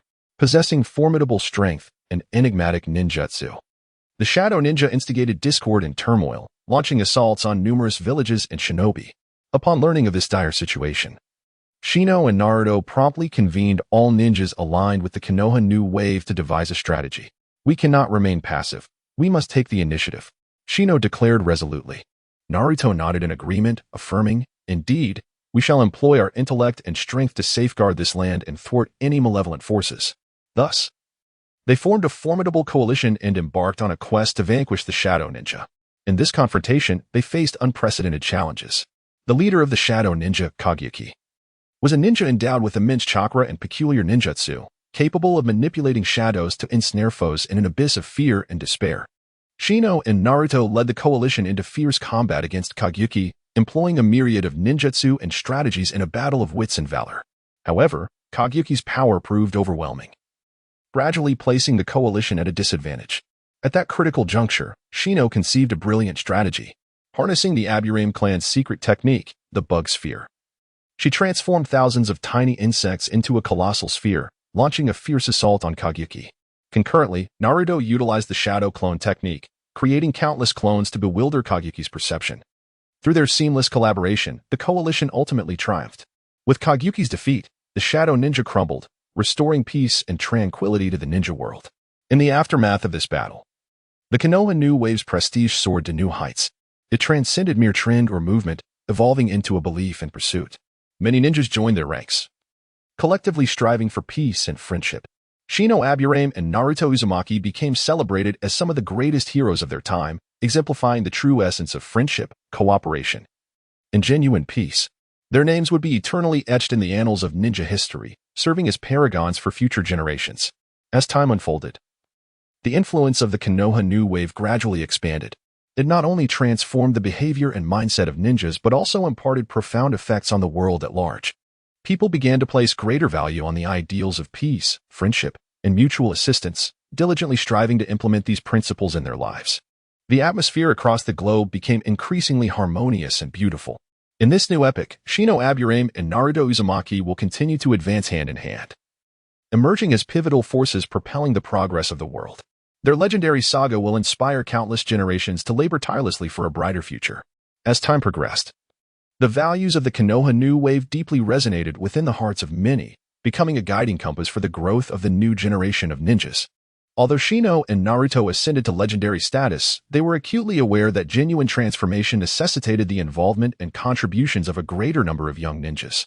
Consequently, they embarked on a mission to cultivate this new generation, imparting the philosophies of the Konoha New Wave and teaching them how to wield wisdom and teamwork in the heat of battle to resolve challenges. Under the tutelage of Shino and Naruto, numerous young ninjas rapidly flourished. They not only mastered a variety of ninja techniques, but also learned to maintain composure and rationality amidst complex environments. Among these promising ninjas, a boy named Uchiha Shin captured the attention of Shino and Naruto. He possessed the rare Sharingan and held an immense passion for the ideals of the Konoha New Wave. Under Shino's guidance, Uchiha Shin learned to amalgamate the secret techniques of the Yamanaka clan with the insights of the Sharingan, crafting unique tactics. Meanwhile, Naruto served as his strategic advisor, aiding him in comprehending how to assume a leadership role within the team. Uchiha Shin swiftly evolved into an exceptional ninja, and his narrative inspired countless young ninjas, establishing him as the new emblem of the Konoha New Wave. Simultaneously, the influence of the Konoha New Wave extended to neighboring villages. Many began to emulate Konoha, advocating the values of peace, friendship, and mutual assistance. As ambassadors of peace, Shino and Naruto frequently traversed between villages, mediating disputes and fostering communication and collaboration. During a large-scale peace conference, Shino proposed an audacious plan to establish an inter-village alliance to collectively fend off external threats while sharing resources and technology, thereby promoting prosperity and development throughout the region. This initiative garnered widespread response and support, marking a new pinnacle for the Konoha New Wave. Over time, the Konoha New Wave not only transformed the landscape of Konoha Village, but also reshaped the dynamics of the entire ninja world. Under the leadership of Shino and Naruto, ninjas began to place greater emphasis on education, technology, and cultural development, striving to construct a more harmonious and diverse society. As pioneers of this era, Yamanaka Shino and Uzumaki Naruto had their stories enshrined in ninja textbooks, becoming paragons for future generations. Their names would forever be intertwined with peace, wisdom, and collaboration, standing as an eternal beacon in the ninja realm. With the momentum of the Konoha New Wave, the ninja world welcomed an unprecedented era of peace and prosperity. Yamanaka Shino and Uzumaki Naruto not only altered their own destinies, but also reshaped the future of the entire ninja world. Their tale imparts a profound lesson. True strength lies not in brute force or individual accomplishments, but in unity, wisdom, and an unwavering pursuit of peace. In the years to come, the Konoha New Wave will continue to guide people toward a brighter tomorrow. However, as the Konoha New Wave advanced, the world of ninjas encountered challenges even amidst this newfound peace. As the threat of the Shadow Ninja dissipated, a new crisis quietly emerged. A mysterious organization known as the Shadow Martial Gate began to rise in various locations. They excelled in the art of shadow ninjutsu, operating with great secrecy and possessing unclear objectives. Some villages started to experience unprovoked assaults, placing the safety of the villagers in grave jeopardy. Upon learning of this alarming situation, Shino and Naruto promptly organized a special task force to investigate the true intentions of the Shadow Martial Gate. Through a series of arduous reconnaissance missions and confrontations, they discovered that the Shadow Martial Gate sought to resurrect a formidable demon using ancient forbidden techniques, aiming to exert control over the entire ninja world. Faced with such a powerful adversary, Shino and Naruto realized that their individual strengths were woefully insufficient. Thus, they convened a peace conference across the villages, urging all communities to unite against the Shadow Martial Gate. This time, not only the ninjas but also ordinary villagers joined the fray. They utilized their intellect and resources to provide logistical support at the front lines, with some even directly engaging in combat. This unprecedented spirit of unity gradually dismantled the influence of the Shadow Martial Gate. After months of relentless struggle, the Shadow Martial Gate was ultimately vanquished. However, the true challenge had only just begun with the resurrection of the demon. This entity possessed cataclysmic power, a terrifying presence never before witnessed by any ninja. Shino and Naruto resolved to confront this demon personally. They rallied the strength of all villages and devised a meticulous strategy. In the climactic battle, Shino summoned a colossal insect jade using the secret techniques of the Aburame clan to ensnare the demon, while Naruto engaged in a fierce confrontation with the demon. Harnessing Sage Mode. After a breathtaking contest, the demon was decisively defeated through the seamless cooperation of Shino and Naruto. Once more, the dawn of peace illuminated the ninja world. With the disappearance of the Shadow Martial Gate and the demon, genuine tranquility returned to the ninja realm. People began to rebuild their homes and restore productivity, breathing new life into the region. With the impetus of peace, the villages commenced strengthening their communication and collaboration, collectively advancing technology, culture, and education. Ninjas no longer solely pursued power and combat. They began to place greater emphasis on personal growth and holistic development. Under the guidance of Shino and Naruto, the new generation of ninjas continued to carry forward the ideals of the Konoha New Wave, mastering various ninjutsu while also learning to maintain composure and rationality in complex situations. They emerged as new heroes, safeguarding the peace and tranquility of this land. As time progressed, the influence of the Konoha New Wave gradually expanded across the entire ninja world. It evolved beyond a mere trend or movement into a profound belief and aspiration. Countless ninjas joined their ranks, striving together for peace and camaraderie.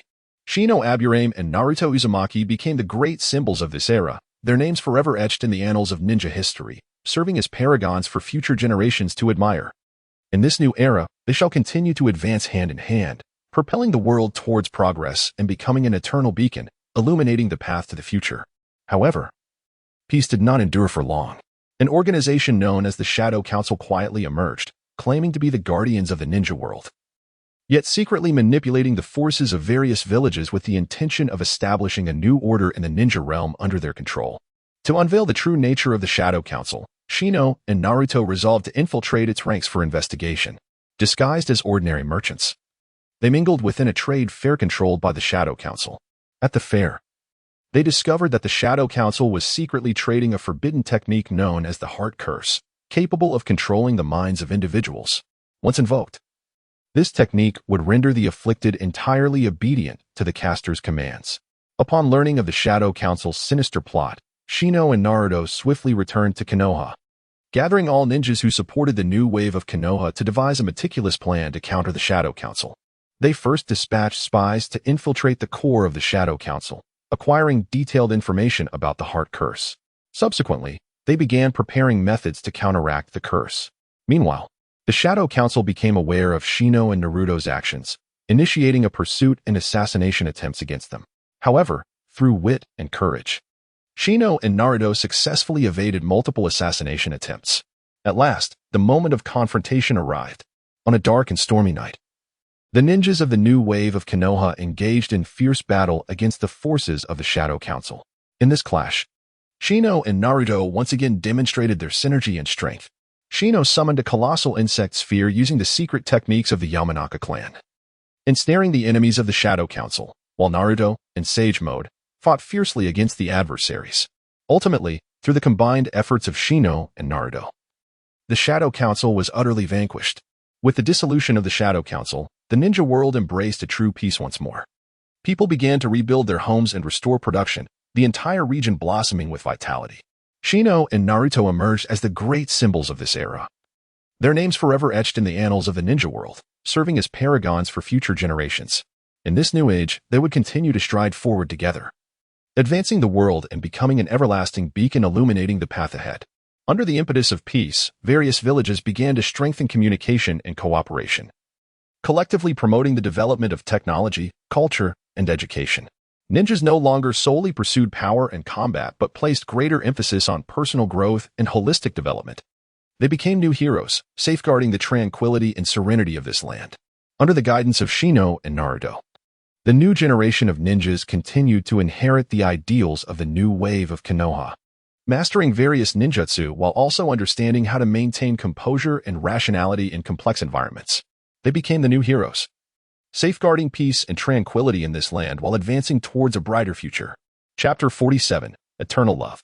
The affection that Kisame Hashigaki harbors for Itachi Uchiha is profound and enigmatic, akin to the depths of the ocean, concealing countless unknown secrets. In the village of Konoha, such emotions may seem extraordinary. However, one must not forget that the sea is boundless, its mysteries unfathomable. Kisame Hashigaki is a free spirit. He chose the life of a pirate out of a yearning for freedom and a desire to explore the uncharted waters. In contrast, Itachi Uchiha, a ninja of Konoha, bears the heavy burden of protecting his village, yet his heart is fraught with doubt and confusion regarding the world around him. One fateful day, Kisame encountered an unexpected storm at sea. His vessel was capsized by towering waves, plunging him into the frigid waters. Just as he was on the verge of losing consciousness, he beheld a familiar silhouette. It was Itachi. It turned out that Itachi's ship had also been caught in the tempest, and thus the two crossed paths amidst the tumultuous sea. "What brings you here?" Kisame asked, astonished to see Itachi. "I was dispatched on a mission, unaware that I would face such a storm," Itachi explained. In the icy waters, they clung to each other for solace, enduring an unforgettable night together. When dawn broke, the storm had finally passed, and they were rescued by fishermen and brought back to Konoha. From that moment on, Kisame and Itachi forged a deep friendship. They shared drinks, engaged in conversations, and explored the mysteries of the ocean and the world. Kisame discovered that he and Itachi shared many common interests and passions. They both cherished freedom, relished the thrill of exploration, and reveled in challenging authority. However, their camaraderie was short-lived. A war erupted between Konoha and the Akatsuki organization, and Kisame and Itachi were assigned to opposing factions. Though their hearts were heavy with longing and concern for one another, the pressures of war rendered such feelings secondary. In a fateful battle, Kisame and Itachi finally encountered one another again. They stood face to face, their gazes laden with a tumult of emotions: resentment, yearning, helplessness, and profound sorrow. "Must we truly proceed like this?" Kisame asked, anguish etched on his features. "It is our destiny," Itachi replied softly. The battle commenced. Both unleashed their full power, their techniques colliding and intertwining in the air before erupting in a cacophony of energy. It was a clash of two formidable forces, as well as a collision of two souls. Ultimately, Kisame fell into a pool of his own blood, while Itachi knelt by his side, weeping. "I have always loved you," were Kisame's final words. After uttering them, he closed his eyes, departing this world forever. Itachi, cradling his lifeless body, wept until his own demise. Henceforth, the ocean floor bore a new palace, known as the Undersea City. This is the tale of their love. Though it lacks a happy ending, the journey is profoundly touching, evoking admiration from all who hear it. May everyone find their beloved and cherish the time spent together. In the tale of Kisame Hashigaki and Itachi Uchiha, we witness the convergence of two formidable yet solitary souls whose destinies intertwine, leading them to encounter, understand, and ultimately love one another, only to be separated by a multitude of circumstances. Nevertheless, their narrative does not conclude. Rather, it endures beneath the ocean in a different guise. With their passing, the underwater city gradually became enshrined in the whispers of the people. It is said that this palace was constructed by Kisame using his own chakra and the enchanting powers of the sea, a tribute to the love he shared with Itachi. Nestled in the depths of the ocean, the palace is surrounded by vibrant coral reefs and a myriad of marine life. Within the palace, opulent decorations abound, and every object is steeped in romance. The walls are adorned with portraits of Kisame and Itachi, depicting them either in valiant combat or gazing deeply into each other's eyes, each image seemingly narrating their saga. At the heart of the palace lies a grand pool, wherein float two blooming lotus flowers, believed to be the embodiments of Kisame and Itachi, eternally safeguarding each other's souls. As time passes, the underwater city has gradually transcended into a legendary existence. It is said that only on specific days and at particular locations can one glimpse the silhouette of this palace. Those fortunate enough to witness it claim that the palace radiates a mysterious glow, evoking an inexplicable warmth and solace. However, not all are convinced by this legend. Some contend that it is merely a figment of human imagination or a yearning for beauty. Regardless, the underwater city has become an enchanting vision in the hearts of many, symbolizing the enduring power of love. In the village of Konohagakure, Naruto and Sasuke have naturally heard of this legend. They understand that the tale of Kisame and Itachi is not straightforward, yet they did not anticipate its continuation in such a manner. Both are deeply intrigued by the legend and resolve to explore the underwater city firsthand. After much preparation and effort, Naruto and Sasuke finally arrive at the fabled underwater city. They are awestruck upon beholding the magnificent palace. As they step inside, they are enveloped by the mysterious energy and warm ambience, stirring within them an indescribable emotion. What a beautiful palace, Sasuke marvels, reflecting on the profound love that could endure even after death. Indeed, Naruto nods in agreement, recognizing that although their story lacks a perfect conclusion, this underwater city stands as a testament to their eternal bond. The two quietly stand within the palace, absorbing the depth of love and the endless longing. They know that the saga of Kisame Hashigaki and Itachi Uchiha will forever be celebrated, becoming an immortal legend. They hope that everyone can discover their own true love and cherish the moments they share together, allowing their bond to exist eternally, much like the mythical underwater city. During Naruto and Sasuke's exploration of this submerged realm, they found themselves not only captivated by the palace's beauty and enigma, but also profoundly moved by the unwavering love between Kisame Hashigaki and Itachi Uchiha. Consequently, they resolved to become guardians of this palace, safeguarding the precious memories from the ravages of time. They commenced by establishing formidable barriers around the underwater city, ensuring that only those with genuine intentions could enter. Moreover, they employed their ninjutsu and chakra to augment the palace's defenses, thwarting any potential destruction or intrusion. As time passed, the underwater city gradually evolved into a legendary sanctuary. An increasing number of visitors flocked to the palace, seeking to draw upon the love that Kisame and Itachi had shared. Naruto and Sasuke became the divine protectors of this haven, their actions and strength preserving this invaluable memory. However, with the rising tide of visitors, certain secrets about the underwater city began to surface. It was whispered that deep within the palace lay a mysterious gateway capable of connecting two worlds. To unlock this door and fulfill a wish, one must possess immense courage and wisdom, as such an opportunity arises but once.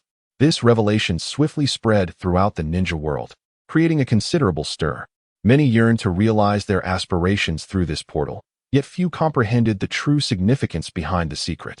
In truth, this door represented a trial left by Kisame and Itachi for future generations.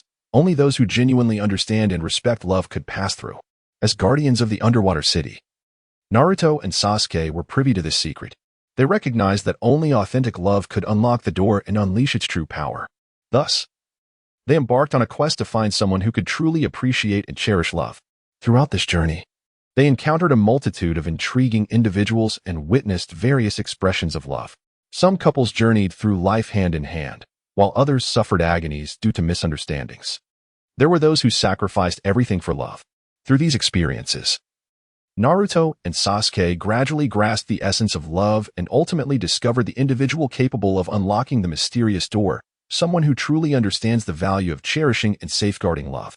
At last, when the enigmatic door swung open, it did not reveal the anticipated miracle but instead bestowed a warm and steadfast embrace from the one who truly values and protects love.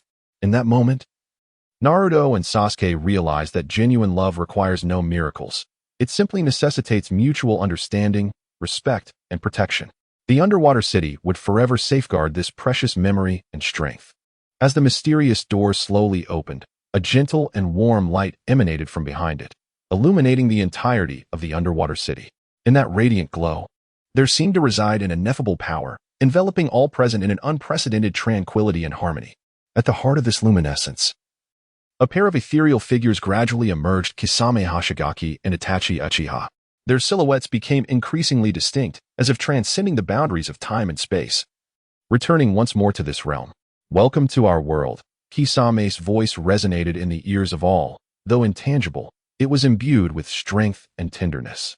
We are delighted that you grasp the essence of love, Itachi added, his tone equally warm and profound. Naruto and Sasuke gazed upon this spectral pair, their hearts swelling with an overwhelming sense of excitement and gratitude. Thank you for illuminating the true nature of love, Naruto choked out. Do not mention it, my child. Kisame replied with a smile. Love is the most exquisite thing in existence. It transcends life and death, time and space. As long as love resides in our hearts, we can meet anywhere. Now, we bestow this power upon you, Itachi said, gently placing a kiss upon Kisame's forehead. That kiss seemed to encompass all their emotions and memories, transforming into a brilliant light that infused itself within Naruto and Sasuke. In that moment, Naruto and Sasuke felt as though they had become one with the underwater city. With Kisame and Itachi, they understood that true strength emanates from the love and belief within, rather than from external might or power. We shall continue to guard this palace and protect this love, Sasuke declared resolutely. Indeed, we shall safeguard it for eternity, Naruto responded, his eyes shimmering with unwavering determination. As the mysterious portal slowly closed, the underwater city once again sank into tranquility and enigma. Yet this time, it was no longer merely a solitary palace. It had transformed into a symbol of love and hope, eternally illuminating every soul that believes in love. Naruto and Sasuke returned to the realm of reality, carrying with them this precious memory and strength. They continued their journey, but within their hearts, there now dwelled a newfound conviction and warmth, the eternal kiss bestowed upon them by Kisame and Itachi. With the sound of the portal's closure, the underwater city gradually faded from view, yet the power of love remained deeply imprinted in the hearts of all. Naruto and Sasuke returned to reality with this cherished memory and strength, knowing that this was not the end of their story, but rather a new beginning. They began to spread the power of love in their own ways, steadfast in their trust and understanding of one another, whether in battle or in daily life. They became role models for many, attracting like-minded friends to join their ranks. Meanwhile, the tale of the underwater city spread across the globe, evolving into a beautiful legend of love, courage, and perseverance. Many individuals have been profoundly moved by this narrative, prompting them to reevaluate their own perspectives on love and to diligently nurture and maintain their relationships. As time progresses, Naruto and Sasuke encounter new challenges and trials. They must confront not only external adversaries but also grapple with their internal struggles and transformations. Yet, they remain steadfast in their belief that as long as love resides in their hearts, they can surmount any obstacles. In a moment of crisis, they unite once more to combat a formidable foe. Throughout the battle, they not only demonstrate their prowess but also convey a poignant message about love and perseverance. Their actions inspire countless souls, elevating them to the status of true heroes. Ultimately, as the dust settles, Naruto and Sasuke stand by the seaside, gazing at the vast, boundless ocean. They understand that within its depths lie the love and strength of Kisame Hoshigaki and Itachi Uchiha, and they have become the guardians of this cherished memory. We shall continue to protect it, Naruto asserts resolutely. Indeed, no matter what challenges the future may hold, we will fight side by side, Sasuke responds, his eyes shimmering with an indomitable light. Thus, they forge ahead on their journey, perpetually advancing along the path of love, becoming an everlasting legend. The tale of the underwater city will eternally resonate, inspiring every individual who believes in love to move forward with courage. By the shore, Naruto and Sasuke stand quietly, their gazes filled with anticipation for the future and nostalgia for the past. They realize that they have become symbols of an era embodying love and bravery. We must continue to share this strength, Naruto declares, his voice infused with determination and power. Yes, regardless of how the future unfolds, we shall remain steadfast in this conviction, Sasuke replies, his eyes gleaming with unwavering resolve. They embark on the establishment of an organization named Eternal Love, dedicated to disseminating the power of love and assisting individuals in facing life's challenges. This organization not only attracts exceptional talents from diverse fields, but also serves as a sanctuary for many souls. Within the Eternal Love organization, Naruto and Sasuke initiate a campaign for love education. Through lectures, speeches, and workshops, they convey messages of love, trust, understanding, and acceptance to a broader audience. They aspire for every individual who hears their story to draw strength from it and learn to cherish and safeguard their own love. Simultaneously, they establish a fund called Eternal Kiss, designed to provide assistance to those in need. Whether orphans, the homeless, or individuals afflicted by illness, all can receive their support and care. This fund not only offers material aid but also provides spiritual solace and strength to the people. As time unfolds, the influence of the Eternal Kiss Fund gradually expands. An increasing number of individuals are touched by their story and join their noble cause. They began to focus on issues such as environmental conservation and social justice, striving to address these challenges through the power of love. Throughout this journey, they encountered numerous difficulties and obstacles, yet they steadfastly upheld their faith in love and hope for the future. Their actions inspired countless individuals and encouraged many to believe in the boundless power of love. Ultimately, at a global charity gala, Naruto and Sasuke were bestowed with the title of Eternal Ambassadors of Love, becoming exemplary leaders for all humanity. Their love story will forever be etched in history, transforming into an everlasting legend.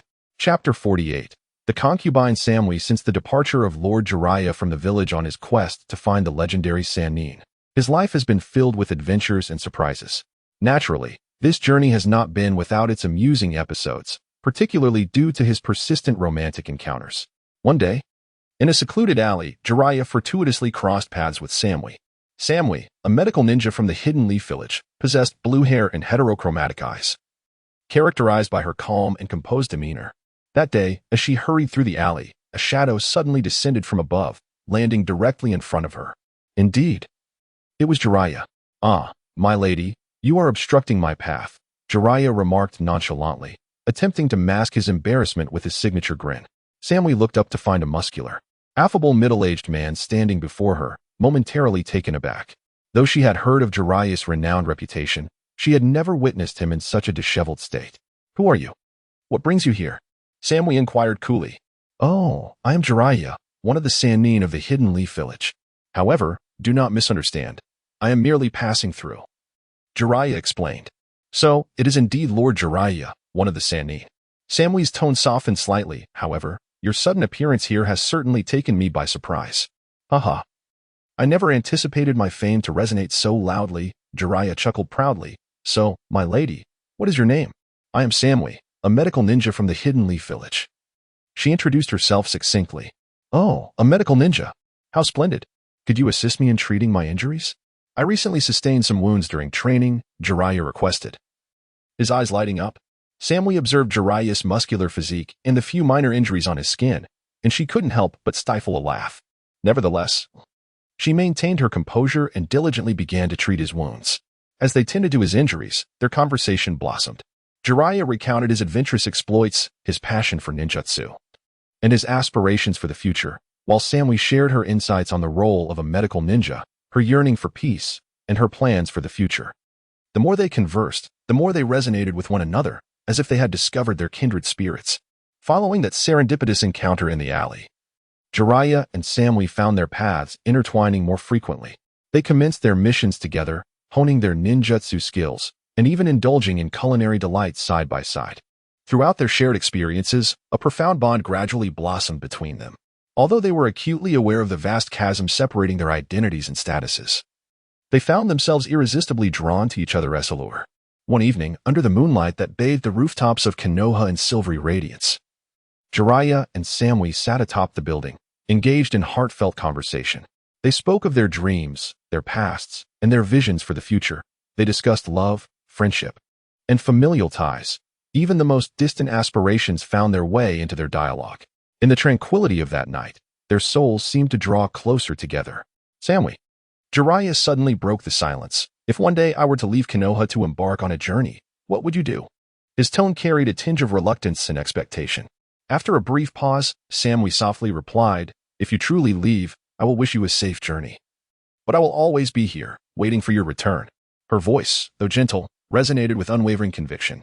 Jiraiya gazed into the depths of Samui's mismatched eyes, filled with affection and resolve, and felt a warmth envelop his heart. "Thank you, Samui," he said, gently clasping her hand. "With you by my side, I feel profoundly happy." In that moment, they seemed to forget their identities and statuses, beholding only the sincerity and purity reflected in each other's eyes. Thus, under the moonlight, they embraced tightly, savoring this rare gift of happiness and warmth. From that day forward, their relationship flourished, becoming an indispensable part of each other's lives. Even amidst an uncertain and challenging future, they resolved to face it hand in hand, crafting beautiful memories and miracles together. However, peaceful days did not last long. Just as Jiraiya and Samui were relishing their sweet moments, Konoha was suddenly besieged by hostile forces. It was a tempestuous night, and the village was shrouded in an atmosphere of terror. Not good. The enemy has invaded. A panicked ninja burst into Jiraiya's dwelling, bloodied and evidently wounded from battle. Without hesitation, Jiraiya leaped from his bed, seized a kunai, and dashed out the door, with Samui close behind him. Her eyes shimmered with determination. She understood the gravity of the impending conflict. The enemy was numerous and formidable, wielding various weapons and cloaked in black, resembling phantoms as they navigated the streets of Konoha. Jiraiya and Samui fought valiantly while searching for the enemy leader. They needed to locate and defeat him swiftly, lest the entire village descend into chaos. After an intense battle, they finally confronted the enemy leader, clad in ornate armor and wielding a massive scythe, his gaze betraying a chilling ruthlessness. "I didn't expect you to find me so quickly." The enemy leader scoffed. "However, your strength is commendable. Enough with the pleasantries." Jiraiya bellowed, brandishing his kunai as he charged forward. Samui followed closely behind, her medical ninjutsu and combat skills proving invaluable at that moment. The battle raged fiercely, each side exchanging blows with unwavering determination. However, at a crucial juncture, Samui was inadvertently struck by the enemy and collapsed to the ground, her body writhing in agony as blood seeped from her wounds. "Samui!" Jiraiya shouted, rushing to her side. He lifted her into his arms, his eyes brimming with anger and concern. "I will save you." He immediately employed his ninjutsu to tend to her injuries. Yet the enemy's onslaught intensified, seemingly intent on denying Jiraiya any respite. Just as defeat loomed, he recalled Samui's words, to remain calm and rational at all times and in all places. Taking a deep breath, he restored his composure and unleashed all his experience and skills in a final confrontation with the adversaries. After a heart-stopping battle, Jiraiya triumphed over the enemy leader, thereby safeguarding the entire Hidden Leaf village. However, upon returning to Samui, he found her unconscious, despite her grave injuries. Thanks to Jiraiya's timely intervention and the exceptional medical ninjutsu of skilled healers, she ultimately regained her health. During her recovery, they cherished each other more deeply, pledging eternal vows to face all future challenges and opportunities together, hand in hand. Once Samui healed, she and Jiraiya encountered numerous new challenges and adventures. They not only battled foes together, but also explored uncharted territories in search of new ninjutsu and combat techniques. Throughout this journey, their bond deepened, and their synergy became increasingly harmonious. One day, Jiraiya suddenly proposed, "Samui, let us travel together, to witness this vast world and seek more knowledge and experience." Samui smiled gently, her eyes sparkling with anticipation. She understood that this was a fresh journey, an opportunity for their relationship to evolve further. Hence, they decided to embark on this unknown adventure together. During their travels, they faced a myriad of challenges and obstacles. At times, they found themselves lost in desolate deserts. At other times, they navigated turbulent rivers or searched for treasures in dense forests. Yet, regardless of the difficulties encountered, they supported and encouraged one another, overcoming every hardship together. In the process, they discovered more of each other's virtues and strengths. Jiraiya's talent for ninjutsu and combat prowess were astonishing, while Samui's medical ninjutsu and calm demeanor enabled them to make swift and sound decisions in perilous situations. Their collaboration grew increasingly seamless, solidifying their roles as each other's most reliable partners. Throughout their journey, they also encountered many intriguing individuals and events. Occasionally, they met other ninjas or clans seeking assistance. At times, they encountered mysterious or legendary creatures, and sometimes they even crossed paths with like-minded friends or foes. These experiences not only enriched their journey, but also deepened their appreciation for the friendship and love they shared. Following this adventure, the bond between Jiraiya and Samui grew stronger. They became not only each other's soulmates, but also one of the most formidable alliances in the world, capable of confronting adversaries and challenges together, overcoming them hand in hand. During their travels, they encountered a myriad of challenges and opportunities. At times, they found themselves lost in desolate deserts. At others, they navigated through raging rivers or sought treasures amidst dense forests. Yet, regardless of the difficulties they faced, they consistently supported and encouraged one another, triumphing over every obstacle. One day, they arrived at a mysterious island, rumored to conceal an ancient secret that could bestow immense power and wisdom upon those who discovered it. Intrigued by this enigma, Jiraiya and Samui resolved to explore the island together. On the island, they encountered a variety of wondrous creatures and sights, Occasionally, they beheld colossal dragons soaring through the sky. At other times, they marveled at peculiar plants and flowers, and sometimes they crossed paths with enigmatic ninjas or ninja clans. These experiences not only enriched their journey but also deepened their affection for one another. After a series of challenges and trials, they finally uncovered the ancient secret, a colossal stone tablet inscribed with mysterious runes and patterns. It was said that these runes and patterns could endow individuals with formidable power and wisdom, but at a tremendous cost. "What should we do, Samui?" Jiraiya asked, his eyes sparkling with anticipation as he gazed at the tablet. After a moment of contemplation, Samui replied, "I believe we should first study the meanings of these runes and patterns." Thus, they began to scrutinize the inscriptions and strive to unravel the mysteries they held. After considerable effort, they finally discerned the true significance of the runes and patterns. They were an ancient ninjutsu manuscript capable of granting unprecedented power and wisdom. However, mastering this ninjutsu was no easy feat. It demanded immense effort and sacrifice. "Samui, do we truly wish to attempt this?" Jiraiya queried, a flicker of hesitation crossing his mind as he regarded the runes. "Yes," Samui affirmed resolutely. "As long as we unite our efforts and work together, we shall overcome any adversity."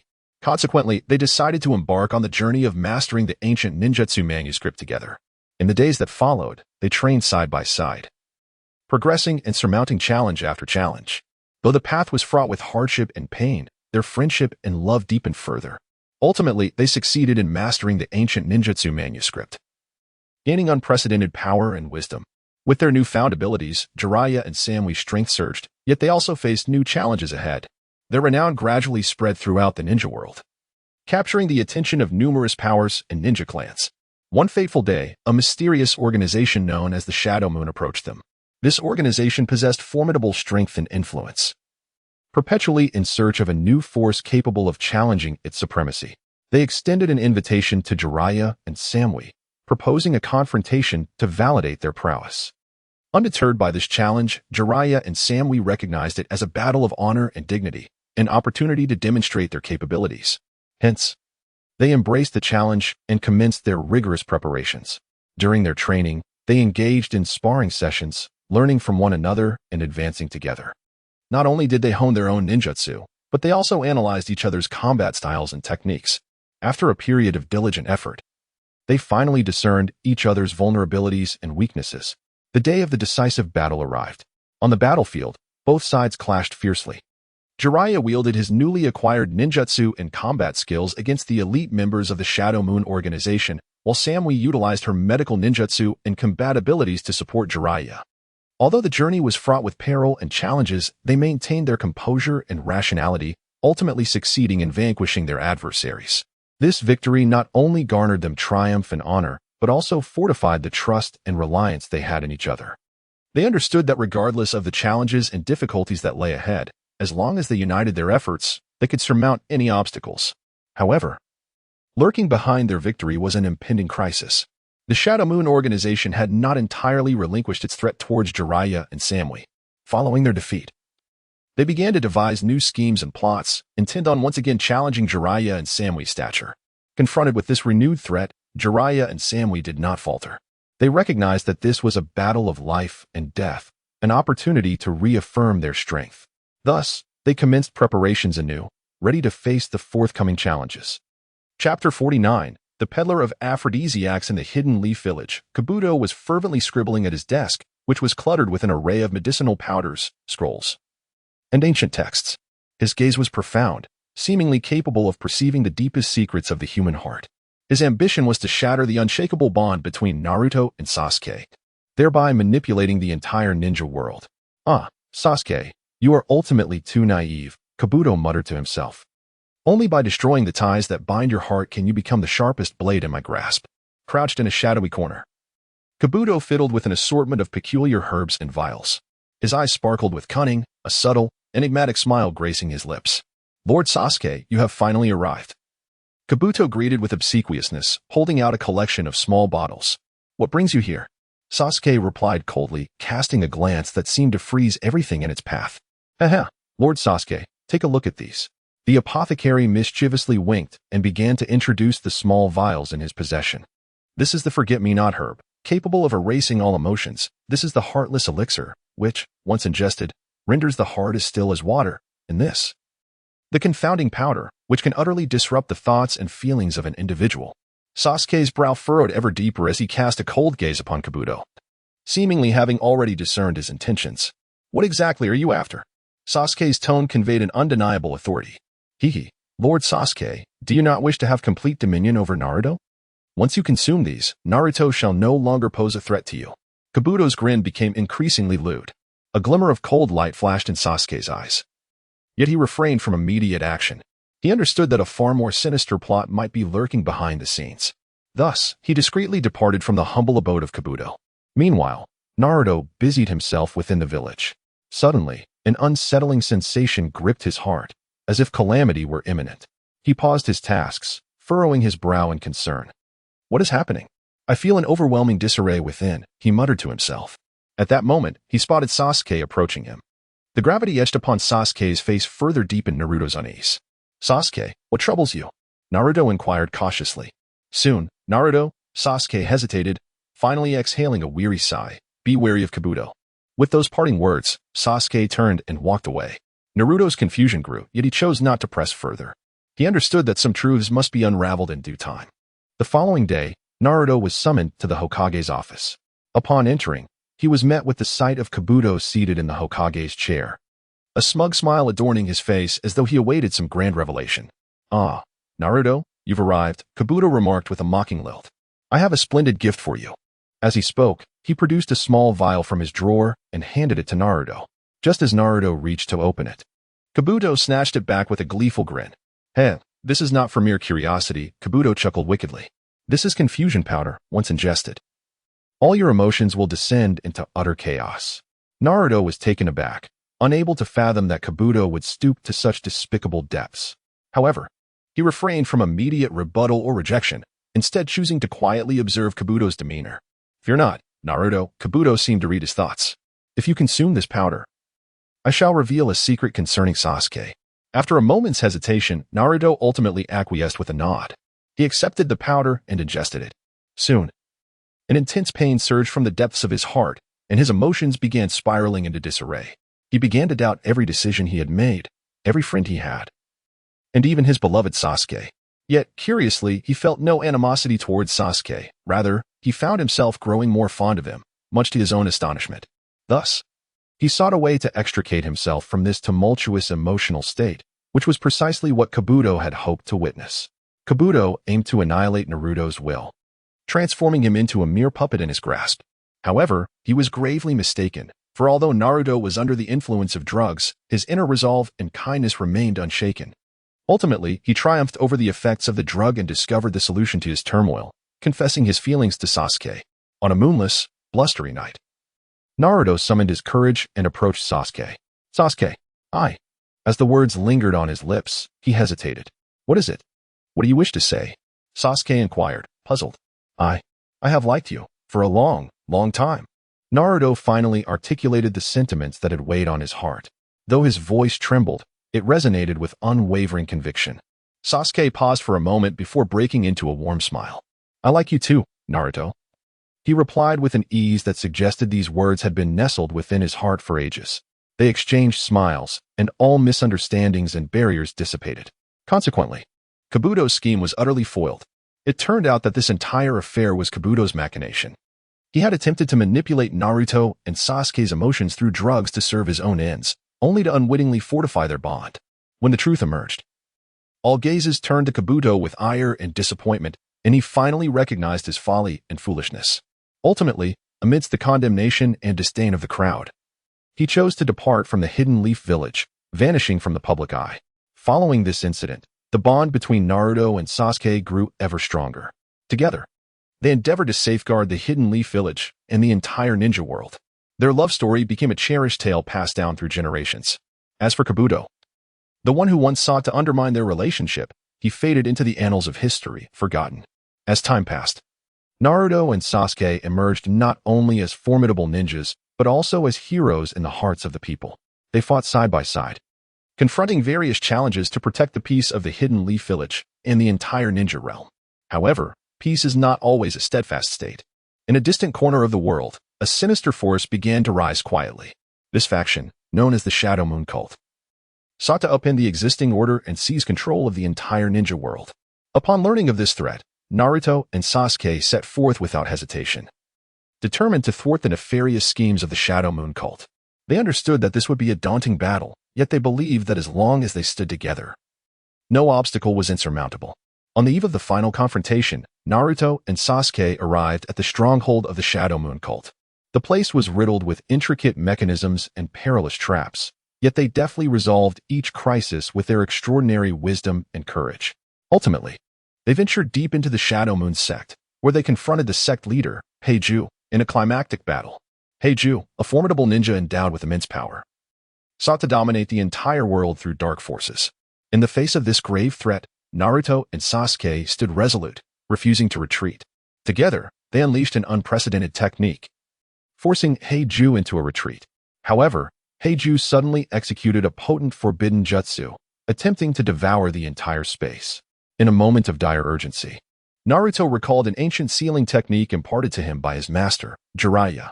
He promptly shared this knowledge with Sasuke, and together they executed a dual sealing technique, successfully confining Heiju within the void.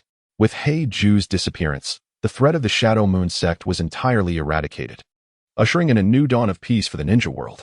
Consequently, the names of Naruto and Sasuke were eternally etched in the annals of history. Having endured this monumental conflict, Naruto and Sasuke cherished their friendship and love even more profoundly. They understood that regardless of the challenges and adversities that lay ahead, as long as they stood side by side, no obstacle was insurmountable. In a secluded corner of Konohagakure, they planted a cherry blossom tree, symbolizing their everlasting love. Each time the spring breeze caressed the blossoms, they burst forth in vibrant beauty, narrating the tale of their bond and promises. Their story and love continued to inspire future ninjas to forge ahead, safeguarding peace. Thus, the saga of Naruto and Sasuke became an eternal legend and belief in the hearts of the people. As time flowed like a swift river, Naruto and Sasuke found themselves in the throes of middle age. Although their appearances had altered somewhat, their profound affection for one another and unwavering dedication to peace remained unchanged.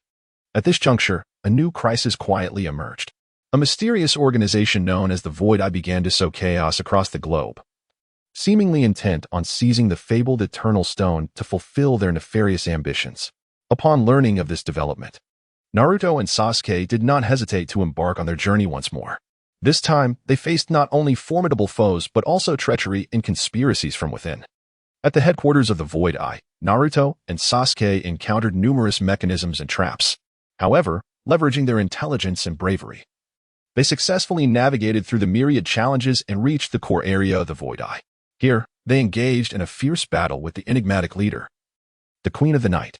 Possessing formidable magical prowess, the Queen sought to wield the power of the Eternal Stone to subjugate the world. Confronted by her threat, Naruto and Sasuke remained undeterred, joining forces to unleash an unprecedented technique, driving the Queen of the Night into retreat. Yet, the Queen of the Night suddenly unleashed a formidable forbidden technique, attempting to rend the very fabric of space itself. In that critical moment, Naruto recalled an ancient sealing technique imparted to him by his mentor, Jiraiya. Without hesitation, he shared this knowledge with Sasuke, and together they executed a dual sealing technique, successfully confining the Queen of the Night within the void. With her disappearance, the menace of the Void's Eye was completely eradicated, heralding the return of peace to the entire ninja world. One afternoon, Naruto and Sasuke sat upon the grass, basking in the sun while engaging in light-hearted conversation. Suddenly, a hand reached from behind, covering their eyes. "Guess who I am?" A familiar voice chimed in their ears. "Is it Kakashi-sensei?" Sasuke ventured first. "No, guess again." The voice responded, tinged with an air of mystery. "Could it be Guy-sensei?" Naruto inquired cautiously. "Humph, not quite," came the soft chuckle from the unseen figure.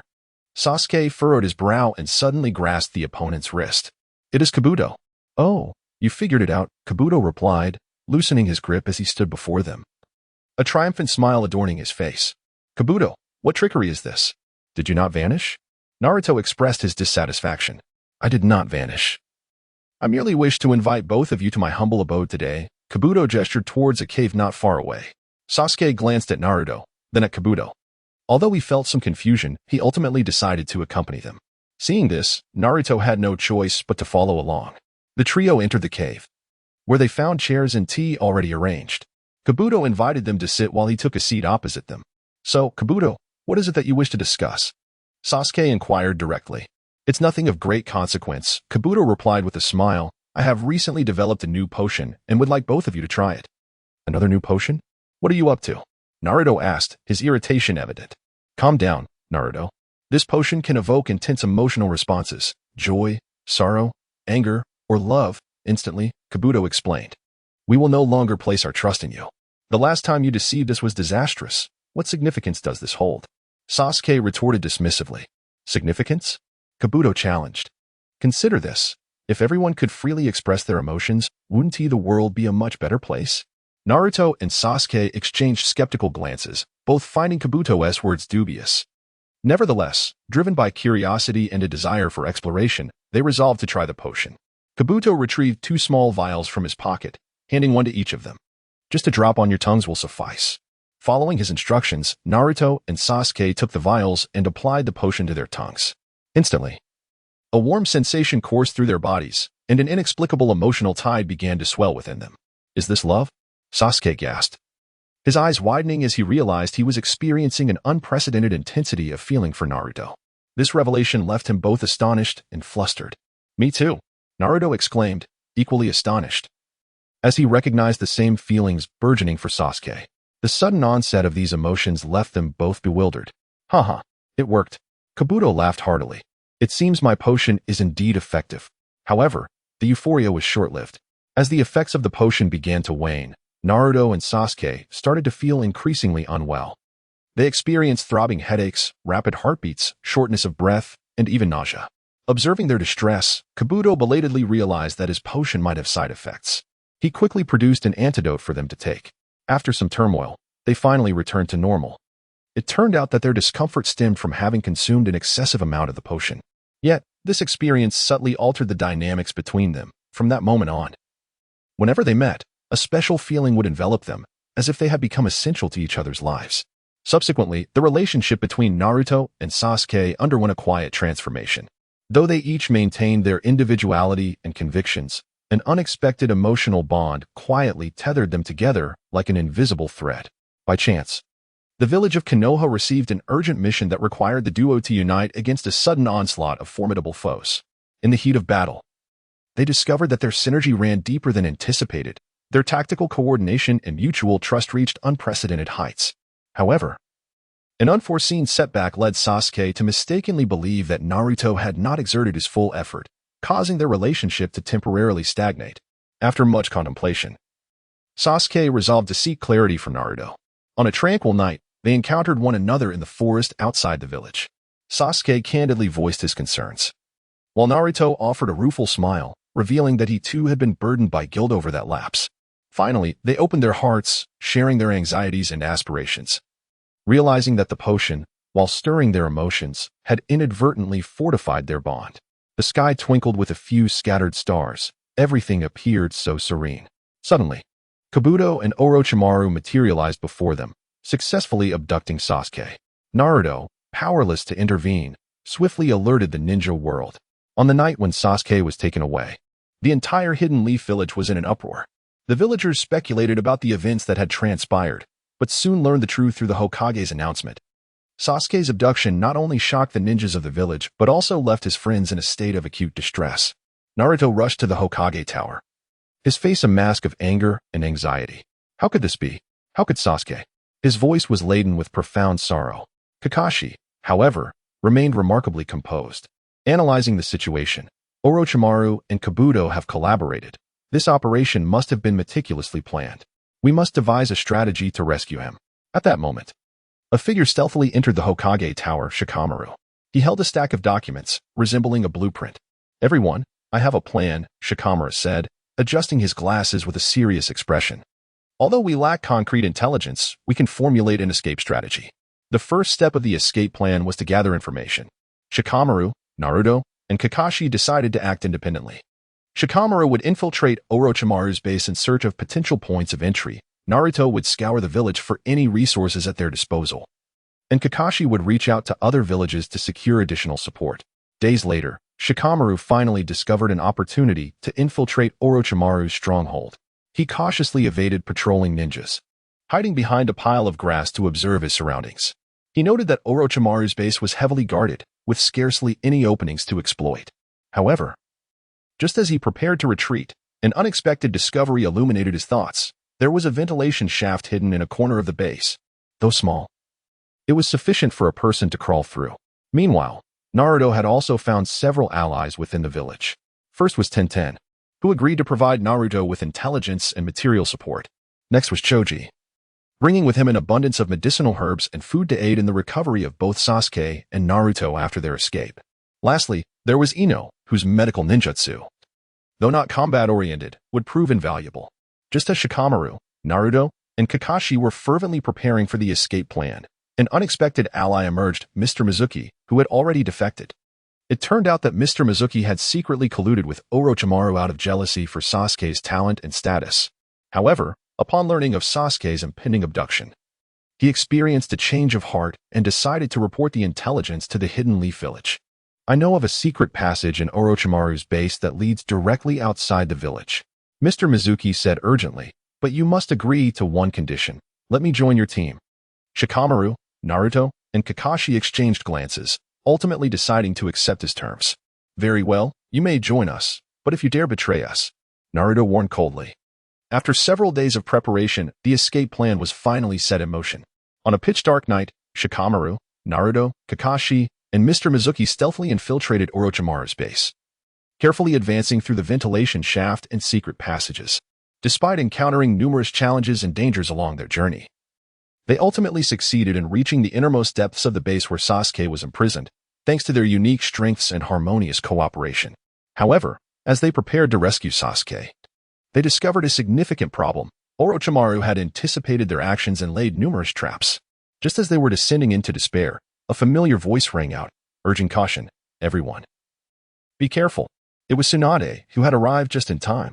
Utilizing her medical ninjutsu, she successfully breached the enemy's defenses and joined the fray. With her assistance, they gradually extricated themselves from peril and successfully rescued Sasuke. Yet, just as they prepared to retreat, they encountered an unexpected twist. Kabuto was also present. Moreover, he appeared to be well prepared. His sudden appearance filled everyone with surprise and trepidation, but he erupted into laughter. Haha, I knew you would come here. He had foreseen that someone would attempt to rescue Sasuke and had set numerous traps in anticipation. Nevertheless, Shikamaru and the others were undaunted, having made preparations for this very scenario. After an intense battle, they finally defeated Kabuto and escaped Orochimaru's stronghold. Sasuke, my experimental subject, Orochimaru murmured, a spark of fury igniting in his eyes. It was important to note that Sasuke was not only his invaluable assistant, but also a crucial element in his human experiments. Alas, the cooked duck had flown away, and it had wings to boot. Kabuto, you come out here, Orochimaru bellowed, his voice echoing through the laboratory, causing test tubes and beakers to dance in disarray. Trembling, Kabuto appeared before Orochimaru, acutely aware that he could not evade this crisis. My lord, before he could finish, Orochimaru struck him with a punch, sending him crashing against the wall. Where's your plan? Where's my Sasuke? Orochimaru roared, advancing menacingly towards Kabuto. My lord, I merely wish to surprise you, Kabuto stammered, rubbing his backside in an attempt to explain. A surprise? Perhaps you should turn me into a toad first. Orochimaru retorted with a cold smirk. No, my lord. What I meant was, suddenly, Kabuto had a brilliant idea. Sasuke was actually rescued by our spy, Tsunade. Tsunade? How could that girl? Orochimaru was momentarily taken aback. Yes, my lord. She wrote a love letter that successfully swayed Sasuke's heart, Kabuto declared with pride. A love letter? How is that even possible? Orochimaru's lips began to twitch in disbelief. He could hardly fathom that his experimental subject had been lured away by a mere girl's love letter. With no other recourse, Orochimaru was compelled to issue a missing person notice, the content of which was rather amusing. Sasuke, oh Sasuke, which young lady has bewitched you? Was it Hinata or Tenten? Or was it that girl, Tsunade? Should you dare to return, I shall use you as my new test subject. Upon the release of this notice, the entire ninja world erupted in excitement, with everyone speculating which girl had captured Sasuke's heart. Silence has become the target of ridicule, humorously dubbed the female version of Naruto. Amidst the heated discussions, Sasuke suddenly sent a message, I have found my own path and am no longer a puppet of Orochimaru. As for Silence, she is indeed my savior." This revelation sparked an uproar. It turned out that Sasuke was truly rescued by Silence. Orochimaru, enraged, nearly spat blood. He never anticipated that his meticulously crafted plans would be thwarted by a mere girl. Naturally, he would not let this outcome stand. He resolved to implement a new scheme to create a puppet even more formidable than Sasuke. However, this time, the protagonist would not be Sasuke, but Kabuto. Indeed, you heard correctly, the very one who had once betrayed him. This time, he intended to make him his new experimental subject, teaching him the consequences of treachery. But wait. Something seems amiss. How has the plot become increasingly comical? Just as Orochimaru prepared to take action against Kabuto, an unforeseen event shattered all plans. It turned out that Silence was not acting alone. She was backed by a formidable force, the Akatsuki, once destroyed by Orochimaru. Upon learning of Sasuke's rescue, they sprang into action to ensure his safety and thwart Orochimaru's nefarious plans. Faced with the aggressive intervention of the Akatsuki, Orochimaru was compelled to reassess his strategy. He realized that he could no longer contend with such power alone. Thus, he decided to alter his approach and set his sights on a more intriguing test subject, Naruto Uzumaki. Indeed, the very boy who always proclaimed himself the Hokage yet lingered at the bottom of the ranks. To successfully recruit Naruto, Orochimaru devised a series of humorous and bizarre recruitment antics. He first disguised himself as a kindly old man, selling an assortment of peculiar trinkets in the Hidden Leaf Village, hoping to attract Naruto's attention. However, these oddities inadvertently incited panic and suspicion among the villagers. In the face of Orochimaru's recruitment attempts, Naruto did not choose to retreat. Instead, with his cleverness and the support of his teammates, he successfully uncovered Orochimaru's scheme, engaging in a fierce confrontation. This clash not only showcased Naruto's growth and progress, but also revealed to Orochimaru the extraordinary qualities of this young man. Just as Orochimaru and Naruto were locked in intense battle, an unexpected ally appeared, Sasuke, who had once been imprisoned by Orochimaru. After leaving the Sound Village, Sasuke had not returned directly to the Hidden Leaf. Instead, he chose to train alone, seeking greater power to combat Orochimaru. Now, he returned with formidable strength, becoming Naruto's staunchest ally. Through their combined efforts, they ultimately uncovered the key to dismantling all of Orochimaru's plans, the truth. It was revealed that the true mastermind behind everything was none other than Danzo, a man who would sacrifice anything for power, even betraying the Hidden Leaf Village itself. After exposing Danzo's conspiracy, the two joined forces to defeat him, bringing an end to the protracted war. Ultimately, Sasuke chose to return to the Hidden Leaf Village, while Naruto continued to strive towards his aspiration of becoming Hokage. In the midst of this battle, Orochimaru experienced a profound awakening, deciding to turn over a new leaf and embark on a fresh chapter of his life. Chapter 50, the renowned director, Mr. Yamato at the Hidden Leaf Village Film Studio. The sun shone brightly and a gentle breeze wafted through the air. The crew of the Naruto series was fervently preparing for their new production, Romance in Abundance. Director Yamato wore a serious expression, yet his eyes revealed an unwavering dedication to the art. Sasuke, aloof and imperious, gazes blankly at the prospect of acting. Naruto, ablaze with enthusiasm and brimming with confidence, instantly shifts to a state of admiration upon laying eyes on Sasuke. The other actors and crew members showcase their talents, gearing up for this grand romantic affair. Director Yamato, with an air of mystery, produces the script, its cover boldly proclaiming romance abounds. As the group gathers around, they discover that the script narrates the hidden sweet interactions between Sasuke and Naruto. Yamato ponders aloud, "This shall be a timeless masterpiece of love." "Are you all prepared for it?" Sasuke scoffed. "Me? Perform a romantic scene?" Naruto, brimming with excitement, exclaimed, "Oh, I will definitely excel at this." In his heart, he thought, at last, an opportunity to interact more with Sasuke. Within the studio, the setting was exquisite, illuminated by soft lights. As a confession scene amidst the rain was about to unfold, Yamato called out, "All right, everyone pay attention. Act 1. Confession in the rain. Naruto, you stand beneath the tree. And Sasuke, you will approach slowly from afar." The camera shifted to Naruto standing under the tree, nervously rubbing his hands together, while Sasuke wore an expression of exasperation, questioning why he was chosen for this role. Suddenly, Naruto shouted, "Sasuke, I love you," only for the torrential rain to fill his mouth with water. A profound silence enveloped the room for 3 seconds, before erupting into peals of laughter. Subsequently, Yamato decided to grant the two protagonists an opportunity for improvisation, allowing them to freely engage in a heartfelt conversation under the moonlight. Sasuke suddenly became earnest. If, and I emphasize if, you truly love me, what would you do? Naruto was taken aback. Huh? This, suddenly struck by inspiration, I would flow towards you like this river. No matter how far. With that, he leapt into the river, splashing water all around. The entire venue fell into silence once more, soon followed by even more fervent applause and laughter. During the subsequent filming interlude, Yamato engaged in a discussion with the screenwriter on how to better portray the emotions between the two. Yamato stated seriously, remember, emotional scenes are not about extensive dialogue, but about the exchange of glances and the subtleties of movement.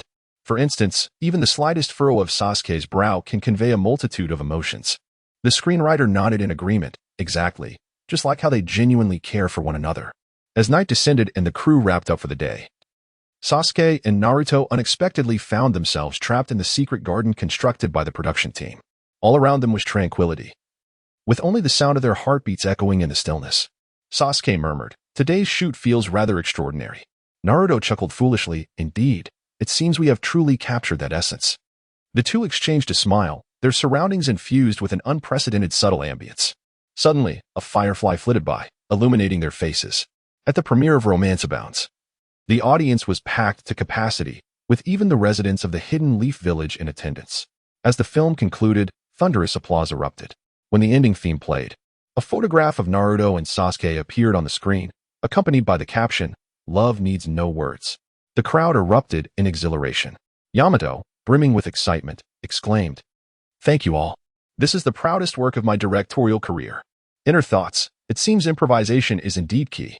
Following the premiere, as Naruto and Sasuke savored the rare tranquility, an unexpected guest intruded upon their lives. A time traveler from another realm, Uchiha Madara. Uchiha Madara, enigmatically, it appears you have created quite a few miracles here. But do you comprehend that true emotions are not confined to the stage? Sasuke, cautiously, who are you? What brings you here? Naruto, curiously, elder, will you share with us the essence of true love? Uchiha Madara, smiling, no. I have merely come to remind you that, both on and off the stage, genuine emotions are the most precious of all. Go forth, children, experience, grow, and prove your love. Inspired by Uchiha Madara, Naruto and Sasuke resolved to temporarily set aside their theatrical pursuits and embark on authentic adventures and challenges. They believed that only through the trials of life and death could they profoundly comprehend the true nature of love. Yamato, contentedly, it seems that my directorial career has indeed imparted valuable lessons to you. But remember, the most crucial aspect is the growth within your own hearts. Sasuke, steadfast we shall. For the sake of that genuine emotion. Naruto, optimistic moreover, who knows, we might create even more splendid films in the future. Henceforth, Naruto and Sasuke embarked on a new journey, confronting formidable adversaries, rescuing villages under threat, and aiding ninjas who had lost their homes. Throughout this endeavor, their bond grew ever stronger, with their understanding and support for one another deepening profoundly. Sasuke, softly, Naruto, at times, I feel as though we are indeed performing in a grand play. Naruto, responding with a smile, indeed, yet this time, it is not the director's script, but rather a tale that belongs solely to us. Yamato, inner monologue, genuine emotions require neither ornate language nor intricate plots. They reside within every subtle gesture and each fleeting glance. I am delighted that you have discovered your own truths. Thus, Romance Fills the World is not merely the title of a film. It stands as a testament to the timeless bond between Naruto and Sasuke, inspiring every viewer to seek and cherish the most sincere feelings in life. And all of this began with a mere just about acting. After embarking on a series of adventures, Naruto and Sasuke realized that each battle fought side by side seems to have imperceptibly disturbed some equilibrium of time and space, triggering a cascade of subtle changes.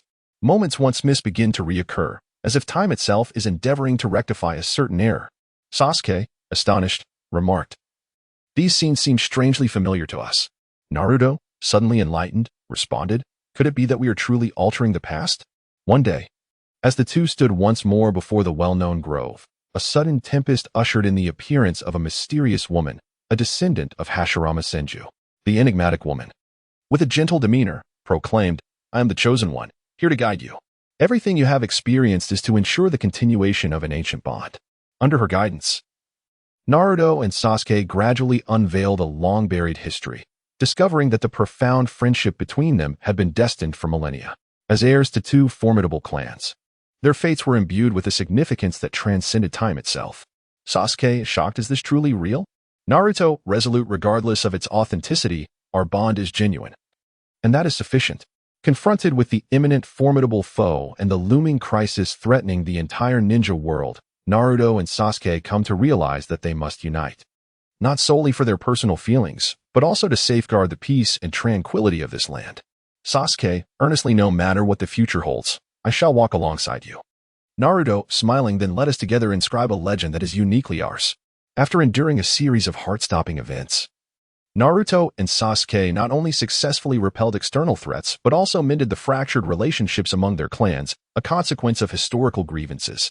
Their tale has become a celebrated legend for posterity, not solely due to their strength and valor, but more so for the profound love and understanding that transcended all. Meanwhile, director Yamato quietly chronicled these moments, his heart brimming with emotion and admiration. He recognized that Romance Fills the World was not merely the title of a film. It symbolized boundless possibilities and hope. In this world fraught with challenges, as long as love prevails, infinite potential exists. With the dawn of peace once again illuminating the ninja realm, Naruto and Sasuke embarked on a new endeavor to establish an era where diverse clans could coexist harmoniously and thrive together. They believed that through education, communication, and collaboration, the animosities and misunderstandings of the past could be wholly eradicated. Sasuke, in contemplation, we must not only protect this land, but also ensure that its future is filled with hope. Naruto, inspired indeed. Let us unite to create a world devoid of war and hatred. Inspired by the deeds of Naruto and Sasuke, director Yamato resolves to produce a documentary chronicling their efforts and sacrifices for peace. This film not only showcases battles and adventures, but profoundly reveals the kindness and hope inherent in humanity. Yamato enthusiastically, this shall be a true epic, a testament to the power of love and courage. As time passes, the children of Naruto and Sasuke gradually come of age, inheriting their parents' will and becoming the new generation of heroes. They possess not only formidable strength, but also an unwavering belief in peace. The new generation, in unison, we shall carry forth the legacy of our forebears, safeguarding this land for eternity. Throughout every corner of the ninja world, the legendary tales of Naruto and Sasuke are recounted. Their stories transcend mere battles and victories. They embody love, understanding, sacrifice, and hope. Director Yamato's film stands as a witness to this history, inspiring countless individuals to press onward along the path of love and peace.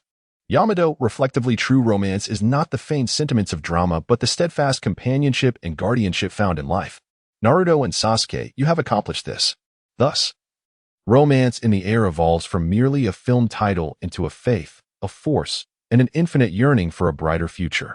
In this world brimming with challenges, as long as there is love, endless possibilities arise. And the genesis of it all was merely a jest about acting. Yet, it was this jest that brought two souls together, allowing them to meet, understand, and love one another, ultimately crafting an eternal legend. Through the combined efforts of Naruto and Sasuke, the ninja world has entered an unprecedented era of peace. People from all walks of life begin to lay down their arms, striving to resolve differences through dialogue and understanding. In schools, children learn how to coexist harmoniously with others rather than how to defeat adversaries. Sasuke, with a sense of relief witnessing such transformation, I believe every effort has been worthwhile. Naruto, with optimism indeed, the future will undoubtedly be brighter. Director Yamato's new work, The Light of Peace, is set to premiere soon.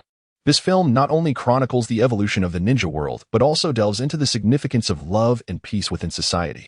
At the premiere, dignitaries from various sectors gathered to collectively witness this historic moment. Yamato, in his speech, "This film is my gift to the world. I hope it inspires many to yearn for and pursue peace."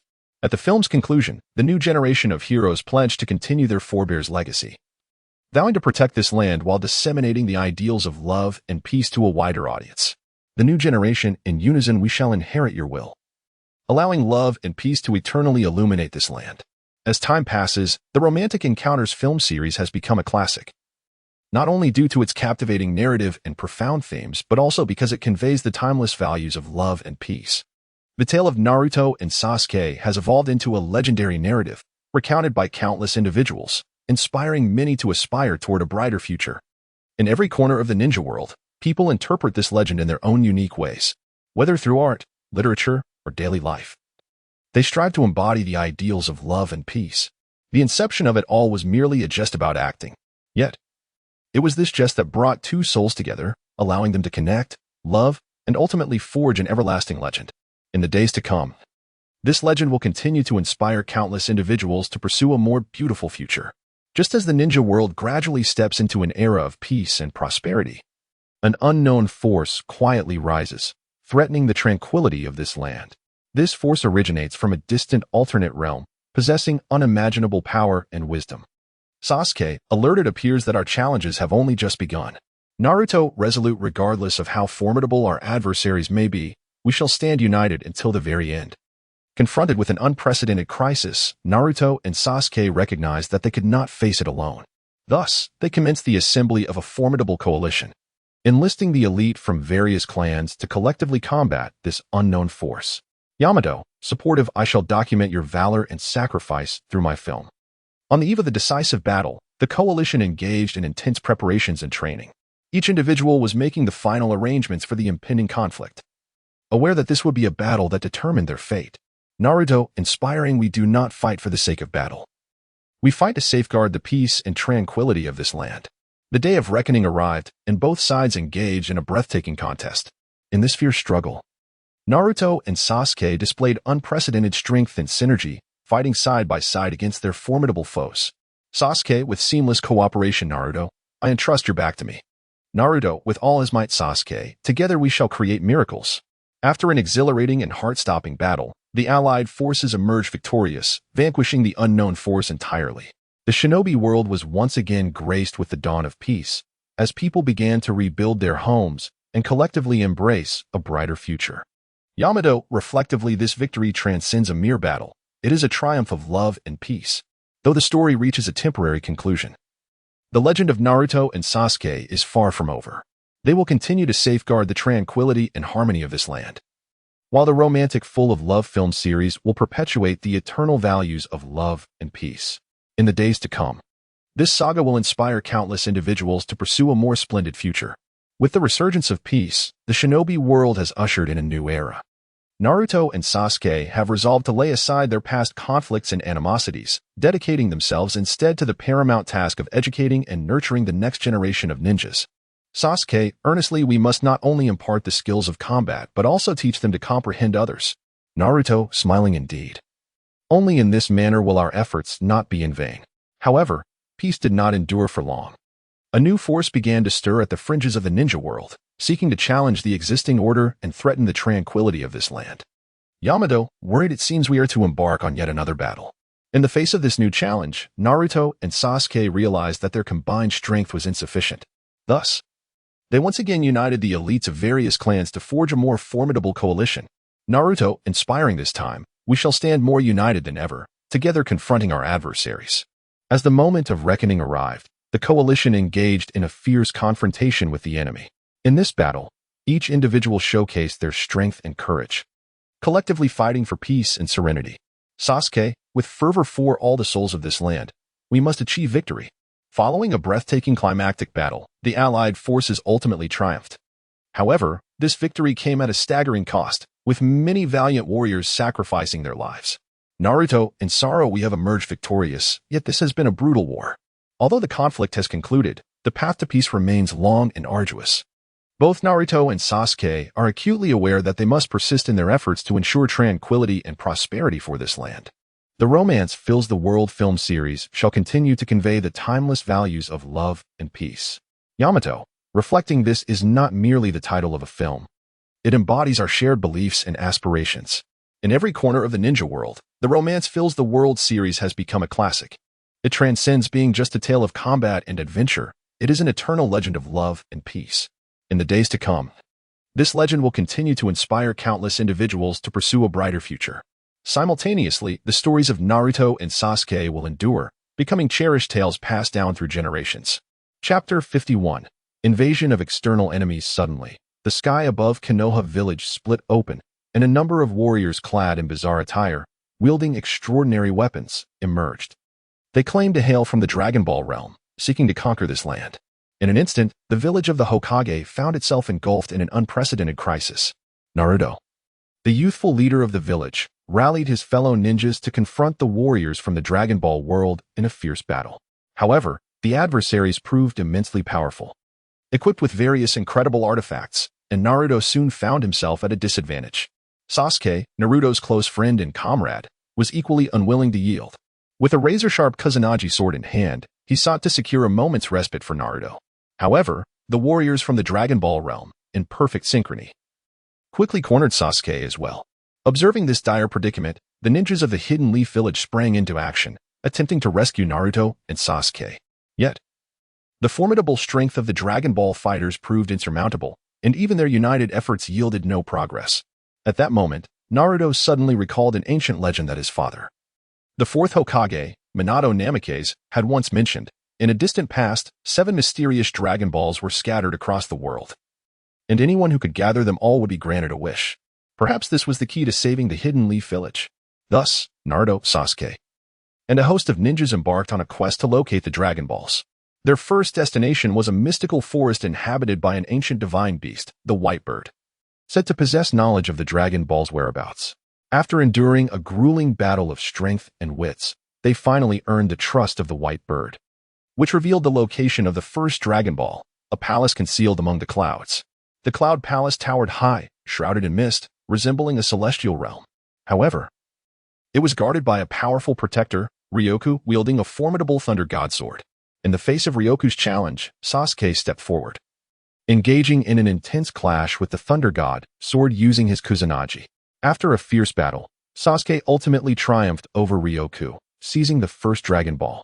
Encouraged by this victory, Naruto and his companions pressed on in their quest for the remaining 6 Dragon Balls. However, each search was fraught with uncertainty and peril. They faced a myriad of foes and traps while unraveling ancient riddles and enigmas. After countless adventures and challenges, they finally gathered all 7 Dragon Balls. Yet, just as they prepared to make their wish, they were confronted by a mysterious figure, the true leader of the Dragon Ball realm, Vegeta. With a swift kick, Vegeta sent Naruto and Sasuke sprawling, scattering the Dragon Balls across the ground before they vanished. In their moment of panic, the reanimated Might Guy appeared before them. At that instant, 2 overwhelming presences collided. On one side stood the strongest on the surface, Might Guy, and on the other, the interstellar prodigy, Vegeta. This was a war devoid of smoke, a pure contest of power and will. The 8 gates, all open. Might Guy's voice resonated through the heavens as he stood at the edge of Earth and the universe, enveloped in golden chakra, reminiscent of countless meteors swirling around him. His eyes had transformed into pure white orbs, the unique state of having fully opened the 8 gates, standing resolute like a deity. Vegeta gazed at Might Guy, a cold smirk curling his lips. Though standing in another dimension, his aura bore down on Guy with palpable pressure. So, the legendary Kai Emperor of the Leaf dares to challenge me. Vegeta, he scoffed disdainfully. What is there to be afraid of? Might Guy fearlessly responded, declaring that he would not only safeguard his village but also demonstrate that the strength of Earthlings was not inferior to that of anyone else. With a low growl, Kai's physique began to swell, resembling a frenzied beast. His fists harnessed all the chakra within him and then struck forcefully towards Vegeta, the speed of his attack distorting the surrounding space. However, Vegeta merely smiled slightly, effortlessly evading the blow. Your power is indeed formidable, but it pales in comparison to mine, he taunted with a hint of scorn. Undeterred, Kai launched another assault, this time employing the Morning Peacock technique, a formidable skill from the 8 gates. Each strike bore astonishing strength. Yet, Vegeta deftly neutralized these attacks and retaliated with a punch that sent Kai staggering backward. It appears your strength is merely mediocre. Vegeta mocked coldly. If this is all you can muster, then this battle may as well come to an end. Kai remained silent, silently gathering his strength. He recognized the significant gap between his abilities and Vegeta's, but he was resolute in his refusal to surrender easily. Once more, he concentrated his chakra, preparing to unleash a more potent attack. This time, he invoked the Daytime Tiger, the mightiest strike within the 8 gates, charging at Vegeta like a colossal golden tiger. The sheer force of this blow made the very fabric of space tremble, as if time itself had momentarily halted. Yet, Vegeta simply smiled and swiftly dodged the attack. Your strength is impressive, but it is still insufficient to defeat me, he stated confidently. Wielding the magic Sealing Wave artifact, he unleashed a massive energy wave directed at Kai. Understanding that he could not evade this blow, Kai focused all his chakra, preparing to execute his ultimate technique, the evening elephant. Vegeta's power was astonishingly overwhelming, and the magic ceiling wave cornered Kai into a perilous situation. At that critical moment, the injured Naruto suddenly recalled a secret technique taught to him by his father. Minato Namikaze, the shadow clone jutsu. In a desperate gamble for survival, Naruto decided to give it a try. As the shadow clones multiplied, they successfully withstood Vegeta's assault and seized his magic ceiling wave weapon. Caught off guard by Naruto's maneuver, Vegeta quickly unleashed the Kamehameha. Amidst the chaos, Kai completed the transformation from morning peacock to daytime tiger, embodying a terrifying power. Gritting his teeth, his body felt as though it might explode as he unleashed his strike. When the evening elephant collided with the Kamehameha, the entire universe shuddered. To everyone's astonishment, the evening elephant gradually weakened and ultimately dispelled the Kamehameha. Kai stared in disbelief at his hands and the injured Naruto and Sasuke, never having imagined they could vanquish such a formidable foe. "How is it possible for you to be this strong?" Vegeta exclaimed in shock, unable to comprehend the reality before him. Yet, the truth was as harsh as it was undeniable. Despite Vegeta's immense strength, he ultimately succumbed to the might of Might Guy. In a fit of rage, he roared. Yet his voice gradually faded into silence amidst the darkness, leaving the universe in profound stillness. Only Might Guy remained, steadfast and unwavering, embodying the essence of a warrior as he stood guard over the earth. Following the battle, Might Guy did not let his guard down. He understood that although victory had been achieved, the future remained fraught with uncertainties and challenges. He stood at the edge of the cosmos, gazing upon the gradually rejuvenating universe, his heart brimming with resolve and determination. "No matter the adversities that lie ahead, I shall protect this earth," he murmured softly. His voice, though gentle, resonated with unwavering strength. At that moment, Naruto, Sasuke, Kakashi, and others approached, their hearts filled with gratitude and admiration as they beheld Guy's silhouette. "Guy, you are truly remarkable," Kakashi remarked. "Your courage and strength inspire us greatly."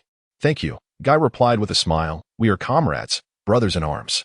Only through our collective efforts can we safeguard this planet." The group exchanged knowing smiles, their bond of understanding and trust deepened.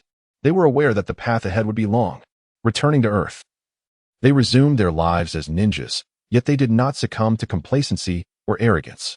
On the contrary, they trained with even greater fervor, striving to enhance their abilities. In the village, they received a warm welcome and deep respect from the villagers, who recognized that these young warriors had demonstrated the courage and strength of Earth's inhabitants. However, Might Guy did not overlook the presence of Vegeta. He understood that this formidable foe could return at any moment. Thus, he devoted himself to honing his skills and amplifying his power. "One day, I shall challenge you once more," Might Guy vowed silently, determined to prove that the strength of Earthlings is unparalleled. Upon learning of Vegeta's defeat at the hands of the Earthlings, Majin Buu swiftly made his way to Earth, seeking out Guy. The two were drawn to an unknown battlefield by an unseen force. Guy swiftly activated the 8 gates, donning a striking crimson battle armor, his eyes radiating an indomitable spirit. Meanwhile, Majin Buu approached with a fearsome, malevolent smile, surrounded by a formidable aura of dark energy. As they stood at the center of the battlefield, they locked eyes. Guy wielded his nunchaku, poised to unleash his ultimate technique, Daytime Tiger. Buu clenched his fists, emitting a low, menacing growl. "Are you the legendary Majin Buu?" Guy inquired, his tone dripping with disdain. "Humph, I am Majin Buu, invincible." Buu scoffed. "But you seem quite formidable yourself. Let me see just how powerful you truly are." Before the words had fully escaped his lips, Guy surged forward, his nunchaku striking like twin bolts of lightning, aiming for Buu's vital points. In response, Buu deftly evaded the attack with a swift movement, then unleashed a torrent of dark energy from his palms, enveloping Guy in its ominous embrace. Guy was unafraid. He bellowed, "Open." In an instant, he was enveloped by a fiery chakra, the power of the 8 gates reaching its zenith. He charged fiercely towards Buu, intent on utterly vanquishing his opponent. However, Buu's malevolent energy seemed to possess a peculiar ability, allowing it to absorb and transform Kai's attacks. While fending off Kai's onslaught, Buu searched for a chink in his adversary's armor. Suddenly, with a sweep of his hands, a dark magical light shot forth from his palms, aimed directly at Kai's vital points. Kai hastily raised his nunchaku in defense, yet the overwhelming force sent him staggering backward. After a brief exchange, both Kai and Buu recognized the formidable strength of one another. No longer testing the waters, they unleashed their ultimate techniques. Kai's Daytime Tiger surged forth, resembling a colossal flaming tiger pouncing on Buu. while Bu utilized his regenerative abilities to swiftly heal his wounds and retaliate against Kai. The battlefield erupted in an intense clash. Their attacks akin to a tempest, swift and ferocious, leaving spectators breathless. Yet, despite their immense power, neither was able to deliver a decisive blow to the other. This battle gradually evolved into a war of attrition. As time passed, both Kai and Bu began to feel the drain on their stamina. Despite their relentless resolve to continue the fight, it seemed their strengths were drawing ever closer. Just then, an unexpected turn of events occurred. Kai suddenly sensed his energy waning. Though the state of the 8 gates fully opened was immensely powerful, it demanded a tremendous expenditure of chakra and stamina. At this moment, Kai was at his limit. Observing this, Bu wore a smug grin. It appears you are not so formidable after all. Yet at that moment, a miracle transpired. Kai's nunchaku radiated a brilliant light. It was the light of his indomitable will. With unwavering determination, he reignited his latent potential. The 8th gate, the final gate, the death gate. With a roar of fury, Kai found himself more tightly encased in his fiery chakra. This time, he would hold nothing back. He was poised to give his all. The power unleashed in the state of the death gate was a cataclysmic blow to any adversary. Like a colossal deity of flames, Kai lunged at Bu, prepared to expend every ounce of strength in a final confrontation. Bu, undeterred, met him head-on, eager to discover who would ultimately triumph in this fierce contest. Thus, the two engaged in a fierce clash amidst the heavens. Flames and demonic energy intertwined, creating a breathtaking spectacle. After several rounds of fierce combat, a deafening explosion resonated across the battlefield, leaving behind a scene of devastation and the lingering shadows of two formidable warriors. Astonishingly, despite their grievous injuries and nearly depleted powers, neither fell, for they understood a profound truth. True strength lies not solely in the magnitude of one's power or the finesse of one's technique, but rather in an indomitable spirit that refuses to yield or abandon hope. Thus, the transcendent clash between Might Guy and Majin Bu concluded in a stalemate. Although the confrontation ended in a draw, it ushered in new opportunities and challenges for both worlds. Guy returned to the Naruto universe, while Bu returned to the Dragon Ball realm. However, the ramifications of their battle extended far beyond their expectations. Back in the Naruto world, Guy, though gravely injured from the 8 Gates release, was imbued with an unprecedented sense of strength and determination. He realized that true power resides not merely in an absolute advantage, but in the resilience of the heart and an unwavering spirit. Consequently, he devoted himself to training with renewed vigor, not only to restore his strength, but to surpass his previous limits and reach unparalleled heights. Meanwhile, Naruto lay restlessly in bed, contemplating the humiliation of being effortlessly defeated by Vegeta, despite being the illustrious Hokage. Consumed by indignation, he resolved to utilize the forbidden technique of Edo Tensei to summon Goku for vengeance. In his middle years, Naruto, hailed as a legend in the ninja world, had etched an indelible mark with the strength, wisdom, and unwavering spirit. Yet, despite his formidable prowess, being bested by Vegeta was a profound disgrace that he could not accept. How could I lose to such an arrogant fool? Naruto vowed silently, unable to bear the sting of defeat. Thus, he proceeded with the forbidden jutsu, chanting the incantation that stirred the earth's dust, gradually forming a familiar silhouette. As the figure materialized, it became clear that it was none other than the legendary Super Saiyan, Goku. His gaze was sharp as an eagle's, radiating a formidable aura capable of annihilating all in an instant. Goku, Naruto exclaimed with excitement, you have finally arrived. This time, we shall show Vegeta our true power. Goku nodded, his voice booming like thunder. Fear not, Naruto. I am ready to exact vengeance for the earth. As Vegeta made his return, the battle reignited. This time, he no longer underestimated his opponent, attentively observing Goku's every move. However, despite his utmost effort, he found himself unable to withstand Goku's overwhelming assault. Each strike was effortlessly countered by Goku, leaving Vegeta with no means of retaliation. How is this possible? Vegeta gasped in disbelief, his eyes wide with shock. How could this guy possess such strength? However, Kakarot afforded him little time for astonishment. In an instant, he appeared before Vegeta, delivering a devastating punch. The sheer force rendered Vegeta utterly defenseless, leaving him to watch helplessly as he was sent flying. Infuriated, Vegeta tumbled through the air before crashing to the ground, gasping for breath. I cannot be defeated here. Yet, his struggles were in vain. Kakarot's power had far surpassed his wildest imaginings. and no matter how hard he tried, he could not alter the fate of his defeat. Ultimately, with a resounding crash, Vegeta was thoroughly vanquished by Kakarot. "Well done," Naruto exclaimed with excitement. "Kakarot, you truly are the strongest." Kakarot smiled faintly, replying, "Thank you for the compliment. However, this is not my true strength." Naruto blinked in surprise. "What? You haven't unleashed your full power?" Kakarot nodded. "Indeed, I only utilized 70% of my strength just now." Naruto's eyes widened. 70% is already this formidable? I can't even begin to imagine the scene if you were to use your full power. Just then, the sky suddenly darkened. A colossal shadow descended from the clouds, completely enveloping the earth. It was the god of destruction, Beerus, a being of immense power from the cosmos. His arrival filled everyone with dread and trepidation. "Hey, what are you rascals doing?" Beerus's voice boomed like thunder. "Daring to fight here and disturb my slumber." Naruto and Kakarot exchanged glances, both feeling an immense pressure. This adversary seemed formidable, Naruto thought to himself. Meanwhile, Kakarot furrowed his brow, his gaze sharpening as he prepared to confront this new challenge at any moment. Faced with the sudden appearance of Beerus, neither Naruto nor Kakarot flinched. They understood that this was a battle concerning the fate of the earth, and they had to give it their all. "Kakarot, it seems we need to teach this arrogant fellow a lesson," Naruto declared, clenching his fist with determination. Kakarot nodded in agreement. "Indeed, regardless of who the opponent may be, we cannot retreat." Beerus regarded them with a disdainful smirk. "Humph, two mere mortals daring to be insolent before me. It seems it's time for you to witness true power." As soon as he finished speaking, Beerus vanished from sight, reappearing before them in an instant.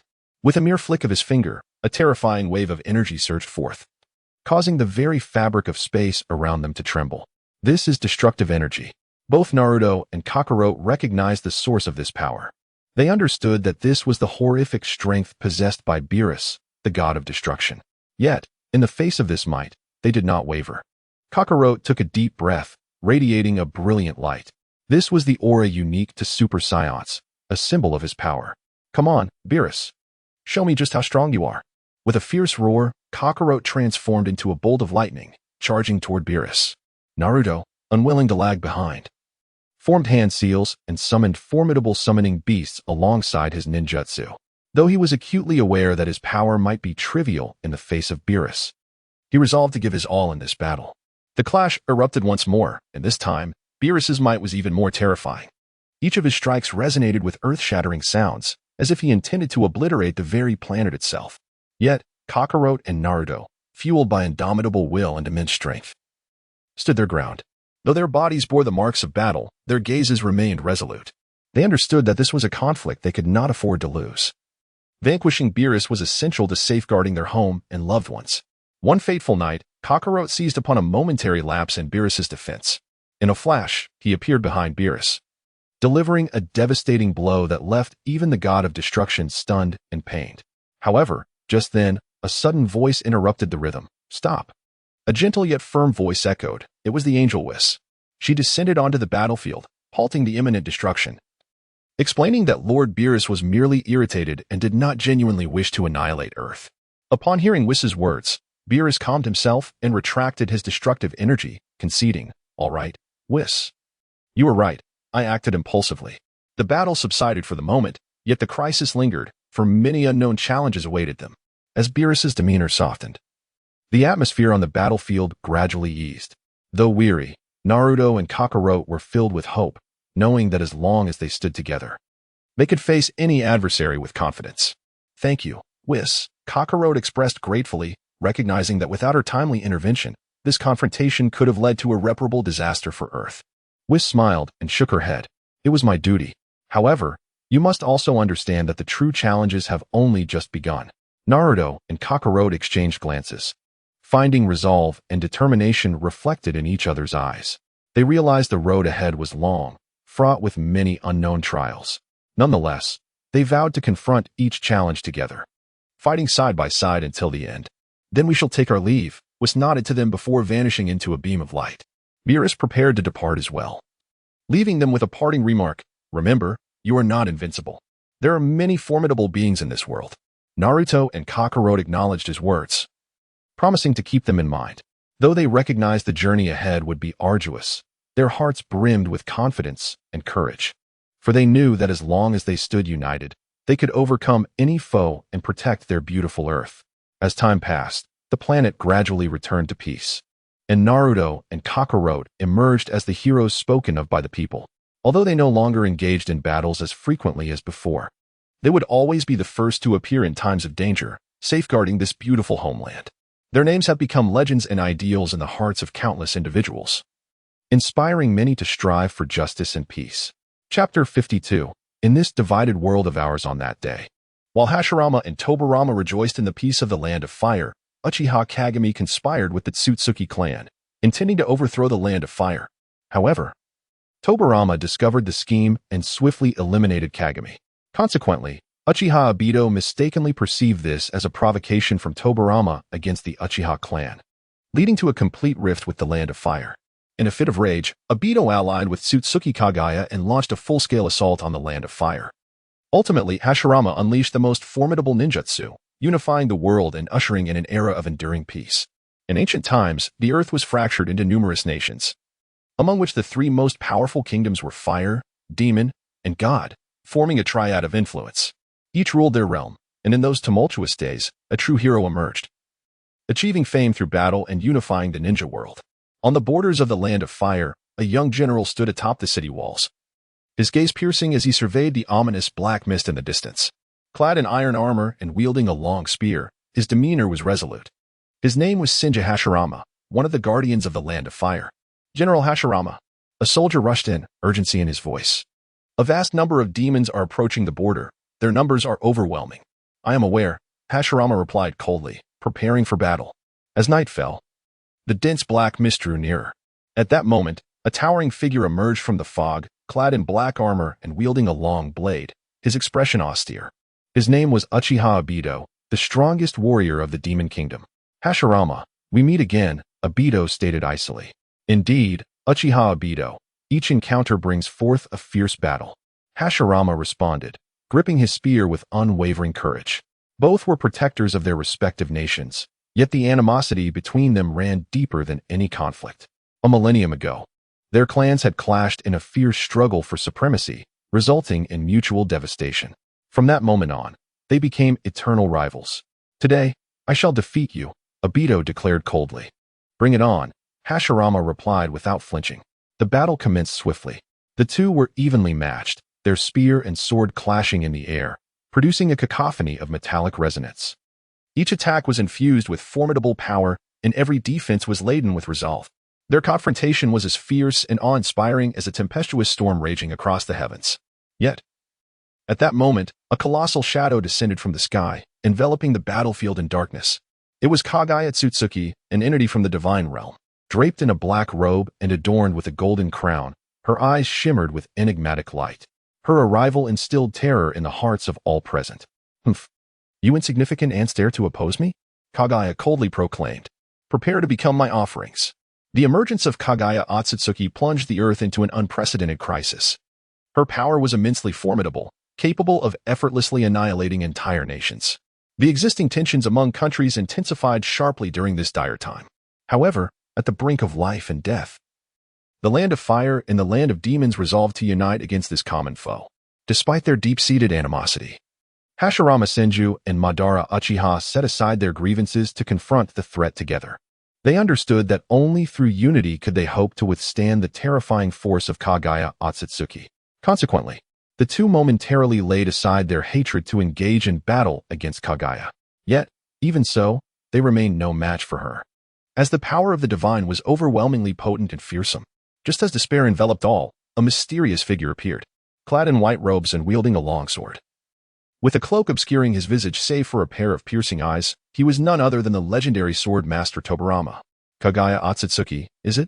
Tobirama uttered coolly. Allow me to make your acquaintance. With a swift flourish of his sword, he charged at Kagaya Otsutsuki, instantly transforming into a beam of white light that countered her every attack. His swordsmanship was unparalleled, each move imbued with an inexhaustible intent to kill and an indomitable presence. Though Kagaya was powerful, she could not afford to underestimate such a formidable technique.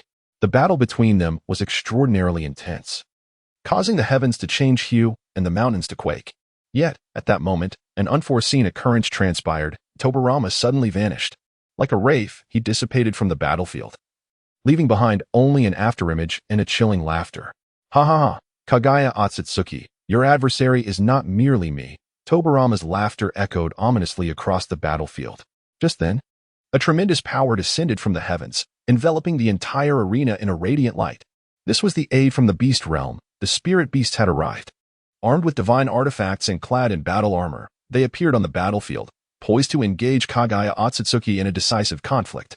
Hashirama Senju and Madara Uchiha also discovered their purpose and conviction in this battle. They realized that fighting to protect this world was their true mission. Thus, they joined forces with the spirit beasts to confront the dreadful enemy from the divine realm, Kagaya Otsutsuki. The combat was fiercely brutal, leading to a desperate struggle between the two sides. Yet, in an unexpected twist, Kagaya Otsutsuki was ultimately defeated. She was vanquished to the point of disintegration, vanishing completely from this world. It turned out that Tobirama had not been merely engaged in combat. He was seeking the opportune moment to defeat Kagaya Otsutsuki. Harnessing the power of the spirit beasts, he achieved a decisive victory.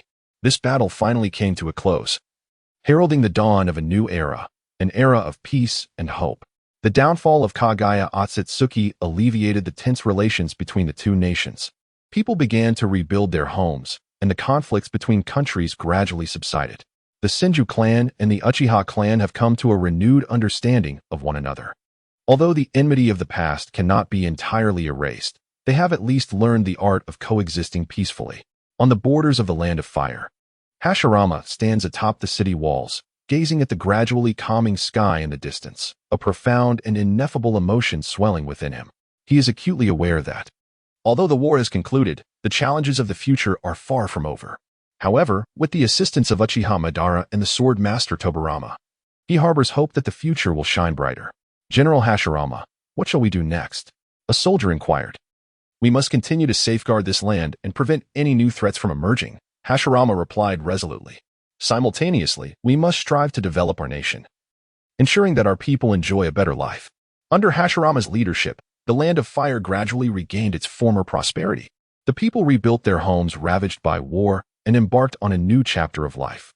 Both Senju Hashirama and Uchiha Madara emerged as heroes in the hearts of the populace, their names immortalized in history as paragons for future generations. Yet, just as everything seemed to be progressing favorably, a mysterious force suddenly appeared along the borders of the two nations. This force stemmed from an organization known as the Shadow, proficient in employing various enigmatic ninjutsu and martial techniques, rendering the armies of both nations helpless. General Hashirama, trouble is brewing. The Shadow organization has unexpectedly appeared at the border and is launching an attack against us. A soldier rushed to report. It appears a new battle is about to commence. Hashirama mused inwardly. He promptly summoned all commanders and soldiers, preparing to confront this new adversary. Uchiha Madara, without hesitation, joined the fray. They understood that only through unity could they withstand this formidable foe.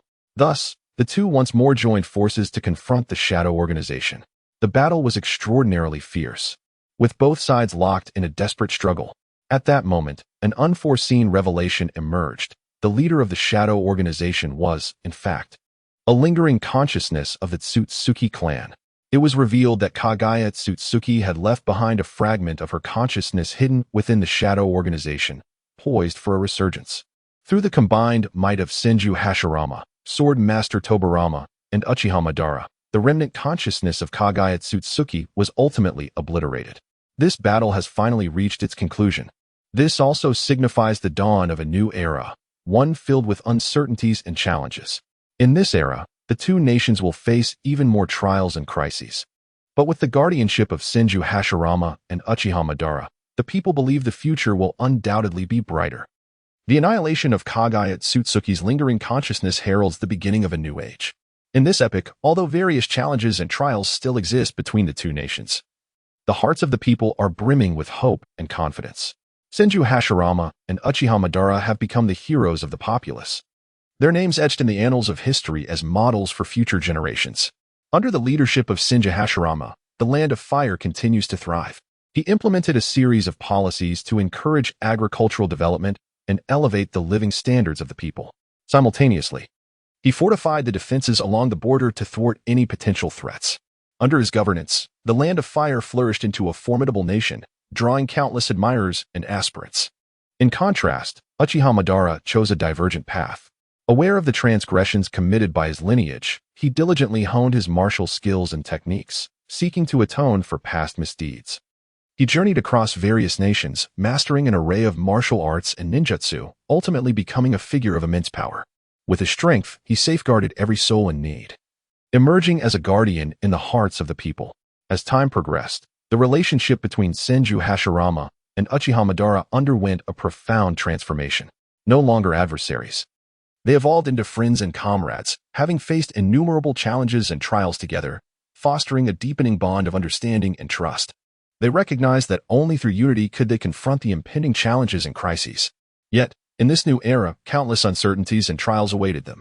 An ominous force, known as the Shadow Alliance, suddenly emerged, threatening the safety of the entire continent.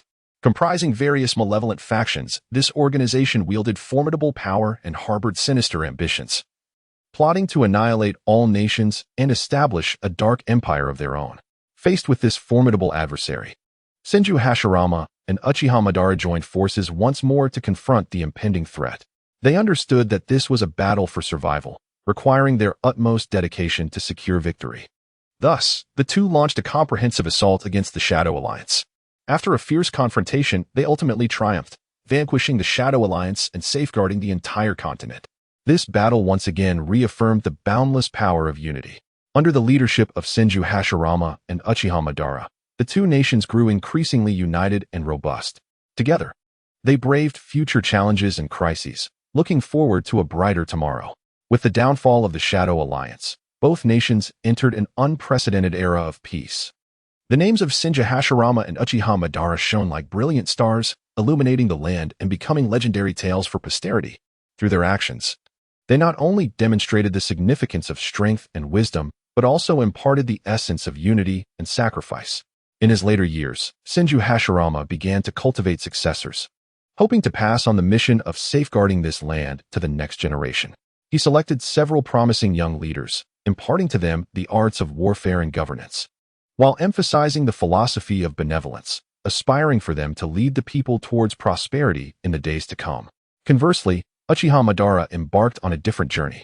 Cognizant of the historical burdens of his clan, he chose to traverse the continent in search of means to rectify past errors and promote peace.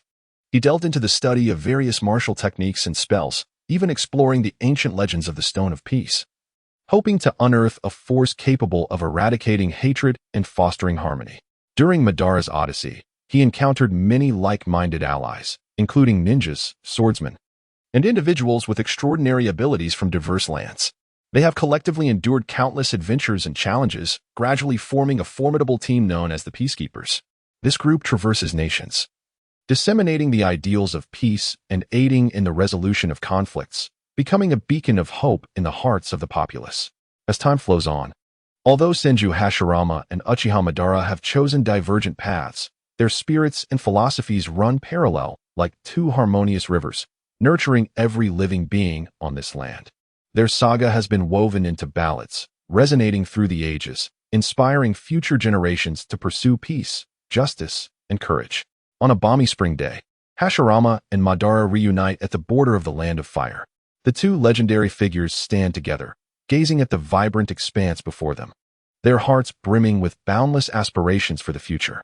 They understand that although the road ahead may be long, as long as their stories are remembered and their spirits are inherited, this land shall never succumb to darkness, regardless of how the future may unfold.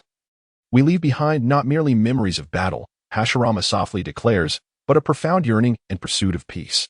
Indeed, Madara nods. Let us pass this hope on to more souls. The two exchange a knowing smile before turning away, embarking on new journeys. While behind them linger the gazes and blessings of countless individuals, filled with anticipation for infinite possibilities. In the concluding chapter, on the vast plains of the Land of Fire, sunlight bathes the earth, and a gentle breeze wafts through, bringing the essence of peace. Here, the people of the Land of Fire have finally welcomed an enduring tranquility. Madara and Hashirama, once fierce adversaries, now stand side by side. They had fought for their respective beliefs, yet with the passage of time, both have come to realize that true peace is not attained through conflict, but through mutual understanding and tolerance. Madara, we have finally brought an end to this ceaseless war. Hashirama remarks, gazing at the distant flames with a sense of reflection. Indeed, Hashirama. We can no longer allow hatred to persist, Madara responds, his eyes filled with hope for the future. However, just as they believed peace had arrived, a dark undercurrent began to stir quietly.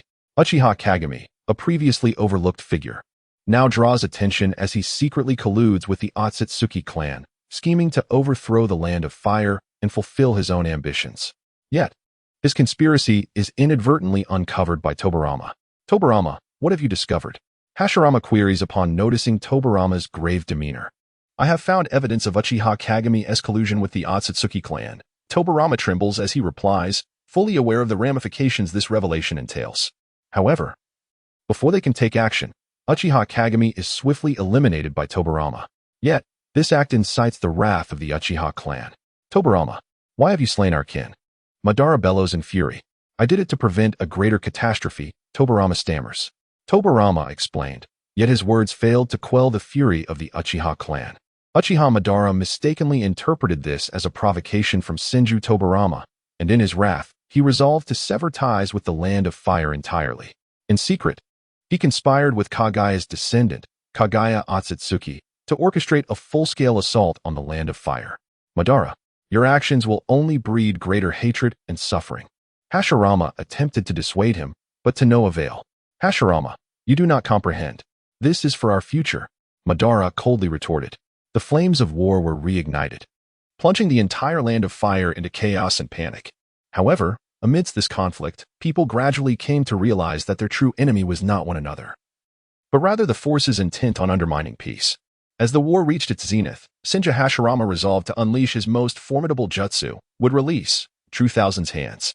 This technique demanded a vast expenditure of chakra and vitality, yet Hashirama employed it without hesitation. Through his efforts, all the strife and animosity were alleviated. Is this true peace? Madara pondered, gazing at the scene before him, a surge of guilt and remorse swelling within his heart. He recognized the calamity his impulsiveness and misunderstandings had brought upon the Land of Fire. Indeed, Hashirama replied slowly, true peace requires our understanding, tolerance, and sacrifice. After uttering these final words, he collapsed. Though his life had come to an end, his spirit would forever remain etched in the hearts of the people. With Hashirama's fall, the war in the Land of Fire finally ceased. The populace began to reconstruct their homes, restore their lives, and strive for newfound hope. Madara also acknowledged his past mistakes and sought to rectify them. He led the Uchiha clan back into the fold of the Land of Fire, becoming one of its guardians of peace. In the years that followed, the Land of Fire gradually blossomed into a prosperous and formidable nation, with peace emerging as one of its most cherished treasures. When children inquired about the past, adults would smile and recount. That was a tale of understanding, tolerance, and sacrifice. As time flowed on, the Land of Fire embraced a new chapter. Through Hashirama's sacrifice and Madara's epiphany, the people began to reevaluate the true essence of peace. They no longer relied on war and violence to resolve disputes, but chose to pursue common solutions through dialogue and compromise. Madara became a pivotal figure in the Land of Fire, dedicated to advancing the cause of peace and fostering amicable relations with other nations. He understood that only through collaboration and sharing could true prosperity and stability be attained. In the Land of Fire, a new generation of young ninjas was rising. They inherited the will and spirit of their predecessors, committed to safeguarding peace and upholding justice. They not only demonstrated exceptional prowess on the battlefield, but also pursued higher realms of understanding within their hearts. We aspire to become individuals like Hashirama and Madara. The young ninjas encourage one another, aware that only through continuous learning and progress could they survive in this challenging world. After years of relentless effort, the Land of Fire finally ushered in a genuine era of peace. The populace began to reap the myriad benefits that tranquility brought: economic growth, cultural flourishing, and social advancement. All of this was founded upon the principles of understanding and tolerance. At last, they had discovered the true path to peace. Uchiha Madara stood high above, surveying the prosperous land below, his heart brimming with pride and fulfillment. He understood that this was the result of their collective struggle. In the annals of the Land of Fire, this chapter would be inscribed as the eternal peace, marking humanity's emergence from hatred and war, and their journey toward a brighter future. In this new era, Everyone would become both witness and creator of history. Let us strive together. The young ninjas cried in unison, their voices echoing in the valley as if heralding a magnificent symphony for the road to future peace. Chapter 53. The War of Vengeance. Mitsuki, as the grandson of the third Hokage Sarutobi Hiruzen, had always held immense admiration and longing for this legendary ninja. He often listened to his father recount the heroic tales of the third Hokage and had learned of his grandfather's illustrious deeds through history textbooks at the village's ninja academy. However, all that beauty and reverence transformed into boundless sorrow and rage after that fateful day. On that day, Mitsuki, as usual, carried his backpack and a football, planning to practice with friends after school. Yet, just as he was about to step into the classroom, he suddenly sensed an unusual atmosphere permeating the air. It was a stifling, oppressive feeling, reminiscent of the calm before a storm, stirring unease within him. Frowning slightly, Mitsuki dismissed the sensation and entered the classroom to engage in playful banter with his classmates. However, moments later, a flurry of hurried footsteps and cries shattered the classroom's tranquility. A few ninjas burst into the room, their expressions frantic as they announced, "The third Hokage has been attacked." A foreboding apprehension surged within Mitsuki. He hastily followed the ninjas to the village square, where a crowd had already gathered. There lay the third Hokage, Sarutobi Hiruzen, sprawled on the ground. Several ominous black chakra rods protruding from his body, his complexion as pale as parchment, clearly devoid of life. Meanwhile, Orochimaru stood not far away, a cruel smile tugging at his lips, as if proclaiming his triumph. Mitsuki stared blankly at this scene, his heart heavy with indescribable grief. He could hardly believe the events unfolding before him. The figure he revered as a hero had been so mercilessly stripped of his life. The surrounding ninjas glared with fury. Yet faced with the formidable and ruthless Orochimaru, they felt hesitant to act rashly. Orochimaru's coldness and cunning are notorious throughout the ninja world, instilling fear and unease in all who encounter him. The third Hokage, Sarutobi Asuma, clenched his fists, his eyes glimmering with fury and sorrow. He was acutely aware that avenging his grandfather was beyond his reach, yet the flames of vengeance blazed fiercely within his heart. "We must unite. We cannot allow the sacrifice of the third Hokage to be in vain." Tsunade stepped forward, her voice resolute and powerful. However, despite their shared desire to avenge Sarutobi Hiruzen, they appeared diminutive and powerless in the face of such overwhelming strength. Konohamaru stood amidst the crowd, witnessing the helplessness and despair of the ninjas who had once fought alongside his grandfather, his heart brimming with anger and resentment. He understood that as a descendant of the Sarutobi clan, he must bear this burden of hatred and responsibility, though he was still young and his abilities were limited. He was determined to exert every effort to grow stronger and seek vengeance for his grandfather. The moonlight poured like water, illuminating every corner of the Hidden Leaf village. A gentle breeze rustled the leaves, casting shadows that seemed to whisper unspeakable secrets.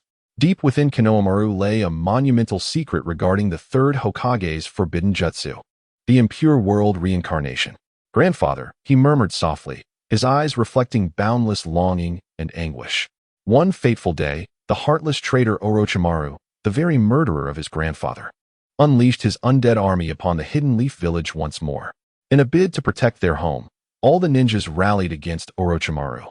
Yet, the battle turned tragic as they were effortlessly subdued by the rogue ninja, with Naruto and Sasuke, two of his comrades, sustaining grave injuries. Konohamaru clenched his fists, his nails digging painfully into his palms, blood dripping down. "I must avenge the Hidden Leaf," he vowed. Konohamaru had discovered an ancient scroll on impure world reincarnation in the Forbidden Library. This jutsu could summon the souls of the deceased and grant them physical form, allowing for their resurrection. However, this technique was strictly prohibited, as it breached the boundaries of life and death, leading to unpredictable consequences. Yet, Konohamaru could no longer concern himself with such matters. He yearned to see his grandfather rise again, even if it were merely a soulless shell. Days turned into weeks, and Konohamaru's skills began to flourish. He conducted clandestine experiments under the cover of night. Despite repeated failures, he never faltered. Finally, the day arrived when Konohamaru felt ready. He approached his grandfather's grave, hands forming the necessary seals, and softly recited the incantation for impure world reincarnation. As the incantation concluded, a powerful energy surged from the ground, manifesting into a colossal vortex. Gradually, his grandfather's figure began to materialize within the swirling mass, yet it was merely a lifeless shell devoid of a soul. Tears streamed down Konohamaru's face as he knelt before his grandfather's body, swearing, "I will avenge you." In the Valley of the End, at this moment, Konohamaru bore a massive wound upon his left shoulder, inflicted by Orochimaru's serpent. Simultaneously, Orochimaru himself was injured, his eyes brimming with malice, along with the gaping wound at his chest, pierced by a Tachi Uchiha. "Konohamaru, how dare you obstruct me?" Orochimaru's tone dripped with resentment and fury. "You have slain the third Hokage. This grudge shall be avenged today." Konohamaru's eyes sparkled with unwavering resolve. Is it you who dares to challenge me?" Orochimaru scoffed. "Your strength is far too feeble to contend with my power." "That remains to be seen," Konohamaru retorted, retrieving a special pill from his pocket and swallowing it. "This pill I crafted will amplify my abilities in a short span." As the pill dissolved, Konohamaru's eyes turned crimson, radiating a potent chakra surge. Orochimaru's brow furrowed. He sensed Konohamaru's power escalating swiftly. "Is this a forbidden technique?" Orochimaru gasped in astonishment. "Indeed, it is a forbidden technique," Konohamaru smirked. "I have secretly honed this skill for years, preparing for this very day. Do you truly believe this will suffice to defeat me?" Orochimaru chuckled coldly. "I am not so easily vanquished." "Let us put that to the test," Konohamaru declared, darting towards Orochimaru. He formed hand seals and intoned, "Ninjutsu, reincarnation of the dirt." As the incantation concluded, the earth began to stir, and two colossal arms emerged, ensnaring Orochimaru tightly. His expression paled as he struggled against the bindings. Yet his efforts proved futile. "This is Kimimaro and Kakashi's father, the White Fang of the Leaf." Konohamaru stood by, observing Orochimaru's entrapment with a frigid demeanor. "Impossible. How could you possibly summon them both through reincarnation?" Orochimaru's voice was laced with dread and disbelief. "You have no idea of the sacrifices I have made for this day," Konohamaru taunted with pride. The voices of Kimimaro and the White Fang echoed in Konohamaru's mind. "Thank you for granting us the chance to fight once more. Brother Kimimaro, Uncle White Fang." Their voices resonated. "At last, we can avenge the third Hokage." Taking a deep breath, Konohamaru's eyes gleamed with determination. He formed hand seals and intoned, "Ninjutsu, lightning cutter." A sigil of lightning manifested in the air, as if summoned from another realm. Through his forbidden technique, Konohamaru awakened the slumbering souls of Kimimaro and the White Fang. Kimimaro, a legendary ninja and once a prodigy of the Mist Village, had met an untimely demise due to a family curse. Now, he returned in an entirely new form. His silver hair billowing in the wind, his eyes shimmering with an ethereal light that did not belong to this world. He wielded the colossal stone of heavy might, as if capable of suppressing all malevolent forces. On the other side stood Konoha's White Fang, a legendary ninja renowned as the White Flash, whose swordsmanship was unparalleled.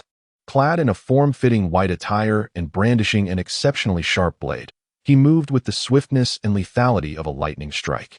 His gaze was resolute and austere, as if he were fully prepared to confront any challenge that lay ahead.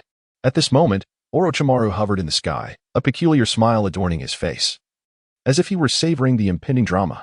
He formed hand seals, and dark curse marks slithered towards the two reincarnators like venomous serpents. "Do you truly believe this will be sufficient to defeat me?" Orochimaru's voice echoed through the heavens. "I possess the secret of immortality. None can rival me." Junmura gripped the stone of heavy might tightly and took a deliberate step forward. "We do not seek to defeat you. Rather, we aim to stop you. The suffering you have inflicted upon this world is already too great." Konoha's White Fang then coldly regarded Orochimaru. "The sins you have committed must be repaid with your blood." In an instant, the battle erupted. Orochimaru initiated the assault, transforming into a shadow that swiftly approached Junmaru. Undeterred, Junmaru advanced to meet him, the stone of heavy might radiating a dazzling light that nullified Orochimaru's onslaught. Meanwhile, Konoha's White Fang launched a fierce attack on Orochimaru from the opposite side. His sword gleamed like lightning, forcing Orochimaru into a series of retreats. However, Orochimaru suddenly vanished, leaving behind a dark residual image. "Shadow stitching technique." Orochimaru's voice resonated nearby, as a black rope ensnared Junmaru instantly. Junmaru struggled valiantly, yet could not break free from this eerie force. Just as Junmaru was on the verge of being subdued, Konoha's White Fang appeared behind Orochimaru. With a swift swing of his blade, he severed the rope binding Junmaru. The two swiftly exchanged positions, preparing to launch another assault. Yet, Orochimaru unleashed another powerful spell. With a delicate wave of his hands, countless black venomous snakes surged forth from all directions, encircling the two reincarnators. These serpents not only possessed formidable offensive capabilities but also siphoned their chakra. Junmaru and Konoha's White Fang found themselves in a dire struggle, relentlessly wielding their weapons in an attempt to break through the serpent's encirclement. However, the potency of Orochimaru's sorcery proved overwhelming, and they soon felt their strength waning. Just as the snakes were about to engulf them, Junmaru suddenly conceived a plan. He clasped the stone of heavy might tightly, emanating a radiant glow. Under this illumination, all the venomous snakes appeared to be purified, vanishing without a trace. Konoha's White Fang observed in astonishment, realizing, "So this is your power." Junmaru smiled faintly. "This is our collective strength." He then handed the stone of heavy might to Konoha's White Fang. "Use this weapon to vanquish him." Konoha's White Fang accepted the stone, gripping his sword with both hands, and delivered a powerful strike aimed at Orochimaru. The sword light cleaved through the air as if capable of slicing through all obstacles and barriers. As the stone of Ryaguzi struck simultaneously with the gleam of the sword, Orochimaru leapt down from the high platform, his body weaving through the battlefield with the fluidity of countless serpents. His assaults were exceedingly fierce, both in ninjutsu and taijutsu, rendering them nearly impossible to counter. However, the White Fang of Konoha remained undaunted, skillfully neutralizing Orochimaru's onslaught with remarkable reflexes and precise judgment. Seizing the moment, he launched a relentless counterattack against Orochimaru. Despite the latter's formidable strength, he struggled to withstand the full force of the White Fang's offensive. As the myriad serpent shadows were shattered time and again. At that instant, the White Fang capitalized on Orochimaru's vulnerability, delivering a raikiri that pierced through the latter's body, tracing an arc through the air before crashing heavily to the ground. Orochimaru's eyes brimmed with resentment and helplessness, struggling to rise. He furiously roared as he initiated one final assault against the White Fang. Yet, each of his strikes was deftly evaded and countered. In the throes of this fierce confrontation, Orochimaru ultimately recognized his limitations, realizing he could no longer persist. Thus, he resolved to employ his last resort, the impure world resurrection. This forbidden technique would allow him to attach his soul to another's body, granting him immortality, albeit at the cost of rendering the host a mindless puppet.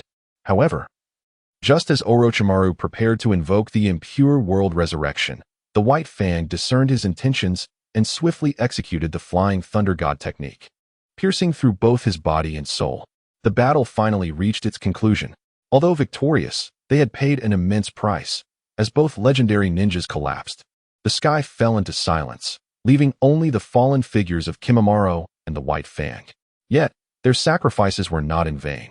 The threat posed by Orochimaru had been vanquished at last.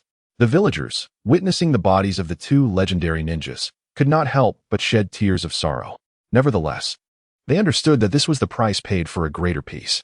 In that moment, the third Hokage, reborn through the efforts of Konohamaru, stood resolutely on the ground, his eyes glimmering with unwavering determination.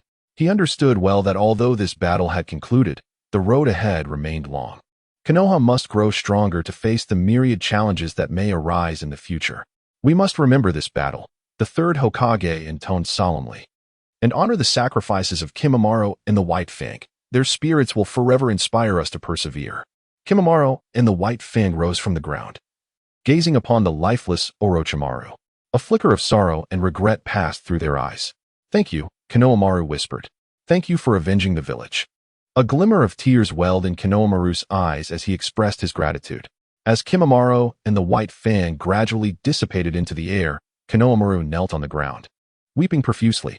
He knew they had not truly departed from him, for they would forever reside in his heart. After the dissolution of Kimimaro and the White Fang, Konohamaru profoundly felt a sense of emptiness and loss. He understood that, despite avenging the third Hokage, he had lost two significant companions. His heart was a tumultuous sea of complex emotions: joy, sorrow, regret, and an uncertainty about the future. Chapter 54, The Master of Flirtation. Irika Sensei, the ever-smiling and gentle teacher, akin to a spring breeze, had secretly charmed many beautiful women in the village. To begin, we must delve into the private life of Irika Sensei. As a bachelor devoted to mentoring his students, he led a simple and orderly existence. However, one day, whispers began to circulate throughout the village. Irika-sensei had developed ambiguous relationships with several lovely ladies. On a sunlit afternoon, Irika-sensei was preparing to conduct his tutoring session. On his way, he inadvertently stumbled upon a group of mischievous children plotting to prank Naruto and Sasuke. Their scheme involved smearing a secret sauce on Naruto's face as punishment for his disobedience. Upon witnessing the scene, Irika-sensei immediately grasped the nature of their prank. With a knowing smile, he decided to teach these little rascals a lesson. He resolved to masquerade as the hapless victim of their antics. Embarking on a humorous act of retribution, feigning surprise, he clutched his chest and pretended to be utterly smitten, exclaiming, "Oh dear, what merit have I, Irika-sensei, to have captured the hearts of so many beauties in Konoha." The children were taken aback by his unexpected performance. They had not anticipated such a reaction from Irika-sensei. The atmosphere transformed into one of awkwardness and hilarity. "Humph! You sinner dare to defile the beauties of Konoha," Naruto shouted, bursting forth, weapon in hand, though its origins remained a mystery. "Oh my! Is that our little hero Naruto? Look at you. Your face is flushed with indignation." Irika-sensei chuckled, "Calm down. I'm merely assisting you in educating what love and responsibility truly mean." Sasuke stood nearby, observing the scene with a look of helplessness, silently contemplating. This guy truly is capable. "Very well," Irika-sensei continued. "Since you all are so enthusiastic, allow me to prove my innocence." He then turned to the children and proclaimed, "Each of you shall write an essay on the theme of love and responsibility as I perceive it. If your work is commendable, I shall reveal to you what true love is." Upon hearing this, the children widened their eyes.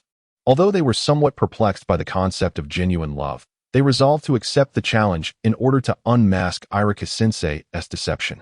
In the following days, the village was enveloped in an unusual atmosphere as rumors swirled. Irika-sensei intends to teach the children about love and responsibility? Has he truly entangled himself with that many beauties? The tale must begin here.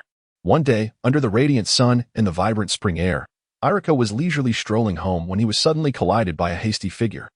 Oh dear, who lacks such awareness? Irika rubbed his shoulder, sore from the impact, and looked up to find that it was Ino, one of the most beautiful and proud kunoichis of Konohagakure. "I'm so sorry. I'm in a hurry." Ino apologized repeatedly, her eyes betraying a hint of panic. "In a hurry? That hardly justifies your clumsiness," Irika quipped with a smirk. Ino's cheeks flushed slightly as she shot him an indignant glare. "It's quite all right. Miss Ino, why the rush?" Irika inquired with a smile. "Ah, I'm searching for materials on ninja love psychology. I heard you were an expert in this domain." Ino's cheeks reddened further. "Oh," that Irika scratched his head awkwardly. "Very well, I can assist you in your search." Thus began their collaborative journey of research. From that day forth, Irika discovered an increasing fondness for Ino's company. Her bright eyes were always filled with curiosity and enthusiasm, rejuvenating his spirit. From then on, Irika and Ino frequently encountered each other in the village. Each time, Ino would inadvertently bump into Irika for various reasons, and he would invariably find a new way to admonish her. Their relationship blossomed through playful banter and light-hearted interactions. One evening, Konoha village was suddenly besieged by unknown assailants. Irika and Ino were assigned to the same team for the mission. During the operation, Ino mistakenly believed that Irika had acted independently to gain credit, endangering their squad. "Irika, have you lost your mind? Acting unilaterally like that could cost us our lives." Ino chastised him, her voice laced with anger. "I merely wish to expedite the battle and protect everyone," he replied. Irika explained, his gaze tinged with a hint of resignation and grievance. In the ensuing battle, Irika demonstrated his remarkable combat skills and calm judgment, successfully rescuing everyone. It was then that Ino realized her misunderstanding of Irika, her heart swelling with guilt and gratitude. "I'm sorry, I misjudged you," Ino murmured, her voice barely above a whisper. "It's all right. After all, we are teammates," Irika replied with a smile, gently patting Ino's shoulder. "But try not to be so impulsive next time." This incident dissolved the misunderstandings between them, fostering a deeper understanding of one another. As time passed, Irika and Ino undertook countless missions together, evolving from initial friction to an unspoken harmony. They faced life and death challenges side by side, sharing the joy of victory. Throughout this journey, their bond subtly transformed. One evening, Irika chanced upon Ino at a local eatery, where she was preoccupied with selecting a gift for someone special. It turned out to be her birthday, and she was troubled by her inability to find the perfect present.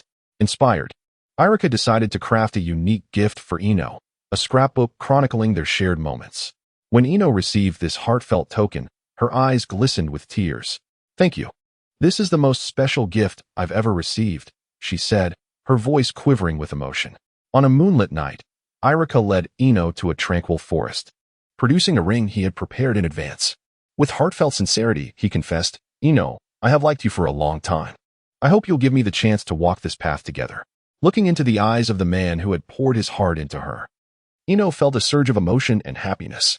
"I've liked you for a long time as well," she replied, gently nodding. Under the starlit sky, they embraced tightly. Since their relationship blossomed, Irika and Ino's daily lives became increasingly sweet. They cooked together, watched movies, strolled hand in hand, and even exchanged secret glances during missions, sharing tender smiles. On significant occasions, Irika always prepared a special gift for Ino. One Valentine's Day, he presented her with a box of chocolates he had made himself. Though clumsy in appearance, Ino savored every bite, her eyes filled with bliss. "You truly are a genius," she exclaimed with a smile. "As long as you like it."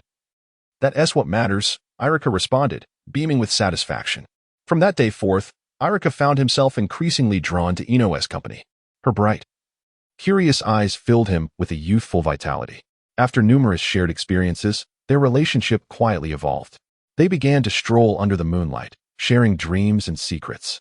On one occasion, Ino shyly took Irika's hand and said, "Irika-sensei, did you know that time seems to fly when I'm with you?" Then one day, Sakura appeared. She approached Irika, holding a bouquet of freshly picked wildflowers, her eyes reflecting a blend of confusion and sorrow. "Irika-sensei, have you been particularly busy lately?" she inquired. After handing Irika a note, she departed, leaving him somewhat taken aback. He had always regarded Sakura as a sister. Yet her unexpected visit made him acutely aware of his precarious position between two young women. Faced with the simultaneous affections of Ino and Sakura, Irika began to feel an unprecedented weight of pressure. He found himself uncertain of whom he cherished more. Ino's vivacity and intelligence captivated him, while Sakura's gentleness and resilience held him in thrall. He even began to question whether he was truly suited for romance. After all, as a ninja, his life was already complex enough. "Oh dear, this is quite troublesome," Irika sighed, clutching a pink note that read, "Meet at the secret corner of the forest at 7 tonight." This was a message from Sakura, the class flower. Following his recent transfer to a new class, he had never anticipated becoming a sought-after figure in matters of the heart, yet this newfound attention left him feeling rather awkward. Thump, thump, thump, his heart echoed in his ears. Taking a deep breath, he pushed open the door to the forest's secret corner. A soft fragrance wafted through the air. Illuminated by a gentle glow, Sakura stood there, adorned in a white dress, resembling an ethereal fairy. "Irika-sensei, you finally arrived," she said with a smile. Sakura. What brings you here?" Irika asked, feeling somewhat flustered. "Actually, I would like you to teach me ninjutsu," Sakura confessed shyly. "I have always admired your humor and wisdom and wish to learn from you." Irika paused for a moment, then a proud smile spread across his face. "I see. You've come to the right person. However," he continued with a playful tone, "you must first share a secret with me." Sakura's cheeks flushed deeper. "What kind of secret?" "Well, perhaps your favorite color or food," Irika suggested tentatively. "My favorite color is pink," Sakura murmured, her voice barely audible. "Haha, I knew it," Irika exclaimed with sudden laughter. "And what is your favorite food?" I like cake." Sakura's voice was almost a whisper. "Excellent. Let us commence our lessons here. To ensure you learn the finest ninjutsu, we shall visit the town's cake shop tonight," Irika proclaimed excitedly. They arrived at the town's cake shop and ordered 2 of the largest strawberry cakes. Just as they were savoring their delightful treats, a tall figure appeared at the entrance. It was Chuji. His gaze was cold and piercing, and he immediately spotted Sakura and Irika. "Sakura, what are you doing here?" Chuji's voice was low and frigid. I'm just discussing ninjutsu with Irika-sensei," Sakura replied, a hint of panic in her voice. "Oh, is that so?" Chuji's stare sent a chill through Sakura. It seemed to be quite a special way of discussing things. Irika observed the stern expression on Dinxie's face, and a sense of foreboding washed over him. He resolved to employ his wit to alleviate the tension. It is none other than the renowned Dinxie-kun. Come. Let us indulge in some cake. This establishment's strawberry cake is famed for its exquisite flavor." The corners of Dinxie's mouth lifted slightly, his cold demeanor softening just a touch. He approached the table, taking a seat and gazing at the cake before him, a flicker of hesitation crossing his features. Ultimately, he chose to stay and sample the delicacy. In the days that followed, Dinxie ardently pursued Sakura. Daily, he presented her with an array of gifts and sweet nothings, leaving her in a state of confusion and uncertainty. Meanwhile, Irika continued to tackle Dinxie's challenges with his wisdom and humor. Each day, he regaled Sakura with amusing tales of ninjutsu or took her on various adventures. Although they occasionally encountered peril and obstacles, their bond grew ever stronger. One day, Ino and Irika serendipitously crossed paths in a narrow alley of Konoha village, and they decided to dine together at their favorite ramen shop. However, this time, Ino felt an inexplicable weight upon her heart, sensing that the significance of this dinner was somewhat different. Irika-sensei, you seem rather fatigued lately. Have you been working too hard? Ino inquired with a smile, attempting to break the oppressive silence with light-hearted conversation. Ah, indeed. I've been rather busy, Irika replied nonchalantly, though his gaze wandered. Ino's heart sank momentarily. Yet she refrained from probing further, aware that some inquiries, once voiced, could never revert to the innocence of before. When the ramen arrived, steaming and fragrant, it blurred Ino's vision. Stealing a glance at Irika, she found him intently stirring the broth before him, his expression focused yet gentle. Ino's heart raced inexplicably, and she suddenly realized that she might have harbored feelings for this man for quite some time. Irika-sensei, do you know? I have always envied the way Sakura is with you. Ino summoned her courage, shattering the silence. Irika's hand paused momentarily, and he looked up at Ino, surprise and confusion evident in his eyes. Ino, you seem to hesitate. It's nothing. I merely believe that if Sakura were to receive your love, she would undoubtedly be very happy, Ino replied, forcing a smile and striving to suppress her tears. Irika remained silent for a moment before gently exhaling. Ino, you know my feelings for Sakura differ from those I have for you. Our relationship is merely that of teacher and student. His tone was deep and resolute. Ino's heart felt as though it had been pierced by a needle, yet she endeavored to muster a smile. I understand, Irika-sensei. I only wish for your happiness. That night's ramen felt like chewing on wax for Ino. She pondered what had gone awry between her and Irika. Was it time? Was it distance? Or was it her own lack of courage? Upon returning home, Ino lay in bed, tossing and turning. She picked up pen and paper, resolved to write a letter to Irika, a letter of blessings. She hoped that even if she could not be by Irika's side, she could still cheer for him in this manner. Dear teacher Irika, as I pen this letter, my emotions are exceedingly complex. I have admired you for quite some time, yet I am aware that this affection may forever remain buried in my heart. However, that is quite all right, for as long as you find happiness, I shall be content. The sight of you with Sakura fills me with envy and jealousy, yet it is also my most sincere blessing. I wish for your enduring happiness together. Please forgive my previous impulsiveness and intrusions. May this letter serve as our final farewell. I wish you smooth sailing, peace, and joy in the days to come. Do remember the girl who once held feelings for you. Forever your student, Ino. After finishing, Ino folded the letter into the shape of a small paper crane and placed it beside her pillow. She closed her eyes and made a wish, may this crane carry her blessings far away. The following morning, when the first rays of sunlight filtered through the curtains and graced Ino's face, she resolved to personally deliver the letter to Irika. She wished for a clear farewell before meeting him. Standing at Irika's doorstep, she inhaled deeply and knocked on the door. It was quickly opened, revealing Irika, who appeared surprised upon seeing Ino. Ino, what brings you here? His voice was gentle and calm. Ino retrieved the small paper crane from her pocket and handed it to him. Teacher Irika, this is a letter I wrote for you. I hope you will read it.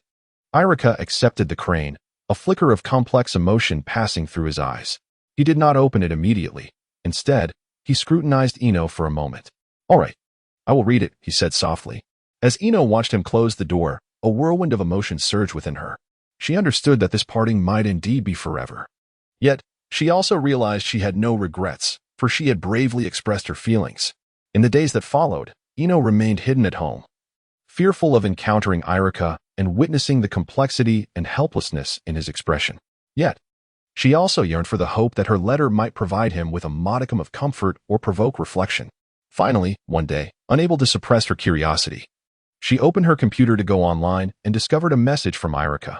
Ino, I have read your letter. I am sorry to disappoint you, but I am truly grateful for your past affection. I wish you happiness. In that moment, Ino's tears flowed uncontrollably. She understood that she had lost someone to whom she could confide her feelings, yet she had also gained growth and release. Time flowed swiftly like a stream, and Ino gradually emerged from the shadow of this relationship. She began to focus more intently on her work and studies, aspiring to become an outstanding medical ninja, her new goal. One evening, while working late in the medical room, she was suddenly startled by the sound of hurried footsteps and cries for help. "Quick! Someone is injured here." In a moment of urgency, Ino hastily set aside her work and rushed out. After a tense period of medical intervention, the patient finally stabilized. Upon her return to the medical room, she was taken aback to find Irika waiting at the entrance. "Thank you for saving him," Ino said, her voice trembling slightly. She gazed at the man who had once stirred her heart, now filled solely with admiration and gratitude towards him. "It's nothing," she managed to offer a strained smile. "It's our duty." Irika regarded Ino, a subtle tenderness flickering in his eyes. "Ino, I have always wanted to express my gratitude," he said slowly. "Thank you for once having feelings for me. It made me aware of what it feels like to be cared for, though I cannot reciprocate in the same way. Your presence has taught me the essence of true love." A bittersweet smile graced Ino's face, tinged with a sense of relief. "Irika-sensei, I too owe you my thanks. Thank you for teaching me what it means to let go, for helping me learn to love myself." They stood in silence at the doorway of the medical room for a moment. Then, Irika gently patted Ino's shoulder. "No matter what the future holds, you must find happiness." "You too, Irika-sensei," Ino replied with a smile. From that day forward, while Ino and Irika no longer maintained the unique mentor-student relationship, they became companions who could confide in and support one another. Together, they faced the myriad challenges and hardships of Konoha, sharing in victories and joys alike. As time flowed over the village, Ino encountered a young ninja named Choji during a mission. With deep-set eyes and unwavering determination, he too shared a sense of loneliness and confusion reminiscent of Ino's past.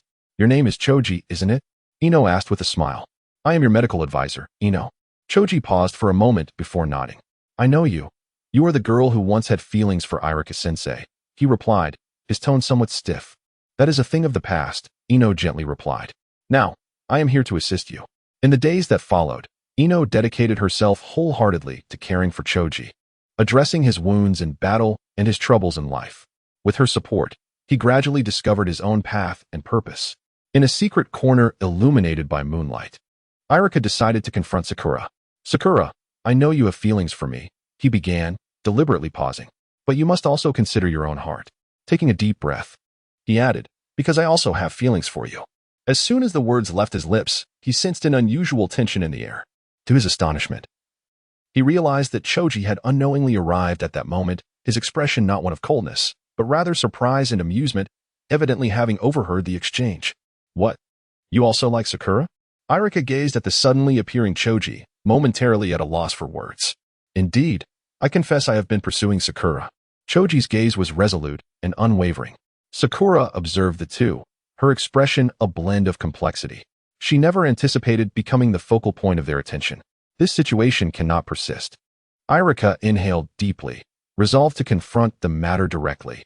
"Let us engage in a fair competition to see who can truly bring happiness to Sakura." I concurred. Choji's tone remained stoic, yet his eyes betrayed a fierce determination. Thus, a silent contest of affection commenced in the village of Konoha. Each pursued Sakura in their own manner, some with romantic dates, others with warm gestures of care, and still others with thrilling adventures. Through their endeavors, Sakura gradually discerned her true feelings. One evening, Irika, Sakura, and Choji found themselves seated atop the Hokage's building, gazing at the star-studded sky. Suddenly, Sakura proposed, "Let us play a game of truth or dare." "Excellent idea." Irika and Choji nodded in unison. The rules were simple, Sakura continued. Each person would take turns sharing something about themselves, but it must be an earnest truth. Should anyone lie or evade, they would face a penalty. The game commenced. Irika began, "My greatest fear is darkness." Before he could finish, a gust of wind swept through, extinguishing the lights on the rooftop. In the ensuing darkness, the only sound was the heartbeat of the three. This must be fate." Irika chuckled. "It seems I shall face a penalty." He feigned fear, then suddenly leaned closer to Sakura, declaring, "Then I shall impose a close-range penalty." He gently kissed her forehead. Instantly, Sakura's face flushed crimson, while Choji wore a conflicted expression. Next was Choji. "The person I most wish to protect is my brother," his voice deep and resolute. After speaking, he turned to Sakura, "Hoping one day I could protect you." His eyes conveyed profound emotion. Sakura looked at him, warmth flooding her heart. Finally, it was Sakura's turn. Actually, I have always liked, before she could finish. Choji interrupted.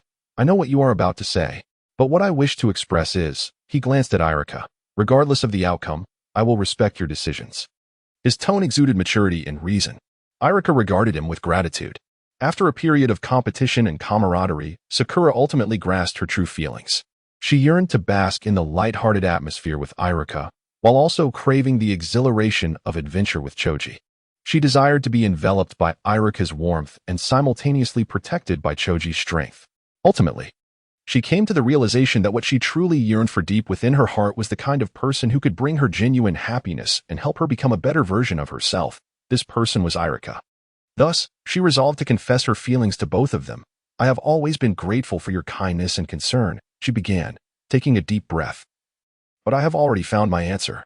She turned to Irika, her voice growing softer yet resolute and sincere. I wish to walk this path with you. Upon hearing Sakura's declaration, an indescribable joy surged within Irika.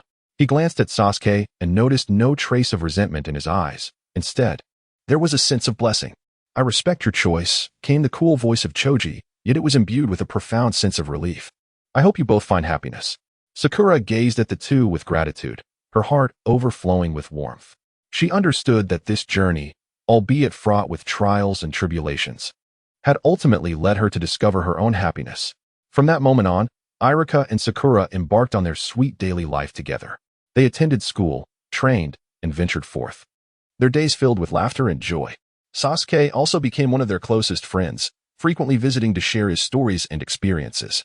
I never expected this to be the outcome, Irika remarked with a smile, but I feel incredibly happy. So do I, Sakura replied, nestled in Irika's embrace.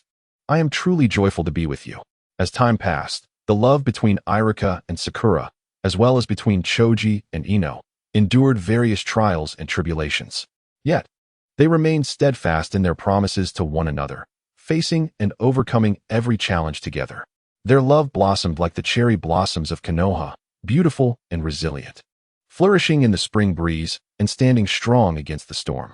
In the village of Konoha, the love stories of Irika and Sakura, along with Choji and Ino, became legendary tales, inspiring those around them and motivating many to bravely pursue their own love stories. One day, while strolling through the village park, they encountered a young couple, Kakashi and Rin, who were preparing for their wedding and sought their blessings. Congratulations, Irika exclaimed with a smile. May your happiness endure forever. Thank you, Kakashi and Rin beamed. We hope your love remains as it is, eternal. Chapter 55. My painful girlfriend Rin faced the darkened night alone, standing amidst a desolate battlefield where the enemy's forces loomed like monstrous shadows, silently advancing. Her eyes reflected resilience and determination. This was her duty, her destiny. Clad in armor, she gripped her sword tightly, her heart brimming with unwavering conviction and selfless courage. Yet, no matter how hard she tried, the number of enemies seemed insurmountable. The ferocity of the battle was indescribable, punctuated only by the clash of swords, the resounding blows against iron armor, and the occasional groans and roars echoing across the battlefield. In that moment, a powerful assault descended like a tempest, leaving Lin with insufficient time to react. Within the piercing gaze of her adversary, she sensed the looming specter of death. Her long sword was wrenched from her grasp, and with formidable force, she was thrust to the ground. Just as the foe's blade was about to pierce her, she summoned every ounce of strength to roll aside. A sharp pain radiated through her body. She knew the enemy's sword had pierced her back. Despite the excruciating agony, Lin struggled to rise. She understood she could not succumb just yet. Her mission remained unfulfilled. However, the foes before her, fierce as wolves, relentlessly gnawed away at her hope. Her weary gaze fell upon the weapon in her opponent's hand, as if it were a dark passage leading to death. At last, with each successive assault, Lin felt her strength waning. Her body began to tremble, and her consciousness started to fade. In the final moments of her life, she comprehended the brutality of war and the fragility of existence. She closed her eyes, inhaling deeply, sensing life gradually ebbing from her being. Yet, in that fleeting instant, she perceived a glimmer rising from the distant battlefield.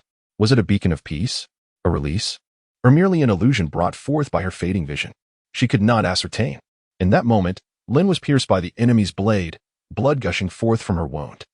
Her sight became increasingly obscured, Yet she clung to the last vestiges of lucidity and strength. Her body quaked upon the battlefield, swaying, before slowly collapsing. The surrounding clamor gradually faded, replaced by an overwhelming tranquility and profound sorrow that filled her heart. On this solitary night, she confronted the arrival of death alone. Deep within, she silently bid farewell to this world and to her family, friends, and comrades.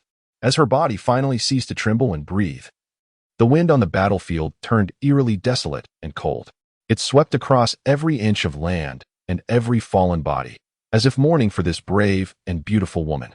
At that moment, only silence and endless melancholy remained upon the battlefield. In the dark of night, as the stars shone brightly, Kakashi commenced his perilous ritual. Clutching the Raikiri stained with the blood of foes, he recited ancient incantations. The words reverberated like a spell, resonating with the stars above and the mountains below. Harnessing the power of the impure world reincarnation, Kakashi summoned Lin from another realm. This was not merely an expression of his longing and remembrance for Lin. It was a deep-seated yearning to once more behold her smile, to hear her voice again, and to fight alongside her. Lin was his dearest friend, his beloved, and an eternal ache within his heart. Their fates, akin to two entwined threads, were once inextricably linked, yet cruelly torn apart by the whims of destiny. Rin's sacrifice became an everlasting scar etched within Kakashi's heart. Each night, in the stillness, that wound throbbed faintly with pain. To Kakashi, Rin was like a resplendent star, eternally shining in the firmament of his memories. She was the warmest presence of his childhood, the most profound imprint of his youth. A solitary boy, he found a semblance of warmth and solace in her companionship. As the incantation deepened, the earth began to tremble, and the sky gradually dimmed. Suddenly, a brilliant light erupted from the ground, illuminating the entire night sky. Within that radiance, a figure slowly emerged. It was Rin. She floated ethereally, her eyes shimmering with confusion and uncertainty. When Rin's gaze met Kakashi's, it seemed as if she recalled something. Pain and struggle flickered across her features. Yet more prominent were her astonishment and bewilderment. She could not comprehend why she had been summoned here, nor why she beheld Kakashi's eyes brimming with longing. Just as Kakashi prepared to elucidate everything to Rin, an unforeseen figure suddenly appeared. It was Obito, materializing like a specter between Kakashi and Rin. His eyes glinted with fury and jealousy. He seemed to possess an intimate understanding of Kakashi's Edo Tensei ritual and was profoundly displeased by Rin's resurgence. "Kakashi, how dare you do this?" Obito's voice reverberated like thunder. "Do you even realize what you're doing? You're betraying our pact." Kakashi's brow furrowed as he coldly regarded Obito. "I merely wished to see her, to behold her once more." His voice resonated with helplessness and anguish. "This was our promise." Yet Obito laughed, a derisive sound. "A promise? What of it? I have lost her once. I will not allow her to leave me again." A glimmer of madness flickered in his eyes. "Today, I shall take her away." Obito's sudden appearance caught Kakashi off guard. He quickly regained his composure and engaged in a fierce battle with Obito. Their techniques intertwined and clashed in the air, lightning and fire colliding in a tempestuous dance. The very sky seemed to tremble beneath the weight of their power. "Kakashi, you bastard." Obito's voice echoed amidst the fray. "Why are you doing this? Why?" Anger and resentment filled his eyes. "I will never permit you to hurt her again." "Because I love her." Kakashi's voice was resolute and cold. "Regardless of life and death, regardless of the cycles of time, I can never forget her." A glimmer of determination shone in his eyes. "I will protect her until the very last moment." The battle raged on, both warriors pushing their powers to the extreme. However, in an unexpected turn of events, Rin suddenly appeared between them, her eyes shimmering with pain and struggle. "Enough. Please stop fighting." Her voice trembled as it resonated in the air. "I beg you, do not continue this battle." Rin's presence brought both fighters to a halt, and they gazed into each other's eyes, witnessing the torment and struggle reflected therein. They all comprehend that their existence is a source of pain and suffering for one another. Yet Lin endures even greater anguish, for she realizes her inability to choose her own destiny or determine her fate. "Toby," Lin's voice trembles, echoing into the void as she hesitates, uncertain of what to articulate. She gazes upon Toby's tormented expression, her heart brimming with guilt and apprehension, acutely aware of the debt she owes him. "Enough." Toby's voice is low and sorrowful. "I understand your choice." A flicker of despair flashes in his eyes, but more prominently is the understanding. "I shall respect your decision." He casts a glance at Kakashi, then turns away, no longer wanting to look at them. "Let us depart from this place." Lin observes Kakashi's weary and pained visage, her heart heavy with guilt and unease. Knowing she owes him so much, yet she too is powerless to choose her fate or determine her destination. Lin, do you know? Toby confides silently. Every time I see you smile, my world brightens. Let us leave this place. Kakashi's voice, too, quivers in the air as he finds himself at a loss for words. He observes the longing in Kakashi's gaze, his heart swelling with emotion and warmth, for she knows he still harbors love for her. It is all right. Kakashi's voice is deep and gentle. I understand your choice. A glimmer of relief passes through his eyes, yet more profound is the resolve. I will wait for you. No matter how long it takes, I shall wait for your return.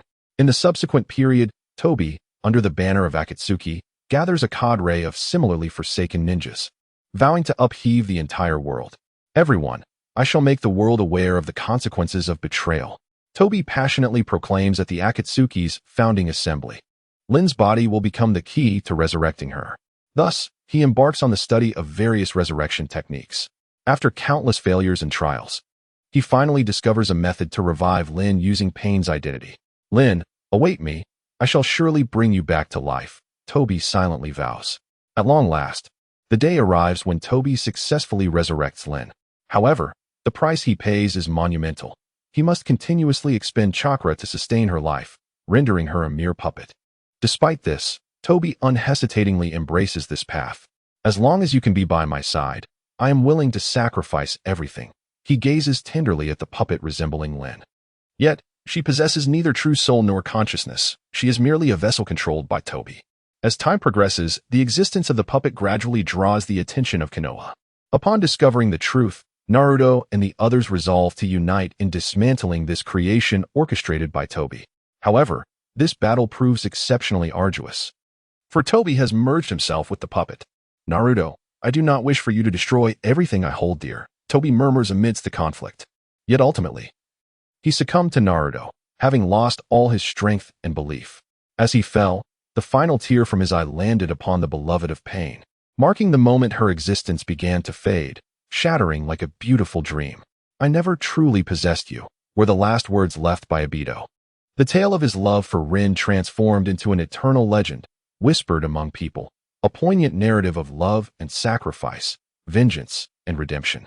With the dissolution of Pain's beloved, Obito's soul seemed to drift away with the wind, leaving behind a desolate battlefield and an unfinished romance. The villagers of Konohagakure began to rebuild amidst the ruins. Yet Obito's name became a taboo, akin to a curse lingering in the hearts of many. However, fate appeared not to have entirely closed the door on Obito's hopes. On a stormy night, a mysterious woman appeared outside the village, claiming to be a guide of reincarnation, capable of leading souls through the cycle of rebirth to find true liberation. Will you dare to try? Her voice was gentle and enigmatic, though Obito's essence was nearly ethereal. The longing and love for Rin within him blazed like an unquenchable fire, compelling him to make a decision. Under the woman's guidance, Obito's spirit embarked on a peculiar journey, traversing the boundless void and experiencing countless bizarre dreams and illusions. Throughout this odyssey, he began to reflect on his life, his obsession with Rin, his thirst for revenge against the world, and ultimately, his self-sacrifice, each choice laden with regret and sorrow. If time could be reversed, I would choose differently, Obito silently wished. When his spirit awakened once more, he found himself back at the moment he first encountered Rin, on that sunlit afternoon, frolicking in the playground of Konohagakure. This time, there was no war, no hatred, no betrayal, only two innocent hearts intertwined. Rin, he called out, exhilarated. Rin, as if sensing his presence, turned and revealed a familiar, warm smile. Obito, her voice was soft and sincere. In this world devoid of conflict and animosity, they began anew. They grew together, laughed together, and faced every challenge life presented. The memories of Pain's beloved became an everlasting secret between them. No matter how the future changes, I shall forever protect you, Obito vowed to Rin. She grasped his hand tightly, her eyes shimmering with tears of joy. In that moment, they finally discovered their own happiness and peace. As time flowed on, the story of Obito and Rin became a cherished tale within Konohagakure, transforming into an inspiring legend. They emerged not only as heroes in the hearts of the villagers, but also as paragons for countless young souls. The love story of Obito and Rin imparted the lesson that even in the darkest times, one must maintain the light and hope within. The elder generation in the village often imparts wisdom to the younger generation. In addition to serving as symbols of peace, Obito and Rin are dedicated to safeguarding the village's security.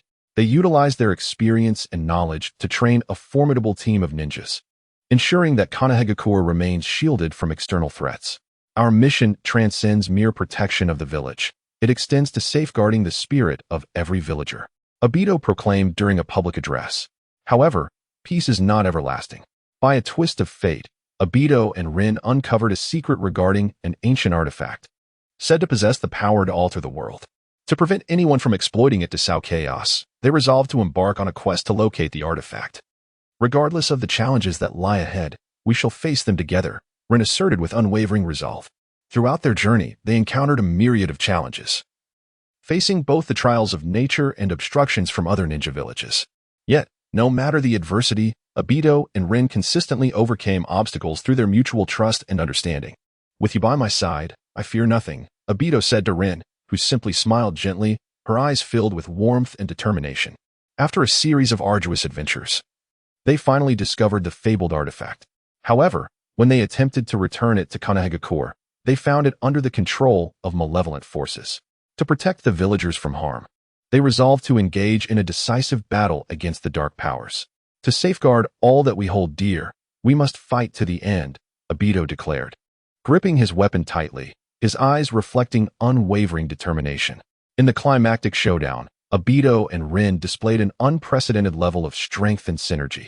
After an intense confrontation, they triumphed over the malevolent forces and destroyed the artifact. Yet, the battle exacted a tremendous toll.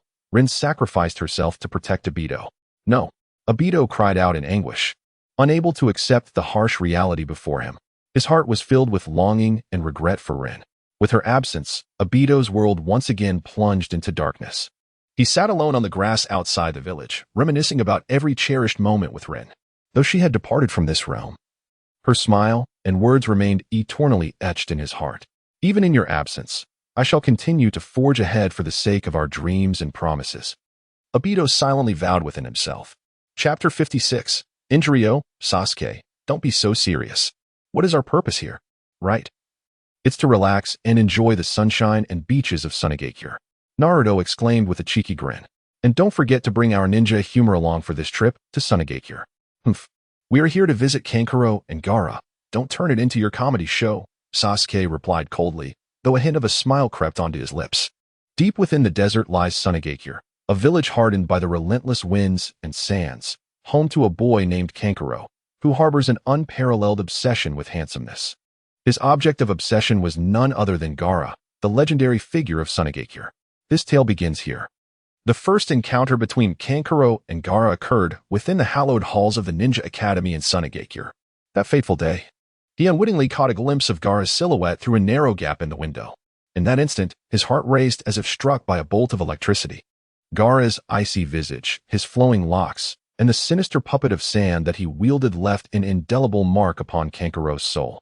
He is truly captivating, Kankuro silently mused, his eyes shimmering with fervent infatuation. From that moment forth, his existence revolved entirely around Gaara. Each day, he would rush to the school library, poring over every piece of information about Gaara, even resorting to eavesdropping on secret ninja missions. As time passed, Kankuro's obsession deepened. He began to mimic every gesture, every expression of Gaara, even adopting his tone and catchphrases. Whenever he witnessed someone imitating Gaara within the village, he would fervently confront them, sometimes escalating to physical confrontations. His friends gradually distanced themselves, yet Kankuro remained unfazed, driven solely by the aspiration to become a figure akin to Gaara. In pursuit of Gaara's prowess, Kankuro dedicated himself to mastering the art of puppetry. He often practiced alone in the desert until the late hours, yearning to create his own sand puppet. However, regardless of his relentless efforts, he could never surpass Gaara's skill. Each time he beheld Gaara deftly manipulating his sand puppet, a torrent of inadequacy and anguish surged within him. Yet, Gaara remained oblivious to Kankuro's fixation. His focus was solely on his own ambitions, indifferent to Kankuro's imitation and adoration. To the villagers, Kankuro's actions appeared increasingly absurd and laughable. Whenever he endeavored to emulate Gaara, whispers of mockery would follow. Look at that fool, trying to be Gaara again. Nevertheless, Kankuro's obsession could not be quelled. He began to dream of battling alongside Gaara, envisioning himself as Gaara's trusted ally. Yet, upon awakening, he was met with the cold harshness of reality. Gaara had never acknowledged his existence. One fateful day, Kankaro's obsession reached its zenith. He constructed a colossal sand puppet statue in the desert and invited the entire village to witness his creation. Yet, as he awaited Gaara's praise with eager anticipation, he was met with nothing more than a fleeting, indifferent glance before Gaara turned away. In that moment, Kankaro felt as if his heart had been irrevocably shattered. Why? Why have you never truly seen me? Kankaro trembled as he voiced his inner turmoil, only to be met with the chilling silence of Gaara's retreating figure. Afterward, Kankaro fell into a state of somber silence, his mind adrift. His friends attempted to console and counsel him, but he seemed to have lost all sense of emotion and reason. Days turned into weeks, during which he vanished from sight, consumed solely by his obsession and the profound pain of unrequited admiration for Gaara. In the stillness of the night, he often found himself lost in thought, tears streaming down his face. One morning, Naruto and Sasuke encountered Kankaro, who had been missing for several days. The three of them took a seat at a restaurant. Naruto ordered a bowl of ramen, his mouth stuffed to the brim, while Sasuke quietly sipped his tea beside him, and Kankaro appeared somewhat despondent. Naruto, sensing the underlying tension, chewed on his noodles and remarked, "Kankaro has been deeply wounded by that guy Gaara." Sasuke lifted his gaze to Naruto, a faint smile gracing his lips. "Oh, it seems he truly has been absent of late." Kankaro let out a sigh. "Alas, Gaara has truly disappointed me." Naruto slammed his hand on the table. "How can we endure this? We must confront him and seek clarity." Sasuke nodded in agreement. Indeed, such a scoundrel must not be allowed to act with impunity.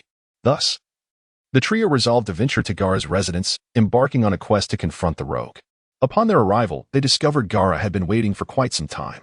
He appeared somewhat anxious, yet maintained an air of superiority. "Well, if it isn't Naruto?" And Sasuke, along with Kankaro, Gaara scoffed. Naruto shot him a glare. "We haven't come to engage in idle chatter. It has come to our attention that you have wounded Kankaro's heart." A flicker of surprise crossed Gaara's face. "How did you come to know?" Sasuke stepped forward, saying, "Cease your pretense. We have heard numerous rumors about you." Gaara smirked, replying, "Humph. It seems you were well prepared for this." Naruhito clapped his hands, exclaiming, "Enough idle chatter. Today, we have come to critique you." Sasuke nodded. "Indeed, let Kankaro speak first." Kankaro rose, taking a deep breath. "Gaara, are you aware of just how disappointing you are?" Gaara arched an eyebrow. "Oh? What have I done to provoke such anger in you?" Kankaro gritted his teeth. "You not only betrayed our love, but you also stripped away my trust and respect." Gaara scoffed. "Humph, love? What does that mean to you?" Naruto couldn't help but interject. Hey, your attitude is utterly unacceptable. You should at least show some remorse." Sasuke spoke up. "Your actions are truly disappointing. We all believed you were sincere in your dealings with Kankaro." Gaara remained silent for a moment before slowly responding, "I admit, I have committed my share of wrongs. Yet, how much better are you?" "Oh, pray tell," Naruto retorted provocatively, gazing at him. Gaara scoffed. "You proclaim yourselves as the champions of justice, but do you truly comprehend its essence?" Sasuke furrowed his brow. "What do you mean by that?" Gaara continued. "You always define yourselves and others by justice, but true justice should transcend such notions." Naruto interrupted. "Stop spouting nonsense. Just tell us where you went wrong." Gaara took a deep breath. "I was wrong for not adhering to my beliefs." He glanced at Kankaro. "I have harmed you, and that is an undeniable fact. Yet, I hope you can understand my predicament." Kankaro remained silent for a moment, then spoke slowly. "I understand your predicament. However, you cannot allow your struggles to wound my heart." His tone was resolute. True love should be founded on respect, not trampling. Upon hearing Kankaro's words, Gaara feigned a semblance of calm.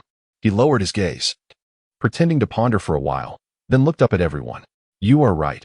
I cannot allow my troubles to undermine love." Gaara feigned sincerity as he said, "I owe you an apology, Kankaro." Kankaro was taken aback for a moment, then nodded. "Very well, I accept your apology." Naruto patted Gaara on the shoulder. "That's more like it. We are still good friends." Sasuke revealed a smile, expressing a desire for them to cherish the bond they shared. However, one night, while Kankaro was alone in the desert, admiring the moon, he suddenly heard a familiar voice.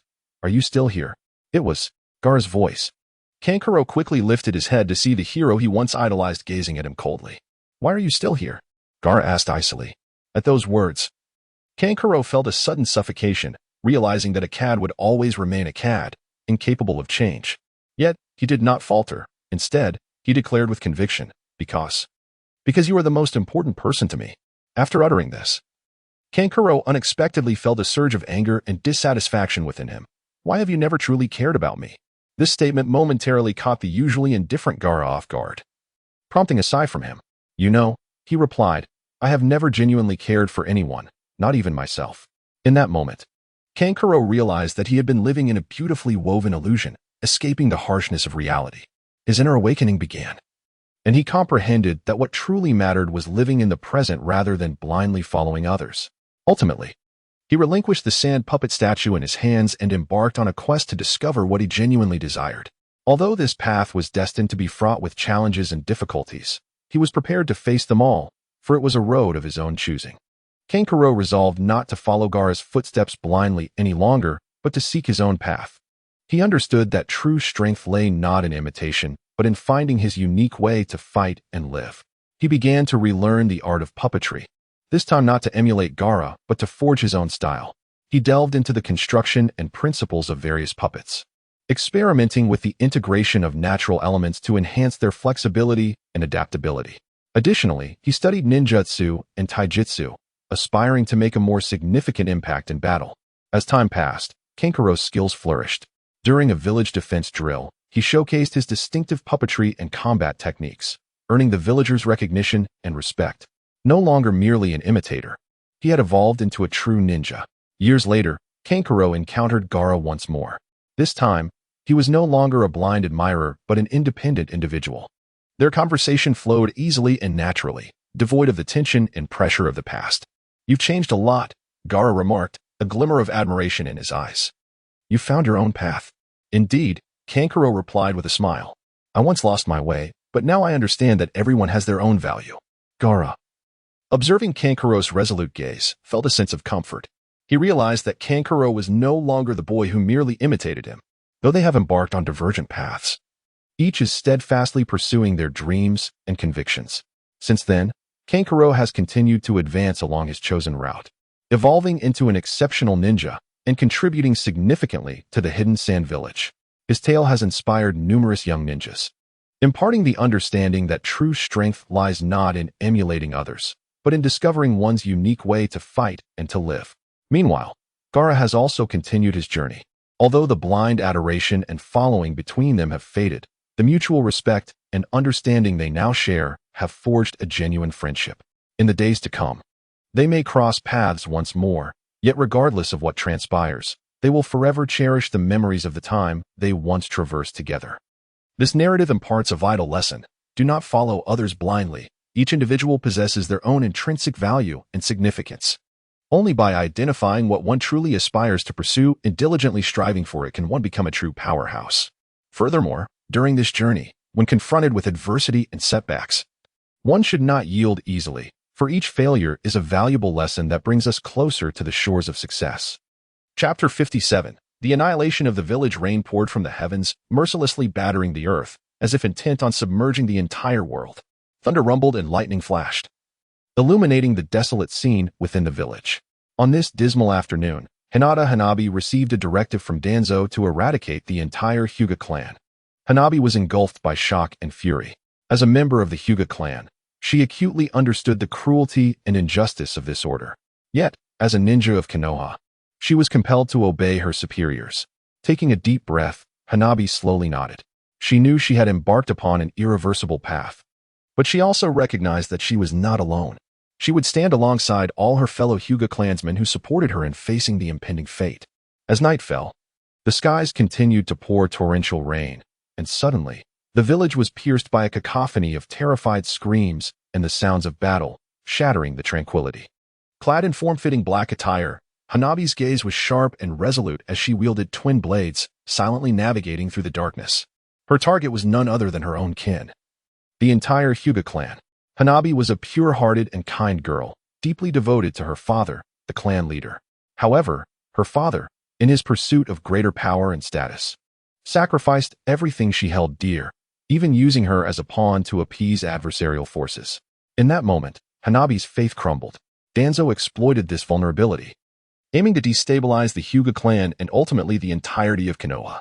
I must seek vengeance, Hanabi silently vowed, her eyes hardening with determination and coldness. Utilizing her intellect and ninjutsu, she gradually discerned the core of the Hyuga clan and initiated her revenge scheme. As the night deepened, the Hyuga estate was ablaze with light, with clan members gathering at the council hall to deliberate the impending conflict. However, they remained blissfully unaware of the danger that was stealthily encroaching upon them. Under the shroud of darkness, Hanabi employed her stealth and shadow clone techniques, silently infiltrating each chamber to commence her brutal assault. Suddenly, an elderly ninja leaped from the shadows, attempting to thwart her. "How dare you strike against your own kin?" he exclaimed. Hanabi's lips curled into a cold smile as her twin blades transformed into streaks of lightning, swiftly dispatching the old ninja without a trace of hesitation. Her movements were both swift and precise, inciting panic and fury among her clansmen, who hastily armed themselves to resist the traitor among them. Yet, Hanabi's prowess in ninjutsu far surpassed their own. Her figure flitted like a specter across the battlefield, each strike heralding the extinguishing of a life. "Stop, Hanabi." A thunderous voice echoed from the council hall as the clan leader finally emerged, wielding a colossal wide-eyed forehead protector, his gaze laden with authority and rage. "You dare betray your family?" Hanabi regarded her father with an impassive expression. "You too have betrayed me," she retorted, as her blade shimmered with a chilling light, aimed directly at the clan leader. However, just as she was poised to strike, an unexpected figure interposed herself before him, her mother. Hanabi's mother, a gentle yet formidable kunoichi, understood the turmoil and anguish within her daughter. "Hanabi, cease this madness," she implored. "Your father's actions are indeed excessive, yet they are for the future of our clan." Nevertheless, Hanabi ruthlessly swung her blade towards her mother. Though her mother valiantly attempted to defend herself, she ultimately sustained grave injuries. "I cannot allow you to continue down this path," her mother gasped. "This is your father, your clan. You should not act this way." Yet, Hanabi's eyes were consumed by boundless hatred and apathy. In a tragic culmination, her mother sacrificed herself to protect the clan leader and the remaining kin, bravely absorbing Hanabi's lethal assault. As her mother fell, Hanabi's heart felt as though it were being torn asunder. She knelt before her mother's lifeless body, tears cascading silently down her cheeks. I only wish to protect those I love," she murmured. Why has it come to this?" Yet, all was irrevocably lost. With her mother's demise, chaos erupted within the estate. Hanabi turned to her father, her eyes brimming with rage and despair. She raised her kunai, prepared to exact vengeance upon him. However, at that critical moment, her sister Hinata unexpectedly appeared between them, intercepting the fatal strike. In horror, Hanabi watched as Hinata, pierced by her own hand, slowly collapsed, her eyes reflecting sorrow for her sister. A profound ache pierced Hanabi's heart. She had never imagined she would be the one to take her beloved sister's life. Seizing the opportunity, her father fled the scene, leaving Hanabi to confront the overwhelming tide of regret and sorrow alone. The rain ceased, and the courtyard of the Hyuga clan lay strewn with the cold remains of dozens, enveloped in an eerie silence. Hanabi wept bitterly over the bodies of Hinata and her mother, having lost all whom she cherished and everything she believed in. This quest for vengeance had utterly stripped her of all she held dear. The following dawn, sunlight filtered through the clouds to illuminate the earth. Yet it failed to dispel the gloom that hung over Konoha village. Sasuke and Naruto stood in the village square, witnessing a heart-wrenching scene.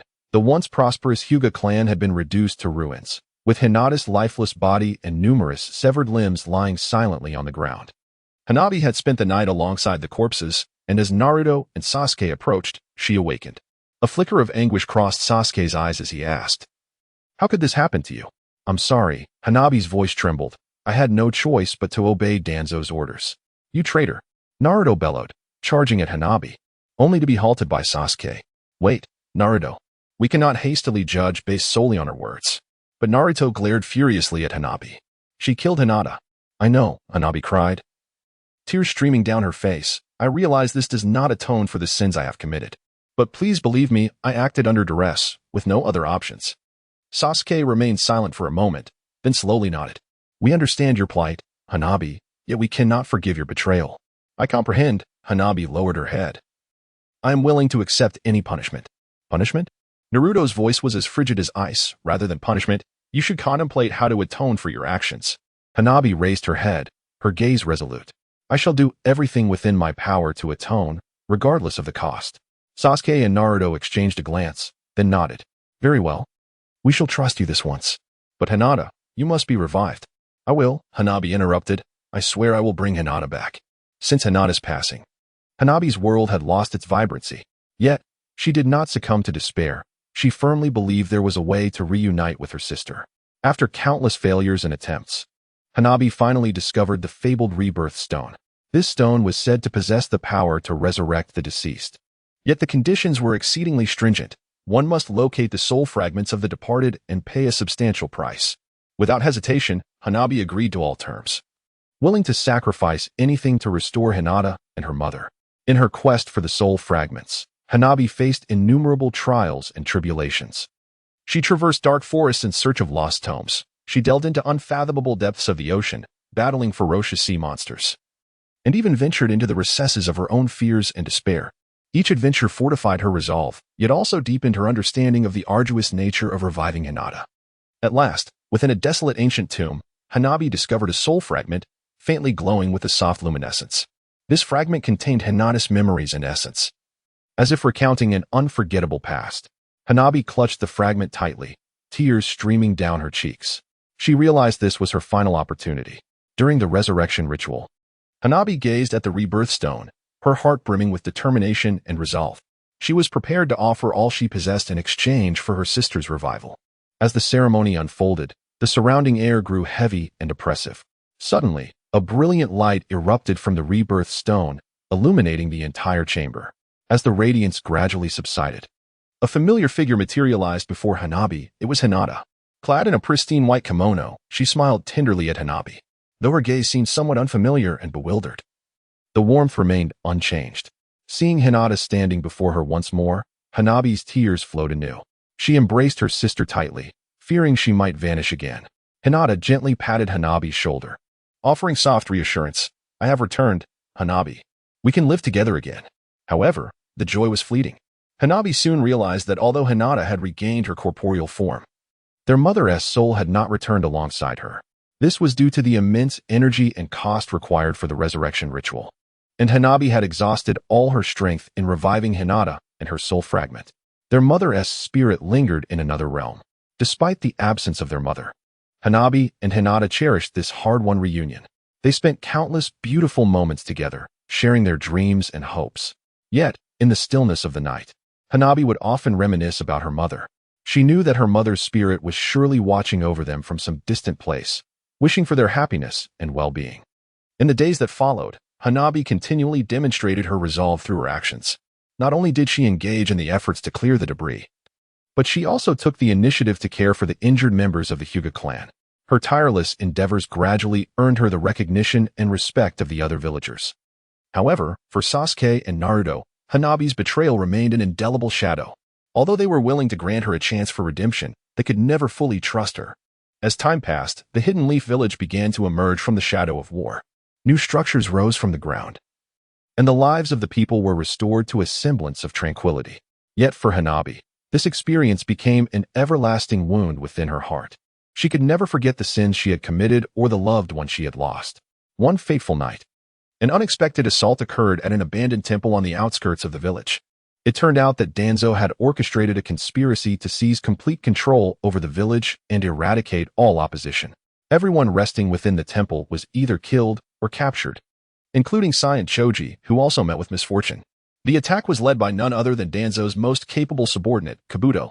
The news spread like wildfire throughout the village, causing an uproar.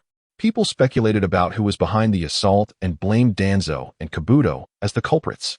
Sasuke and Naruto, however, realized that a deeper conspiracy lurked behind this attack. They resolved to join forces to uncover the truth and expose Danzo's crimes. In their investigation, they discovered that Danzo had been secretly cultivating his own faction, planning to use this incident to utterly destroy the Hidden Leaf. The rain fell gently like fine threads, brushing against every inch of the war-torn land, bringing a hint of coolness to the scorched earth. The Hidden Leaf Village, a pinnacle of the ninja world, faced an unprecedented crisis once again. Danzo, a ruthless leader of the Umbu who would stop at nothing for power, was conspiring with Kabuto to orchestrate a scheme that could upend the entire ninja realm. Danzo and Kabuto, Do you truly believe you can easily topple the hidden leaf?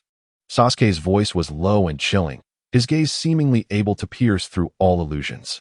Danzo snorted derisively and replied, Sasuke, you are but a relic of the past.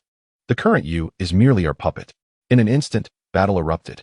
The combined shadow stitching technique of Danzo and Kabuto plunged the four into darkness. However, Hanabi, with her exceptional sensory abilities, quickly discerned their weaknesses. She shouted, Everyone, be careful. And then, with astonishing speed, charged towards Danzo. 8 trigrams 64 palms. Hanabi's palms swung like a tempest, each strike landing precisely on Danzo's shadow clones. However, Danzo's Izanagi rendered her attacks futile. Seizing the opportunity, Kabuto unleashed his snake glare, ensnaring Hanabi's legs in a multitude of serpents. She was forcefully thrown to the ground, the pain eliciting a soft groan from her lips. Hanabi. Naruto suddenly appeared beside Hanabi, swiftly employing the shadow clone technique to unravel the serpents entangled around her. Gasping for breath, Hanabi rose and looked gratefully at Naruto. Thank you, Naruto. We are one. Are we not? A faint smile graced Naruto's lips, imbued with an undeniable resolve. A warm surge enveloped Hanabi's heart. She realized she was not alone. Hinata and Sasuke soon joined the fray. Hinata deftly neutralized Danzo's wind release, vacuum wave with her gentle fist, while Sasuke incinerated Danzo's shadow clones with Amaterasu. However, Danzo's strength far surpassed their expectations. His Izanagi was once again activated, rendering all attacks null and void. The battle escalated to a fever pitch. Danzo and Kabuto, in unison, unleashed the forbidden technique, Edo Tensei, summoning deceased shadow-level ninjas from ages past. Confronted by these formidable adversaries, the four found themselves ensnared in an unprecedented crisis. We cannot continue like this, Sasuke's voice resonated in their ears. We must uncover Danzo's weakness. Hanabi nodded in agreement. Recalling her father's mention of Danzo's vulnerable point, the right side of his chest, where the eye of Izanagi had been implanted. Everyone, listen to me. Hanabi's voice rang out amid the chaos. We must simultaneously strike at Danzo's right chest. The others nodded in unison, preparing for an unprecedented display of teamwork. Naruto unleashed a Rasengan. Hinata executed the twin lion fists. Sasuke released Chidori, while Hanabi launched a rapid assault with the 8 trigrams 64 palms. 4 formidable forces converged at a single point, striking Danzo's right chest with ferocious intensity. In a moment of astonishment, Danzo found himself unable to activate Izanagi. With a resounding crash, his body was torn asunder by the overwhelming force, eliciting a pain groan. Yet, at that moment, Kabuto employed his rebirth technique, swiftly mending Danzo's wounds. It seems you have underestimated my power, Kabuto sneered at the group, his voice dripping with cold confidence. As long as I draw breath, you shall never defeat me. However, Hanabi discerned a flaw in his defense, a minute wound on Kabuto's right side, a remnant from his battle with Sasuke. Everyone, pay attention. Hanabi's voice rang out once more. We must concentrate our attacks on Kabuto. The group swiftly adjusted their aim, and once again, four potent forces converged at a single point. This time, they successfully struck Kabuto's right side. With a cry of anguish, Kabuto's body was pierced by their collective might, collapsing helplessly to the ground. The battle finally concluded. The schemes of Danzo and Kabuto lay utterly shattered, and peace dawned once more upon the village of Konoha. Hanabi, Naruto, Hinata, and Sasuke stood atop a high platform at the village's entrance, gazing at the land that had once been ravaged by war. Their hearts brimmed with solace and pride. However, this battle also made them realize that true peace is not achieved overnight. It requires the collective effort and guardianship of every ninja. Chapter 58. The Battle of Puppets. On a night filled with tempestuous winds and pouring rain, the Hidden Leaf Village was visited by an unwelcome guest, Hanzo of the Salamander. He was a legendary ninja, infamous throughout the shinobi world for his unique abilities and cruel methods. Today, he launched a surprise attack on the leaf with his subordinates from the Akatsuki. The conflict raged on for an entire night. The ninjas of the leaf fought valiantly, yet ultimately could not withstand the onslaught of the Akatsuki. Just as the village was on the brink of being breached, a figure emerged, Yukimaru, one of the Leaf's elite ninjas, renowned for her exceptional ninjutsu and unwavering resolve. We must retreat swiftly and draw the enemy away, Yukimaru shouted. But what about the village? A young ninja inquired. The village can be rebuilt, but our lives are singular, Yukimaru asserted firmly. We must reserve our strength for the battles that lie ahead. Under Yukimaru's leadership, the ninjas of the leaf began their retreat, while the Akatsuki pursued relentlessly. Yukimura knew she had to find a way to halt the Akatsuki's advance. Suddenly, an idea struck her, and she came to a halt. "Everyone, follow me," Yukimura commanded. She led them deep into a dense forest where a secret base was concealed. Taking a deep breath, Yukimura activated the mechanisms of the base. With a thunderous roar, the ground split open, revealing a vast pitfall. The ninjas of the Akatsuki fell into the trap, stunned by the unexpected turn of events. Seizing the opportunity, Yukimura launched an assault alongside the ninjas of the leaf, systematically dismantling the forces of the Akatsuki. However, Hanzo of the Salamander managed to escape the trap using his unique abilities.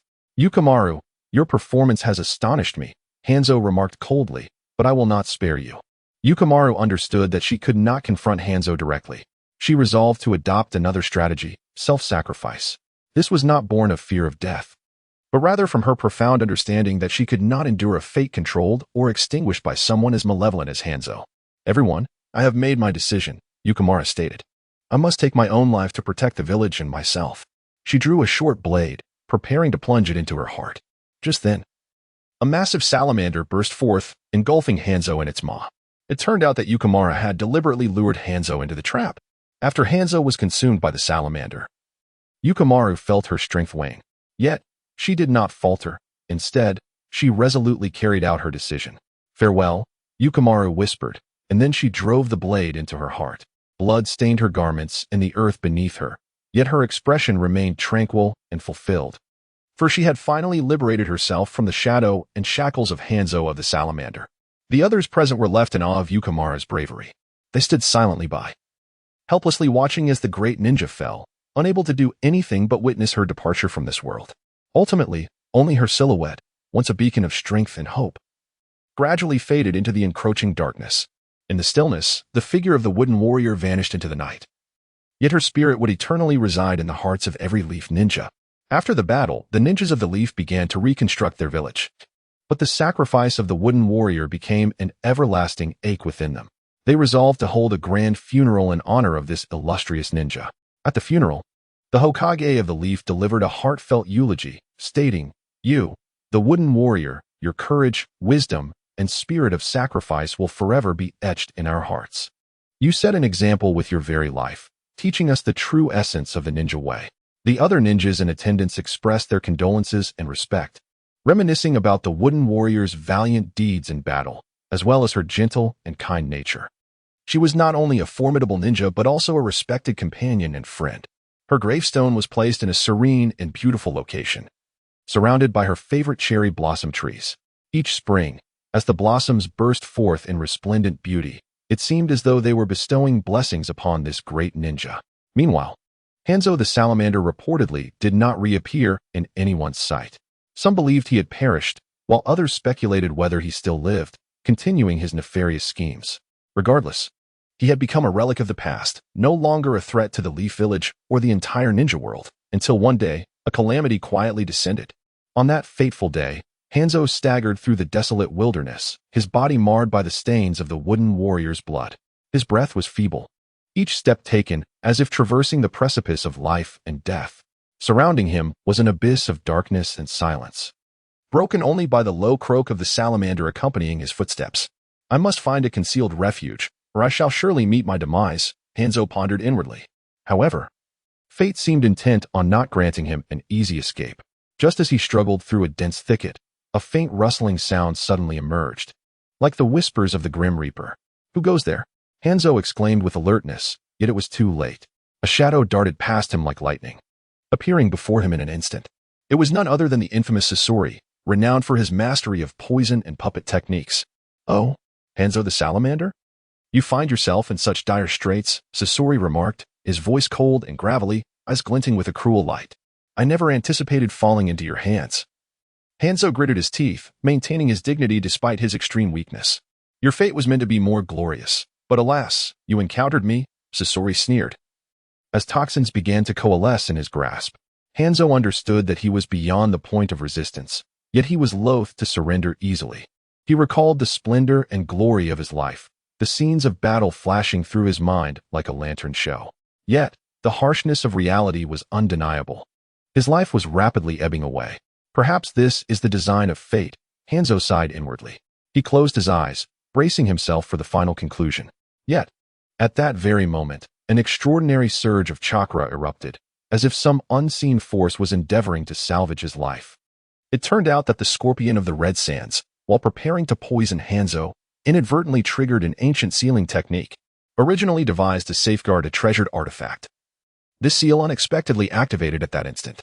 A formidable energy flooded into Hanzo's body, not only stabilizing his injuries temporarily but also bestowing upon him the fleeting essence of rebirth. What power is this? The scorpion was taken aback. Having never witnessed such a bizarre spectacle, perhaps it was a gift from fate. Hanzo laboriously opened his eyes, a new glimmer illuminating them. He realized he still bore unfulfilled missions and unaccomplished desires. Scorpion of the Red Sands, I shall not let you escape. Although his voice was faint, it resonated with resolute determination. He harnessed the strength granted by the sealing technique to rise to his feet, his body quaking with exertion. What do you intend to do? The scorpion gazed at Hanzo in panic, never having encountered such a tenacious adversary. I shall devote the remainder of my life to uncovering the source of this power. Hanzo articulated deliberately, one day, I will return to exact my vengeance. Upon uttering these words, Hanzo's figure began to blur.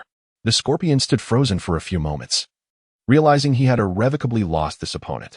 Yet, he understood that the battle was far from over, for true retribution had yet to unfold. Thus, he vanished into the night, leaving only a profound imprint behind. The night was as dark as ink, a heavy shroud of darkness enveloping the entirety of the Hidden Leaf Village. Hanzo, like a streak of black lightning, darted across the rooftops and walls of the village, his speed so astonishing that onlookers could scarcely catch a glimpse of his shadow. His target was the corpse of the puppeteer. The puppeteer, a female ninja who had once instilled fear in him, now lay lifeless. He cradled her body with utmost care, and though she was deceased, her eyes remained wide open, seemingly conveying her unyielding spirit and fury. Hanzo arrived at the abode of Chiyo. This seasoned puppeteer was a ninja capable of transforming corpses into formidable puppets. Her name resonated like a myth within the ninja realm. Hanzo gently rapped on the door, his tone deep and composed. Chiyo, I have come to pay you a visit. The door creaked open, revealing Chiyo's weathered visage. Her gaze was sharp and profound, as if she could see through all facades. Hanzo, what brings you here at such a late hour? Her voice was hoarse yet powerful. I bring the corpse of the puppeteer, hoping you can craft it into the mightiest of puppets. Hanzo's tone bore an unwavering resolve. Chiyo furrowed her brow slightly, scrutinizing the corpse of the puppeteer as if appraising a rare work of art.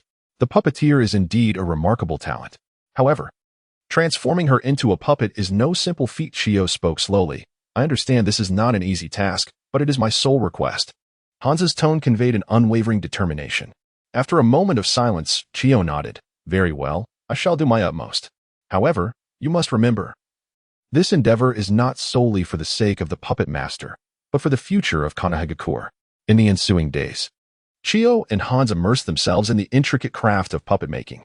Their location was shrouded in secrecy, known only to a select few trusted ninjas. The remains of the puppet master lay upon a vast workbench, surrounded by an array of tools and materials. Chiyo began to weave her ninjutsu and puppet techniques, her hands fluttering like butterflies as she entwined fine threads around the puppet master's form. As her movements quickened, the threads seemed to come alive, dancing across the body, intertwining and wrapping around it. Ultimately, they coalesced into an enormous net, binding the remains securely within its grasp.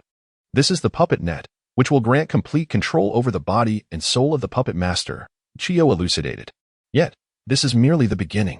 In the days that followed, Chiyo tirelessly experimented and adjusted her creation. She employed various ninjutsu and secret arts to enhance the puppet master's body, elevating her speed and strength to unprecedented heights. Moreover, she infused the puppet with her own chakra and will, enabling it to move and fight like a true ninja. However, this process bore significant risks. As the puppet master had been deceased for an extended period, her body began to decay and deteriorate. Each adjustment demanded substantial time and resources to restore her form. Nevertheless, neither Hans nor Chiyo relinquished hope. They understood that only by successfully crafting this ultimate puppet could they confront the scorpion and overturn Konohagakure. One fateful morning, Hans awoke with a sense of change in the air. Upon seeing the colossal puppet fashioned from ebony wood resting upon the bed, he was taken aback. This was the embodiment of the puppet master's soul, the most formidable puppet of all. Throughout this arduous endeavor, Hans gleaned a profound truth. War is merciless and unyielding. No matter how fervently one strives to reclaim what was lost, there are always sacrifices to be made. Even wielding such formidable power does not guarantee safety for oneself or those nearby. Consequently, Hans resolved to exploit this newfound strength to obliterate Konohagakure and eliminate the scorpion. With a tumultuous heart, he departed with the imposing black puppet in tow. Hans unleashed an unprecedented massacre upon the village of Konohagakure. Dark clouds loomed overhead, as if foretelling the brutality and ruthlessness of the impending conflict. Everyone, prepare for battle. Naruto's voice resonated through the village, yet even he felt an unprecedented weight of pressure. Hans's power was overwhelming, nearly insurmountable. Sasuke, we must join forces. Naruto called out to his comrade, forging their bond in the face of adversity. Sasuke nodded, and the two charged toward Hanzo, who deftly evaded their assault. Hanzo, your speed is indeed impressive, but how long can you maintain it? Naruto sneered. Until you collapse. Hanzo replied, his voice chilling and mechanical, devoid of any emotion. The battle raged on for an extended period, despite their combined efforts. Naruto and Sasuke found themselves unable to overcome Hanzo. Each of their attacks was effortlessly neutralized, and every counterstrike from Hanzo weighed heavily upon them. Just as despair began to engulf them, a figure suddenly emerged on the battlefield. It was a man clad in a crimson cloak, his gaze cold and piercing, as if he could see through everything. Deidara, have you come to meet your demise? Hanzo asked icily. I am here to end this battle, Deidara replied calmly. Is that so? You think you can defeat me? Hanzo scoffed. How will you know without trying? Deidara's voice was deep and resolute. He slowly advanced to the center of the battlefield, confronting Hanzo. Then let it commence. Above Konoha, the two figures faced each other. Hanzo stood poised, his eyes sharp as an eagle's, fixated on Deidara across from him. Meanwhile, Deidara exuded an air of assurance. He was confident that his puppet techniques surpassed those of Hanzo, and this time, victory was assured. Suddenly, a glimmer flickered in Deidara's eyes as he formed hand seals and intoned gravely, Desert Funeral. Instantly, the surrounding desert seemed to be enveloped by an unseen force, and the sand began to swirl violently, forming spiraling tornadoes. Hanzo's expression grew serious. He sensed the threat posed by this power. Is this your puppet technique? Hanzo asked coldly. Indeed, this is my most formidable puppet, the Vortex Mizuho, Deidara answered with a smile, his tone brimming with confidence. Vortex Mizuho? Hanzo echoed, realizing that the corpse of Lord Mizuho had been stolen by him. How malicious of you to turn Lord Mizuho into a puppet. His gaze sharpened further. I look forward to battling Lord Mizuho. With that, Hanzo sprang into action, moving like a cheetah towards Deidara. He formed hand seals and murmured, Wooden puppet, attack. At once, a colossal wooden puppet erupted from the earth, brandishing a spear and clad in armor, charging fiercely at Deidara. Without hesitation, Deidara unleashed the Vortex Mizuho. The Vortex Mizuho was a massive, vortex-shaped puppet, possessing the power to devour all. With a gaping maw, it instantly engulfed the wooden puppet. What? Hanzo gasped in shock, taken aback by the ease with which his wooden puppet was consumed. However, Deidara offered him no respite. He formed hand seals once more and commanded, Vortex Mizuho, counterattack.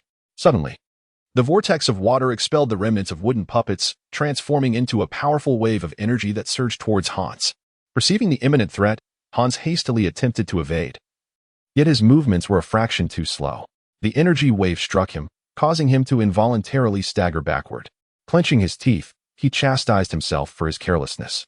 Nevertheless, he refused to concede, knowing that the battle had only just begun.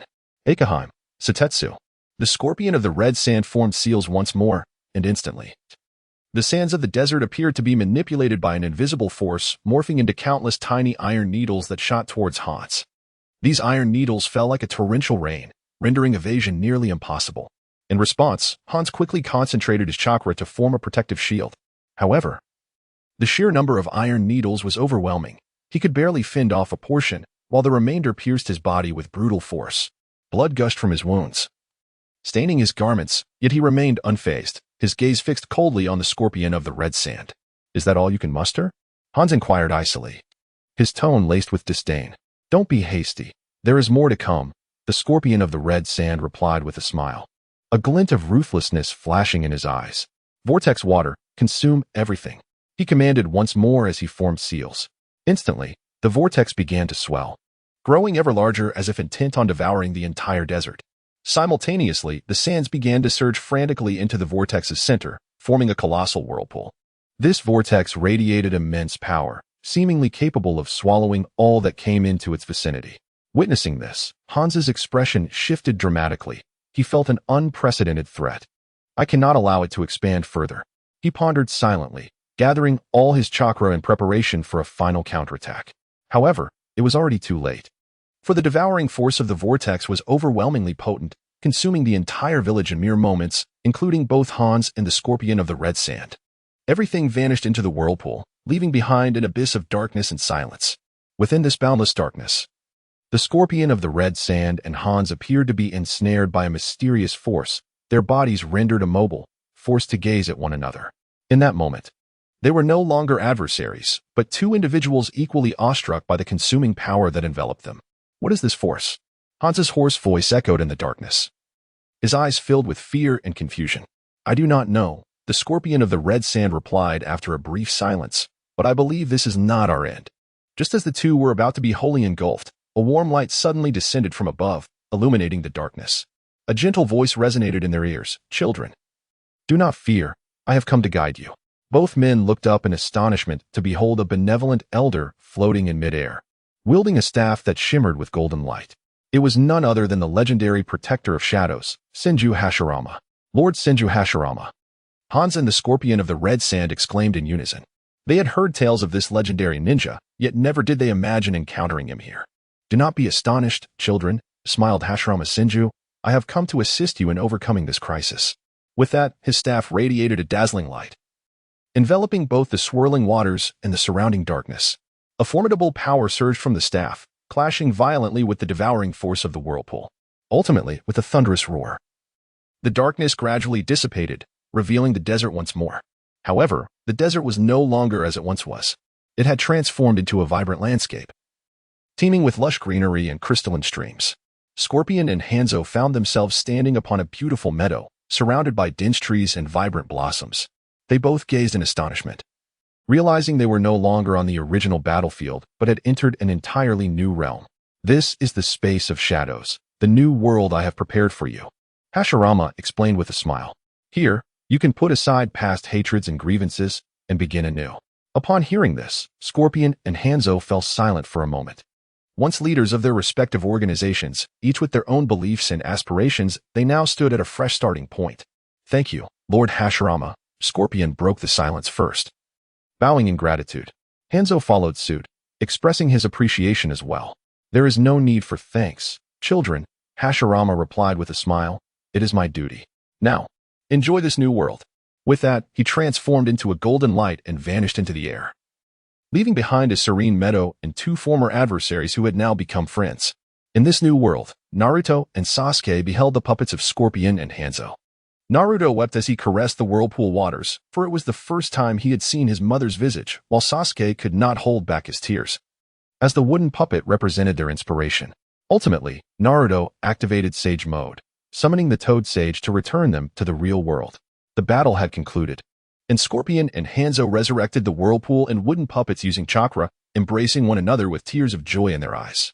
Chapter 59, Lessons for Disobedient Students. Jiraiya, one of the legendary Sannin, embarked on a journey with his beloved student, Uzumaki Minma, toward the territory of the Akatsuki organization.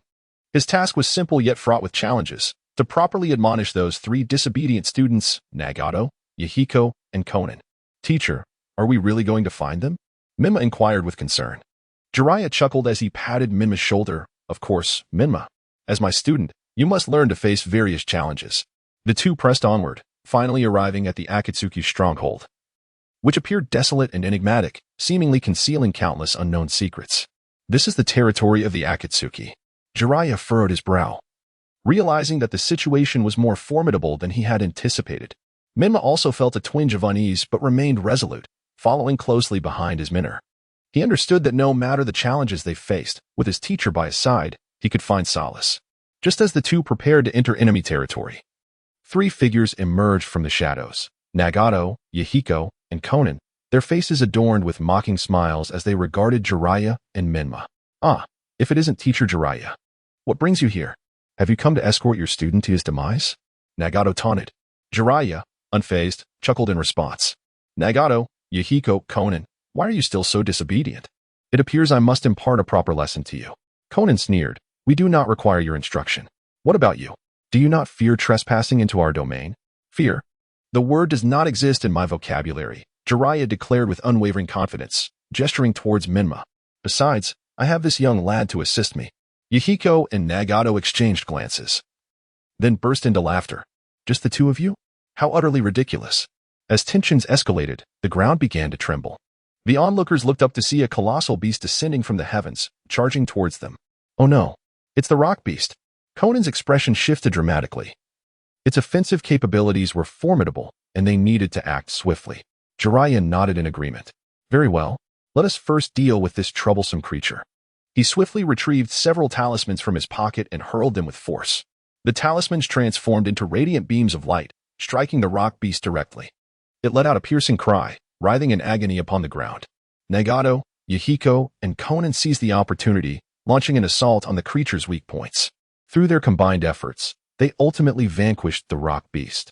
Is that all you've got, you old fool? Nagato shouted, his face brimming with provocation and derision. Yahiko and Konan stood nearby, exuding an air of indifference. Jiraiya's expression darkened. He recognized that these three youths were not to be trifled with. He shook his head, letting out a resigned sigh. Humph, do not think for a moment that I lack the means to handle you. With a sardonic smile, he waved his hand, and a flash of light revealed a young figure beside him. This is my prized pupil, Minma, Jiraiya introduced proudly. Upon seeing Minma, Nagato, Yahiko, and Konan momentarily froze, surprised that Jiraiya had summoned assistance. Well, if it isn't Minma. I hear you are quite formidable, Nagato remarked, though his tone dripped with disdain. He understood that while Minma was powerful, their trio was not to be underestimated. Is he really that strong? Yahiko whispered skeptically. Do not underestimate anyone, Nagato cautioned, a hint of seriousness flickering in his eyes. He understood that this battle would not be an easy one. Meanwhile, Xiaonan observed the changing tides of the conflict. Noticing that the chakra fluctuations emanating from Minma bore a striking resemblance to those of Jiraiya, yet possessed a unique quality of their own. She pondered silently, what potential does this Minma truly hold? Suddenly, Nagato initiated the assault, his gaze cold and piercing. Clad in a black cloak and wielding a massive scythe upon his back, he radiated an aura of terror. On the opposite side stood Minma, a youth who appeared to be merely in his teens, yet his demeanor was remarkably calm, dressed in a simple ninja shirt and shorts. He held a standard kunai in his hand, his expression devoid of fear, instead filled with resolve and determination. Nagato, I apologize, Minma stated coldly. You cannot stop me. Nagato retorted with a disdainful laugh. Then let us see, Minma replied, taking a deep breath as he began to weave hand signs. Water release, water dragon bullet technique. A colossal water dragon surged from the ground, charging towards Nagato with astonishing ferocity. However, Nagato remained unfazed, casually swinging his scythe. Lightning release, land of lightning. Lightning erupted from the ground, instantly shattering the water dragon. Yet, this was merely the beginning. Shadow clone technique. Nagato bellowed, instantly multiplying into countless figures, each wielding a different weapon, each gaze brimming with murderous intent. Wind release, pressure damage wind field. Minma swiftly formed hand signs, and the surrounding winds began to howl, creating an immense wind field. However, even within this tempest, Nagato's shadow clones remained an unstoppable force. It seems you are still too inexperienced, Nagato remarked coldly. Let it end. Dark scythe. The scythe in his hand began to emit a black luminescence, as if the very air around them was being drawn into it. Just then, a figure suddenly appeared behind him. Too slow, Minma stated coldly. Tsukuyami. Nagato felt a blur before his eyes, finding himself in an entirely different realm. In this space, he beheld a figure identical to himself, another Nagato. How is this possible? Nagato exclaimed in shock, realizing he could not escape this domain. Yet, he was confronted with an even more horrifying scene. This duplicate Nagato began to spawn more figures. Each of these manifestations wielded different weapons and techniques. Nagato's heart raced in terror as he recognized this as an ability of infinite replication. He attempted to counter with his ninjutsu, but found himself ensnared in an inescapable predicament. The figures multiplied, growing stronger and more terrifying with each passing moment. They seemed endless. They appeared intent on devouring the entire world. They sought to annihilate him completely. He could only watch helplessly as he was gradually consumed, destroyed, and forgotten until he completely vanished, leaving only the boy standing at a distance, coldly observing it all. In the end, there was no sound, no breath, only an eerie silence and endless darkness. This is Tsuki no Mi. This is true horror. This is the terror of Menma. This is the harbinger of death. This is the mark of the end. This is the conclusion of everything. Although Nagato was ensnared by Tsuki no Mi, his consciousness did not entirely fade away. He seemed to witness his past, those forgotten memories beginning to resurface in his mind. He saw his father, the hero who once sacrificed himself for the peace of the village. He beheld his mother, a gentle yet strong woman. He recalled his friends, the ninjas who once fought by his side.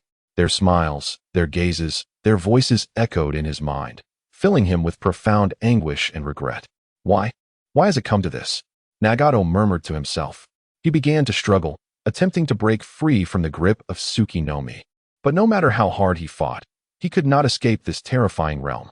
At that moment, Menma slowly approached, his eyes devoid of any compassion or sympathy. He advanced step by step toward Nagato, the kunai in his hand glinting faintly in the fading light of the sunset. "You are mistaken," Menma stated coldly. "You have been wrong from the very beginning. What you seek is not true power, but destruction and death. You are merely a failure, a pitiful soul abandoned by fate." "Silence," Nagato bellowed, yet his voice sounded weak and feeble. He knew he had reached the end, but he was unwilling to surrender so easily. "No, I will not give up," he cried, summoning the last of his strength. I wish to protect." However, his voice gradually dissipated in the wind, and his figure slowly faded into the darkness. When Yahiko saw Nagato defeated by Menma, unease gripped his heart as Menma slowly approached him, wielding a kunai that shimmered with a golden light. Yahiko understood that this was an unavoidable duel. "Are we finally to face each other?" he whispered, his voice reverberating in the great hall. "Indeed, Yahiko," Menma replied, his eyes sparkling with unwavering resolve. "Our confrontation has long been awaited."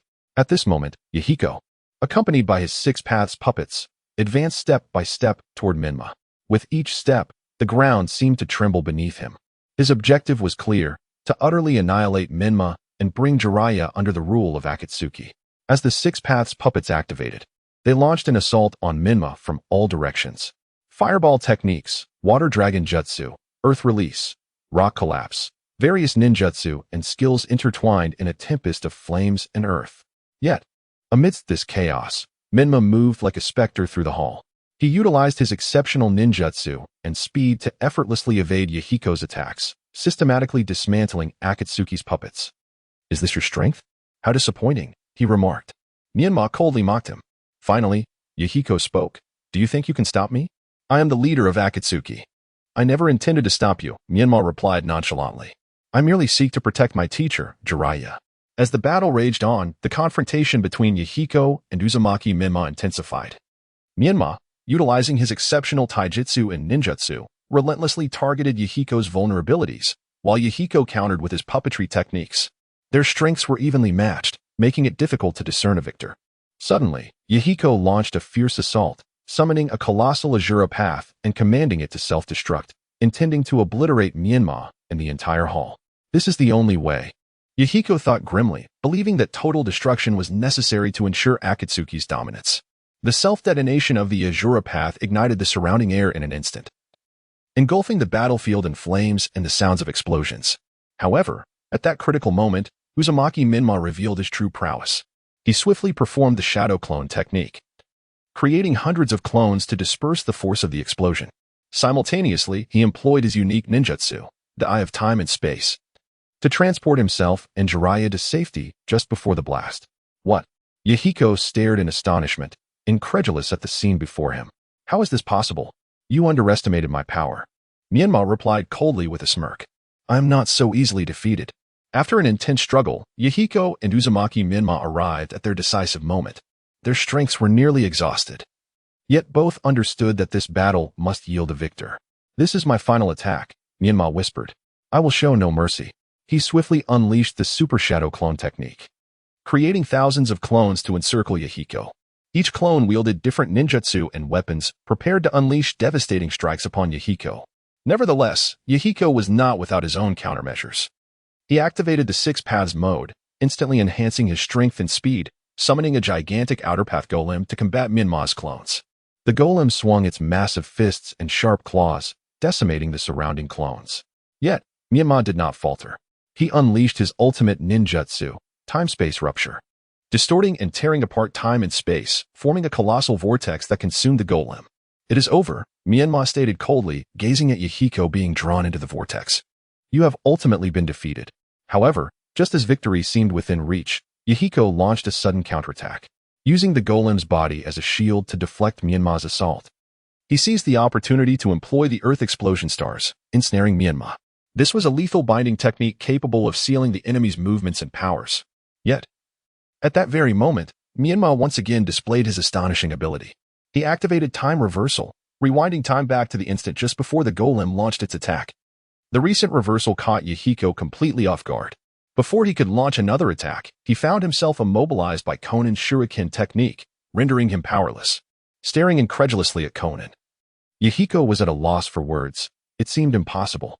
Ultimately, he was sealed away, to be dealt with by Jiraiya. When Conan witnessed both Nagato and Yahiko fall before Conan, she began to reflect on her choices. She had once believed that fighting for the Akatsuki's ideals would allow them to alter the world. However, reality suggested that this path might not be their sole option. Sighing, Conan turned to Jiraiya. Although he maintained his usual carefree demeanor, there was a glimmer of resolve in his gaze. She understood that this time, Jiraiya had genuinely resolved to save them. "Conan, once we return to Konoha, we must embrace life anew," Jiraiya murmured. "The past is behind us. We cannot dwell in its shadows." Conan nodded, yet a sense of confusion lingered within her. She was uncertain about what to do upon returning to Konoha. Nevertheless, she recognized that it was imperative to embark on a new chapter in her life. As Conan sat in the carriage, gazing at the Akatsuki's base receding in the distance, her emotions were a tumultuous mix. The carriage continued onward, eventually halting at the entrance of Konoha. Conan, Nagato, Yahiko, and Jiraiya disembarked, taking in the familiar village with a sense of nostalgia. "Welcome back," Tsunade smiled as she greeted them in front of the Hokage building. "You have all worked hard."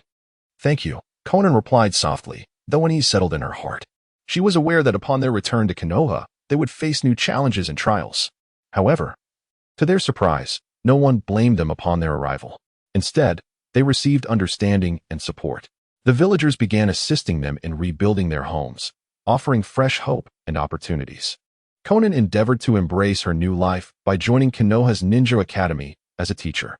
She instructed students in the art of ninjutsu, the intricacies of understanding the world, and how to confront adversity. Throughout this journey, she gradually discovered her direction and purpose. Nagato and Yahiko also embarked on new paths. Nagato became a ninja in Konoha. Although his movements remained somewhat sluggish, he protected the village and its people in his own manner. Yahiko chose to become a merchant, carving out a niche in the business world through his intellect and courage. Jiraiya continued his writing career, producing numerous remarkable works, earning recognition as one of Konoha's most esteemed authors. His stories inspired countless individuals to bravely confront the challenges and difficulties of life. Though their paths diverged, each of them persevered and strived forward. They understood that only through such efforts could they truly transform themselves and the world around them. In this process, they gradually discovered their true value and purpose. Xiaonan stood at the podium of the classroom, gazing at the students below, whose eyes sparkled with brilliance and anticipation. She understood that these young souls, much like her former self, yearned for growth and exploration of the world. She also recognized that the road ahead was long and arduous. Nonetheless, they were prepared to embrace new challenges and opportunities. Chapter 60. Unfamiliar encounters at the outskirts of Konoha village. Within a forsaken ruin, Orochimaru sat in contemplation, a peculiar smile gracing his lips. Suddenly, the tranquility was shattered by the sound of hurried footsteps. "Master, trouble arises. Senior sister Honglian has been injured by that fellow, Shursui." A ninja donning a black mask rushed in, his expression fraught with anxiety. "Oh?" Orochimaru opened his eyes, his gaze piercing. "Shursui? He dares to lay a hand on Honglian." "Indeed, master." Senior sister Honglian encountered Shursui while on a mission, and after a disagreement, they clashed. As a result, she was overpowered and struck fatally, now in a coma. "I understand." Orochimaru nodded, a cold smirk playing on his lips. "Prepare ourselves. We shall pay that Shursui a visit." Shortly thereafter, Orochimaru, accompanied by a retinue of subordinates, made his way to Shirsue's location. Throughout the journey, he pondered how to confront this unexpected challenger. At last, they arrived before Shirsue's dwelling. Orochimaru gazed at the dilapidated wooden door, a strange impulse surging within him. Is this truly Shirsue's abode? It appears rather shabby, he mused. Master, how shall we enter? Inquired the ninja beside him. Let us storm in, Orochimaru replied without hesitation. I wish to see if this Shirsue possesses extraordinary abilities. The group pushed the door open to reveal a stark interior, furnished only with a rickety wooden table and a few worn chairs. Shirsue sat at the table, engrossed in an ancient tome, his demeanor focused. Upon hearing the commotion, he raised his gaze toward the intruders, his expression cold and indifferent. Who are you? Why have you trespassed into my dwelling? Shirsue inquired with a detached tone. I am Orochimaru, he declared, rising slowly, his gaze intense. I have come to seek justice for my disciple, Honglian, whom you have harmed. Shirsue smiled faintly. The esteemed Orochimaru. I did not intend to injure Honglian. It was merely a misunderstanding during our mission. A misunderstanding? Orochimaru scoffed. Your strength indeed caught me off guard. But to use that as an excuse to evade responsibility is naively simplistic. With that, he gestured for his subordinates to engage. In an instant, the room erupted into a flurry of blades and fists. A fierce battle ensued. However, despite the numerical advantage, Orochimaru's subordinates struggled against Shirsue. His speed was remarkable, and his techniques were enigmatic, rendering him elusive. This fellow's prowess is truly impressive, Orochimaru thought, astonished. It seems I must reveal my true abilities. Upon contemplating this, he swiftly formed hand seals, instantaneously transforming into a colossal serpent. The immense snake gaped its cavernous maw and roared as it lunged towards Shirsue. However, Shirsue deftly evaded the assault and unleashed an even more formidable ninjutsu in response. The two engaged in a relentless exchange, neither yielding an inch, resulting in an extraordinarily fierce confrontation. As time progressed, the intensity of their battle escalated abruptly, and suddenly, a gigantic eye manifested in the sky. It slowly opened, gazing down upon the battlefield as if possessing its own will and power. The onlookers were taken aback by this unforeseen occurrence, halting their skirmishes and staring vacantly at the enormous eye. Yet, in the next moment, the eye abruptly closed. Consequently, the entire chamber began to tremble. Cracks appeared in the walls, rapidly widening until they ultimately collapsed with a thunderous crash. Amidst the chaos, the crowd hastily fled the scene. Once tranquility returned, they reconvened in a safe location, only to discover that Honglian had miraculously awakened. She weakly leaned against a stone, her gaze bewildered as she surveyed her surroundings. Soon after, she spotted Orochimaru and Shirsue, both of whom had reverted to their human forms, exchanging smiles as if the fierce battle had never transpired. Honglian seemed to forget everything that had occurred, staring blankly at them before slowly closing her eyes and slipping back into unconsciousness. All of this transpired so swiftly that it was almost unbelievable, yet it felt strikingly real, akin to a dream. However, for Orochimaru and Shirsue, the significance of this confrontation extended far beyond the immediate conflict, as they both understood that this encounter was merely the inception of greater challenges and trials that awaited them. They were prepared to face all that lay ahead, for they were ninjas. After Honglian's awakening, Orochimaru and Shirsue did not linger. Aware that the true contest was only just beginning, this incident had not only tested their abilities but also illuminated the fact that true adversaries often lurk in the shadows, silent and concealed. Days later, Konoha was beset by an unprecedented crisis. A mysterious organization known as the Shadow Moon suddenly emerged, its leader, Lord Shadow Moon, wielding terrifying strength and sinister methods that sent shockwaves throughout the ninja world.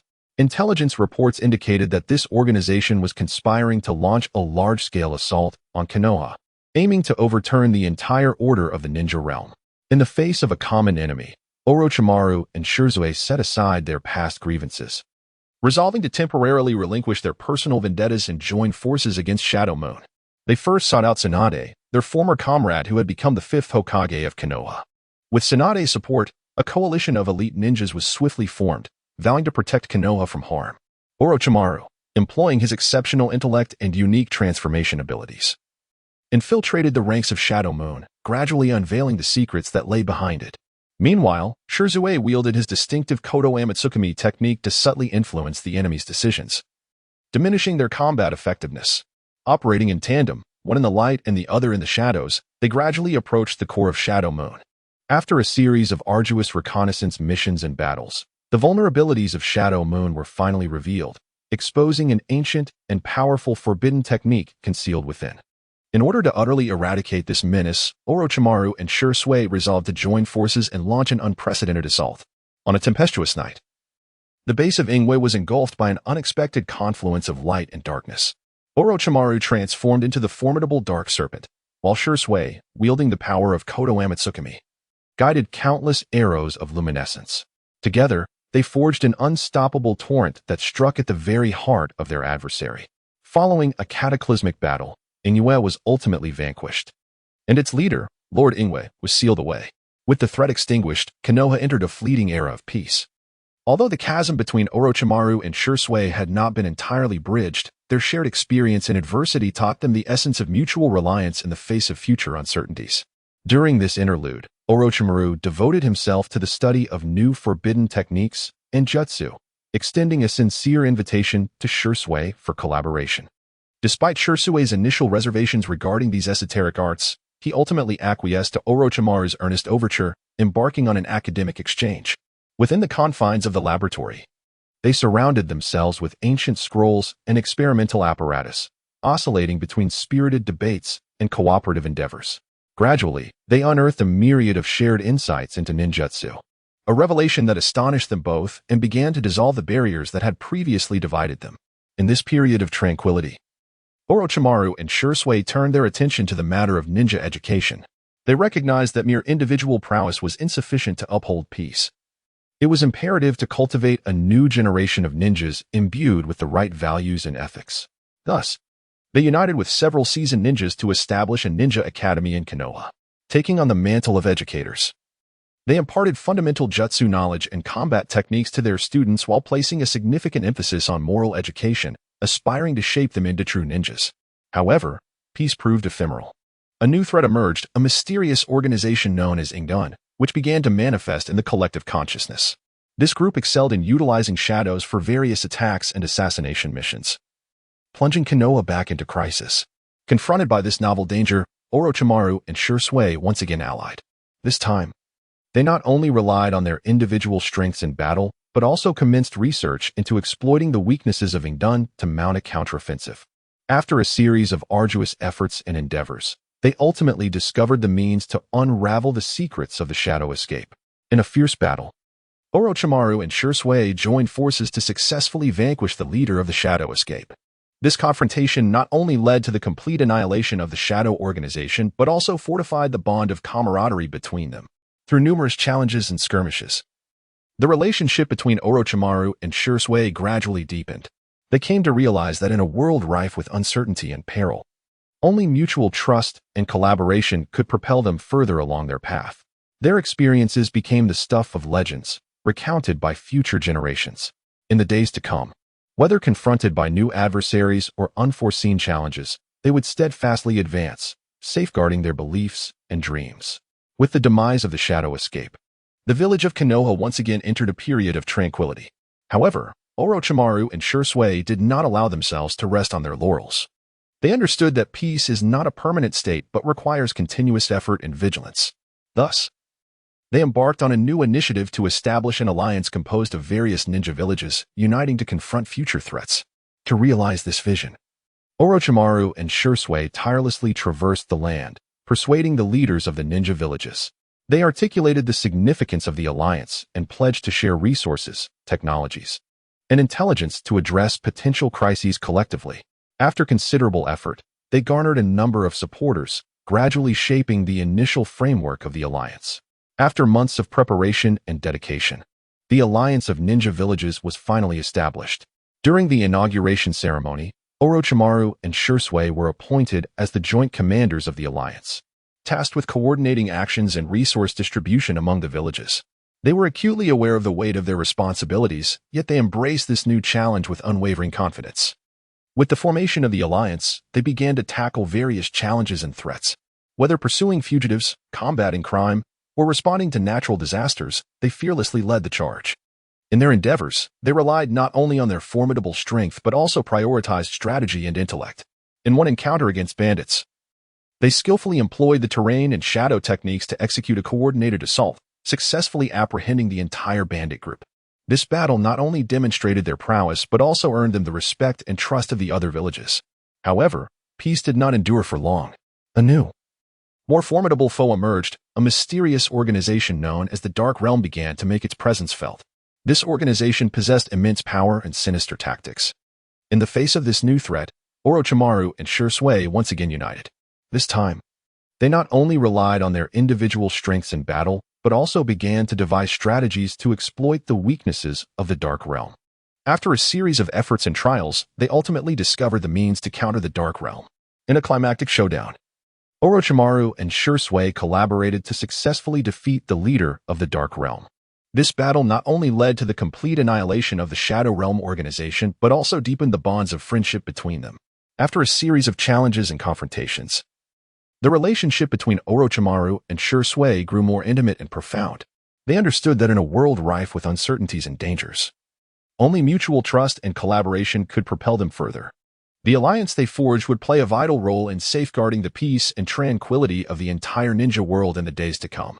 They also looked forward to continuing their journey together, facing more challenges and opportunities hand in hand. With the demise of the Shadow Realm, the village hidden in the leaves once again experienced a fleeting peace.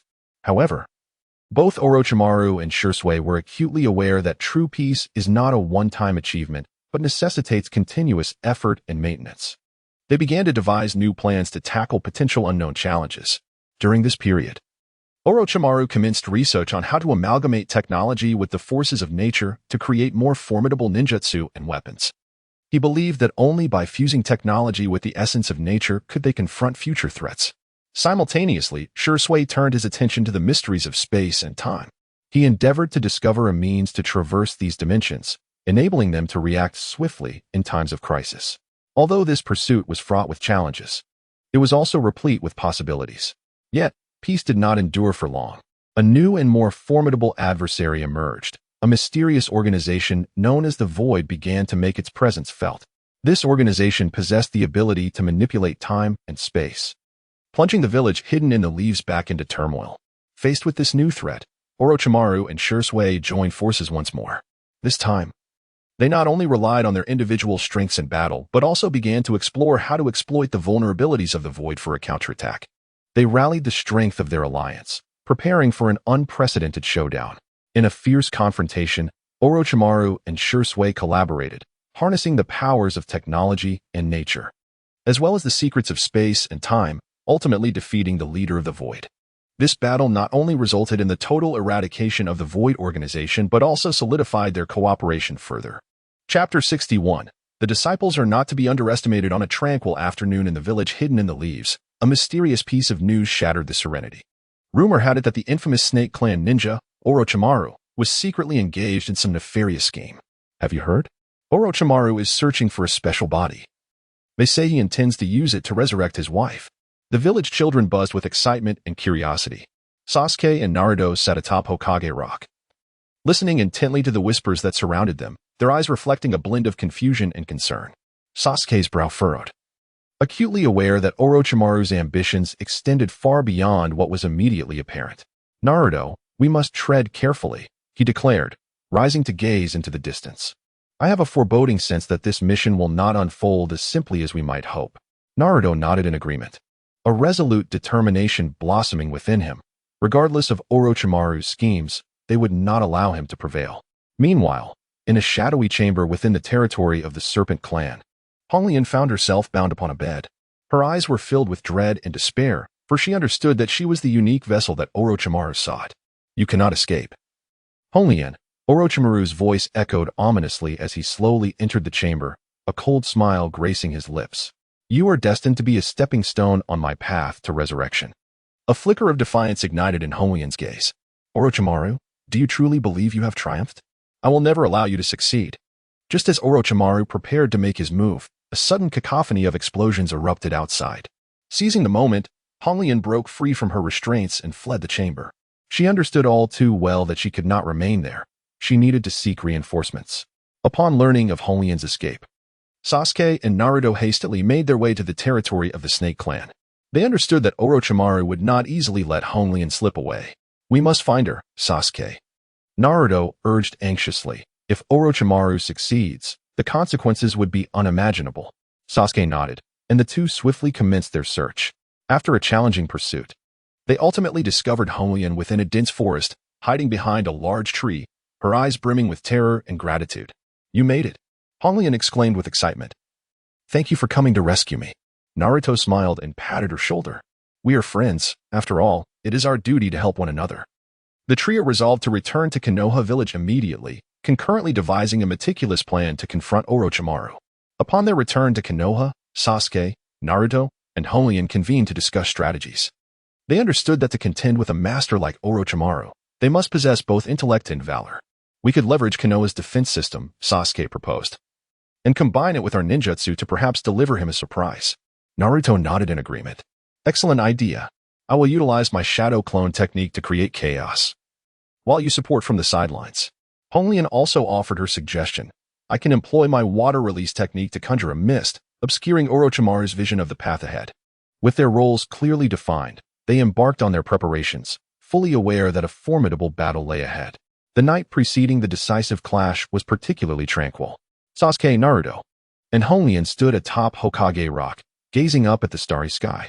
Their hearts were filled with anticipation and trepidation for the future. Regardless of the outcome, Naruto murmured, "We have given our all." Honglian and Sasuke nodded in agreement, knowing that, irrespective of the conclusion, the unity and friendship they shared at this moment would forever be etched in their hearts. They were resolute, prepared for the arduous battle that awaited them on the morrow.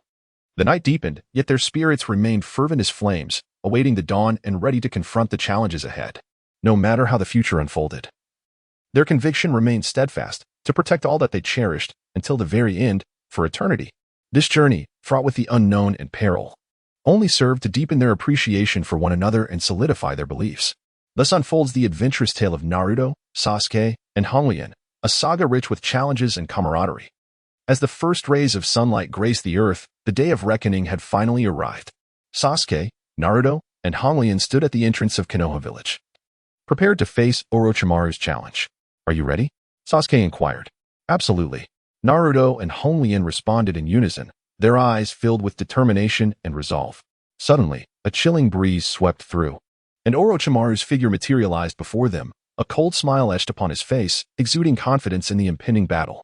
You arrived just in time, Orochimaru said slowly. Now, let us together bring this tiresome farce to an end. The battle commenced in earnest, with Naruto launching the first attack, employing his shadow clone technique to create countless duplicates, fiercely assaulting Orochimaru.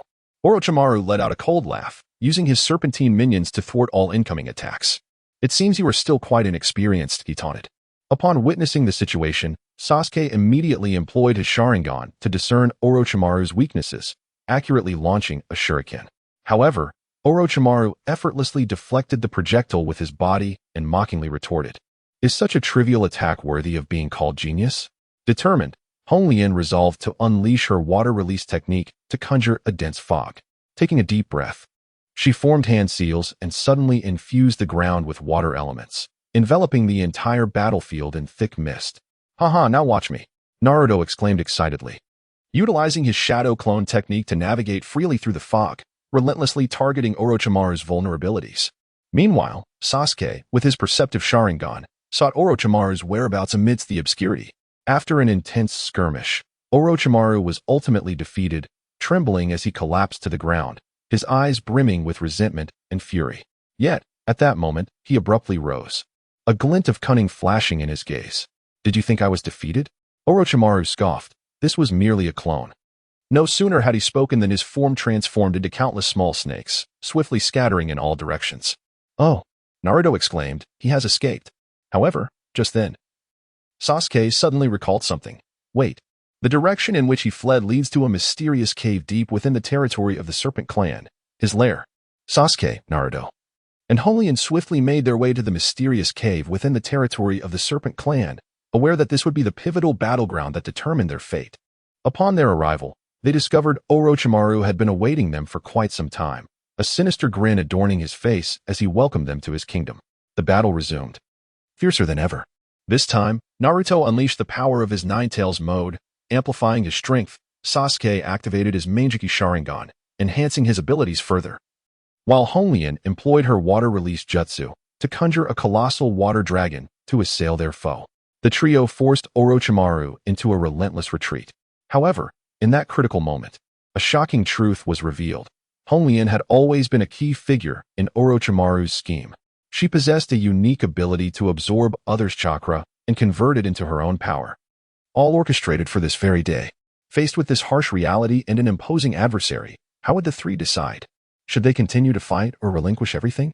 Just as uncertainty clouded their minds, Orochimaru launched a fierce offensive, cornering them into a dire predicament. In this moment of desperation, Naruto suddenly recalled something and shouted, "Wait! Honglian is not our enemy." It turned out they had shared numerous adventures and forged a profound friendship, vowing never to betray one another, regardless of the challenges they faced. Thus, they resolved to lay down their weapons and unite against Orochimaru. After an exhilarating and heart-stopping battle, they emerged victorious. Yet this conflict illuminated a vital truth. The true enemies were not merely external threats, but the fears and betrayals within. Only through solidarity could they overcome all adversities. This experience deepened their bond, transforming it into an everlasting legend. Following the arduous struggle, Orochimaru was finally defeated, his menace eradicated. Standing at the cave's entrance, Sasuke, Naruto, and Honglian gazed at the rising sun, their hearts brimming with hope and joy. "We did it," Naruto exclaimed with a smile. "What an exhilarating adventure it has been." Honglian returned the smile, saying, "Indeed, I am grateful to have you both by my side." Sasuke inhaled deeply, acknowledging that this battle had profoundly underscored the significance of unity and trust. The three exchanged knowing smiles, their camaraderie and conviction solidified in that moment. They understood that, regardless of the challenges and adversities that lay ahead, as long as they stood together, they could surmount any obstacle. However, just as they prepared to depart from the cave, a mysterious figure suddenly materialized before them. It was none other than the long-missing Jiraiya. He regarded the trio with an enigmatic expression. "You have performed admirably," Jiraiya commended. "This mission proved to be more arduous than I had anticipated, yet you have triumphed." Naruto gazed at Jiraiya in astonishment. "Have you been watching us from the shadows all along?" Jiraiya smiled and nodded. "Indeed, I have been observing you. For you are the future and hope of the Hidden Leaf Village." Sasuke and Honglian were filled with astonishment and excitement. They never anticipated that Lord Jiraiya would personally come to guide them. However, just as they were poised to seek his wisdom on ninjutsu and combat techniques, an unexpected turn of events occurred. It turned out that Orochimaru had not vanished completely. His residual power lurked in the shadows, waiting for the opportune moment to strike. Faced with this sudden threat, how would the trio respond? What fate awaited them? Everything remained shrouded in uncertainty and variables. Yet, they understood that regardless of how the future might unfold, their beliefs and camaraderie would remain unyielding. This is the adventurous tale of Naruto, Sasuke, Honglian, and Jiraiya, a saga replete with challenges and friendship, continuing to inscribe their story beneath the azure sky of Konoha. In light of the looming threat posed by Orochimaru's residual power, Jiraiya resolved to personally train the three, aiming to enhance their strength and ability to confront various challenges. They embarked on an intense regimen of training, systematically honing their skills in physical combat, ninjutsu, and strategic tactics. After months of rigorous training, their prowess experienced considerable augmentation. They not only mastered a plethora of advanced ninjutsu, but also learned to maintain composure and unity in the heat of battle. Just as they prepared to launch a decisive strike to eradicate Orochimaru's lingering forces, a shocking revelation emerged. It turned out that Orochimaru had not truly disappeared. Rather, he was concealed within a clandestine underground laboratory, engaged in some perilous experimentation. "We must locate him swiftly and thwart his plans," Naruto declared resolutely. Sasuke and Honglian nodded in agreement. They understood that this mission was far more arduous than the last, yet they were thoroughly prepared. Under Jiraiya's leadership, the trio swiftly initiated their operation. Employing their unique skills and strategies, they successfully navigated through numerous traps and obstacles, ultimately arriving at Orochimaru's underground laboratory. However, upon entering the lab, they discovered Orochimaru engaged in a perilous experiment. He sought to resurrect his wife, bartering her life for immortality and power. This experiment was not only exceedingly dangerous, but also posed a catastrophic threat to the world. Confronted with this grim reality and the formidable adversary before them, the trio unhesitatingly launched into battle. They employed their newly acquired ninjutsu and tactics, engaging in a fierce confrontation with Orochimaru. After an exhilarating clash, they ultimately managed to defeat him once again. However, this battle illuminated a profound truth for them. The true enemy is not merely external threats, but the fears and betrayals within one's heart. Only through unity and unwavering conviction can one overcome all obstacles. Thus, following the battle, they cherished their camaraderie and collaboration even more. They also grasped an essential lesson. In the pursuit of strength and victory, one must retain kindness and a sense of justice within. Only then can one truly become an exceptional ninja and contribute to society. Beneath the azure sky of Konoha Village, they continued to compose their legendary tale, a saga filled with challenges and friendship.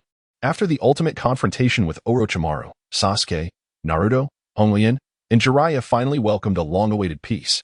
Konoha Village once again basked in tranquility and harmony, while their adventurous narrative reached a temporary conclusion. However, the days of peace were short-lived, as a new crisis quietly emerged. A mysterious organization known as Akatsuki began to sow chaos worldwide, seemingly linked to Uchiha Obito's plans for restoration. This organization, formidable in strength and comprised of members with exceptional skills, soon captured the attention of Konoha Village. Faced with this new threat, Sasuke, Naruto, and Honglin resolved to join forces once more to confront Akatsuki. They recognized that the upcoming mission would be even more challenging, yet they were well prepared. Under Jiraiya's guidance, they not only enhanced their own abilities but also learned to collaborate more effectively as a team and respond to various unforeseen circumstances. Meanwhile, Akatsuki commenced a series of assaults and acts of destruction against Konoha Village. Utilizing their powerful ninjutsu and tactics, they rapidly seized multiple strategic strongholds, plunging Konoha into an unprecedented crisis. In this critical moment, Sasuke, Naruto, Honglin, and Jiraiya, alongside other heroic ninjas, stepped forward to lead the counterattack. They leveraged their unique strengths and strategies to successfully breach Akatsuki's formidable defenses, gradually reclaiming lost territory. However, Akatsuki's power extended far beyond their expectations. During one intense battle, they encountered the leader of Akatsuki, Uchiha Obito. The former leader of the Hidden Leaf Village not only possessed formidable strength but also harbored grand ambitions. He sought to resurrect his beloved in an attempt to realize his dream of restoring his nation, willing to sacrifice the peace and tranquility of the entire world for this aim.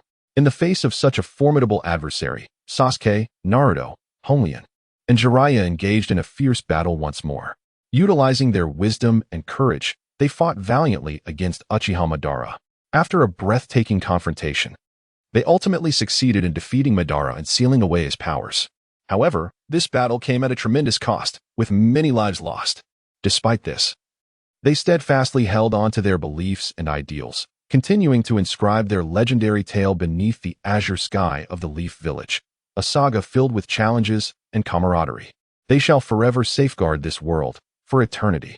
Chapter 62. The voice from the underground. Beneath the shadows of a bustling metropolis lies a clandestine world unknown to many. This is the stage of Killer Bee. Known as the Halibut in the underground rap scene, he is also a master of underground boxing. His voice strikes the heart as forcefully as his punches, rendering him impossible to ignore. I am the Halibut, navigating the fringes of night. My rap is like a razor, piercing the darkness and leaving my unique mark. Not all brilliance emanates from the sun. I have my microphone. In the depths of this city, I reign over the underground. Every performance by Killer Bee is an impromptu battle. He converses with his adversaries through music and grapples with foes using his fists. However, this time, he encountered an enemy he should not have provoked, a ruthless bully driven by a desire for vengeance. Halibut, you've picked the wrong fight this time, the bully sneered, bloodlust flickering in his eyes. Killer Bee retorted with a smirk, in my dictionary, wrong does not exist. An inevitable clash erupted in a dim alley. In a fit of rage, Killer Bee lost his composure. A punch he threw unexpectedly ended the adversary's life. In that moment, he realized he might have committed a grave mistake. Damn it. This is trouble, he muttered under his breath, swiftly fleeing the scene. Killer Bee's flight was fraught with peril and uncertainty. He constantly changed his identity to evade capture. When the night grew quiet, he would take out his microphone, using rap to express his inner fears and anxieties. I am the Halibut, seeking myself in the midst of flight. Each rap is a cry for freedom. I am not a criminal. I merely seek light in the darkness. Yet this world seems unwilling to afford me the chance. Just as despair threatened to engulf him, he encountered two unexpected allies, Naruto and Sasuke. This enigmatic couple possessed extraordinary powers and keen observational skills. They were captivated by Kira's talent and bravery and resolved to assist him in fleeing from his pursuers.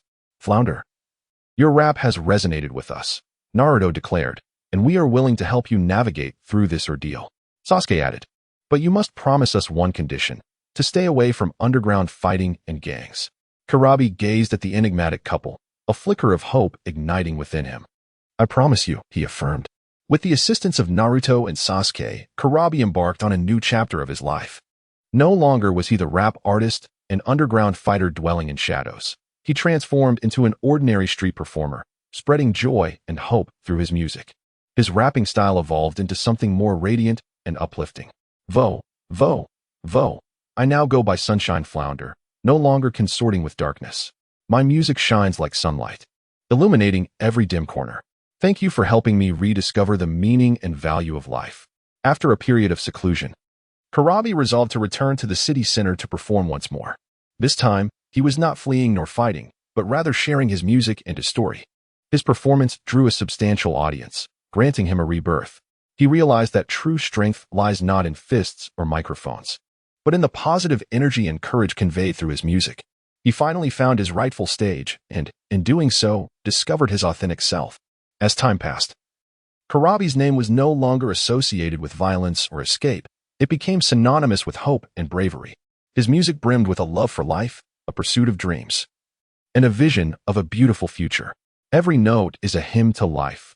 Every lyric is a hopeful anticipation of what lies ahead. I am no longer the solitary struggler in darkness. I am now the emissary of sunshine, the beacon of hope. Kurabi began to inspire others through his experiences, particularly those who had once strayed from the right path. He established music workshops, teaching them how to express themselves through music and convey positive energy through rap. His studio evolved into an oasis within the city, attracting souls yearning for transformation. Remember, no matter how arduous life may be, a ray of light awaits you. Pursue it with your talent and courage, and you will find your own stage. In addition to his music workshops, Kurabi became a guardian of peace within the city. Whenever conflicts or acts of violence arose, he was the first to arrive on the scene, using rap to mediate and calm tensions. His voice seemed to possess a magical quality, soothing the restless hearts of those around him. Conveying messages of peace through music is my new mission. Let us strive together to make the world a better place. Ultimately, Kurabi's story spread throughout the city and beyond. He became a hero in the hearts of the people, and his music transformed into an eternal melody. Each night, as darkness fell, crowds would gather around his studio, drawn to the familiar and poignant sounds of his rap. I am Flounder, and I am Sunshine Flounder. Wherever I may be, my music will always be with you. Thus, Kurabi transformed not only himself, but also the world through his music, his tales, and his unwavering courage. The genesis of this remarkable journey stemmed from an unexpected escape and the benevolent aid of a mysterious couple. In a realm replete with challenges and opportunities, every individual possesses the potential to be the architect of the next miracle. At the zenith of his musical career, Kurabi received an unforeseen invitation from Naruto and Sasuke, beckoning him to a special gathering. This assembly was convened to express gratitude for his unique contributions that have illuminated the lives of many, instilling hope and courage. Flounder, your music has transcended the mere realm of sound, Naruto proclaimed, becoming a beacon in the hearts of the people, guiding them toward their paths. Sasuke added, we are delighted to be a turning point in your life, but we take even greater pride in witnessing you become a pivotal moment for others. Kurabi, moved, embraced them, saying, without you, I would not be who I am today. Thank you for granting me a second chance. Following the gathering, the bond of friendship among Kurabi, Naruto, and Sasuke deepened significantly. They transcended mere musical partnership to become steadfast companions in life. Whenever faced with significant events or challenges, they confronted them together, collaboratively finding resolutions. We are each other's pillars, through storms or sunshine, Kurabi declared. Naruto and Sasuke nodded in agreement, affirming, in this world, there is nothing we cannot overcome together. As time progressed, Kurabi's musical career flourished. He achieved tremendous success not only domestically but also on the international stage. His music became a bridge connecting diverse cultures and nations, allowing more individuals to experience the power of peace and hope. Music knows no borders. It is the most potent language, Kurabi stated. I aspire to make the world a better place through my music. Behind Karabi's success, he remained steadfast in remembering his original aspirations and dreams. He wished to empower others to discover and courageously pursue their own dreams. Thus, he established a foundation dedicated to supporting talented yet underprivileged youth. Remember, every dream deserves respect and pursuit, Karabi emphasized. As long as you take that brave first step, the world will make way for you. In this manner, Karabi influenced countless individuals through his music, stories, and actions. His journey became legendary, and his music attained an eternal quality. The genesis of it all stemmed from an unexpected escape and the assistance of a mysterious couple. In this world brimming with challenges and opportunities, anyone could be the architect of the next miracle. As Karabi's career continued to expand, he began contemplating the formation of his own family. He understood that as a public figure, he needed to shoulder greater social and familial responsibilities. After careful consideration, he chose to center his life around a stable and nurturing family. I wish to provide my family with stability and security, allowing them to lead a happy life, Karabi expressed. His wife, a gentle and kind-hearted woman, not only supported Karabi's endeavors, but also actively participated in his foundation, becoming his invaluable ally. Their children thrived in a loving environment, becoming their greatest pride and hope. Despite the passage of time, Karabi maintained his passion and pursuit of music. He continuously composed new songs, exploring diverse musical styles, ensuring his work remained fresh and vibrant. His music served as a bridge between the past and the future, allowing people across different eras to feel his influence. Music is an eternal language, Karabi remarked. Regardless of how times change, it can convey the most sincere emotions and strength. As Karabi reflects on his past, he is filled with profound emotions. He has transformed from an inconspicuous individual into a musician who influences the world, facing countless challenges and adversities along the way. Yet, he has never relinquished his dreams and aspirations, steadfastly walking the path he has chosen. I am grateful to every person who has supported and accompanied me, Karabi expresses. Without you, there would be no version of me today. Looking towards the future, Karabi is imbued with confidence and anticipation. He believes that as long as he maintains his passion for music and enthusiasm for life, he can continue to create exceptional works that bring hope and strength to the world. Regardless of how the future unfolds, Karabi asserts, I will convey messages of love and peace through my music. Thus, Karabi's story has become an everlasting legend. His music, his narrative, and his spirit will forever inspire countless individuals to pursue their dreams, challenge themselves, and forge a beautiful future. In this world brimming with challenges and opportunities, anyone could be the next architect of a miracle. The genesis of it all may merely lie in a serendipitous escape and the assistance of a mysterious couple. As Karabi's family life stabilizes, his musical career reaches new heights.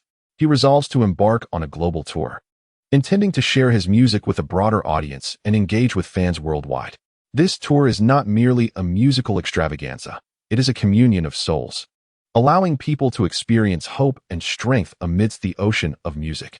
I hope this tour enables more individuals to feel the power of my music, Karabi expresses. I believe music transcends language and cultural barriers, uniting people from all corners of the globe. Throughout the tour, Karabi's music resonates with countless souls. His songs evoke memories of the past, present, and future, igniting courage and hope deep within their hearts. Many attendees weep at his concerts, touched by the warmth and strength conveyed by Karabi. Music possesses a magical power, Karabi remarks, capable of stirring the hearts of individuals and fostering connections between them.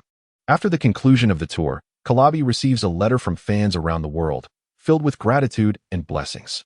They express how his music has transformed their lives, helping them rediscover direction and hope. This letter fills Karabi with immense satisfaction and pride. I am honored to know that my music can impact so many lives, Karabi states. I hope my music continues to resonate, serving as a pillar of support for many. As Karabi's fame burgeons, he becomes increasingly aware of the weight of his responsibilities. He decides to expand his foundation to support more young individuals in realizing their dreams. Simultaneously, he plans to establish a music school to nurture emerging musical talents. I aspire to make music accessible to more people, allowing them to experience its allure through my efforts, Karabi once proclaimed. I believe music has the power to transform the world. Over time, his melodies have evolved into timeless classics. His songs have been sung and interpreted by countless individuals, becoming treasured assets in the hearts of many. His narrative and spirit inspire innumerable souls to pursue their dreams, challenge themselves, and forge a beautiful future. I am grateful for all that music has bestowed upon me, Kairabi expressed, and I hope my music can accompany everyone on their journey. Thus, the tale of Kairabi has become an eternal legend. His music, his story, and his spirit will forever motivate countless individuals to chase their aspirations, confront their limits, and create a splendid future. In this world brimming with challenges and opportunities, let us collectively anticipate the emergence of the next miracle maker. Through Kairabi's relentless efforts, his music school gradually evolved into a vital hub for nurturing musical talent. Young dreamers from around the globe arrive here, aspiring to become musicians akin to Kairabi through diligent study and perseverance. Kairabi himself serves as the principal, imparting not only musical knowledge, but also a profound love for music and an ardent passion for life. I hope my music school can serve as a starting point for young people, Kairabi declared. For I believe every talented youth has the potential to become the next miracle creator. As time passed, Kairabi's music school cultivated countless musical prodigies. Some emerged as renowned singers, others as celebrated composers, and still others as musicians and performers. They infused the world with more music and beauty through their talent and enthusiasm. Music is a magical force, Kairabi stated, capable of allowing people to feel the connections and resonance between one another. Within Kairabi's music school, a young boy captured his attention. Possessing extraordinary musical talent and a distinctive style, the boy reminded Kairabi of his own youth. Kairabi resolved to wholeheartedly support the boy's development, envisioning him as the successor to his musical legacy. "You are the most promising young talent I have ever encountered," Kairabi remarked, "and I hope you will carry on my musical endeavors, bringing more beauty into the world." Under Kairabi's meticulous guidance, the young boy gradually blossomed into an exceptional musician. He not only embraced Kairabi's musical style and ethos, but also forged his own unique approach and innovation. His music became a new trend, steering the future of music. "I am profoundly grateful for everything that my mentor, Kairabi, has given me," the young boy stated, "and I will continue to strive, making music a force for change in the world." Thus, Kairabi's story has become an eternal legend. His music, his narrative, and his spirit will perpetually inspire countless individuals to pursue their dreams, challenge themselves, and create a beautiful future. The young boy, inheriting Kairabi's mantle, continues the journey and legacy of music. They jointly forged a legendary realm of music. Chapter 63, The Schemes of a Beautiful Heart. The moonlight, like a silvery cascade, enveloped every corner of the hidden leaf village, while the tranquil village was occasionally punctuated by the soft chirping of insects, lending an air of mystery to the night. At the edge of the village, within a humble wooden abode, Ino sat by the window, delicately grasping a finely crafted hairpin, her gaze vacantly fixed on the outside world. Her heart was laden with an overwhelming longing for Hinata, coupled with an uncontainable jealousy.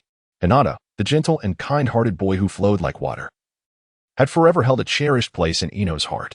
Yet, fate seemed to jest with her, erecting insurmountable barriers between her and Hinata. Among these, the existence of Sakura was the most difficult for her to accept. Sakura, the vivacious and astute girl, had been Hinata's childhood companion, their bond appearing effortlessly natural and harmonious. Each time Ino witnessed their carefree smiles together, her heart ached as if pierced by a knife. Why? Why did Hinata treat her with such indifference? Why did he always choose to be with Sakura? Ino silently lamented these questions countless times, yet she dared not express her feelings, aware of her own strong-willed nature, which could easily evoke aversion in others. She resolved to confront her emotions through a different means, by eradicating Sakura from her world. Thus, Ino began to meticulously orchestrate a scheme akin to a tale of intrigue, with her target being none other than Sakura.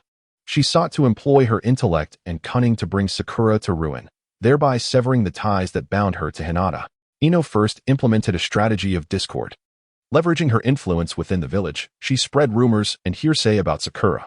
These tales, rooted in fabricated scandals and insinuations of ambiguous relationships with other men, gradually morphed into a distorted reality through the villagers' whispers. Before long, these rumors reached Hinata's ears. Each time he encountered gossip concerning Sakura, a flicker of doubt and dissatisfaction would arise within him. He began to question whether his relationship with Sakura was indeed as pure as it seemed, and whether she truly embodied the innocence she projected. Seeing her scheme bear fruit, Ino proceeded with a second strategy of misdirection. She covertly observed Hinata's every action, and whenever he demonstrated concern or care for Sakura, Ino would subtly intervene to disrupt and sabotage those moments. She would intentionally mention Sakura's flaws and misdeeds in Hinata's presence, fostering further misunderstandings and discontent towards Sakura. Simultaneously, Ino utilized her medical knowledge to secretly introduce mild substances with slight side effects into Sakura's meals and drinks. While these substances posed no threat to Sakura's life, they could provoke unusual behaviors or emotional fluctuations at critical junctures. Thus, when Hinata observed Sakura's peculiar behavior, she began to feel an increasing sense of distrust and aversion towards her. After executing 2 schemes, Ino commenced her final plot to frame Sakura. She meticulously orchestrated an incident that would reveal Sakura's true nature before the eyes of others. That evening, Ino invited several ninjas who maintained good relations with the village to her home. During the banquet, she deliberately mentioned some negative rumors about Sakura to Hinata, subtly suggesting that she verify their authenticity herself. Intrigued and suspicious, Hinata resolved to confront Sakura directly. At that moment, Ino suddenly stood up, claiming she felt unwell and needed to rest, insinuating that Hinata should bring Sakura to care for her. Without a second thought, Hinata acquiesced and departed from the gathering to seek out Sakura. Upon finding her, Hinata discovered Sakura weeping alone in a secluded area outside the village, lamenting the misunderstandings and injustices she faced. Just then, a gust of wind swept through, snapping a branch from a nearby tree and revealing a hidden vial of poison. This vial had been premeditatedly placed there by Ino as a tool to incriminate Sakura. Witnessing this scene, Hinata was engulfed by a wave of intense anger and disappointment. Her trust in Sakura was irrevocably shattered, leading her to question Sakura's true motives and intentions. Meanwhile, concealed in the shadows, Ino reveled in her apparent success. Following this series of events, Ino had successfully instilled deep misunderstanding and hatred in Hinata towards Sakura. Yet, rather than feeling fulfilled or joyful, she found herself ensnared in profound guilt and remorse. She began to comprehend the cruelty and selfishness of her actions, sacrificing her dearest friend for the affection of a man. Was such conduct truly justifiable? Each time she recalled Sakura's innocent gaze and sorrowful expression, Ino felt a piercing pain in her heart, knowing that all was irreparable and she could only bear the weight of her misdeeds in silence. As time progressed, Ino's heart became increasingly rife with regret and self-reproach. She realized the folly and brutality of sacrificing her closest friend in the pursuit of a man's love. In the stillness of the night, the memory of Sakura's innocent eyes and sorrowful visage would cut through her like a knife. However, just as Ino sank deeper into her despair, an unexpected turn of events unfolded. By chance, she overheard the true story of Sakura. It turned out that the rumors and whispers surrounding Sakura were entirely fabricated, mere shadows of imagination. Sakura had always harbored deep affection for Hinata, yet she was acutely aware of Ino's feelings for her, leading her to silently endure and withdraw. The so-called poison vial was merely placed there by Sakura to demonstrate her innocence. Upon learning the truth, Ino was overcome with tears. She lamented the cruelty with which she had treated her friend, regretting even more the sacrifice of their precious friendship for the sake of a man's love. She resolved to seek out Sakura to apologize and request her forgiveness. When Ino approached Sakura, she was taken aback by Sakura's haggard appearance, her form frail and emaciated. It turned out that upon learning of Ino's treachery, Sakura had attempted to gather evidence to proclaim her innocence, only to be met with misunderstanding and ostracism from the villagers. Witnessing such a scene, Ino was overwhelmed with sorrow. She knelt before Sakura, weeping profusely as she offered her heartfelt apologies and implored for her forgiveness. Through this harrowing experience, Ino finally comprehended the essence of true love and friendship. She resolved to relinquish her affections for Hinata and endeavor to mend her bond with Sakura. In this transformative journey, she gradually discovered her own happiness, which lay in sharing her life with those who genuinely appreciated and cherished her. As for Hinata, following this series of events, he too came to realize where his true affections resided. He began to reflect upon his misunderstandings and prejudices towards Sakura and Ino, ultimately deciding to apologize to both and express his gratitude for their presence in his life. At the village's celebration, Hinata conveyed his appreciation and affection to both Sakura and Ino, allowing the trio to restore the trust and camaraderie that had once flourished among them. From that moment onward, Konoha village basked in a renewed sense of harmony and tranquility. Ino ultimately grasped a profound truth. Genuine happiness is not built upon the suffering of others, but rather requires sincere nurturing and maintenance. She set forth on a path to become a better person, striving to influence and assist those around her through her actions. Ino's earnest apologies and deep introspection gradually earned her Sakura's understanding. Though the scars were not easily healed, Sakura sensed the transformation and growth within Ino, deciding to grant her a second chance. Their relationship, having weathered the storm, emerged more resilient. They not only reconciled but also became indispensable supports in each other's lives. Simultaneously, Hinata, through his reflections, began to understand that his misconceptions regarding Sakura and Ino were, in truth, an evasion of his own inner feelings. He realized that what he truly valued was the purity of their friendship, along with the resilience and courage they exemplified. Thus, he mustered the courage to express his admiration and affection to both Sakura and Ino, yet this affection transcended mere romantic feelings. It blossomed into a profound respect and appreciation for their independent and strong-willed natures. During a gathering presided over by the village elders, Ino, Sakura, and Hinata stood side by side before the assembled ninjas of the village. Ino spoke first, sharing her journey of self-discovery. From initial jealousy and scheming to subsequent regret and awakening, culminating in her present growth and reconciliation. Her candor moved everyone present, including those she had once hurt. Following her, Sakura recounted her experience of confronting rumors and misunderstandings, her unwavering pursuit of truth, and the redefinition of friendship and true love throughout her ordeal. Her resilience and optimism earned her the respect of all. Finally, Hinata expressed his gratitude towards both women for their presence in his life, acknowledging that they had not only taught him how to love, but, more importantly, how to become a better person. He remarked that true strength is not manifested by defeating others, but rather by confronting one's own weaknesses, courageously rectifying mistakes, and aiding others in their growth. This gathering not only marked the conclusion of the enmity between the three individuals, but also heralded the dawn of a new chapter in their lives. Ino began to actively engage in the village's public affairs, utilizing her intellect and initiative to bring forth greater peace and prosperity. Sakura devoted herself to enhancing her medical skills, ultimately becoming the village's foremost medical ninja and frequently assisting neighboring villages with their healthcare challenges. While Hinata displayed unprecedented leadership in battle, emerging as one of the new generation leaders of the village.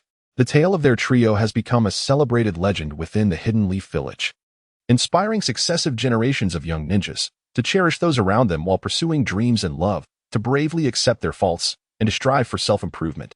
True power lies not in conquest or control, but in understanding, tolerance, and collective growth. As time progressed, the bond among Ino, Sakura, and Hinata deepened, with each achieving remarkable personal growth and displaying extraordinary synergy and teamwork. Whenever significant missions or challenges arose, they consistently supported one another, becoming an indispensable backbone of the Hidden Leaf Village.